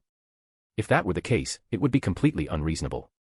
No, for me to summon a heroic spirit, it needs to be sufficiently plausible first. Plausibility was judged by the Holy Grail. Eiji had tried adding extra settings to heroic spirits, but the fantasies generated by those settings were not absorbed by the Holy Grail. Also, fantasies of heroic spirits aren't that easy to gather. Haven't you seen that I've only summoned Lyra all these years? However, in a dozen or so years, the situation would be different. With the popularization of computers and smartphones, the internet would bring a dissemination capability far exceeding the present. For example, with Medea, the caster, I can currently only achieve an incomplete manifestation, and her existence time is very short. Remembering how Medea had disappeared so quickly just now, Suguru Geto understood. Even so, that's still monstrous. 7 heroic spirits with special grade strength, plus Mahoraga and the Chimera Beast. No, I have to believe in myself. Who? Suguru Geto took a deep breath. Let's set a small goal, absorb the 16 special grade cursed spirits recorded by the Jujutsu Management Council. Then, I'll go look for special grade cursed spirits not recorded by the Management Council. Suguru Geto felt a sense of urgency to become stronger, something he hadn't felt in a long time. How are you feeling, Satoru-kun? Masamichi Yaga, who had briefly checked the training ground's condition, returned. The state of the training ground was as he had expected. After being ravaged by black holes, lightning, gales, and floods, it was completely unrecognizable as a training ground. The training ground was gone on the second day of school. What a pain. Masamichi Yaga felt a headache. Let's call it a day. Masamichi Yaga, who had originally planned to observe the strength of Suguru Geto and Altoria, abandoned the idea. One was deemed special grade, and the other could summon special grade cursed spirits. There was no need to even watch them, he already knew they were very strong. I'm perfectly fine. Seeing Satoru Gojo looking full of energy, one couldn't tell he had been beaten up at all. Ah, right, you wanted to see the other's strength, didn't you? Who's going first? Satoru Gojo seemed to recall something and tapped his left palm with his right fist. No way, I'm non-combat personnel. Shoko Yeri, who was being stared at by Satoru Gojo, immediately shielded her chest with both hands and made a large X, boring. He had actually wanted to see this new classmate's strength. No, I meant to say. Masamichi-sensei, you should leave quickly, or you'll get caught in the crossfire. Wait. Eiji pushed Masamichi Yaga, who was about to say they didn't need to compete anymore, out of the training ground. Then we'll be going. Have fun, Suguru and Saber. Satoru Gojo waved goodbye to the two and turned to leave. Then, please guide me. With a flash of light, Altoria's black Jujutsu high uniform transformed into a blue and white armored dress. The invisible sword, hidden by the Wind King barrier, pointed directly at Suguru Geto. It is I. Please guide me. Suguru Geto responded with a smile, a shadowy space flickering behind him. The standoff between them wasn't long. The battle officially began after Eiji and the other three returned to the ancient tower where they had been watching. Altoria charged forward. Suguru Geto, who had been prepared, immediately summoned the Rainbow Dragon to meet her. Facing the Rainbow Dragon's attack, Altoria dodged by flashing her body repeatedly. Suguru Geto waved his hand, and a giant white worm cursed spirit lunged at Altoria. Magic release. Aided by magic release, Altoria suddenly shot upwards, bypassing the worm cursed spirit's obstruction. After getting past the worm cursed spirit, Altoria saw the shadowy space writhing beneath Suguru Geto's feet. What is this? Altoria's intuition told her there was danger. Abandoning the idea of attacking, Altoria shielded herself with her holy sword. The next moment, a massive, bloated cyclops emerged from the ground. A fist the size of a sandpot slammed hard into Altoria's sword. The immense force sent Altoria, who was mid-air, flying.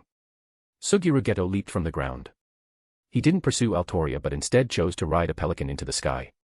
While he was confident in his close combat abilities, engaging in close combat with a master like Altoria was unwise. After all, Altoria rarely made an appearance, and battles in anime were different from reality. Therefore, Suguru Geto decided to observe the situation first. As soon as Altoria regained her footing, the rainbow dragon circled around and attacked her again. Altoria's agile body twisted and dodged the rainbow dragon's attack. As their bodies crossed, her holy sword pierced the rainbow dragon's body. Screech! The holy sword left a long gash on the rainbow dragon. Hey, that's the rainbow dragon with the highest hardness.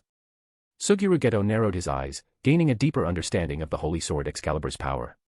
In that case, the shadowy space behind Suguru Geto appeared, and countless squid-like cursed spirits emerged.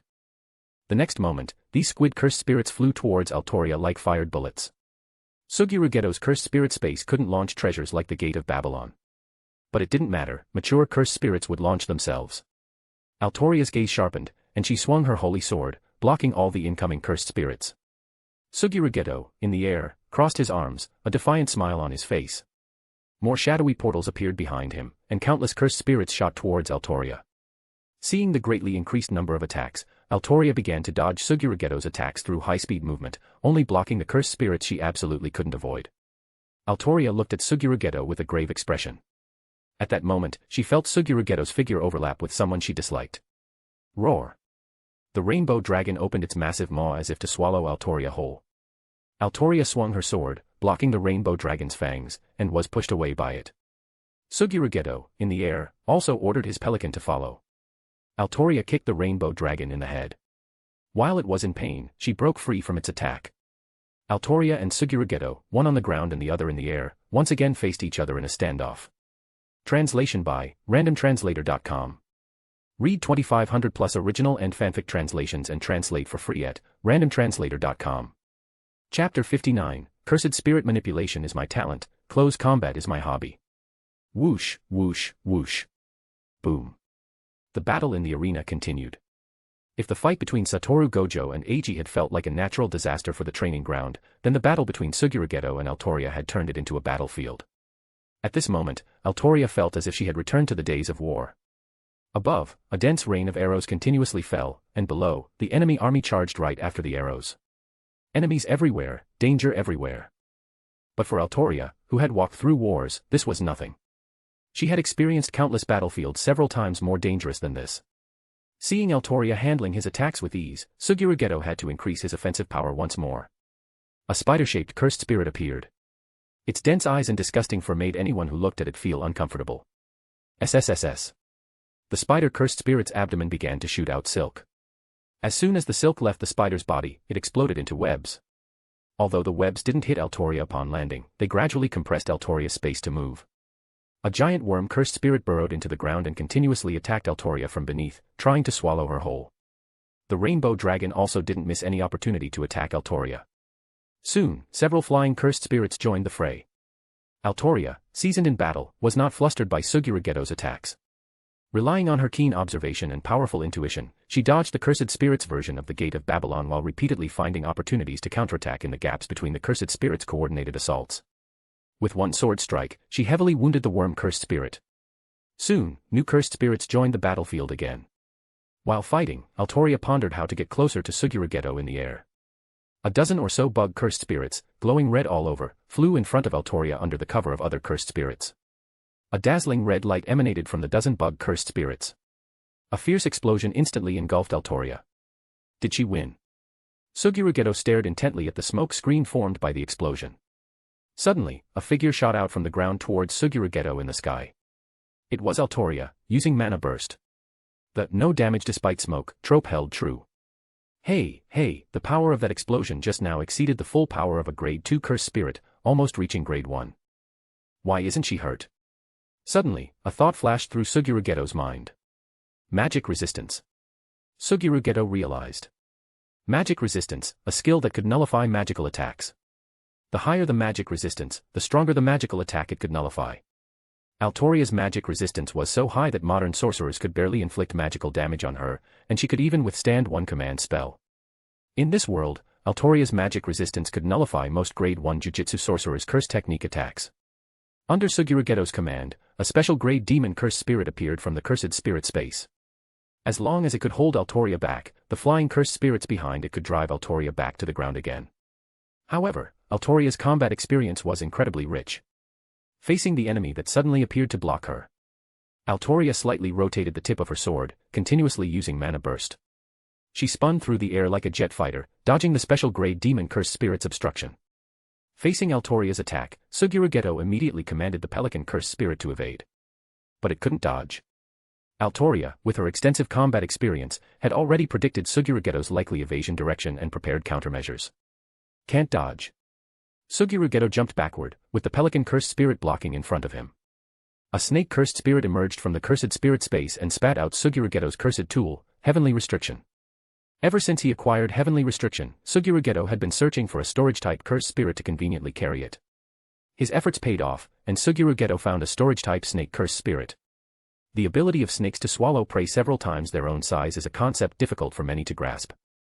Therefore, this snake-cursed spirit also developed an ability related to swallowing. Afterward, Suguru Geto kept Heavenly Restriction inside the snake-cursed spirit's belly. Altoria severed the Pelican-cursed spirit with a single sword strike. She then placed the sacred sword behind her and used mana burst again. At this moment, Suguru Geto was also prepared to counter. Altoria swung her sacred sword, and Suguru Geto used Heavenly Restriction with all his might to attack Altoria. Clang. Boom. Suguru Geto was smashed into the ground by Altoria's attack. Several flying cursed spirits that had been chasing Altoria behind her took advantage of her momentary stillness to catch up. The first to arrive was the Rainbow Dragon. Altoria braced the Rainbow Dragon's upper jaw with her sword and stepped on its lower jaw with her combat boots. Although she blocked the Rainbow Dragon's attack, Altoria was still dragged towards the ground by it. Before reaching the ground, Altoria, wearing gauntlets on her right hand, punched the Rainbow Dragon's head. The Rainbow Dragon cried out in pain, and Altoria seized the opportunity to escape its gaping maw. Upon landing, Altoria was met by a swarm of continuously arriving cursed spirits. However, without Suguru Geto's command, the chaotic attacks of these cursed spirits had no effect on Altoria. Altoria's intuition alerted her to danger behind her. She thrust her sword backward. Suguru Geto's attack was blocked by the sacred sword. The two separated again. Altoria's gaze quickly flickered to where Suguru Geto had landed moments before. A fleshy ball cursed spirit was lying in the crater. So that's it, he used a cursed spirit as a cushion to reduce the damage. At the same time, Suguru Geto looked at the many cursed spirits in the field. Every cursed spirit was covered in wounds. Even the Rainbow Dragon had an unhealed scar on its head. Suguru Geto waved his hand and dismissed the cursed spirits in the field. He knew Altoria had held back. After all, this was just a spar, and there was no need to go for the kill. Suguru Geto gripped Heavenly Restriction and attacked Altoria. Clang. Clang. Suguru Geto and Altoria engaged in a fierce exchange of attacks. The three-section staff, repelled by the sacred sword, and the sword energy dodged by Suguru Geto raged across the field, leaving scars on the earth time and again. At this moment, Suguru Geto encountered the same problem as Armuid. The invisible sword in Altoria's hand made it difficult for him to accurately judge the range of her attacks. Even though he knew the length of Excalibur in advance, it was still quite difficult to precisely judge its attack range during such a high-speed and intense offensive and defensive battle. After all, a mere 1 centimeter error in judgment could lead to him being unable to block the sacred sword's attack. That would also mean his injury or even defeat. Translation by randomtranslator.com. Read 2,500 plus original and fanfic translations and translate for free at randomtranslator.com. Chapter 60, Satoru Gojo's Dark History Plus. Amazing, it's just like a battlefield in the movies. Shoko Yeri, watching from a distance, looked excitedly at the battle unfolding in the arena. Opportunities to watch a live-action Hollywood blockbuster up close like this were rare. Geto's really having fun, isn't he? Seeing Suguru Geto strike a pose identical to Golden Flash's, with the cursed spirit space behind him mimicking the Gate of Babylon, Satoru Gojo felt an urge to join the fray. Who should I cosplay? Saber. No, Saber's already on the field. Heracles. Nah, too wild. Doesn't fit my invincible pretty boy image. Who else? Wow, bugs again. Hey Eiji, does Geto really like bugs? Seeing spiders, worms, and several other ugly flying insects whose names she couldn't recall appear one after another in the arena. Shoko Yeri couldn't help but ask. Ah, well, that's just a coincidence, a coincidence. Remembering the centipede cursed spirit and other insect cursed spirits that hadn't appeared yet, Eiji didn't know how to explain. Geto was good at everything else, he just had a thing for bugs. Only weaklings are afraid of bugs. Satoru Gojo couldn't help but tease. I'm not a combatant, you know. Shoko Yeri couldn't help but roll her eyes at Satoru Gojo. With Suguru Geto gone, Eiji had become somewhat immune to him, so Satoru Gojo wanted to mess with this new classmate. But it was clear this new classmate wasn't paying much attention to his antics. Damn, I forgot to tell Altria that Suguru Geto is skilled in hand-to-hand combat. Watching from the sidelines, Eiji slapped his forehead when Altria was caught off guard by Suguru Geto's close-quarters combat. Fortunately, Altria quickly found her rhythm again with the help of the invisible air. On the training grounds, Suguru Geto changed his fighting style, switching from holding one section of Heavenly Restriction in each hand to gripping the end of Heavenly Restriction with one hand and swinging it with full force, while his other hand was ready to catch the returning Heavenly Restriction from another direction to continue the attack. One section of Heavenly Restriction was shorter than Altria's Holy Sword. However, 3 sections of Heavenly Restriction far exceeded the length of the Holy Sword. Since he couldn't accurately predict the Holy Sword's attack range, he would use a wider range of attacks to prevent the Holy Sword from getting close.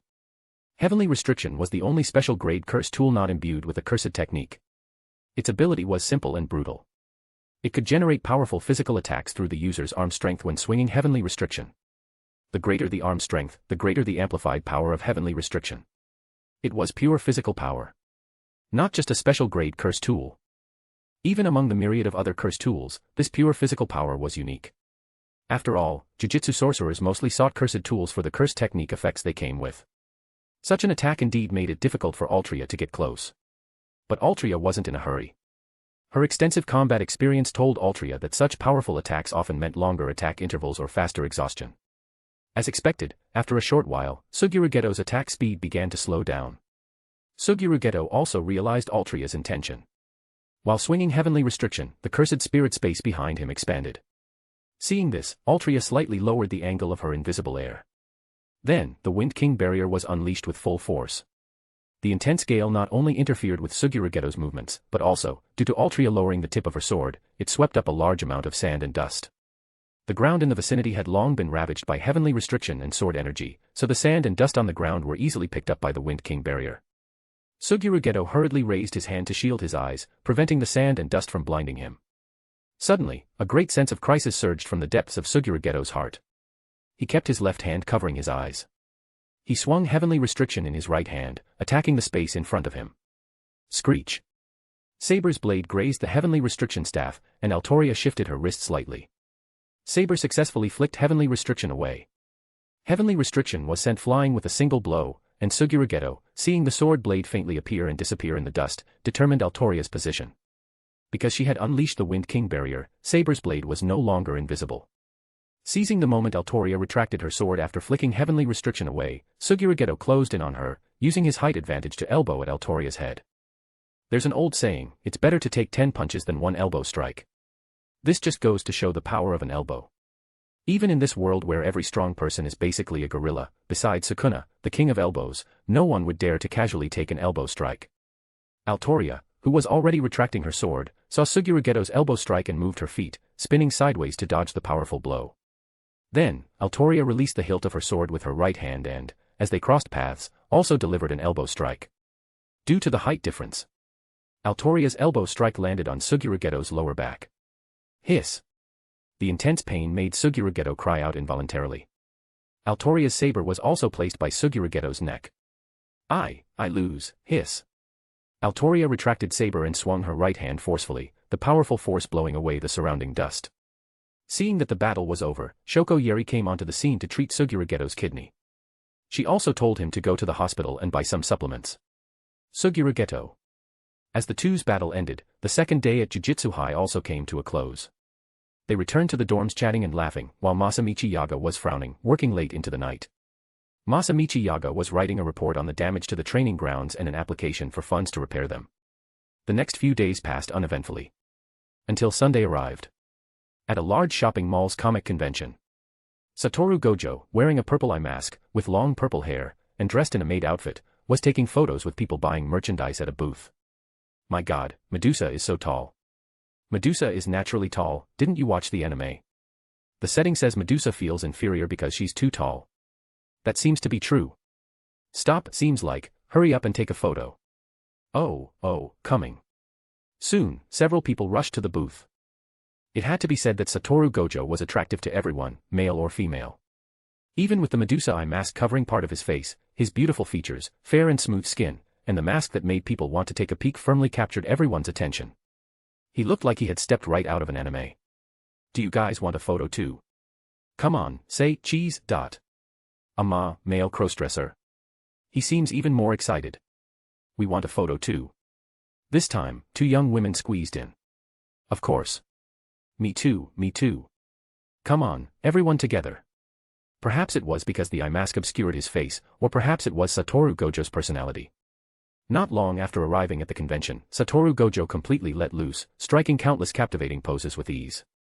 This pose is great, hiss, not bad, you're quite the tease, Satoru. Eiji, who was not far away, was almost getting a cramp from pressing the shutter. At first, Eiji had thought of having Satoru Gojo cosplay as Medusa because he always wore an eye mask, and for this, Eiji had even hired a professional makeup artist. One could only say that professionals were indeed professionals. Satoru Gojo's already handsome face wasn't diminished at all by the eye mask, instead, it added a touch of mystery. His natural muscle lines were softened by the custom-made outfit. No, Satoru's great assets like this shouldn't be wasted. We must quickly bring magical girl Melly to life. Translation by randomtranslator.com. Read 2,500 plus original and fanfic translations and translate for free at randomtranslator.com. Chapter 61, Cursed Spirit Illustrated Guide and Summoned Spirits. Jujutsu High's curriculum was more complex and boring than Eiji had imagined. The first week of classes was basically just the history of Jujutsu Sorcerers and the importance of the Management Council. Later on, it moved on to the Cursed Spirit Illustrated Guide and practical combat lessons. Occasionally, some basic Jujutsu theory knowledge was thrown in. No wonder Satoru Gojo would doze off in class. The Gojo family's family study probably covered all of this already. But, to be fair, Jujutsu High's library collection was truly comprehensive. Outside the Jujutsu High dorms, Suguru Geto was sitting in the hallway, flipping through the Cursed Spirit Illustrated Guide. At Suguru Geto's request, Masamichi Yaga had obtained the Cursed Spirit Illustrated Guide treasured by the Management Council for him. Unlike the teaching version of the Cursed Spirit Illustrated Guide, this guide documented 16 special-grade cursed spirits identified by the Management Council.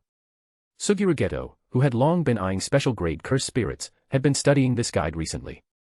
If only it were in color, Suguru Geto thought to himself. The content of the Cursed Spirit Illustrated Guide was very detailed. But all the illustrations were hand-drawn with a brush, making some of the depictions somewhat abstract. Of course, it was also possible that the cursed spirits themselves were just abstract. Special-grade cursed spirit, Inugami. A cursed spirit born from the legends of Inugami, later merged with the special-grade cursed object cursed stone to become a special-grade cursed spirit. Currently sealed and used as a family heirloom summoned spirit. Suguru Geto then moved his gaze down. Note, due to the overwhelming power of the special-grade cursed spirit Inugami Hakuei, the sorcerer family that sealed Inugami could only utilize a portion of its power, achieving the strength of a grade 1. To be able to seal and control a special-grade cursed spirit, it seems like a very ancient sorcerer family. I should ask Gojo about it later. Suguru Geto turned the Cursed Spirit Illustrated Guide to the next page. Special-grade cursed spirit, Great Tengu, sealed state. Sealed.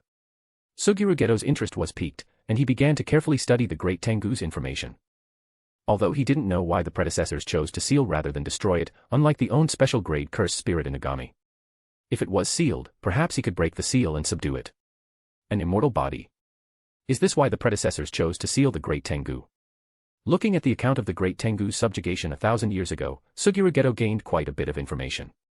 I remember Eiji mentioning that even a special-grade cursed spirit would be annihilated in a single blow by Mahoraga's demon-slaying sword. I wonder if the Great Tengu could withstand it. Suguru Geto, lacking a clear concept of the demon-slaying sword, speculated. But if it's truly annihilated, then I won't be able to subdue it. Shaking his head in frustration, Suguru Geto looked at the next cursed spirit. To his surprise, the next 2 cursed spirits were similar. Special-grade cursed spirit, Nine-tailed fox, Tamamonome. Special-grade imaginary vengeful spirit, incarnated Tamamonome. Both were Tamamonome, yet different special-grade cursed spirits. This piqued Suguru Geto's curiosity. So, the special-grade cursed spirit Nine-tailed fox was what the sorcerer Tamamonome transformed into after death during the late Heian period. After being subjugated, it became the special grade cursed object Cursed Stone. Cursed Stone. Suguru Geto flipped forward in the Cursed Spirit illustrated guide he was holding and found the mention of the Cursed Stone near Inugami. In that case, would Tamemonome be considered Hakui's mother? His thoughts veering off course for a moment, Suguru Geto flipped the Cursed Spirit illustrated guide back towards the end. The Cursed Stone was eventually divided into 9 pieces and sealed by different sorcerer families. Special grade imaginary vengeful spirit, incarnated Tamemonome. A special grade imaginary vengeful spirit formed from people's collective legends and fantasies about Tamemonome after her death. I see, one is the true form, and the other is merely a product of people's imaginations based on legends. Suguru Geto turned the page of the Cursed Spirit illustrated guide again. Special grade cursed spirit, Shuten Doji. Yo, Geto, what are you up to? Satoru Gojo emerged from the dorms and walked quickly up to Suguru Geto, his white hair blocking part of Geto's view. Let me see. Ah, this thing. I remember seeing it at home when I was little. Do you know where this cursed spirit is sealed? Suguru Geto flipped the Cursed Spirit illustrated guide to the page for the Great Tengu. This one, I think it's in Hokkaido. Why, do you want it? Satoru Gojo looked at Suguru Geto, a mischievous glint in his eyes. No, just curious. Suguru Geto snapped the Cursed Spirit illustrated guide shut. He felt like the moment he agreed, Satoru Gojo would immediately demand he say, just say, help me, the invincible and handsome Lord Gojo. Seeing that Suguru Geto hadn't taken the bait, Satoru Gojo wasn't disappointed. Instead, he turned his gaze to Eiji, who was standing nearby. Eiji was squatting on the ground, staring intently at the frog's belly. What are you doing? Satoru Gojo asked Suguru Geto, sounding a bit confused. I don't know. Eiji was already staring at the frog when I got here. Satoru Gojo stroked his chin and started to think, then gave up. Whoosh. Satoru Gojo squatted down next to Eiji, joining him in staring at the frog's belly. Croak, croak. The frog didn't move under their gazes. It just sat there, croaking, occasionally flicking its tongue out to catch passing insects. I kinda feel like it looks delicious.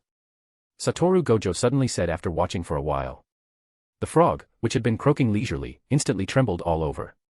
Eiji, who had been staring at the pattern on the frog's belly, inexplicably thought of stir-fried bullfrog.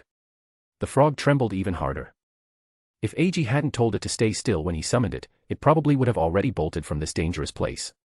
This is a summoned spirit, it's not for eating. Eiji stood up and dispelled the frog's summon.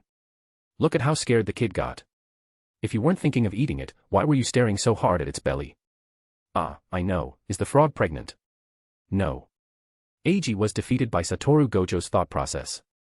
Then what exactly were you looking at? I was looking at the pattern of the Eto mirror on the frog's belly. What about that pattern? Satoru Gojo asked. Do you know the whereabouts of the Eto mirror in history? No, isn't that a legend? I don't think it's a legend. It's probably some kind of cursed tool that existed in ancient times. You suspect the Eto mirror is inside the frog. Should we get an X-ray? X-rays can't detect cursed spirits, right? Don't you have those cursed tools from your lab? Just switch to one of those. Maybe I should take the frog to get an X-ray. Satoru Gojo had successfully derailed Eiji's train of thought. No, the Eto mirror couldn't possibly be inside a frog. If it were, the frog wouldn't be this weak. That's true. Satoru, do you know the origin of the 10 Shadows technique? That one, I think it was Teira no Masakedo. Ours is Sugawara no Michizane. Is that so? Eiji mused. I've been researching summoned spirits lately, trying to see how they differ from the ones used in the 10 Shadows technique. According to the books, there are 2 ways to control a summoned spirit, one is to establish a binding vow, and the other is to engrave a mark of your own power onto the spirit. Do you think the one on the toad's belly is the second type? Satoru Gojo's interest was piqued. That's right. Okay, leave the investigation into the origins of the 10 Shadows technique to me. No need. I'll have the Zenin family help me with that. You go help Geto find that special grade cursed spirit. That works too, I guess. Translation by randomtranslator.com. Read 2500 plus original and fanfic translations and translate for free at randomtranslator.com. Chapter 62, Adults, Times Have Changed. Is this where the cursed spirits are unusually gathered? In a black sedan, Eiji and Shuji Zenin looked out at the campus shrouded in darkness. Yes, young Master Eiji. According to the Windows observation, there are at least 30 low-level cursed spirits gathered inside, and the number is still increasing. Have you figured out the reason? It wasn't strange for cursed spirits to appear individually, but it was strange for a group of them to appear together. You had to know that cursed spirits had compatibility issues with each other. If this many gathered at once, they would usually fight or devour each other. The reason is still under investigation. Is that so? Never mind, you guys take your time investigating. I'll go deal with the cursed spirits inside first. With that, Eiji and Altoria got out of the car. From a sedan behind them, Satoru Gojo and Suguru Geto followed. Initially, the mission was assigned only to Eiji and Altoria. However, Suguru Geto and Satoru Gojo, upon hearing that Eiji planned to test some new things during this cursed spirit extermination mission, excitedly followed along. After getting out of the cars, the group followed Eiji into the campus. Eiji, what's this new weapon you're planning to test? Satoru Gojo asked, full of curiosity. Ever since they were children, Eiji had often brought out interesting things. It's these. As his voice fell, Eiji's shadow surged. Pistols, submachine guns, rifles, machine guns, rocket launchers. Are these the new products from the professors at the research institute?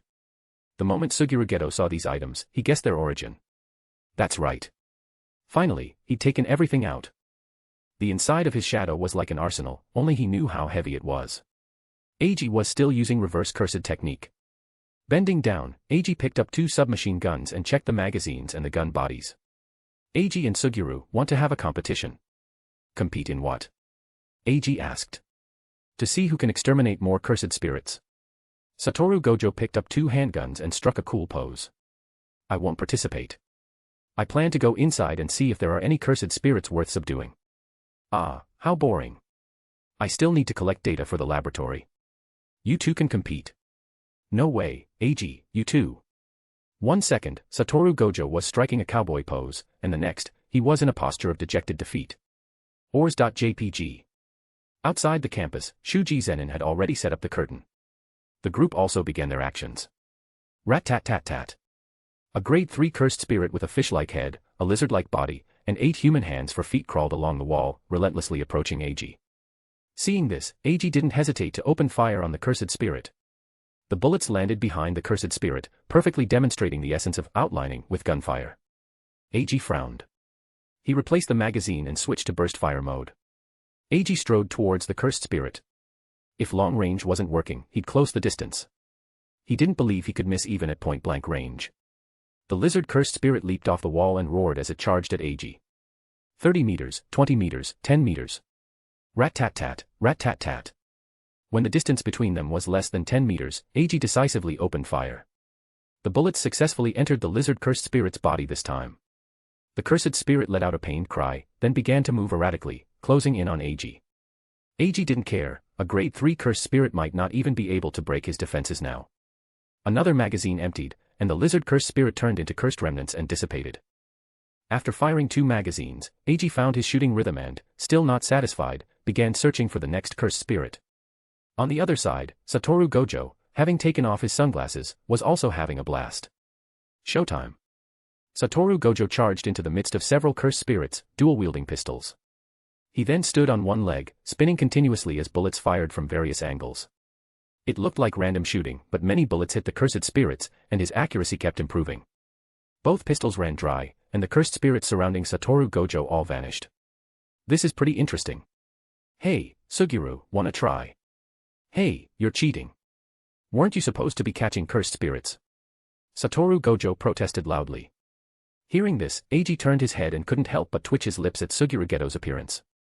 So, the one who looked the most honest was actually the one hiding the most. Behind the two of them, Suguru Geto was wearing the sunglasses Satoru Gojo had just taken off. He held a Gatling gun, the most powerful weapon, in his hand and had a rolled-up piece of grass from a roadside green belt in his mouth. You went to the trouble of rolling up grass. Suguru Geto, you were trying to imitate smoking a cigar, weren't you? Eiji couldn't help but tease. Satoru, it's the same if we beat the cursed spirits half to death with this before capturing them. What you said makes so much sense, I have nothing to retort. The next moment, a rain of bullets descended. Da-da-da-da-da. Watching the cursed spirits being cut in half one by one, Eiji silently recited the Gatling Bodhisattva Heart Sutra and then casually tossed a few grenades near the cursed spirits that were still alive despite being cut in two. Boom. Boom. Boom. The power has increased quite a bit. Looking at the cursed spirits turning to dust in the explosions, Eiji marveled at the research institute's progress. In fact, Mahoraga also played a role in this. Because cursed spirits could repair themselves after being injured, it was difficult for the laboratory to quantify results when developing weapons against them. This was the reason for the slow progress in the early research of firearms against cursed spirits. While it wasn't as reliant on luck as alchemists developing new materials in the lab, it was still quite challenging. Later, one time when the institute ran out of cursed spirits, Eiji had a sudden idea to have Mahoraga test them before new ones were captured. He then shared Mahoraga's feedback after being attacked with the old professors. The old professors' eyes lit up at that moment. Through continuous experimentation, the old professors looked at Mahoraga with completely changed expressions. It was perfect, it was an absolutely perfect test subject. Not only was it impervious to damage, but it could also provide detailed feedback on attacks. That day, the old professors tested all the weapons developed by the Institute on Mahoraga and, based on its feedback, cut down more than half of the original hundreds of research proposals. Many hypotheses were directly proven wrong, eliminating the need for further testing, which undoubtedly greatly reduced the time required by the Institute. Eiji swore that if this research institute hadn't been funded by him, Eiji and Mahoraga would absolutely not have been able to walk out of the institute's doors. Roar. A roar echoed from the school building. A fleshy mass covered in mouths emerged from the building. A grade 2 cursed spirit. This one is worth capturing. Suguru Geto, who was reloading the Gatling gun, finally saw a cursed spirit that interested him. Leave this one to me. However, before Suguru Geto could finish reloading, Satoru Gojo charged forward, carrying 2 rocket launchers. Suguru Geto, wait. Satoru Gojo, holding a rocket launcher in each hand, rushed in front of the grade 2 cursed spirit and pulled the triggers. The point-blank shot left no room for the rocket launcher to miss. Boom. Boom. Satoru Gojo instantly teleported a dozen meters away from the cursed spirit. Then, he turned and struck a pose like a truman, never looking back at an explosion. Behind Satoru Gojo, the cursed spirit was engulfed in flames, turning to ash. Suguru Geto. Seriously, man. I only had my eyes on this one, and you just obliterated it. Suguru Geto's fists clenched. Translation by randomtranslator.com. Read 2,500 plus original and fanfic translations and translate for free at randomtranslator.com. Chapter 63, Standing at Attention with Your Best Bro. You 3, reflect on yourselves properly. Yes, Teacher Yaga, X. Why did it turn out like this? Because the 3 of them had partied a little too hard last night, transforming into outlaws and playing real-life CS all over the campus. The result was a multitude of bullet holes on the school walls and traces of explosions from numerous grenades and rocket launchers on the sports field. Good news, the students of this school received a 3-day holiday. This was because the cleanup crew needed to collect shell casings and repair the school sports field and outer walls. Bad news, Eiji, Satoru Gojo, and Suguru Geto received the reward of standing at attention for an entire day. Altoria, who had been protecting the assistant supervisor from behind and enjoying a late-night snack, received no punishment. Standing at attention is an interesting thing. And different people have different views on standing at attention. For instance, in Shoko Yeri's eyes, the 3 boys outside deserved it and had disgraced themselves. But in the eyes of Eiji and the other 2, they were like superheroes on stage, the center of attention. Isn't there a saying? 1 person standing at attention, eyes darting, silent. 2 people standing at attention, today, heroes gather, only you and I. 3 people standing at attention, the oath of the peach garden, not seeking to be born in the same year, month, or day, but only to die in the same year, month, or day. A group of boys standing at attention, outside the classroom is this Mount Liang. Simply put, it's 1 sentence. Once a second boy joined the line of those standing at attention outside the classroom, the meaning of standing at attention changed, especially if one of his good brothers was in the line. Causing destruction when exorcising cursed spirits is normal, Teacher Yaga is making a mountain out of a molehill. Satoru Gojo lazily gazed at the sky. Satoru, we really did go too far this time. Suguru Geto stood relatively straight, but his back was already leaning against the wall. Speaking of which, Shiora's investigation results for this exorcism mission are out, want to hear them. Eiji, who was squatting on the ground, was idly drawing circles. I want to hear. Satoru Gojo agreed without hesitation, and Suguru Geto also turned his gaze to Eiji. That school had a student with decent cursed energy but no cursed technique. His family collected an ancient book from an antique market, which recorded methods for cursed sorcerers to lure and control cursed spirits as summoned spirits. So that student tried it. Suguru Geto had already seen the truth. That's right. That school is one with immense academic pressure, and the teachers manage their students very strictly. That student, because he liked ghost stories and such, didn't have good grades. Later, harboring resentment towards the teachers, he remembered the contents of the ancient book. He disguised the method of luring and controlling cursed spirits as the Mr. Dog Fox game, promoting it within the school, intending to have the evil spirits described in the book take revenge on the teachers. However, because they couldn't see the cursed spirits, after attracting them, they didn't complete the control step. The result was that all those cursed spirits gathered there, not knowing what to do, could only wander around. By the way, that book is now Eiji's collection. What a nuisance. Fortunately, no one in the school was injured. Yeah. If there had been casualties, the Jujutsu world would have intervened, and the students' punishment would not have been merely for promoting the Mr. Dog Fox game. Bored, Eiji began to study his own shadow. Since researching the curse technique of controlling summoned spirits a while ago, Eiji had made a new discovery. The engraving on the toad's belly, symbolizing the Eito mirror, had a close connection with the depths of his own shadow. This gave Eiji new conjectures about his curse technique, the 10 Shadows technique. Initially, due to the 10 summoned spirits, Eiji thought the 10 Shadows technique was about summoning 10 shadow-based summoned spirits. But after using the shadow storage, moving through shadows, and now sensing the same aura in the shadows as the Eito mirror engraving on the toad, Eiji realized the 10 Shadows technique was far more complex. 10 Shadows technique, the last two words are technique, not summoned spirits. Eiji reached his hand into the shadow on the wall behind him, then gradually deepened it. Soon, Eiji was completely engulfed by the shadow. A minute later, Eiji emerged from the shadow due to lack of oxygen. Gasp, huff, gasp, huff. What's wrong, Eiji? Suguru Geto asked with concern. And nothing, I just got a little out of breath. Ha, who? What's it like inside the shadow?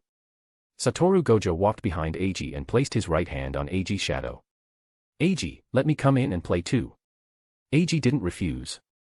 Soon, Satoru Gojo slowly sank into Eiji's shadow. Puffed, huh?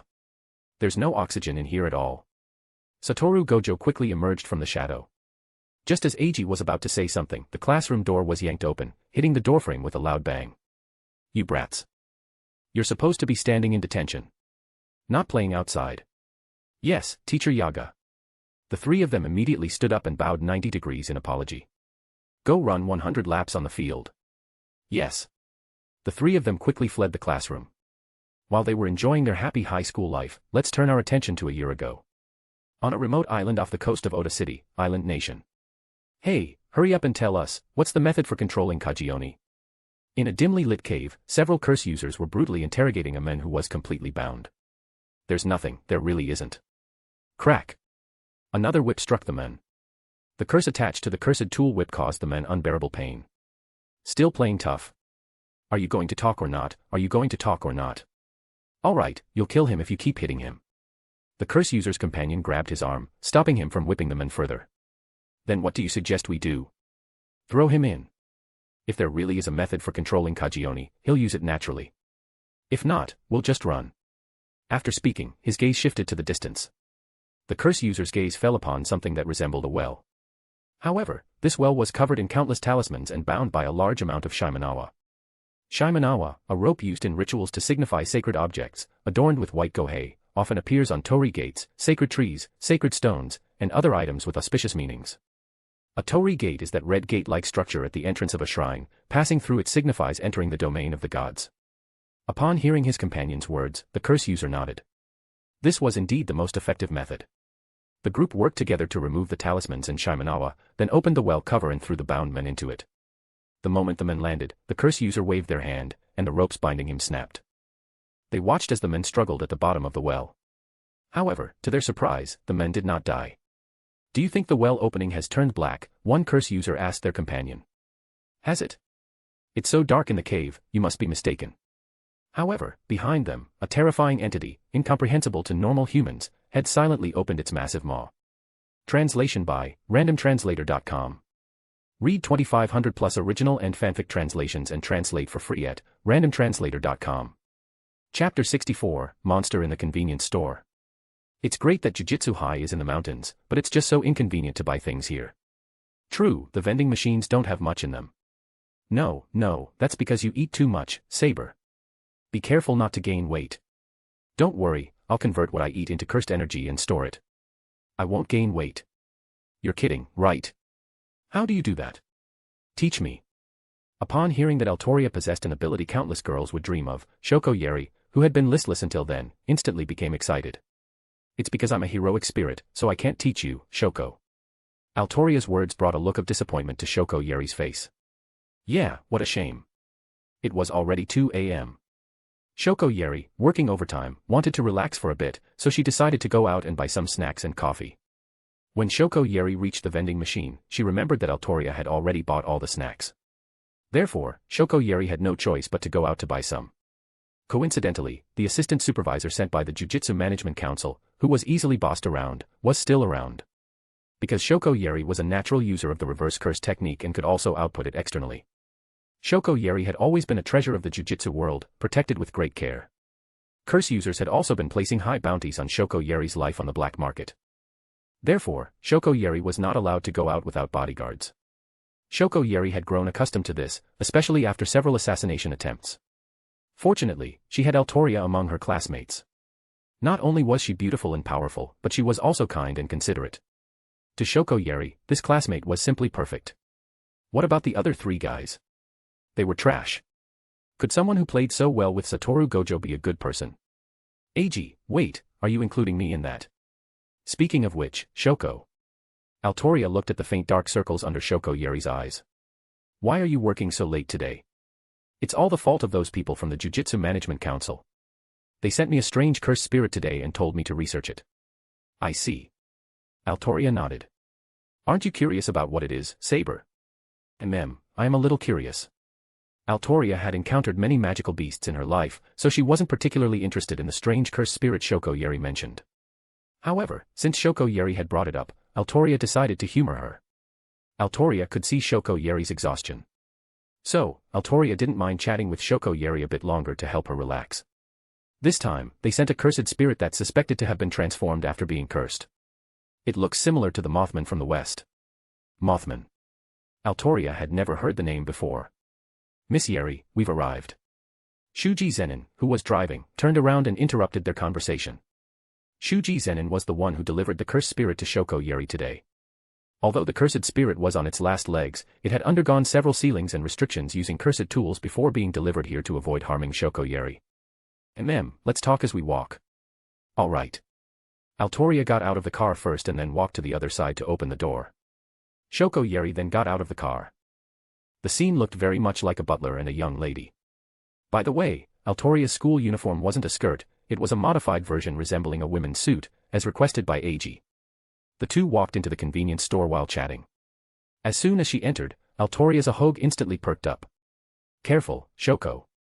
Altoria shoved Shoko behind her, then warily scanned the convenience store, her skirt armor in place.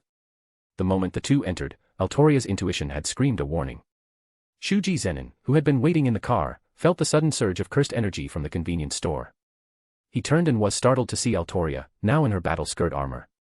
Shuji Zenin quickly got out of the car and rushed towards the convenience store, forming hand seals as he went. Born of darkness, from the deepest dark, defilement and remnants, be all exorcised. The curtain fell. Shoko, you go outside first. Shuji Zenin took over the task of protecting Shoko Yeri. Based on her senses, Altoria could confirm the danger was confined to this convenience store. Altoria carefully observed everything inside the convenience store. Toppled shelves, scattered merchandise, a blood stain in the center of the store, and 2 people desperately covering their mouths as they hid. Covering their mouths. That meant sound attracted danger. Altoria flicked her toe.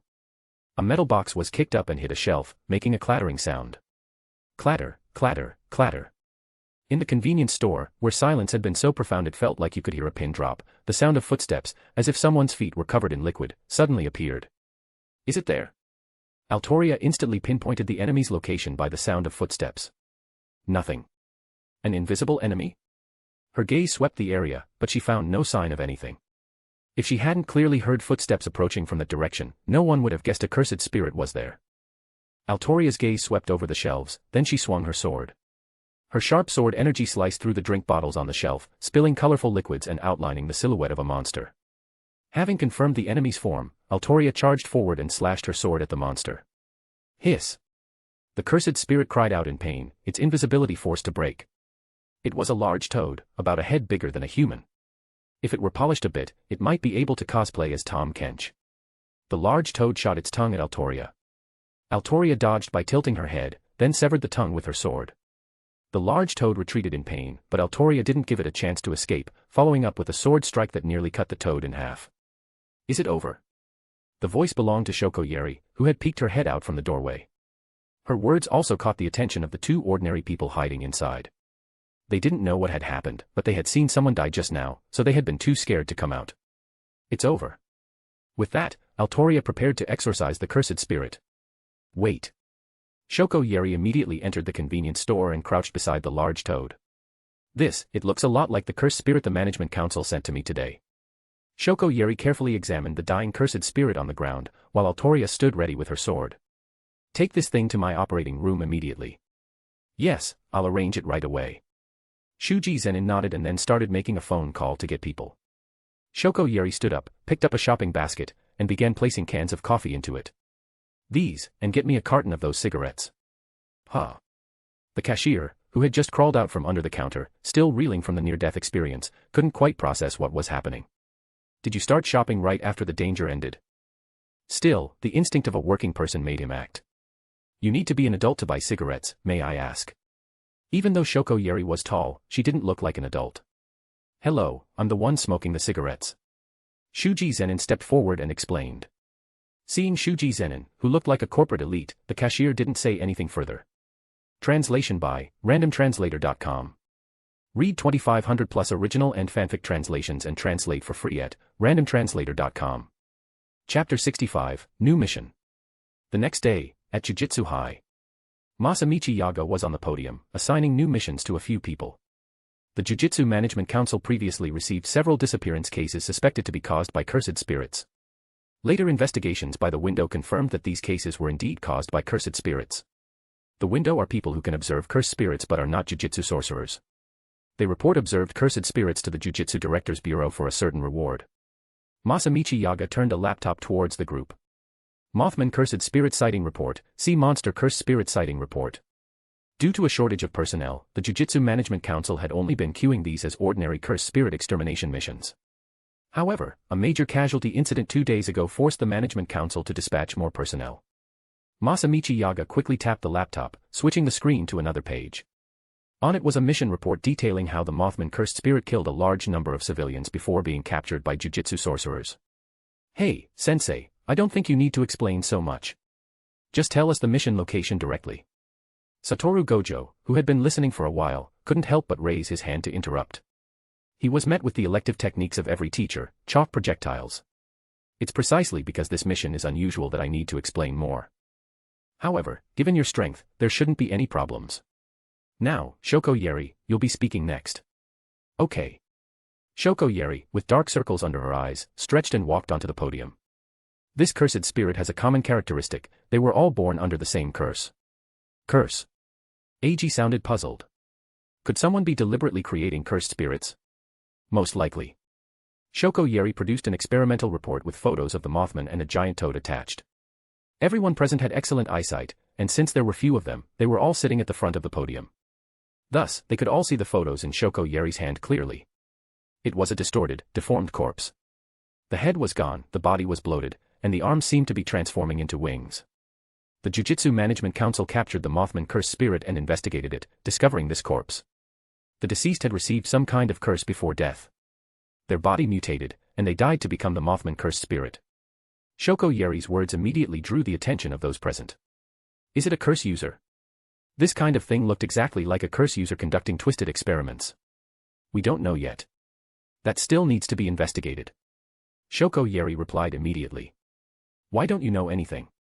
Satoru Gojo sounded exasperated. I'm not omniscient. Shoko Yeri shot Satoru Gojo a glare. Simply put, these strange cursed spirits were specially created. After becoming cursed spirits, they will continuously prey on humans to accumulate more cursed energy. The most troublesome part is that this curse can spread through infecting others. One of the Jujutsu sorcerers sent to exterminate the Mothman was injured by it and also became infected with the curse.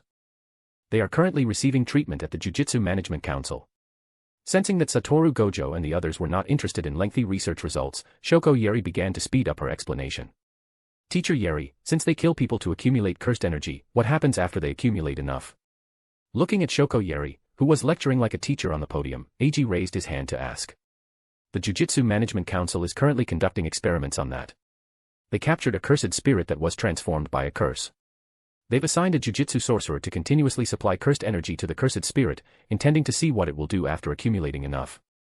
So what do we need to do now?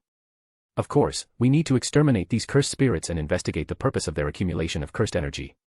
Masamichi Yaga tapped the laptop screen with his finger. These are all mission locations that the Jujutsu Management Council locked onto through the window and then had assistant supervisors confirm. Satoru, with your Infinity Curse technique, you don't need to worry about being injured by cursed spirits. You too can also summon powerful summoned spirits, so you don't need to worry about injuries or curses. You are the best candidates for this mission. As he spoke, Masamichi Yaga crouched down, clenched his left fist upwards, and extended his right index finger, striking a cool, forceful pose of designation. To avoid causing widespread panic, they would act separately. Satoru Gojo was dispatched to the uninhabited island where the sea monster was suspected to be. Suguru Geto was sent to the seaside. If underwater combat were necessary, Suguru Geto's cursed spirits would undoubtedly be the best choice. Eiji headed to a school where, according to reports, a large fish-like cursed spirit that caused intense ground vibrations during attacks had been preying on it. The cursed spirit located its targets by tracking the vibrations in the ground. The school's teachers, keenly aware that any ground that vibrated was suddenly attacked, had the students take cover in places that didn't directly touch the ground, like the flagpole and horizontal bars, and remain perfectly still to survive. Doesn't that sound a lot like that old movie, The Monolith Monsters? Eiji glanced out the car window. They should be there soon after passing through this tunnel. However, just a few seconds after entering the tunnel, an unexpected situation arose.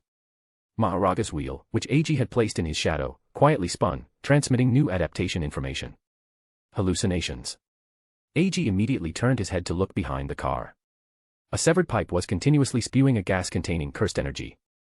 Turning again, the tunnel's appearance had changed. It still looked like a tunnel, but the walls felt as if they were made of flesh, painted to disguise themselves. Stop the car. Eiji shouted at Shuji Zenin, who was driving. Had it moved, or was this another cursed spirit? Just then, about a dozen grade 3 cursed spirits, resembling large fleas, appeared around the two of them. Divine dogs. Eiji formed a hand seal. After Kuro appeared, he took down the fleas with one swipe each, eliminating them cleanly. The cursed spirits eliminated by Kuro dissipated into cursed energy within the tunnel. Drive back, let's get out of the tunnel first. Yes, young Master Eiji. Shuji Zenin nodded and immediately reversed the car. Kuro stayed by the car's side, protecting its safety. Rumble. After the flea-like cursed spirits dissipated into cursed energy, the entire tunnel seemed to come alive. The light at the tunnel's entrance grew dimmer and dimmer until it vanished. Eiji cancelled Kuro's summon and formed another hand seal to summon Cheongchi. Cheongchi immediately charged towards the tunnel entrance where the light had just disappeared. Bang. If there's no exit, then create one. Cheongchi did just that. Shuji Zenin also maneuvered the sedan out of the tunnel. After bursting out of the tunnel, the two of them saw the true form of the tunnel. A giant fish-shaped cursed spirit, but its tail wasn't like a fish's, it resembled a large pincer instead. Translation by randomtranslator.com. Read 2500 plus original and fanfic translations and translate for free at randomtranslator.com. Chapter 66, Cursed Spirits Born from Curses. Its power is probably around grade 1, not much of a threat. Shuji, deploy the barrier. As Eiji spoke, he prepared to have Cheongchi attack. However, to Eiji's surprise, the great fish cursed spirit in front of them suddenly turned and swam away into the distance. Why isn't it attacking anymore? Eiji was a bit confused. Is there something in that direction? Watching the cursed spirit swim away without looking back, Eiji asked Shuji Zenin strangely. Please wait a moment, young Master Eiji. Shuji Zenin immediately took out a map from the car. Shuji Zenin first confirmed their current location, then drew a straight line along the direction the cursed spirit was moving. Young Master Eiji, there's a village in the direction the cursed spirit is heading, and a small island in the distance. Was its target the people in the village? No, if the target were people, the cursed spirit should have attacked us first. Could it be that its cursed energy has accumulated enough? At this moment, Eiji remembered the dozen or so flea cursed spirits that had been hiding inside the cursed spirit earlier. Could it be that the cursed energy dispersed after those dozen cursed spirits were eliminated was just enough? Eiji wanted to follow the cursed spirit to see where it was going, but thinking about the village ahead, he had to abandon the idea. Mahoraga. Mahoraga's massive form appeared. Go. Receiving the order, Mahoraga pushed off with its feet like a cannonball, quickly catching up to the great fish cursed spirit.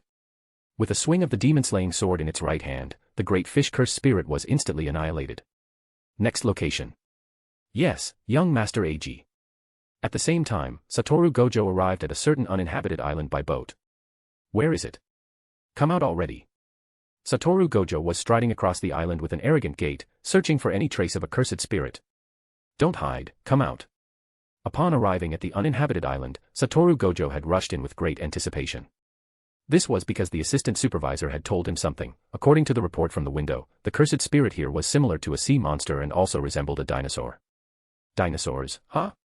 I've seen rainbow dragons, but I haven't seen a dinosaur yet. Thus, Satoru Gojo entered the forest on the uninhabited island with great enthusiasm. Meanwhile, on the other side of the forest, a small, bespectacled fatty was desperately fleeing. Damn it, what's going on? Why is someone dead? The fatty was an enthusiast of mysterious creatures. To gain fame, he would often use props to film blurry videos of mysterious animals to attract attention and money. However, this time, he realized he had actually encountered a monster. Ah. A rock tripped the fatty, sending his glasses flying. The fatty's vision immediately blurred. My glasses, my glasses. He fumbled around with his hands, finally finding his shattered glasses. As soon as he put them on, a horrifying scene appeared before him.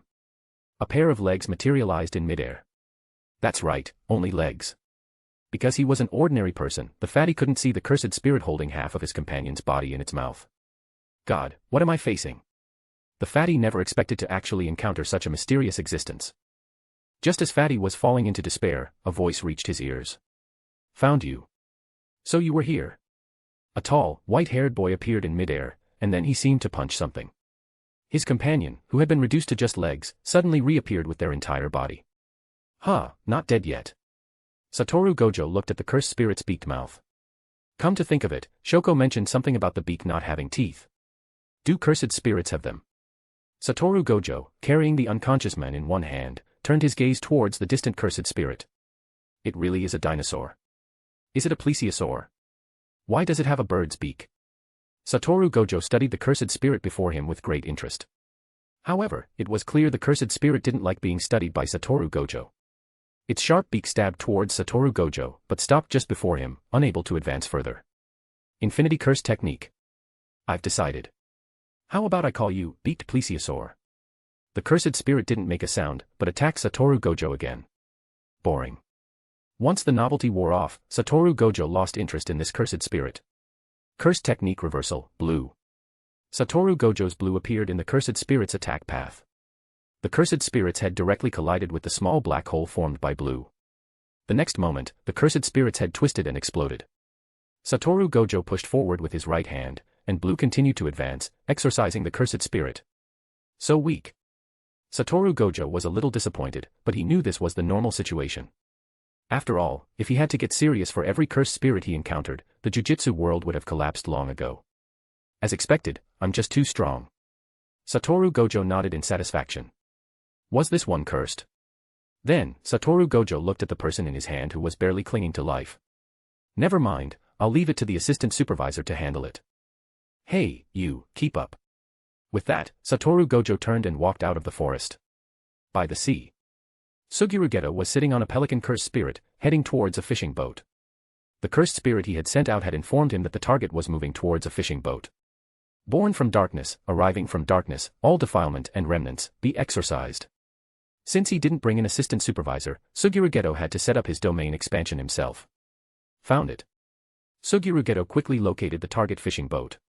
On the boat, a boy and a girl in swimsuits, holding harpoons, were preparing to dive. This won't do. Suguru Geto observed the two from an angle where they couldn't see him. Under Suguru Geto's control, the cursed spirit in the water began to churn the sea. The suddenly surging seawater caused the boat to rock violently. Haruka, be careful. Kenta. The sudden violent rocking of the boat startled the two. Kenta instinctively protected his girlfriend, Haruka. Facing the constantly shaking boat, they were forced to abandon their diving plan and return to shore. Next up is the cursed spirit, Rainbow Dragon. The silver-white rainbow dragon emerged from the cursed spirit space and plunged into the sea. Soon, several massive figures were forced to the surface. They were several cursed spirits that resembled jellyfish. Under Suguru Geto's command, the rainbow dragon frantically bit at the outer bells of the jellyfish. The jellyfish cursed spirits also continuously wrapped and whipped the rainbow dragon with their tentacles. However, the rainbow dragon's defense was incredibly strong. None of the jellyfish cursed spirit stings or whips could do any damage. The jellyfish's outer bell was quickly torn open, revealing a distorted interior that vaguely resembled a human face. A missing fisherman from recently. Suguru Geto's hatred for the culprit behind this cursed incident deepened. As if sensing Suguru Geto's anger, the rainbow dragon's attack intensified once more. One by one, the jellyfish cursed spirits were torn to shreds by the rainbow dragon, and soon all the cursed spirits underwater were exorcised. Let's meet up with the assistant supervisor first, then head to the next mission location. With that said, Suguru Geto commanded the pelican cursed spirit to fly towards the shore. Translation by randomtranslator.com. Read 2500 plus original and fanfic translations and translate for free at randomtranslator.com. Chapter 67, Be Proud, You Are an Excellent Warrior. In a small cabin on a snowy mountain, Altoria was being warmly hosted by a boy around middle school age. Here's some black tea, and some chocolate too. The boy's enthusiastic movements suddenly paused. I forgot to ask earlier, what's your name? It seemed like he hadn't seen anyone in a long time, as the boy spoke a bit incoherently. Just call me Saber. And you? Altoria smiled at the boy, signaling him not to be nervous. Ber. Miss Saber, are you a foreigner? It's Saber. I'm from Britain. Altoria wrote a few letters on the table with her finger. I'm sorry, I didn't mean to. My name is Komori Tomo, I'm from Saitama Prefecture. Komori Tomo's face was full of apology. Ever since that accident, he had been too scared to stay and ended up hiding in this rarely visited snowy mountain. After that, Komori Tomo hadn't interacted with anyone for a long time, especially someone as beautiful as her. Saitama. That's quite far from this mountain. What are you doing here alone? Aren't your family worried? Altoria was a bit curious. She could sense the cursed energy emanating from the boy and knew he should be a Jujutsu sorcerer. While speaking, Altoria took out her phone and sent Komori Tomo's name to an assistant supervisor, asking them to look up his information. Komori Tomo stammered, looking hesitant. It's okay if you don't want to say. Sensing Komori Tomo's nervousness, Altoria spoke to comfort him. The warm words and gentle demeanor eased much of Komori Tomo's tension. It's okay to say it. Even if I have to accept punishment in the end, it's only right. I heard a classmate. Having made up his mind, Komori Tomo lowered his head and revealed the secret he had kept hidden for so long. Why? Altoria didn't believe such an honest and shy boy would intentionally harm others. They were always bullying me. I don't know what happened that day, but I just lost control, and then. Komori Tomo's voice grew quieter, as if he was afraid the girl in front of him would blame him. Didn't you ask an adult for help? My teacher said, why do they only bully you and not others? You should look for your own problems and try to get along with your classmates. Komori Tomo recalled his teacher's ever-formulaic, somewhat sickening smile. My mom isn't well. I don't want her to worry. Komori Tomo was from a single-parent family. His mother worked 3 jobs to provide him with a better environment for his studies. After a serious illness, her health had been poor ever since. Can you tell me what happened that day? Altoria didn't rush to judgment. That day, the 3 of them pushed me into an abandoned botanical garden. They said, since you like flowers, we'll push you inside. Komori Tomo's memory surfaced. The 3 people who always bullied him grabbed his shoulders, one on each side, and pushed him into the botanical garden, which was rumored to be a place of urban legends. They even said, don't you like flowers? I heard there are rare species here. Then, we encountered a monster. Komori Tomo's body trembled slightly as he spoke. That monster, like a legendary man-eating tree, swung its vines and grabbed us. I was so scared. Then, for some reason, a power surged within me. Next, I summoned so many thorns that they strangled that man-eating tree, and then. Komori Tomo paused. Then they started shouting monster and throwing stones at me. I was both scared and angry, and then I attacked them. Hearing this, Altoria understood Komori Tomo's experience. Komori Tomo possessed the talent of a Jujutsu sorcerer and awakened his cursed technique in a life-or-death situation. Since Jujutsu sorcerers draw cursed energy from negative emotions, the Komori Tomo of that moment couldn't control his emotions and attacked the people who had been bullying him with his cursed technique. Those 3 individuals likely saw the cursed spirit and Komori Tomo using Jujutsu because their lives were threatened by the cursed spirit. Beep beep. The phone's sound rang out, and Altoria received a photo from the assistant supervisor. The photo contained information about Komori Tomo. Since Komori Tomo was one of the missing persons in the cursed spirit incident, the Jujutsu headquarters happened to have his investigation files. Those 3 are fine.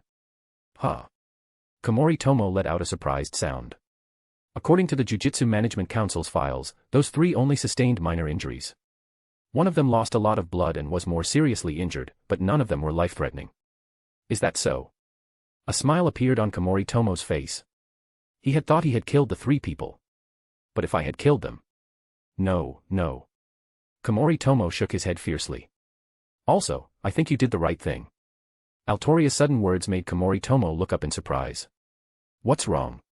Resisting injustice and oppression is inherently the right thing to do, isn't it? Snap. Altoria's words seemed to break some kind of shackle within Komori Tomo. Komori Tomo, who had always been taught to be obedient and well-behaved, to not resort to violence when encountering problems, and that enduring for a moment would bring peace, seemed to undergo a transformation at this moment. Thump, thump. Footsteps could be heard from outside, as if something was moving through the snow. Altoria's gaze sharpened, and she got up to look outside. Just as Altoria was about to draw her sword, Komori Tomo suddenly stood in front of her. It's dangerous, Miss Saber, step back. A green summoned spirit, covered in thorns, appeared in front of Altoria. This was the cursed technique Komori Tomo had awakened. Summoned spirit, thorn beast. Techniques, thorn entanglement, thorn strangling, absorption, parasitic seed, fatal bloom. A white cursed spirit, 3 meters tall, appeared outside. Komori Tomo commanded the thorn beast to release its thorns, tightly restraining the cursed spirit. Yes, this is it. Altoria nodded as she looked at the cursed spirit. 3 days ago, a rescue team had saved a mountaineer who had been attacked by a cursed spirit on the snowy mountain. According to the mountaineer, they had been attacked by a Bigfoot on the mountain. Her father had voluntarily lured the Bigfoot away to protect her, which was how she survived. Seeing that Komori Tomo was about to lose his grip, Altoria stopped watching from the sidelines. The invisible sword in her hand swung towards the cursed spirit, which was relentlessly attacking with thorns and getting closer to Komori Tomo. Huh. Komori Tomo looked at the scene in surprise.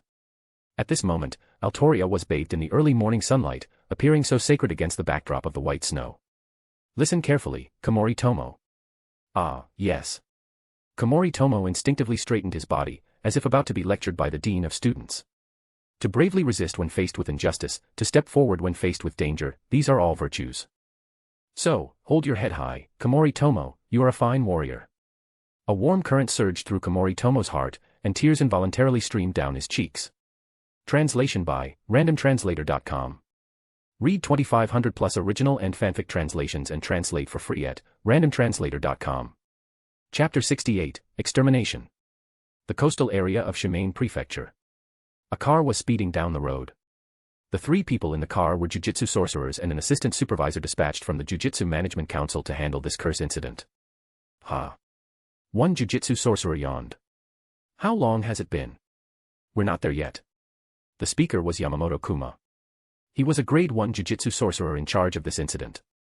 Name, Yamamoto Kuma. Curse technique, flame cursing method. Moves, incineration, pillar of flame, flame blade. Likes, smoking, exercise. Dislikes, water, cold. It has been a long time, but we shouldn't be far now.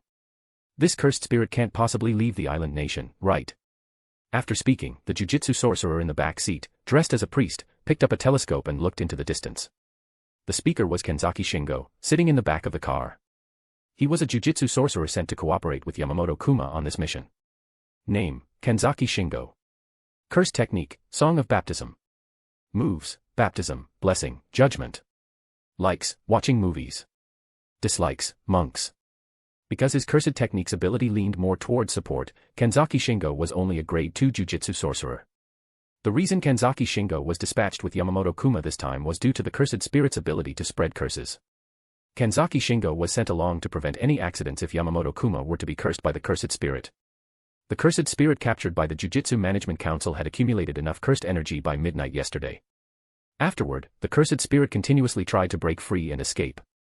The Jujutsu Management Council released the cursed spirit after making monitoring preparations, and the 3 of them followed the cursed spirit, wanting to see what was behind it. Oh, something's happening. Kenzaki Shingo, holding the telescope, suddenly said. Where? Let me see. After speaking, Yamamoto Kuma snatched the telescope from Kenzaki Shingo. Kenzaki Shingo rolled his eyes and pointed towards where he had seen the strange figure. A black silhouette appeared on the sea surface, heading in the direction of their monitored target. That direction is an island. Yamamoto Kuma looked through the telescope in the direction behind the cursed spirit. That was likely where the cursed spirit originated from and where the person behind this was hiding. Just in case, go prepare a boat.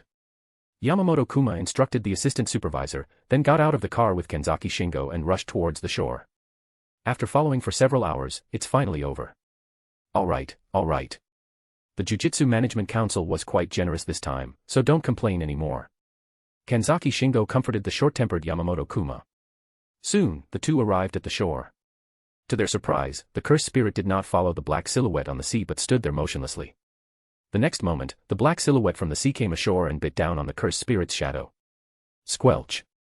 The sound of flesh being torn apart echoed. Even though only its shadow was attacked, the effect was the same as if its body had been attacked. In their astonished gazes, the cursed spirit was left with only a severed leg, slowly dissipating. Kanzaki, what is that? I don't know. At first, I thought it was a fish-shaped cursed spirit, but now it looks more like a shadow. Kanzaki Shingo said with some uncertainty. Yeah, it really is like a shadow turning into a monster. A shadow-like monster fish cursed spirit. Speaking of which, that reminds me of a legend. What legend? Yamamoto Kuma looked at Kanzaki Shingo, knowing he was well informed from his frequent missionary work. Legend has it that long ago, there was a man-eating monster in the sea called Kajioni. This monster looked like a pitch-black monstrous fish. It would eat the shadows of fishermen underwater, and then the fishermen's bodies would vanish into thin air. Kanzaki Shingo shared an interesting rumor he had heard before. These were all things he'd heard from his followers. I see. No wonder they sent me for this. After hearing Kanzaki Shingo's story and thinking about what he had just seen, Yamamoto Kuma was filled with confidence. No wonder the Jujutsu Management Council said this monster was afraid of light. It made sense that shadows would be affected by light. This shadow-cursed spirit is countered by my flame-cursing method. The advantage is mine. Soon, a small boat appeared before the two men. The assistant supervisor waved at them. The group boarded the boat and headed to the small island not far away. This must be it. Yamamoto Kuma stomped out his cigarette, unslung his katana from his back, and led the way into the cave. Are these cursed talismans? Kanzaki Shingo's gaze swept over the scattered yellow papers and the broken Shimenawa ropes around them. So it was man-made after all. Let's finish this quickly and get paid. You're quite confident. Of course. I'm a grade 1 Jujutsu Sorcerer. There's no way I'd be unlucky enough to encounter a special grade on a mission, right? If you're that unlucky, just stay out of my way and don't drag me down. How could that be? I'm blessed by the Lord. If anyone's unlucky, it's you. As he spoke, Kanzaki Shingo pulled a Bible from his priest's coat, striking a pose as if ready to preach at any moment. It's here. Yamamoto Kuma's eyes sharpened as he looked at the conspicuous well opening in the cave. The cursed spirit Kajioni swam out from within. Cursed energy surged, and flames ignited on Yamamoto Kuma's katana. Seemingly sensing a threat, the cursed spirit Kajioni began to circle the two men, hesitating to approach. Stop dawdling. If you won't come, I will. The hot-tempered Yamamoto Kuma attacked first. He stomped his foot and charged towards the cursed spirit Kajioni. The cursed spirit Kajioni had several fins, and its tail, which resembled a blooming flower, began to wag faster, engaging in a constant back and forth with Yamamoto Kuma. Clang. The flame-engulfed katana slashed into the ground, and also struck the constantly moving cursed spirit Kajioni. Hiss hiss. The cursed spirit Kajioni let out a pained cry, like a snake's hiss. Seeing that a significant chunk of its body was missing, Yamamoto Kuma burst into laughter. Ha ha. It looks strange, but in the end, it's still a cursed spirit. It can be harmed with cursed energy. Die. With that, Yamamoto Kuma pushed off with his legs, following the fleeing cursed spirit Kajioni, the flames on his blade burning even brighter. Boom. Yamamoto Kuma swung his katana, and flames formed a circle around the cursed spirit Kajioni, followed by a pillar of flame erupting from the ground. The cursed spirit Kajioni dissolved in the flames. All done. Time to go. Yamamoto, be careful. Ha. Yamamoto Kuma, who had relaxed after seeing the cursed spirit disappear, suddenly heard his companion's cry. Slish. Ayaha. Another cursed spirit Kajioni emerged from the shadows. The gaping maw on either side bit down, severing Yamamoto Kuma's right arm, which held his katana. Die, incineration. Flames gathered in Yamamoto Kuma's left hand and were quickly unleashed, engulfing and exorcising the Kajioni that had just ambushed him in a torrent of fire. Arg. Yamamoto Kuma looked painfully at his severed right arm, a grayish-black curse spreading across it. Kanzaki Shingo immediately rushed to Yamamoto Kuma's side. Abyss. Heavenly light. Divine protection. Kanzaki Shingo began chanting incantations, and under their enhancement, the effects of the baptism became even more pronounced. The curse at Yamamoto Kuma's wound began to dissipate. Damn it, what was that just now? Yamamoto Kuma gritted his teeth and said. It should be the second one. Huh. The curse that just attacked appeared from the shadow of the rocks. There should be more than one Kajioni. The next moment, a massive surge of cursed energy erupted from the well. The two looked at the well opening in horror. There, Kajioni emerged one after another. Translation by randomtranslator.com. Read 2500 plus original and fanfic translations and translate for free at randomtranslator.com. Chapter 69, Chasing the Cursed Spirit Girl. Boom, boom. The originally pitch-black cave was illuminated by the flames of repeated explosions. Incineration. Flames gathered in Yamamoto Kuma's hands, then spread out in a cone, scorching the ground. The dozen or so cursed spirit shadow crocodiles slithering on the ground were all incinerated by the sudden onslaught of fire. Damn it, how many more are there? There shouldn't be too many left. Behind Yamamoto Kuma, Kenzaki Shingo was continuously strengthening Yamamoto Kuma's power with blessings. Crackle. The sound of flames burning echoed as Yamamoto Kuma held a small ball of flame in his left hand. Hey, they really are endless. Can you keep up, Kenzaki? Looking at the still densely packed cursed spirit shadow crocodiles surrounding them, Yamamoto Kuma felt extremely troubled. Hey, I won't fall before you do. Kenzaki Shingo's words gave Yamamoto Kuma a sliver of confidence. In times of danger, having someone you could trust with your back truly was a comforting thing. Hiss, hiss. A hissing sound far louder than any before emerged, and a figure that plunged both of them into despair appeared in the cave. Its body was tens of meters long, with countless fins sprouting like petals from both sides of its lower body. Its body was covered in a dense mass of eyes. Unlike the other pitch-black cursed spirit shadow crocodiles, this giant cursed spirit shadow crocodile, though also black, revealed other colors if one looked closely. It was a strange sensation, like the colorful black some bosses demanded. So this is the true form of the cursed spirit shadow crocodile. Yamamoto Kuma felt a pang of despair. Hey, Yamamoto, look over there. Kenzaki Shingo pointed towards the vicinity of the shadow crocodile's tail. There, a bulge was forming. Pop. The sound of a pustule bursting echoed, and another eye appeared on the shadow crocodile's main body. They recognized that eye. It was the eye of the cursed spirit they had been tracking for several hours. Hey, Kenzaki. What? Kenzaki Shingo turned to Yamamoto Kuma, trembling. We're running. Huh. What huh? Exorcising a monster like this is a job for monsters. We've got enough intel, do you want to die here? Yamamoto Kuma's roar suppressed the fear in Kenzaki Shingo's heart. What do we do? I remember one of your curse techniques has high damage against cursed spirits, right? Yeah, but it can only target one enemy, and the consumption is huge. I can only use it once a day. Now's the time. Hit that big guy hard with it, then I'll clear a path with incineration. You stick close to me and run for your lives, understand? Okay. Kenzaki Shingo nodded. With a plan, much of his fear dissipated. Watching the approaching shadow crocodile clones, the flame in Yamamoto Kuma's hand grew brighter. They really are afraid of light. I guess being exposed to light, while not fatal, must be very uncomfortable. That makes sense, they are shadows, after all. Yamamoto Kuma muttered to himself, trying to bolster his courage this way. Yamamoto Kuma knew that in the eyes of these shadow crocodiles, the two of them were already caught, just waiting to be dealt with slowly. Divine Revelation. Spirit Radiance. Heaven's Punishment. As Kenzaki Shingo chanted the incantation, Yamamoto Kuma once again repelled the attacks of the shadow crocodile's clones. Judgment. Blinding lightning appeared in Kenzaki Shingo's hand. The next moment, the lightning shot out, striking the shadow crocodile's main body. Run. Yamamoto Kuma waved his large hand, and roaring flames burned a safe path. Kenzaki Shingo ran at full speed behind Yamamoto Kuma, dragging his exhausted body. The next moment, before their despairing eyes, the entrance to the cave was covered by a black shadow. You've got to be kidding me. Kenzaki Shingo let out a despairing cry. Behind them, the shadow crocodile's body split vertically from head to tail, and a large mouth had already completely engulfed them both. Squelch. Silence returned to the cave once more. A battle was also taking place in an abandoned village. One side of the battle was a cursed spirit with twisted limbs, crawling on the ground like an insect, its neck resembling a death worm. A pained human face appeared in the cursed spirit's mouth, which was wrapped in sharp fangs. The other side was a young girl wearing a blue traditional outfit. Damn it, my tuning fork. Shijima Nagi cried out in regret. This was a deserted village.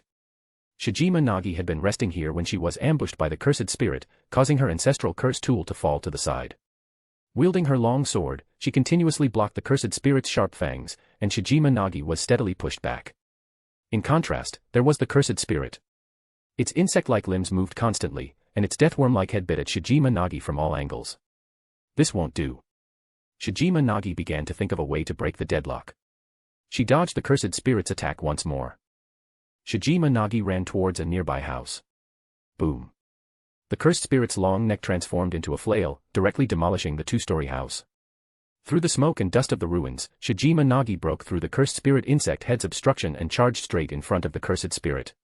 With a roll, she dodged the cursed spirit's limbs.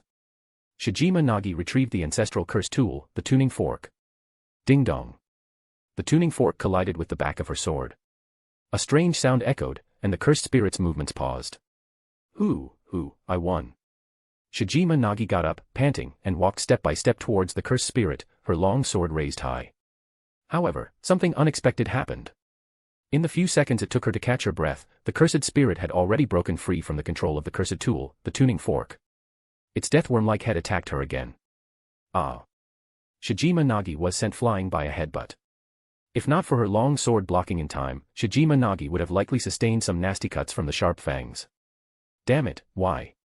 Probably its level. Suddenly, a voice came from behind Shijima Nagi. Huh. Shijima Nagi looked behind her in confusion. A boy in a black school uniform appeared in her sight. It's common knowledge that higher-level cursed spirits have stronger defenses and resistance to cursed techniques, right? Eiji looked at Shijima Nagi, who was lying on the ground, with a strange expression. Then, Eiji reached out his hand. Shijima Nagi instinctively reached out her hand. The moment their hands clasped, the cursed spirit nearby seized the opportunity and attacked. So unromantic. Eiji grumbled at the cursed spirit. The next moment, a ferocious beast from ancient times descended from the sky. Cheongchi directly stomped the cursed spirit under its foot, unfazed by the spirit's struggles. Deal with it. Eiji's words fell. Cheongchi opened its large mouth and bit off the cursed spirit's head. Shijima Nagi stared blankly at the scene before her. She felt as if she had encountered something straight out of a story. Stop spacing out and keep up. Huh? Go where? Take a bath and change clothes, or are you planning to go home looking like this, all tattered? Upon hearing the words bath and home, Shijima Nagi seemed to recall something and blushed. However, after thinking about it, she felt Eiji had a point, so after a moment of hesitation, Shijima Nagi followed him. Translation by randomtranslator.com. Read 2,500 plus original and fanfic translations and translate for free at randomtranslator.com. Chapter 70, Past Events. Splash. The sound of a shower came from the hotel bathroom. In the living room, Eiji was lounging lazily on the sofa. He'd been busy exorcising cursed spirits all over the place these past few days. While none of the cursed spirits had been particularly strong, the constant running around was still tiring. Tap tap tap. Eiji's fingers flew across his phone screen, typing out message after message before hitting send. He was chatting with Altoria. She had also just finished all her exorcism missions. Currently, Altoria was helping a recently awakened Jujutsu Sorcerer seek justice.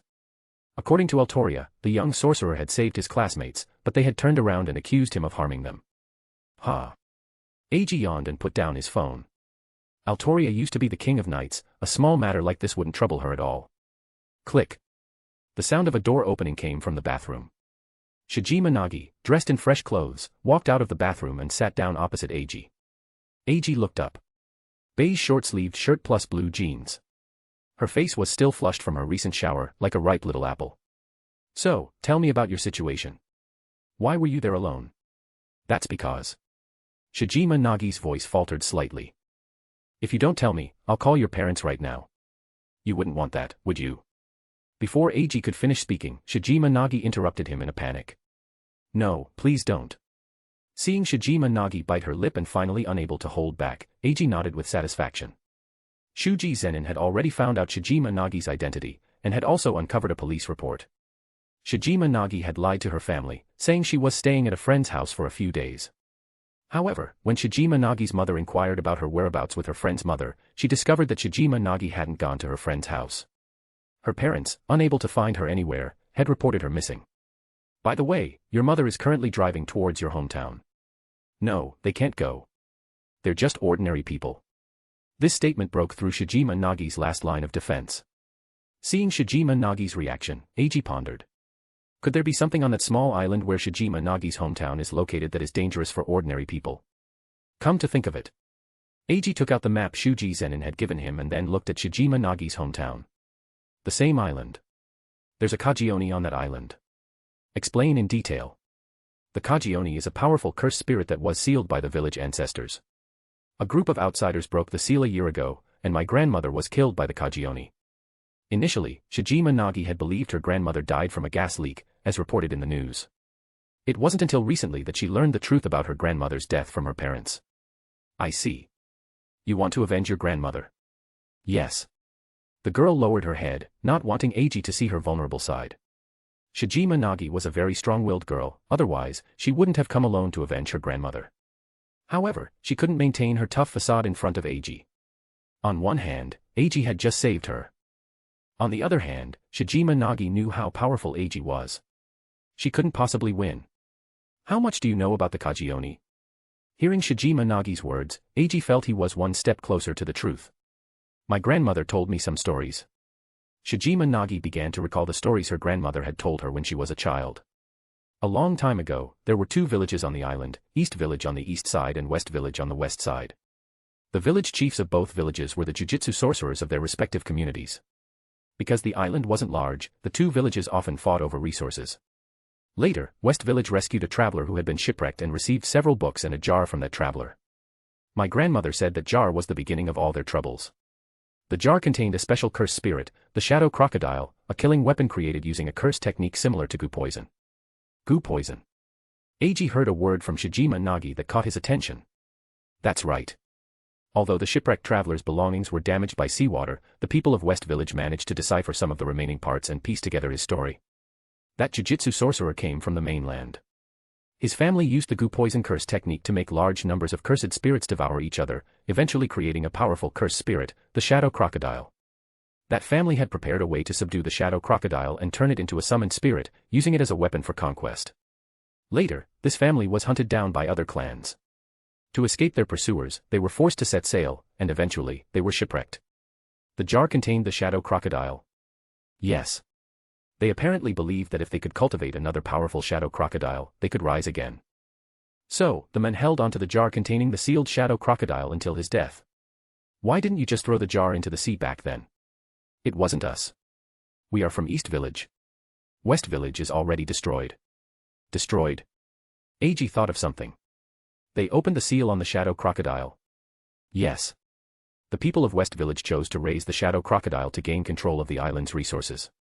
Their village chief followed the methods in the books to bind and control the new, still weak shadow crocodile, feeding it cursed spirits and even attacking East Village fishermen who went out to sea. But the information the West Village people had was too incomplete. As the shadow crocodile grew stronger, they eventually lost control of it. In the end, the shadow crocodile killed everyone in West Village. After that, the shadow crocodile would occasionally emerge from the caves in West Village and begin preying on the people of East Village. The village chief died protecting the villagers, and many villagers, out of fear, fled. The newly appointed village chief, to protect the village, took all the village's money and went to the island nation to find a Jujutsu sorcerer who could deal with the shadow crocodile. Fortunately, he found one, and the shadow crocodile was eventually sealed in the caves of West Village. The story finished, Shijima Nagi felt a sense of melancholy, her eyes gazing into the distance through the window. She used to think all these stories her grandmother told her were just legends, not to be taken seriously. Although she was the only one among the younger generation in the village with cursed energy, capable of becoming a Jujutsu sorcerer, Shijima Nagi didn't want to be one. Her parents agreed with this sentiment. Shijima Nagi didn't want to become a Jujutsu sorcerer because once she did, she would have to stay in the village her entire life, becoming a guardian. For Shijima Nagi, who yearned for modern big cities and wanted to see the outside world with her own eyes, this was unacceptable. Her parents' reasons were much simpler. They simply didn't want their child to engage in such a dangerous profession. Although they weren't Jujutsu sorcerers themselves, they had learned about the work of Jujutsu sorcerers from the village elders. Fighting, injuries, even death. They didn't want their daughter to follow such a path. Translation by randomtranslator.com. Read 2500 plus original and fanfic translations and translate for free at randomtranslator.com. Chapter 71, Journey to Shima Island. He looked at Shijima Nagi's somewhat sad expression. Eiji stood up and walked in front of Shijima Nagi. Eiji, at 1.8 meters tall, stood before Shijima Nagi, his shadow completely engulfing her. Seeing Eiji suddenly stand in front of her with his right hand on her head, Shijima Nagi's heart began to pound. A sad expression doesn't suit you. You look better with the crazy expression you had when fighting the cursed spirits. The next second, Eiji's words snapped Shijima Nagi back to reality. Who are you calling crazy? Shijima Nagi retorted loudly. Who would start off by complimenting a girl by calling her crazy? Yes, that's it. Seeing Shijima Nagi's spirits restored, Eiji smiled. Eiji bent down, scooped Shijima Nagi up, and tossed her onto the bed. Leave the rest to me. You just rest easy. Lack of sleep is the enemy of good skin. The rest, sleep. Shijima Nagi's face turned even redder. You get a good night's sleep, and I'll head back to my room to rest too. Running around these past few days has been exhausting, As he spoke, Eiji even yawned. Bang. The sound of the room door closing echoed. Her room, wasn't it supposed to be their room? Looking at Eiji leave without hesitation, Shijima Nagi's thoughts momentarily froze. On TV, shouldn't things be like? Then, Shijima Nagi's entire face rapidly heated up, turning her into a steam princess. What are you thinking, Shijima Nagi? Shijima Nagi covered her face and began to roll around on the bed, finally burying her head completely under the pillow. The next morning, Eiji, who was eating breakfast, received a call from Shuji Zenin. Hello. Young Master Eiji, the Shijima couple has arrived. Oh, bring them in. Eiji finished the rest of his bread in a few bites. He felt a pang of nostalgia for his past life. Soy milk, fried dough sticks, tofu pudding, rice noodles, steamed buns, rice noodle rolls, soup dumplings, pan-fried buns. Knock knock. Come in. Straightening his clothes, Eiji walked to the door. The couple, looking haggard, entered his view. Are you the Shijima couple? Yes, please, where is our daughter? Shijima Nagi's father's eyes held both anxiety and hope.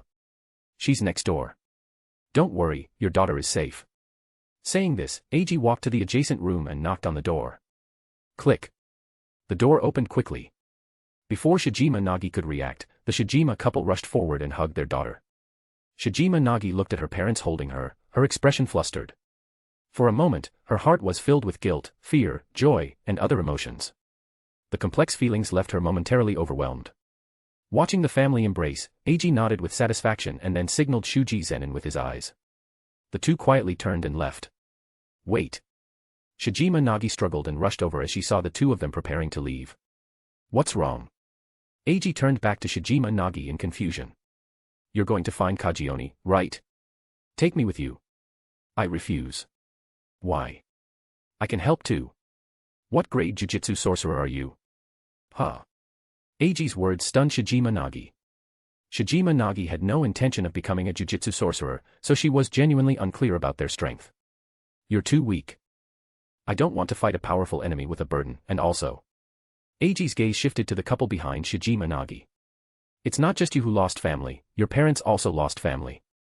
Do you want your parents to lose their daughter as well? Shijima Nagi froze. She dazedly turned around to look at her parents. At this moment, Shijima Nagi, blinded by hatred, finally noticed the indescribable care and worry in her parents' eyes.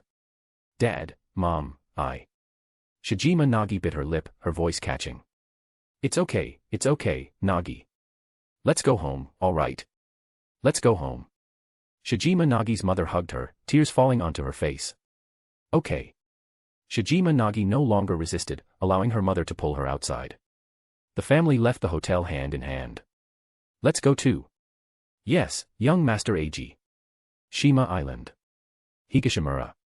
Following the clue Shijima Nagi provided, Eiji headed to the village on Shima Island to gather information about Kajioni. However, just as Shijima Nagi had said, the old books and artifacts were too severely damaged.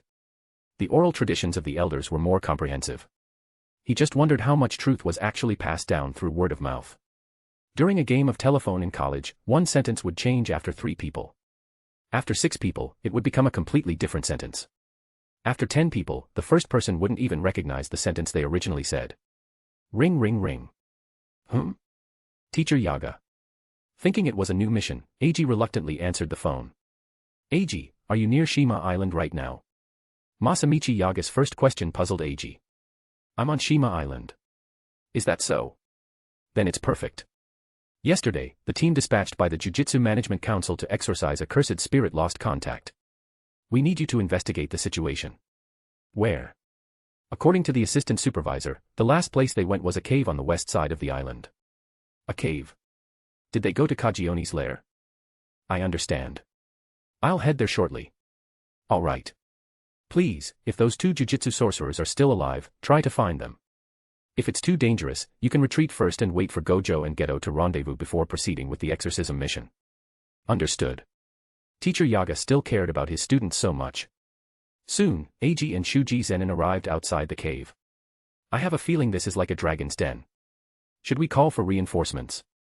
Shuji Zenin asked from the side. No need.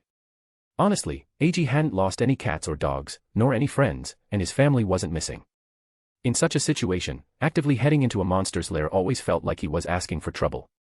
If this were a horror movie and Eiji happened to not be the protagonist, he'd probably be dead. The mountain wasn't that big, maybe he should have just split it open. Then he could just say it was a gas leak. Having watched so much news, Eiji knew that in the island nation, a gas leak was a very useful excuse. While lost in thought, Eiji stepped into the cave, holding his flashlight. No matter how much he thought, the job still had to be done. Kajioni. Level, Special Grade Cursed Spirit. Origin, Shadows. Curse Technique, Shadow Devouring Curse. Abilities. Shadow Devour, like shadows swallowing everything, Kajioni can inflict damage on enemies by devouring their shadows. After devouring an enemy's shadow, Kajioni's cursed energy increases to a certain extent. Shadow Curse, those injured by Kajioni will be eroded by a curse, eventually turning into a shadow curse spirit under Kajioni's control. Domain Expansion. Likes, Dark Places. Dislikes, Bright Light. Translation by randomtranslator.com. Read 2500 plus original and fanfic translations and translate for free at randomtranslator.com. Chapter 72, Domain Expansion. Shortly after Eiji entered the cave, a black shadow targeted him. As Eiji moved forward, he observed everything in the cave with his flashlight. Strange, I thought something just swam past. The next moment, Eiji's body was engulfed in electricity. The surrounding darkness was instantly dispelled, and an entity hiding in the shadows was illuminated by the light. A Kajioni. Seeing the Kajioni that had crept up behind him, Eiji raised his hand, ready to unleash lightning. However, Eiji stopped his movement the next moment. Whoosh! The Kajioni attacked Eiji. Eiji leaped backward, simultaneously shining his flashlight onto his left hand. Squelch! The sound of flesh being torn echoed. The Kajioni's attack had ripped a small piece of flesh from Eiji's left arm. Reverse curse technique was used. Mahoraga began to adapt. According to Shijima Nagi and the information from the Management Council, the Kajioni had both clones and a main body. Since he had encountered a weaker clone now, it was better to let Mahoraga adapt first. This would save a lot of adaptation time when he encountered the stronger Kajioni main body later. The Kajioni clone's attacks bore similarities to the main bodies. The positive energy generated by the reverse curse technique gathered at the wound on his left arm, and soon the positive energy began to cancel out the curse at the wound. The curse is preventing the reverse curse technique from healing. Fortunately, the wound is small. As Eiji increased the output of his reverse curse technique, the wound on his left arm quickly healed. Then, while dodging, Eiji once again used his flashlight to shine the shadow of his left arm towards the Kajioni. Squelch! Clang! The wheel of Dharma spun. The Kajioni's curse was adapted too. Soon, the sound of the wheel of Dharma spinning could be heard again. Huh! Sensing the change in his shadow and Mahoraga's information about how the Kajioni adapted to attacking shadows, Eiji exclaimed in surprise. When the Kajioni attacked Eiji's shadow for the second time, Eiji noticed that his shadow seemed to have changed. It was as if Tom and Jerry, after being pricked by a needle, were holding their bottoms and flying into the sky. Eiji felt as though his shadow instinctively wanted to dodge when it was bitten by the Kajioni. It felt as if the shadow were alive. Then came the method from Mahoraga, which he could also use, for defending against the Kajioni's shadow attacks. Reinforce the shadow's defense with cursed energy, or place a summoned spirit within the shadow to bite the Kajioni back. With a casual wave of lightning, Eiji eliminated the still attacking Kajioni and fell into thought as he looked at his shadow. The next second, Kajioni after Kajioni appeared in Eiji's sight. TCH, no manners at all. I'll deal with all of you first. Eiji's body crackled with lightning, and as he sprinted at high speed, he eliminated each Kajioni. Soon, Eiji reached the cave where the Kajioni's main body was located. Is this it? Looking at the damaged seal in the center of the cave and then at the samurai sword lying on the ground, Eiji knew that the Jujutsu Sorcerers sent by the Management Council had already died. He looked up at his surroundings. Walls, ceiling, ground, Kajioni were everywhere. There are quite a lot of them. Within Eiji's shadow, Mahoraga's figure slowly stood up. The demon-slaying sword swung, leaving deep gashes on the wall.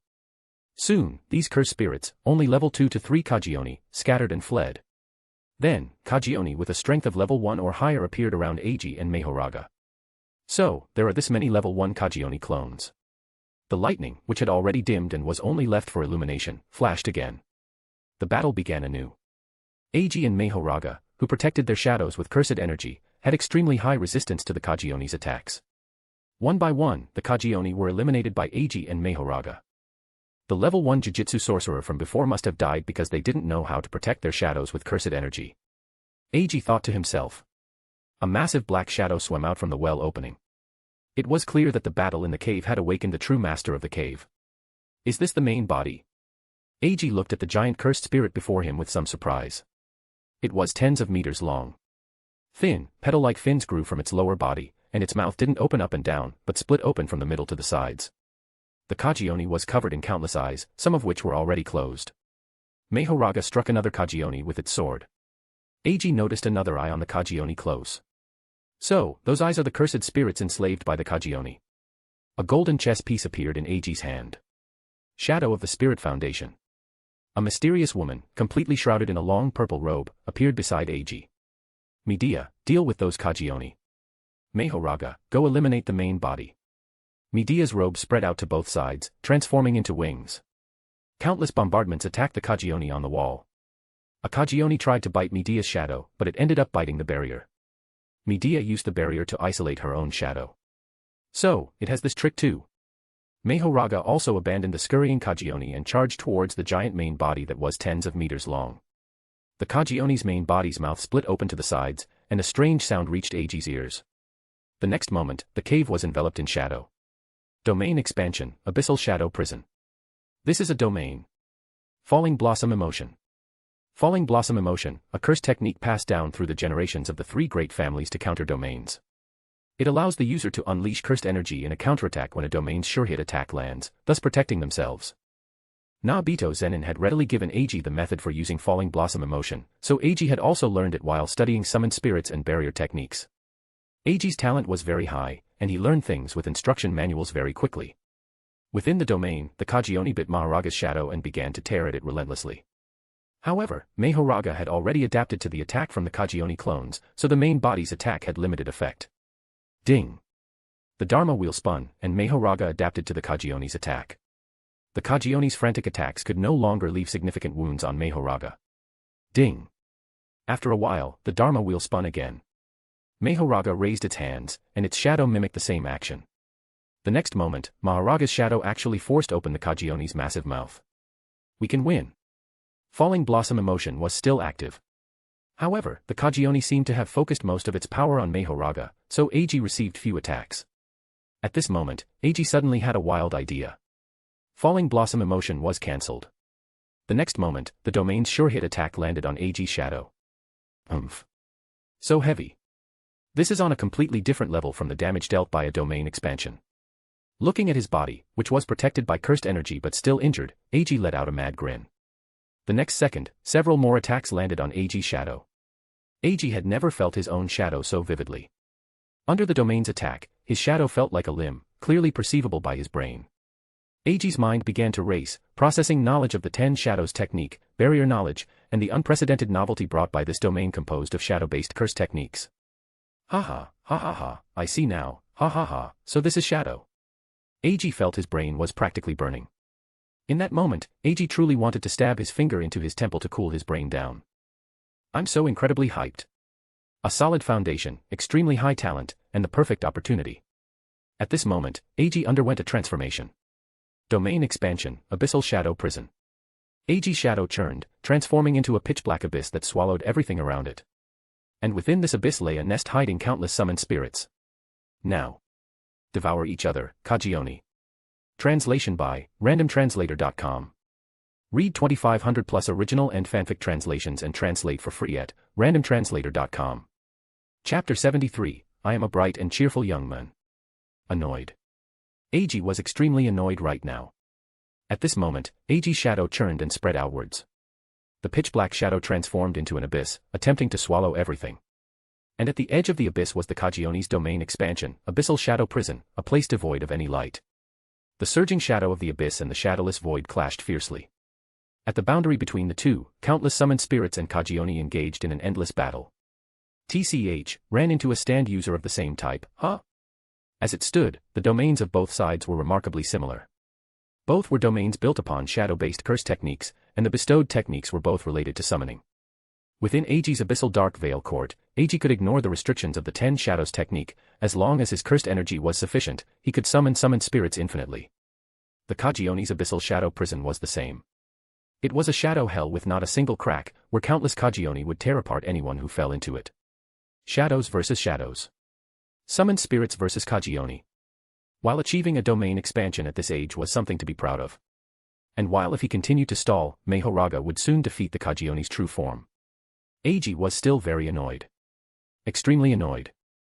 I've already unleashed my ultimate move, so why are you, an unknown entity, still resisting? Why aren't you just letting me exorcise you obediently? Even if you gave up resisting, I might not exorcise you, but instead leave you for Suguragedo. Eiji's current state was vastly different from his usual self. If it were the calm Eiji of normal times, he would likely just wait for Mahoraga to exorcise the Kajioni's true form. But Eiji, currently heavily influenced by negative emotions, didn't want that. He just wanted to thoroughly tear the Kajioni to shreds.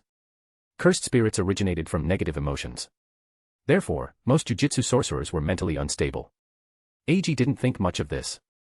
He was already accustomed to maintaining sufficient negative emotions during battles to ensure his combat readiness. However, this time, while frantically mobilizing all his knowledge and emotions, he had been a little reckless. I'm so annoyed, damn it, I need to vent these feelings. Holding it in for too long wasn't good. At this moment, Eiji suddenly thought of Satoru Gojo. He always resolutely followed his own path, unswayed by anything. At least, that was before he became a clown. Suddenly, I really want to find Satoru Gojo, complain about the new manga that just came out, and then the two of us, along with Suguragedo, could go to the beach for a few more days. Memories with his companion surfaced in his mind. The crazed smile on Eiji's lips lessened considerably. Looking at the Kajioni in the distance, which could only dodge everywhere after Mahoraga adapted to all its attacks. The smile on Eiji's lips rose again. I've decided, I still want to completely tear you, you guy who doesn't know how to read the room, to shreds. Having made up his mind, Eiji began to retreat. Soon, Eiji retreated to the edge of the domain. Is this the place? With his back against the edge of the domain, Eiji carefully felt along its boundary. Found it. Finally, Eiji found the passage he had used to enter the cave. By command spell, Saber, come to my side immediately. The crimson command spell on his hand flashed. Altoria, who was rushing over by car, immediately felt Eiji's summons. I'll head on ahead. Altoria said to the assistant supervisor driving the car, and then her figure vanished from the vehicle. Ah. Please wait a moment, Miss Saber. The assistant supervisor watched in surprise as Altoria, reflected in the rearview mirror, disappeared from the car. This is bad. Screech. The assistant supervisor slammed on the brakes, stopping by the side of the road, and then looked helplessly into the car. Meanwhile, the moment Altoria landed from her summon, she entered combat mode. Her blue and white dress armor and her invisible sword were already equipped. Am I supposed to attack this barrier? Altoria received Eiji's message. The Wind King barrier wrapped around her sacred sword dissipated, revealing the golden sacred sword. Altoria raised the sacred sword, pointed its tip at the outer wall of the domain, and then thrust it forward forcefully. Sizzle. A sound like a knife slicing through glass echoed. The tip of the sacred sword pierced the outer wall of the domain. Then, a dazzling golden light covered the blade. Mana burst. Boom. Crack, crackle, crack. The Kajioni's domain instantly developed a large hole. A domain can be described as a type of barrier focused on sealing the inside. Within the barrier, the domain's caster gains buffs like guaranteed hits. But everything has a balance, the more focused on sealing the interior, the more vulnerable the exterior tends to be. Therefore, unless there are special circumstances, domains are generally easy to break and invade from the outside. The moment the Kajioni's domain shattered, Eiji immediately activated his own domain with all his might. The Abyssal Dark Veil Court, following the breach in the Abyssal Shadow Prison, completely enveloped and destroyed it. Mahoraga stepped forward and stomped on the Kajioni, which had nowhere to escape. Ha ha ha, finally. Let us begin this feast. Eiji released the hand seals he had been forming, spread his hands to the sides, and then began to move them gracefully. It was like a musician waving a conductor's baton. The Kajioni was swallowed by an abyss-like shadow, and then countless summoned spirits swarmed forward. The divine dogs bit off the Kajioni's fins. Cheongchi bit off the Kagione's tail. The giant elephant used its tusks to hold open the Kagione's gaping maw. Then, the giant elephant exerted force in one direction, snapping the Kagione's jaw. Even Rabbit escaped and the toad joined this gluttonous feast. Soon, the Kagione was completely devoured by the summoned spirits within the abyss. The summoned spirits in the abyss returned to their lairs, awaiting their next visitor. The domain began to dissipate. Eiji, as if remembering something, suddenly slapped his own face with both hands. Slap. A crisp sound echoed through the cave. Because he had hit too hard, the flesh on Eiji's face rippled, and 2 red handprints appeared on his cheeks. Eiji's manic grin was instantly twisted into an incredibly contorted expression by the impact. Then, the reverse curse technique began to take effect.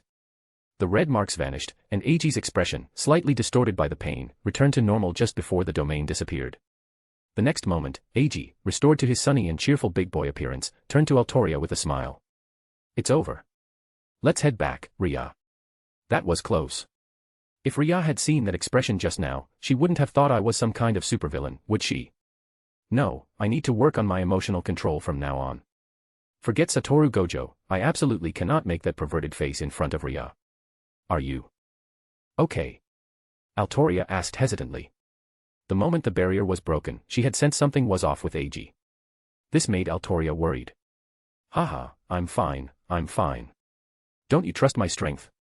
Reverse curse technique healed everything. Eiji laughed, hiding his inner panic. I hope Ria didn't notice. Right, this fight took a lot out of me. Let's go grab something to eat. The mention of food immediately piqued Altoria's interest. Let's go. Altoria decided to investigate the situation after lunch. Translation by randomtranslator.com. Read 2500 plus original and fanfic translations and translate for free at randomtranslator.com.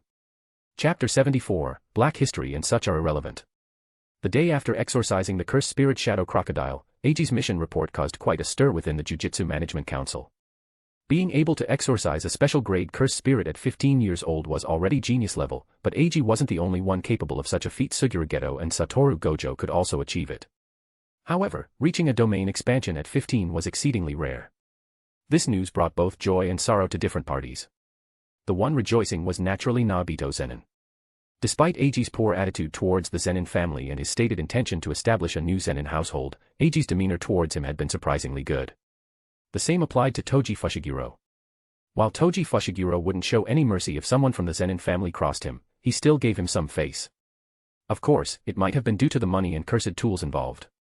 Thinking about this, Nobito Zenin felt a pang of sympathy for the Zenin family's treasury. Many powerful cursed tools had been taken by Toji Fushiguro, and the gaps hadn't been refilled yet. However, to everyone's surprise, the one most troubled was the head of the Gojo family. When Eiji submitted his Jujutsu Sorcerer rank assessment application, the Gojo family had thought it was time for Eiji to change his surname to Gojo. Before they could act, however, Satoru Gojo intervened. Don't do anything unnecessary, okay? Right, how about I go be the divine child for the Zenin family for a while? Seeing Satoru Gojo say this with a smirk, the Gojo family head felt a tremor in his heart. He believed Satoru Gojo was truly capable of such a thing. It seemed any absurd act could become reasonable when it came to Satoru Gojo. If the direct approach failed, the Gojo family had wanted to resort to underhanded tactics, but it was unsuccessful. Coupled with Satoru Gojo's obstruction, the Gojo family had felt a sense of absurdity at that time. We were ready to fight to the death, why did His Majesty surrender first? Not only did they fail to recruit the divine child of the Ten Shadows technique, but their own Six Eyes prodigy was being led astray. Eiji, I'm suing for defamation. You're defaming me.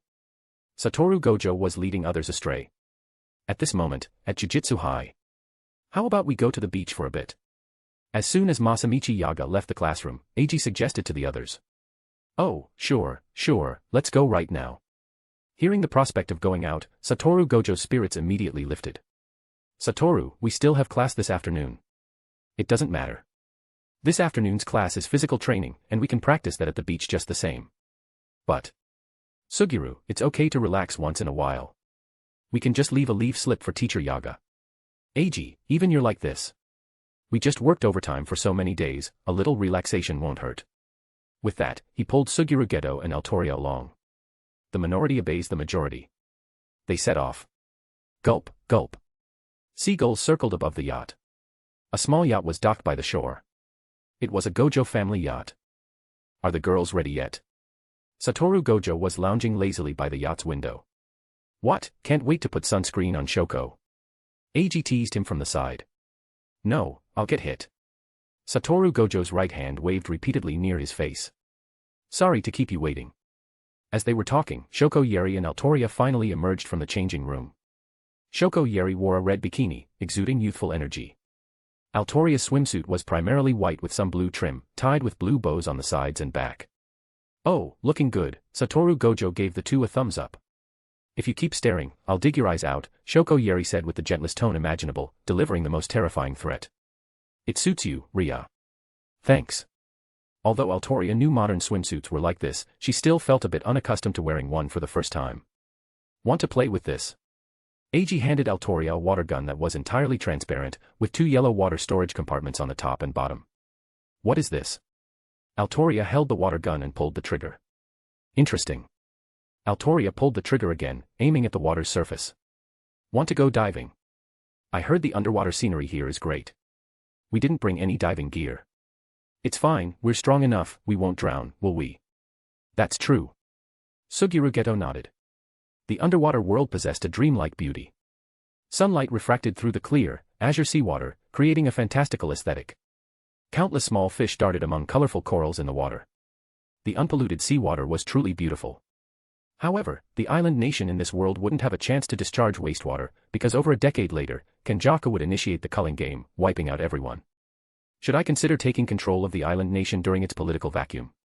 Eiji relaxed his body, letting himself float on the sea's surface, his thoughts drifting far away. At this moment, Satoru Gojo was racing Suguru Geto in swimming. Shoko Yeri had spotted a beautiful fish and was contemplating whether to catch it and raise it. Altoria stood beside Shoko Yeri, watching a sea turtle slowly pass overhead. The group also made do with the local resources, preparing a seafood barbecue and seafood soup. After eating and drinking their fill, Eiji and Shoko Yeri comfortably sunbathed on the beach. Unknowingly, Eiji fell into a deep sleep. Satoru, are you sure about this? Aren't you doing it too, Suguru? No, Eiji is fine, but Miss Yeri will hate you. Ah, no problem, Shoko won't say anything about this level. Voices kept entering Eiji's mind. Stirred from his daze, Eiji tried to rub his sleepy eyes. Huh. Eiji found he couldn't move. He opened his eyes in confusion. What greeted him was sand covering his body and two plump mounds made of sand. Hashtag. Satoru, have you decided what to carve on the tombstone? Eiji turned his head and looked at Satoru Gojo with a terrifying smile. Then, Eiji's smile froze. What Eiji saw was Shoko Yeri, also dozing. However, Shoko Yeri was also buried in sand at this moment. Judging by the outline, Satoru Gojo had used sand to sculpt Shoko Yeri into a muscular man's physique comparable to Toji Fushiguro. Of course, the most eye-catching thing was the giant object built from sand mixed with seawater at the lower body. Pfft. Eiji couldn't help but chuckle. Shoko Yeri was also woken up. You guys are so loud, huh? Sensing something was wrong, Shoko Yeri opened her eyes. Gojo. The next moment, Shoko Yeri's roar echoed through the sky. Hey, Geto, send me a copy of the photo. Oh, hold on. Why is there only Shoko's? Where's mine? Oh.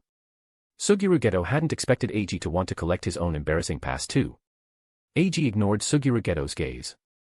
Honestly, after spending so much time with Satoru Gojo, Eiji understood a principle.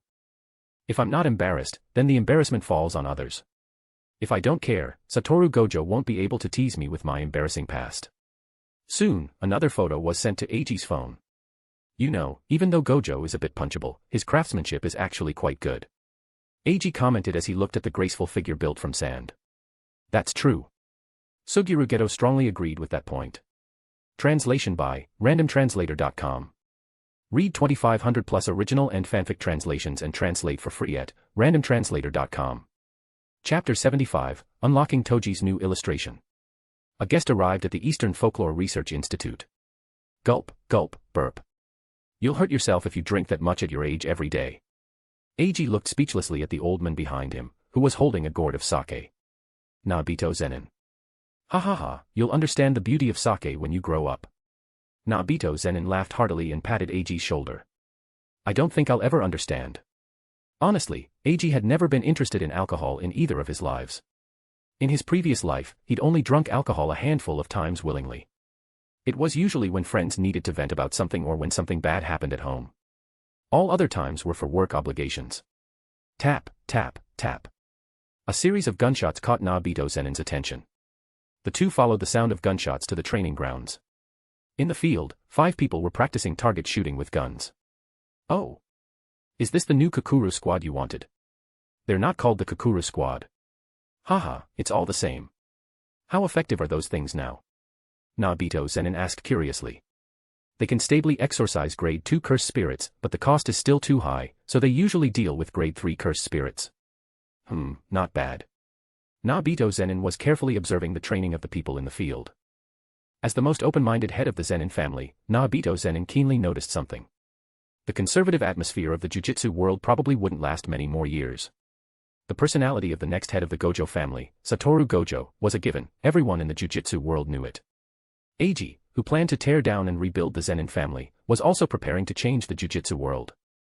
In a few decades, when Satoru Gojo and Eiji had cultivated their own forces, it would be time for a revolution in the Jujutsu world.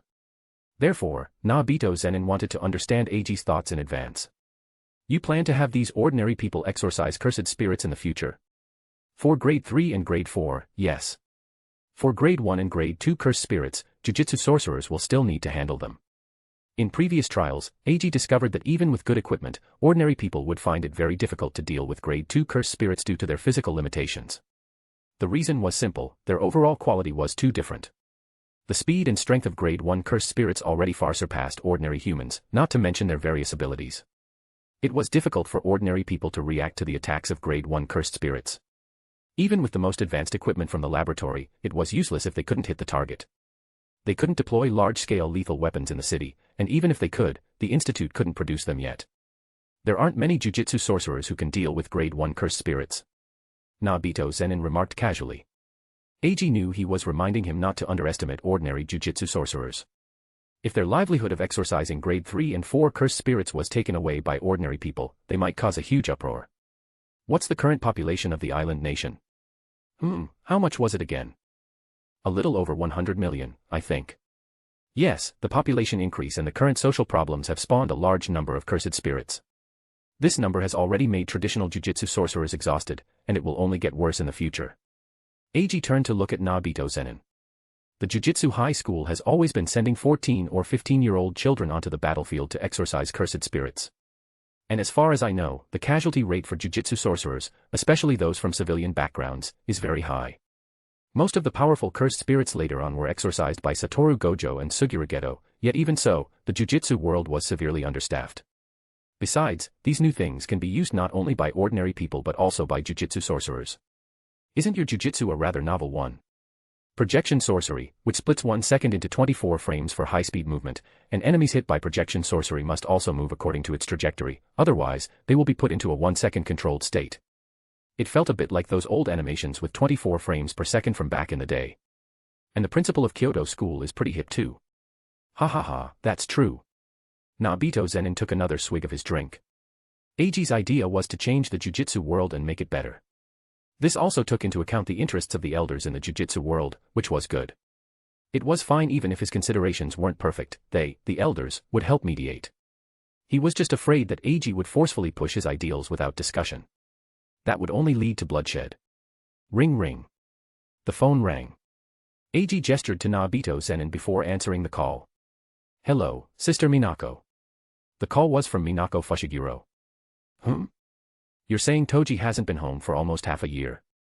Eiji received an answer from Minako Fushiguro that surprised him. It turned out that Toji Fushiguro had left, saying he was going to work, and had disappeared. It had been almost half a year since he last returned home, and he hadn't sent any money home either. Most importantly, Minako Fushiguro couldn't contact Toji Fushiguro and had no idea what his situation was. Okay, I understand. I'll help you look for Toji. Eiji hung up the phone. From Minako Fushiguro's tone, Eiji could roughly guess what was going on, such as Minako Fushiguro running out of money. After all, the island nation was lacking in resources, and the cost of living was not low. Plus, she had to raise 2 children and couldn't go out to work with peace of mind. Old man, do you know where Toji Fushiguro is? Eiji turned his gaze to Nobito Zenin. Toji. Nobito Zenin took out his phone and made a call. Soon, the other party sent Nobito Zenin a text message. Here, Toji's location. If you hurry, you can still find him here. The text message showed the location of a club. However, Eiji had thought too simply. Upon arriving at the entrance of the club, a question arose in Eiji's mind. Was this club legitimate? After giving the waiter a small tip, the waiter led Eiji to a private room. This felt even more wrong. Knock, knock, knock. Eiji knocked on the door. He was afraid that if he barged in directly, he might see something he shouldn't. Please come in. Hearing this, Eiji pushed the door open and entered. Such great evil. Looking at the woman leaning on Toji Fushigiro's shoulder, dressed expensively and appearing delicate, Eiji couldn't help but sigh. Was she a cow in her past life? Who are you? The rich woman's eyes lit up when she saw Eiji. Hello, I'm here to see Toji. Eiji sensed something was wrong and wanted to retreat. Ah, it's you, kid. Toji-kun, who is this child? An acquaintance. Can you wait for me for a moment? Sure. We can get acquainted later. We'll talk later. After speaking, Toji Fushiguro stood up and went outside the club with Eiji. Hey, Toji, did you come here to be a host? It felt like unlocking a new entry in Toji's character profile. Eiji felt that if a game were to be made, Toji Fushiguro could definitely be divided into several versions to sell. There was Toji in Uram's divine gear. Toji the informant from the time he fought Suguru Geto and Satoru Gojo, or Toji the assassin. Toji who summoned spirits during the Shibuya incident. And then there was the current Toji, the host. Translation by randomtranslator.com. Read 2500 plus original and fanfic translations and translate for free at randomtranslator.com. Chapter 76, Forgetting Cub Milk. What do you need me for? Toji Fushiguro found an empty alley and lit a cigarette. Toji, did you forget something? Eiji asked. What? Seeing Toji turn his head with a confused expression, Eiji helplessly covered his face. You forgot Megumi Fushiguro, Tsumaki Fushiguro, and Minako Fushiguro. Just in case, Eiji even specifically mentioned their full names, including the surname Fushiguro. Megumi. Toji's expression was blank, the kind that could be made into a meme. Eiji became even more helpless. So he drank that milk and forgot that kid, huh? People often say there's great terror between life and death, and those who have experienced it don't dwell on many things. And Toji Fushiguro was that kind of person. The only problem was that he didn't dwell on too many things. He never experienced parental love and responsibility as a child. Toji Fushiguro didn't know what responsibilities a father should fulfill. Perhaps it was because of this that Toji later chose to sell Megumi Fushiguro to Nobito Zenin. But it was impossible to say that Toji Fushiguro didn't love Megumi Fushiguro. Otherwise, he wouldn't have recognized Megumi Fushiguro and said, "You're not a Zenin, that's good." And then committed suicide. Shadow only remembered hearing a saying often in the past, the unfortunate spend their lives healing their childhood. Toji Fushiguro was such a case. Perhaps he would never understand the thoughts of a normal family in his entire life. He's your son. Ah, Megumi. Speaking of which, I was the one who named him. At that moment, Toji Fushiguro showed a happy expression. Listen carefully, Toji. Huh. Toji Fushiguro turned his head, returning to that indifferent demeanor where nothing seemed to matter. Children need to eat to survive, and eating requires money. Even that trash heap, the Zenin family, at least left you something to eat, didn't they? As he spoke, Eiji looked up and continued to provoke him. Are you even worse than that Zenin family trash heap? Eiji knew that there were very, very few things in this world that could make Toji Fushiguro truly care about. Megumi, whom he occasionally remembered, and the Zenin family, which had left him scars for a lifetime. TCH. Toji Fushiguro seemed to remember something, making an annoyed sound in his mouth.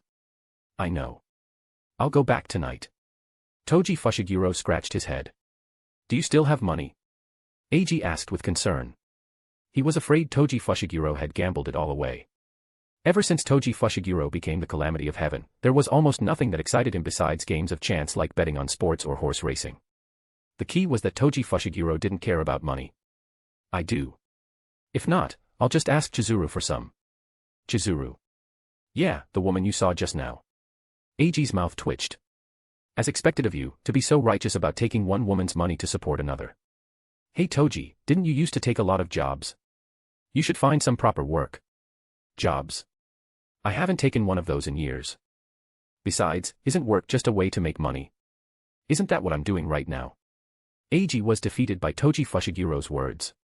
As if sensing Eiji's thoughts, Toji Fushiguro continued. It's my life, how I want to live it. Why do I have to work according to someone else's demands? It was blunt, but also very real. Toji Fushigiro's words reminded Eiji of a book he had read in his past life. Meaningless work. The book began by posing a question. Does your work contribute to this world? If you don't know, the author provides a simple, crude solution later on. If your job were to disappear, would it have a significant impact on this world? This makes the question you need to consider much simpler. If farmers, doctors, sanitation workers, and other ordinary jobs were to disappear, our lives would certainly be greatly affected. But if executives of foundations, investment assistants, secretarial leaders, and other top figures who we think make a fortune disappear, would our lives become unsustainable? According to the author's viewpoint, the reason current jobs feel hypocritical and empty is that the core of work is no longer about improving efficiency and output. Instead, it's about maintaining the existing order and established power hierarchies. This is why work is causing increasing mental trauma to ordinary people. The resentment of today's workers is greater than that of ghosts. I wonder how many evil sword immortals they could feed. Toji Fushiguro doesn't have this problem. Toji Fushiguro doesn't care about those rules, he only cares about survival and following his own heart. Perhaps the death of Megumi Fushigiro's birth mother also played a part in this. This young man lost the person he loved just as he began to understand what love was. That's why his heart is even more closed off. Eiji didn't know if he could kick open Toji Fushigiro's heart, but he knew someone who could. Megumi Fushiguro. This child who raised Satoru Gojo would surely be able to do it. Alright, remember to go see Megumi and the others when you get back. On the way, Eiji had also learned about Minako and the other two's situation. With raising children and living expenses, Minako was struggling to make ends meet. If she didn't pay the rent soon, she might be kicked out of the two-story house they were living in. This was only after the landlord had given her an extension, considering Minako was raising 2 children alone. Why don't you just buy the house? Because they didn't have money for rent, Megumi and the others almost ended up on the streets. It was a bit of an exaggeration, but when Satoru Gojo found Megumi Fushiguro later, the situation for the siblings was indeed very bad. How much is that house? Let me check. Housing prices have fallen again. It's over 20,000 yen per square meter now. Ever since the island nation's real estate bubble burst more than a decade ago, housing prices had been steadily falling. However, Eiji remembered that the lowest point was still many years away. The house was 2 stories, with a yard and a garage. Eiji quickly estimated the price in his mind and gave the answer. Ah, it's 10 million. Toji Fushiguro scratched his head. Forget it, I'll just ask Chizuru for more. Why don't you take on some exorcism jobs? You have cursed tools, so exorcising cursed spirits shouldn't be difficult for you. You can save up 10 million yen in no time. Back then, Suguru Geto saved up money by frantically exorcising cursed spirits to buy his dream weapon, Heavenly Restriction. Huh. Toji Fushiguro turned to look at Eiji. If I can make money comfortably, why would I go fight to the death? A look of, is this kid's brain broken, appeared in Toji Fushigiro's eyes. Crack. Eiji's face instantly contorted. Damn it, I'm so envious. No, I must criticize. This kind of unhealthy trend must be severely criticized and resolutely curbed. Translation by randomtranslator.com. Read 2500 plus original and fanfic translations and translate for free at randomtranslator.com. Chapter 77, Second Heroic Spirit Summoning.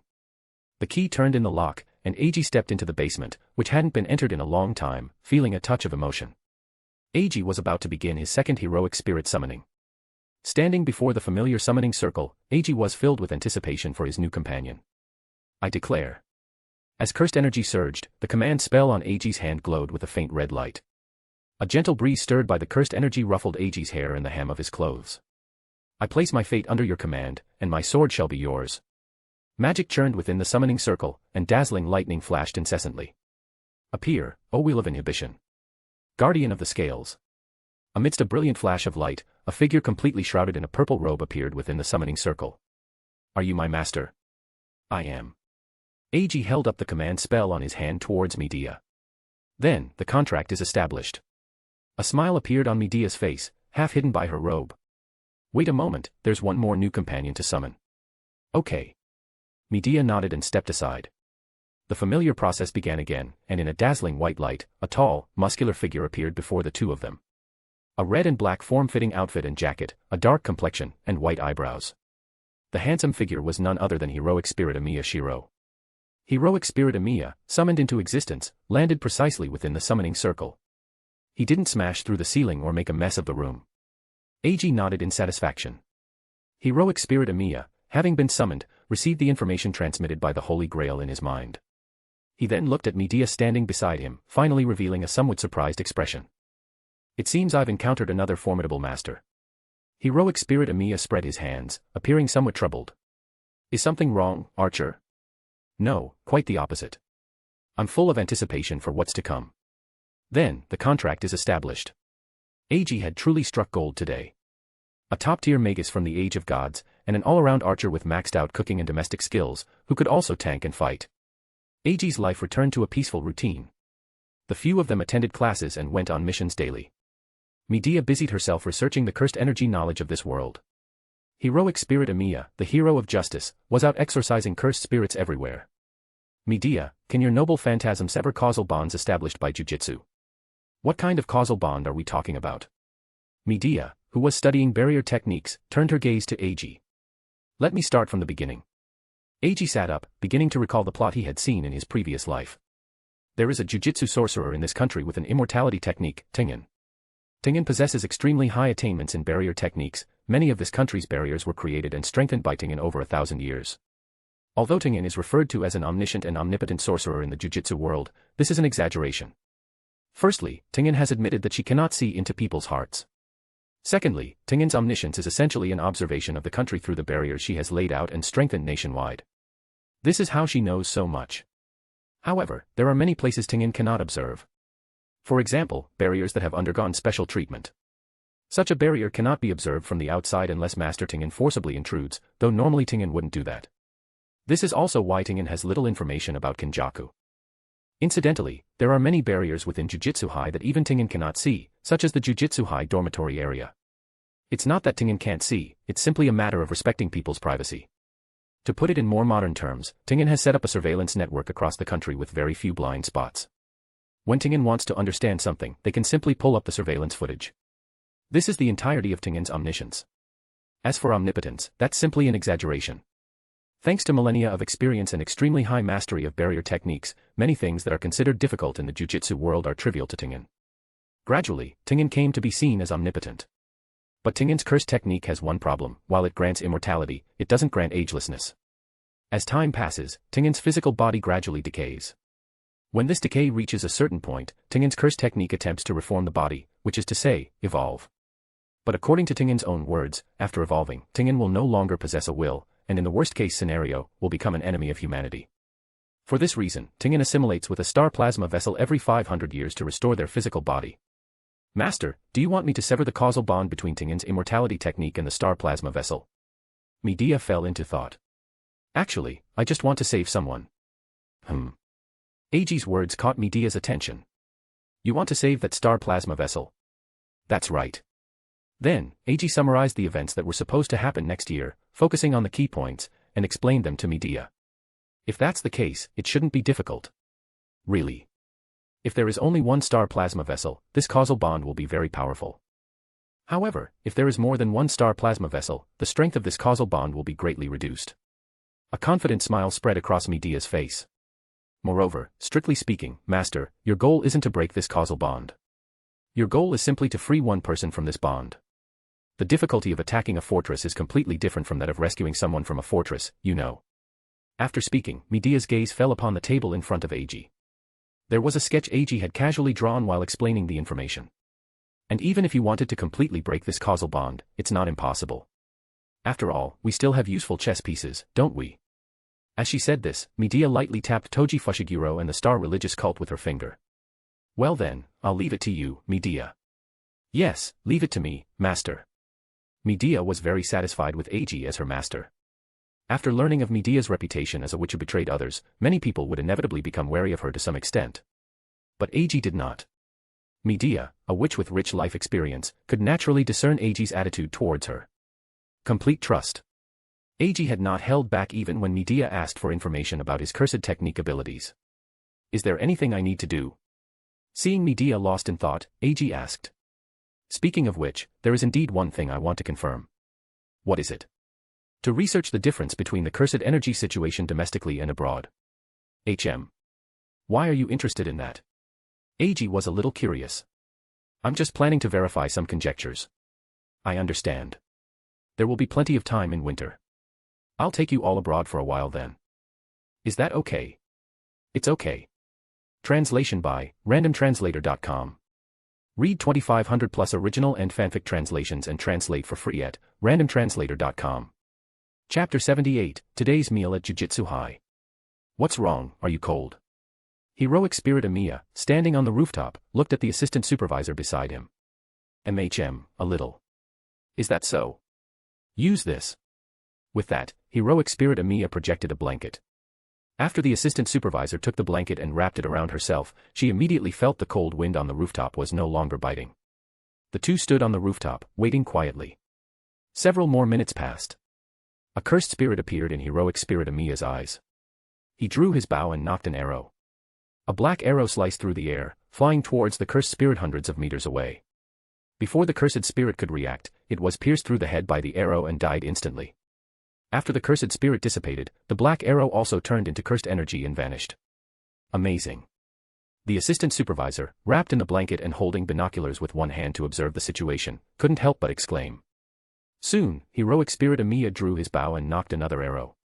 The assistant supervisor quickly picked up her binoculars and looked in the direction Heroic Spirit Amiya was aiming. She needed to confirm that the cursed spirit had indeed been exterminated. When this assistant supervisor had accompanied other Jujutsu sorcerers on cursed spirit extermination missions before, they would drive to the mission location and then put up a curtain. After the Jujutsu sorcerers completed the extermination, everyone would go to the next location.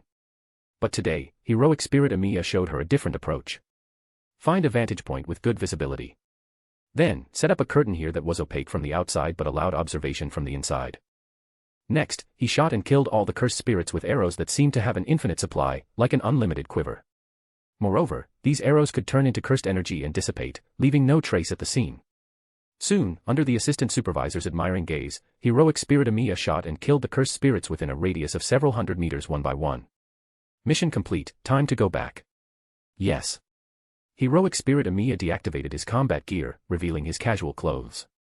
He wore a white undershirt inside and a dark blue casual jacket outside, with black trousers. His hair, which had been styled upwards, fell down, softening the heroic features of Red A. He then put on a pair of glasses. The once cool and handsome warrior instantly transformed into a refined and gentle university student. Excuse me, are we going straight back to Jujutsu High? It's still early, let's go to the supermarket first. Okay. The assistant supervisor immediately drove towards the nearest large supermarket. At the same time, she was thinking, I wonder who will end up with such a gentle, handsome, powerful, and good-cooking guy. Today's rice is good. Heroic Spirit Amiya nodded as he looked at the new rice on the shelf. This pickled vegetable, I remember Teacher Yaga likes this brand, let's get a bottle. Honey, I remember Shoko Yeri often secretly drinks, should I buy some to make honey water for her? Heroic Spirit Amiya began to consider Shoko Yeri's preferences.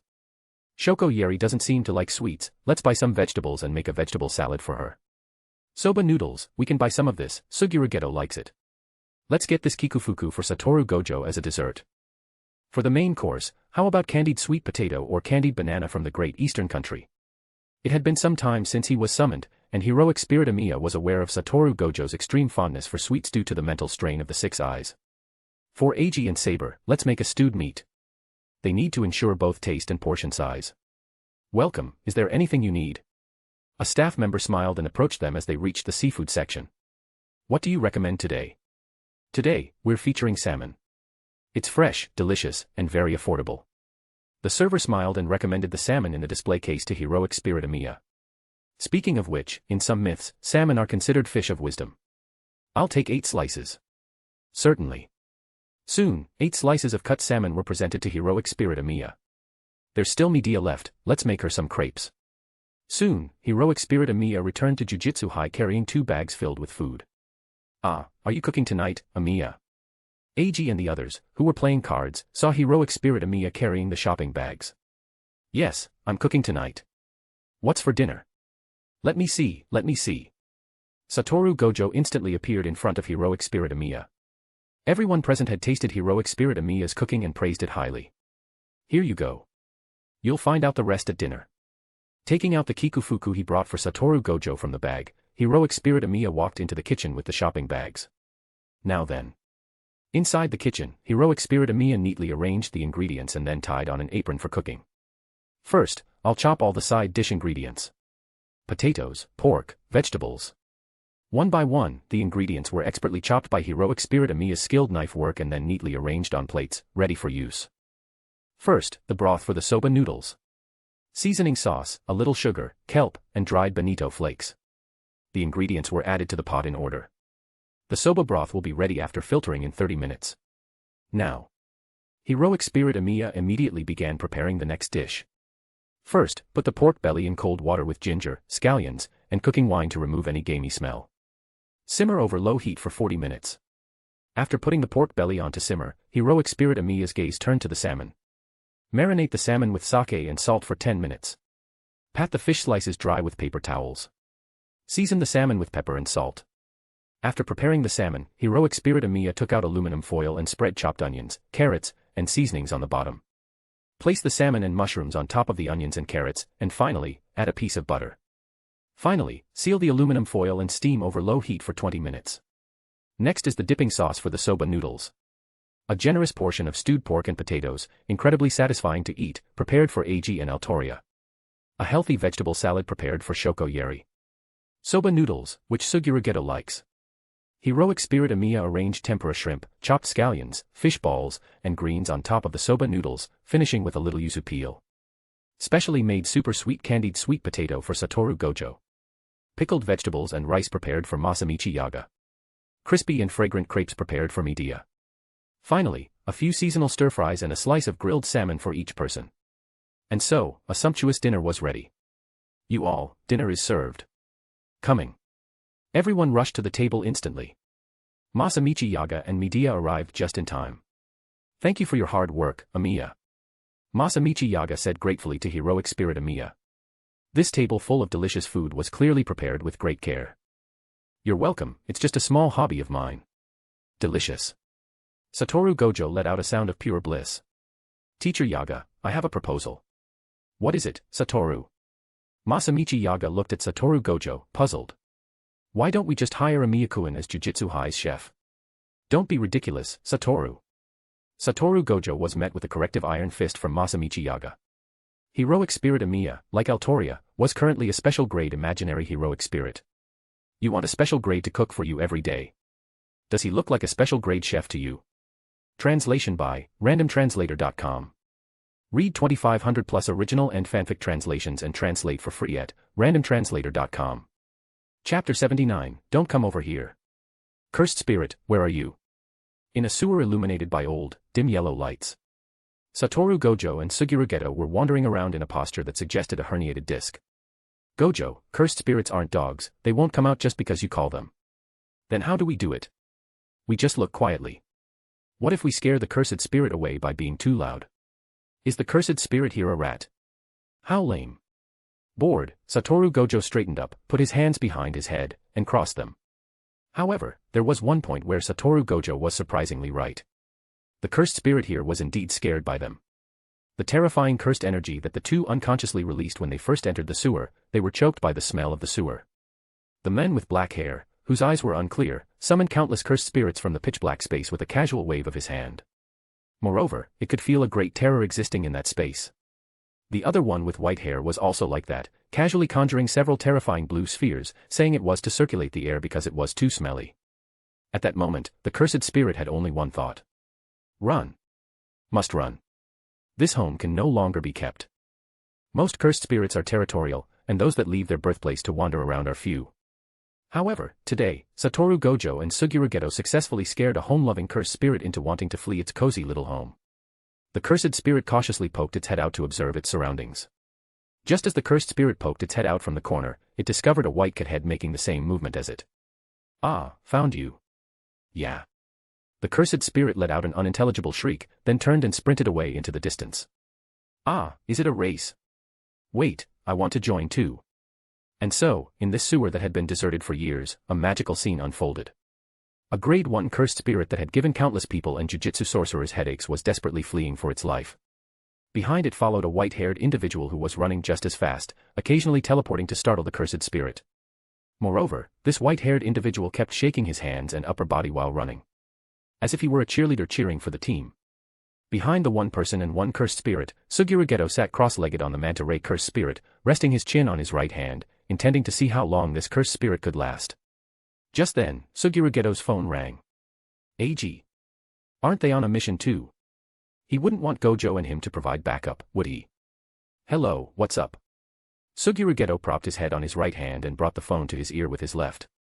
Suguru, how much longer will it take on your end? Eiji's voice came from the phone. Probably a while longer. Looking at Satoru Gojo, who was having a great time, Suguru Geto gave a vague answer. Compared to staying at Jujutsu High, located on a deserted mountain, exorcising cursed spirits outside was more interesting. With Suguru Geto and Satoru Gojo's strength, there were almost no cursed spirits that could threaten them. They even had the energy to go shopping and play video games after exorcising a bunch of cursed spirits. In contrast, ordinary Jujutsu sorcerers, who were often exhausted after exorcising cursed spirits and even needed to get treatment, were truly suffering. Is that so? It's better to hurry. Teacher Yaga has an important announcement to make in the afternoon class, and we need to all return. I understand. We'll be back on time. Okay, bye-bye. Suguru Geto hung up the phone. Gojo. What is it, Suguru? Satoru Gojo turned back to look at Suguru Geto, a mischievous grin still on his face. Eiji called. He said Teacher Yaga wants us back early. Huh? Again. That's boring, Suguru Geto pouted.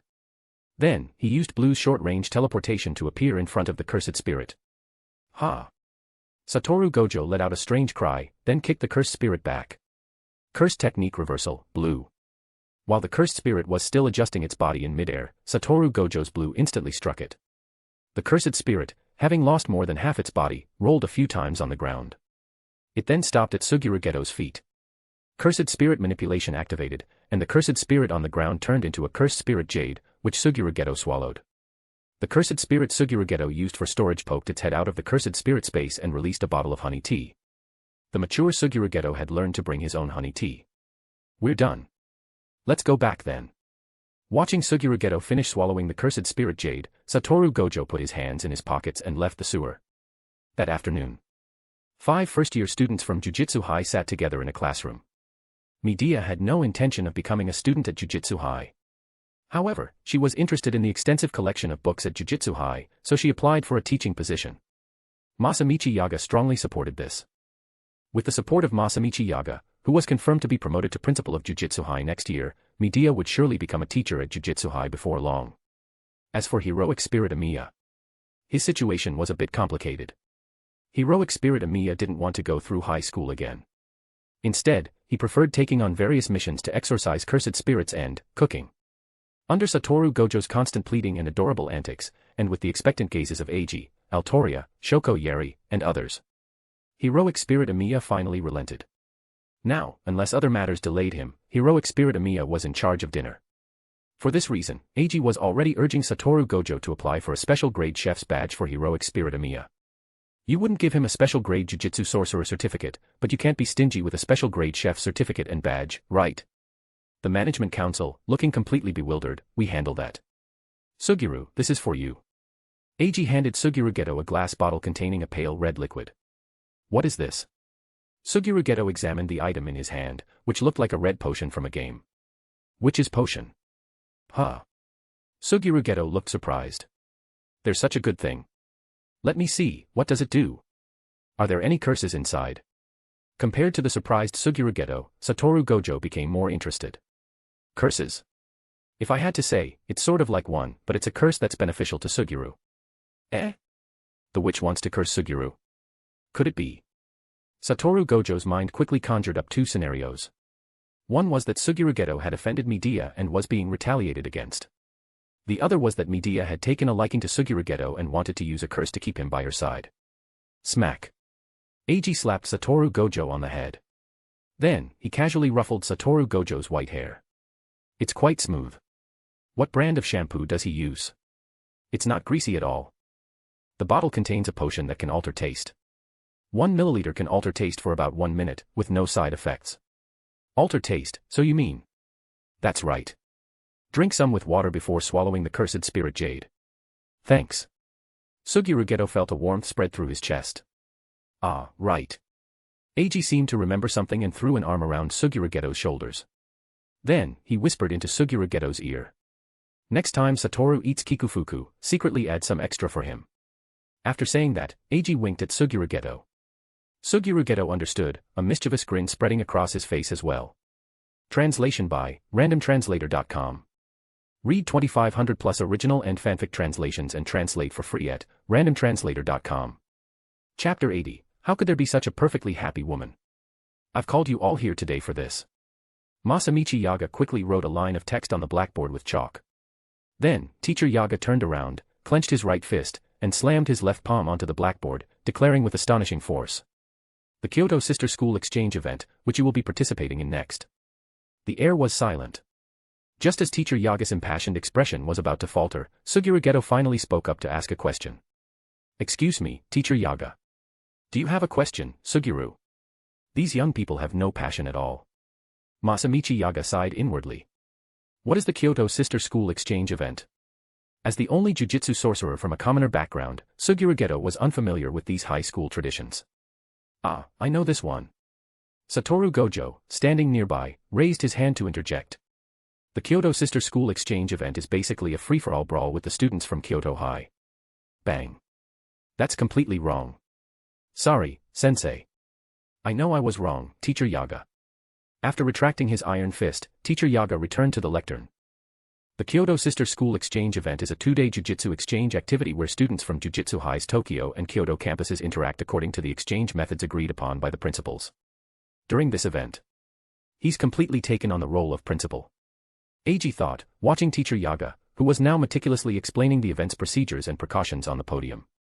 The old principal had semi-retired, and in just over a year, Masamichi Yaga would be promoted to the new principal. But I recall this event is only for second and third year students. Shoko Yeri raised her hand to ask. There's only one student in the third year, and that student died during a mission a while ago. Teacher Yaga's voice grew heavy. Therefore, I intend to have the first year students participate to make up for the insufficient numbers. Leave it to me. I'll crush the Kyoto school students. Wrong. Masamichi Yaga loudly corrected him. The Kyoto Sister School Exchange event is a jujutsu exchange between jujutsu sorcerers, not a street fight. I know, it's basically the same thing. Satoru Gojo's voice caused Teacher Yaga's blood pressure to rise slightly. Never mind, the second-year students will be back soon. You can get acquainted with them then and prepare for the upcoming exchange event. What kind of people are the second-year students? Their names are Yutahime Iori and Mei Mei. You can ask the rest yourselves later. That's all, dismissed. After class, the group gathered in a circle. Have you met the second-year students? Suguru Geto spoke first. Never even heard of them. They're probably not that strong. Satoru Gojo said dismissively. No, that's not right, Satoru. Eiji offered a dissenting opinion. Oh. They're strong. Satoru Gojo's interest was piqued. Yutahime's curse technique is for support. While it might not be of much help in direct combat, its effects are quite potent and can even amplify yours. Mei Mei, that seems to be a codename. Was Usami, mentioned by Kusakabe, Mei Mei's real name. Mei Mei's curse technique isn't particularly strong, but she herself is a genius. Her future achievements are estimated to be very high. What about now? Even both of them together couldn't beat you. Boring. Eiji was speechless. If anyone could just show up and fight him, that would be too much. This wasn't the era where Satoru Gojo became 2.5 Gojo. But Mei Mei, huh? Honestly, Eiji found it hard to imagine such a perfectly happy woman existing in a work like Jujutsu Kaisen, which was becoming increasingly grim. This was clear when compared to the other female characters. First, there was the fake protagonist, Nobara Kujisaki. While she was a very pretty and cool character, in this world, Nobara's appearance wasn't top tier. This was evident when looking at the other female characters and that talent scout. Secondly, Nobara's strength also didn't quite keep up with the plot's demands. The 88 bridge was arguably her last moment of glory. She was truly cool then, but soon after, she was taken out of the story.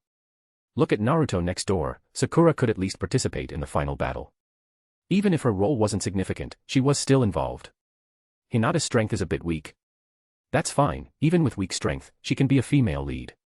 When the male lead saves her, she can even get in a good moment of public display of affection. But look at Nobara, she was completely written out, and the one waiting to be saved by the protagonist was Megumi. So, Megumi must be the true female lead, right? And other characters too.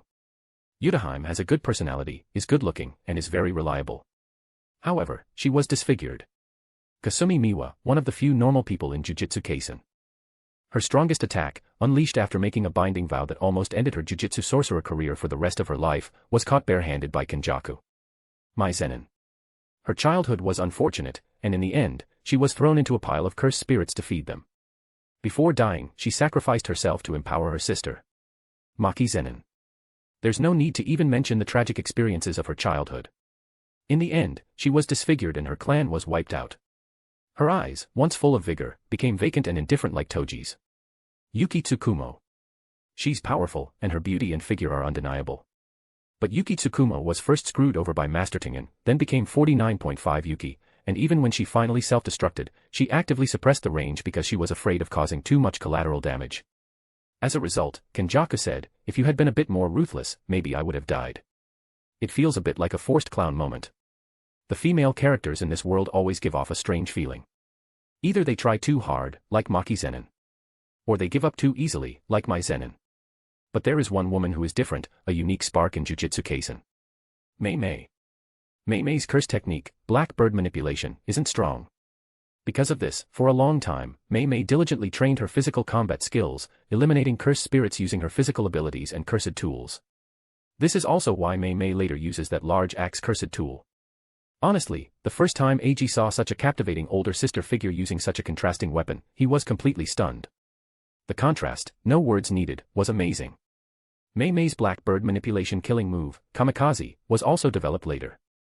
However, both her physical combat skills and her development of her cursed technique prove one thing. Mei Mei is a genius. According to the logic of this world, geniuses like Mei Mei probably wouldn't have a good ending. But Mei Mei is the person who best understands the doctrine of the mean in the entire work. Mei Mei pursues making money but doesn't covet wealth excessively, instead enjoying the process of accumulating it more.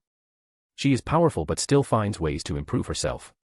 For example, after her strength became difficult to improve, she used Yuram to compensate for her shortcomings in retreating and domain confrontation. Furthermore, she is very adept at navigating social situations. After escaping from Kenjaku and recovering her condition, the first thing Mei Mei did was to sort out her assets in the island nation. She also notified her supporters and business partners. Whether looking at her strength, beauty, career, or life, Mei Mei can be considered the Jujutsu Sorcerer living the most insightfully in this world. It's hard to imagine there's such a perfect and happy woman in Jujutsu Kaisen. Translation by randomtranslator.com. Read 2500 plus original and fanfic translations and translate for free at randomtranslator.com. Chapter 81, The Only Thing Yutaheim Can Do to Beat Satoru Gojo. After class, the group quickly met Yutaheim and Mei Mei, who had returned from outside. "Hello, I'm Yutaheim Iori from the second year. Please take care of me from now on. I'm Mei Mei. Please take care of me." Yutaheim Iori, wearing a shrine maiden outfit for their first meeting, offered a gentle smile, determined to present her most reliable side to her juniors. Imagining her juniors calling her senpai and relying on her, Yutaheim's smile grew even brighter. However, life always strikes unexpectedly. Satoru Gojo, currently over 1.8 meters tall and not yet at his peak of over 1.9 meters, stood before Yutaheim. His tall frame completely overshadowed her. Hooking a finger over his eyes, he revealed his 6 eyes, hidden behind sunglasses. Excuse me, you're Gojo-kun, right? Is there something you need? Don't panic, don't panic. It's probably just a prank from a cute junior. You. Satoru Gojo's voice came from above Yutaheim's head. What is it, Gojo-kun? So weak. Crack. Yutaheim seemed to hear something break. Satoru, don't bully your senpai. But she really is weak. As he spoke, Satoru Gojo shifted his gaze to Mei Mei. This senpai, on the other hand, looks quite strong. Satoru Gojo's expression was one of interest. Crack. Yutaheim heard another sound of something shattering. Oh my, thank you for the compliment, Gojo-kun. Mei Mei replied with a smile. Indeed, only a beautiful woman's squinting smile is truly charming. Suguru Geto's squinting smile always felt a bit sleazy. I'm Suguru Geto. Please take care of me, senpai. Please take care of me. Looking at Suguru Geto, whose smile held an inexplicable warmth, Yutaheim finally felt a little better.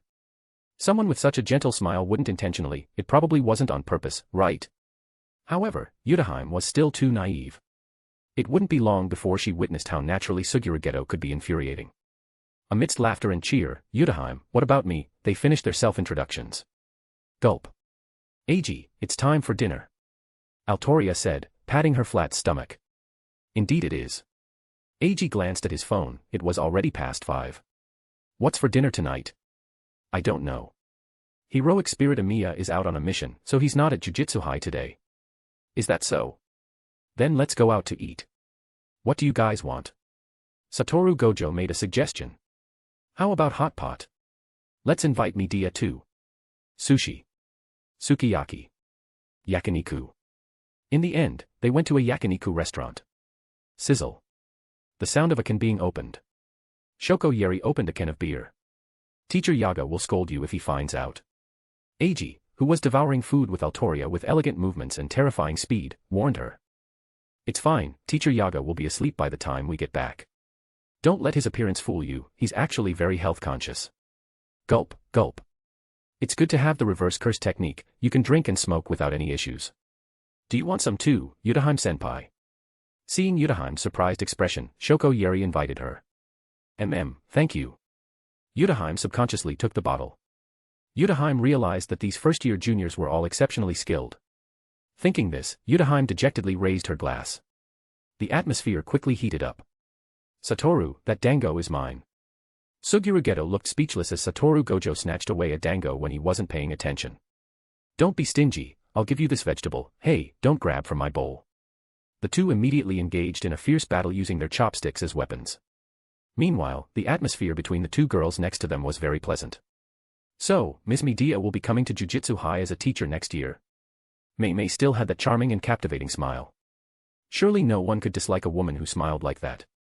That's right. Medea, dressed in professional attire, returned her smile. Is that so? What a shame, we already have teachers, so we won't be able to attend Medea-sensei's classes. Mei said with a look of regret. Oh no, if you have any questions, Mei, you're always welcome to come find me. Really? Thank you so much, Medea-sensei. After speaking, Mei clasped her hands together in a gesture of thanks. No need to be so formal. Speaking of which, I often saw crows on the road before. Are those your summoned spirits, Mei? Medea's gaze drifted towards the window. A few crows were perched on a utility pole not far away. That's amazing, you noticed that on our first meeting. Mei's narrowed eyes opened slightly. This time, it wasn't a professional smile born from reading people, but genuine surprise. It just so happens that I know a little about summoned spirits as well. Medea smiled and nodded, looking with satisfaction at Mei's surprised expression. However, my cursed technique, black bird manipulation, isn't very helpful in direct combat.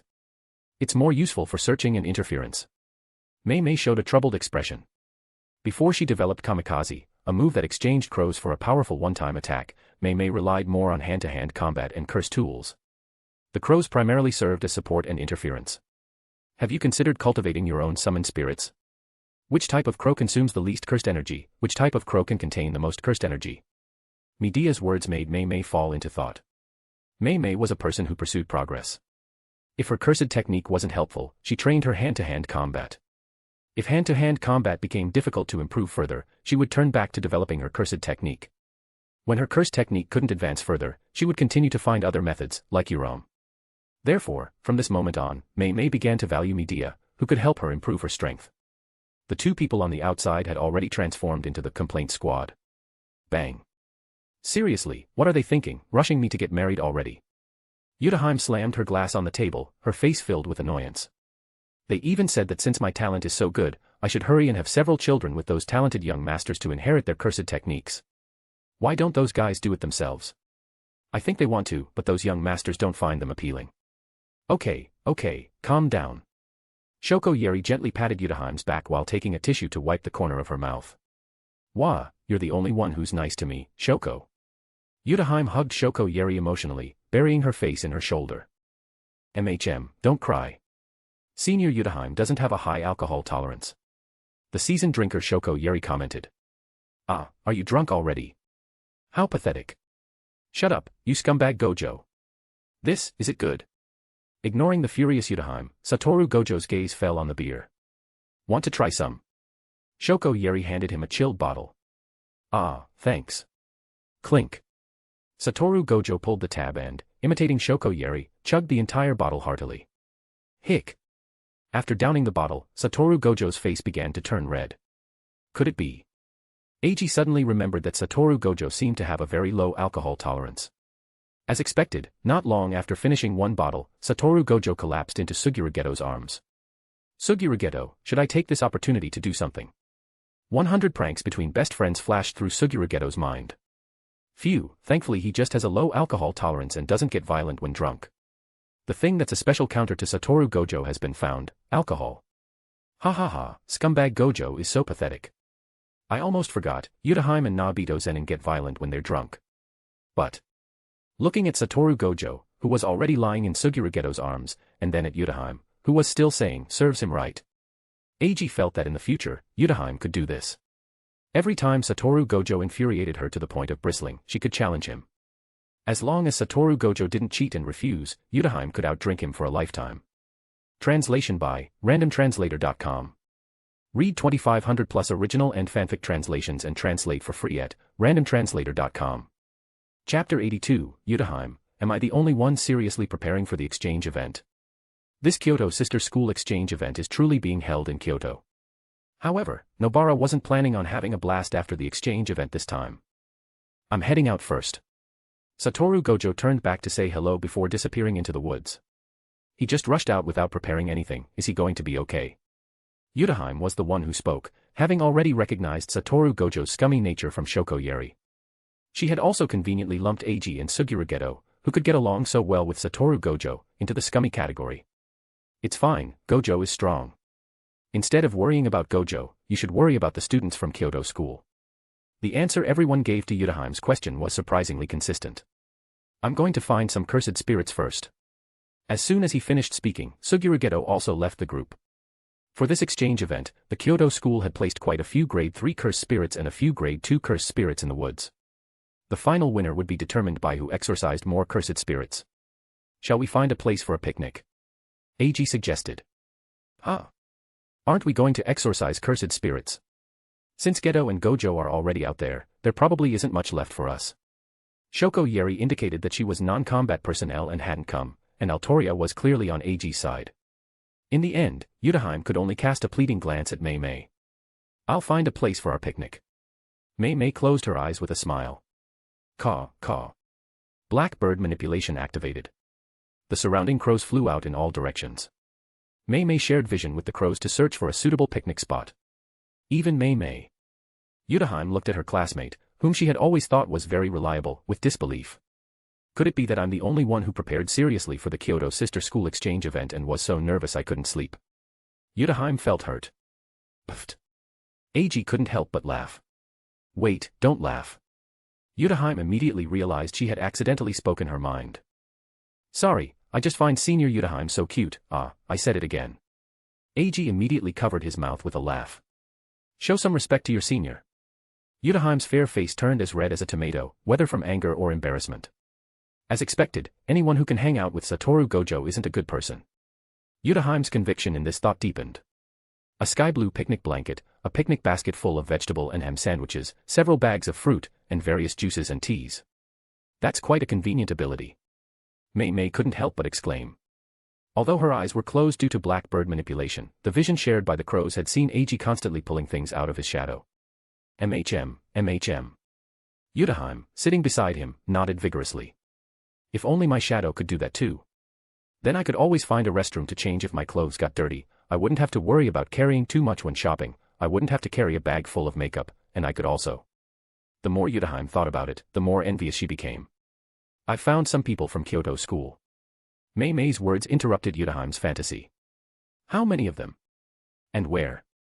3 Jujutsu Sorcerers from the Kamo family are still some distance away from us, Mei Mei said, pointing west. As long as they don't disturb our picnic, we don't need to worry about them, Eiji replied dismissively. For this exchange event, the Kyoto School had dispatched 9 Jujutsu Sorcerers from the 1st to 3rd years. However, 5 of them belonged to the Kamo and Zenin families. It was no wonder these families could consistently produce Jujutsu Sorcerers. The reason the Zenin family could steadily cultivate Jujutsu Sorcerers was tied to their philosophy. Devoted to strength, the Zenin family had a tradition of absorbing powerful Jujutsu Sorcerers.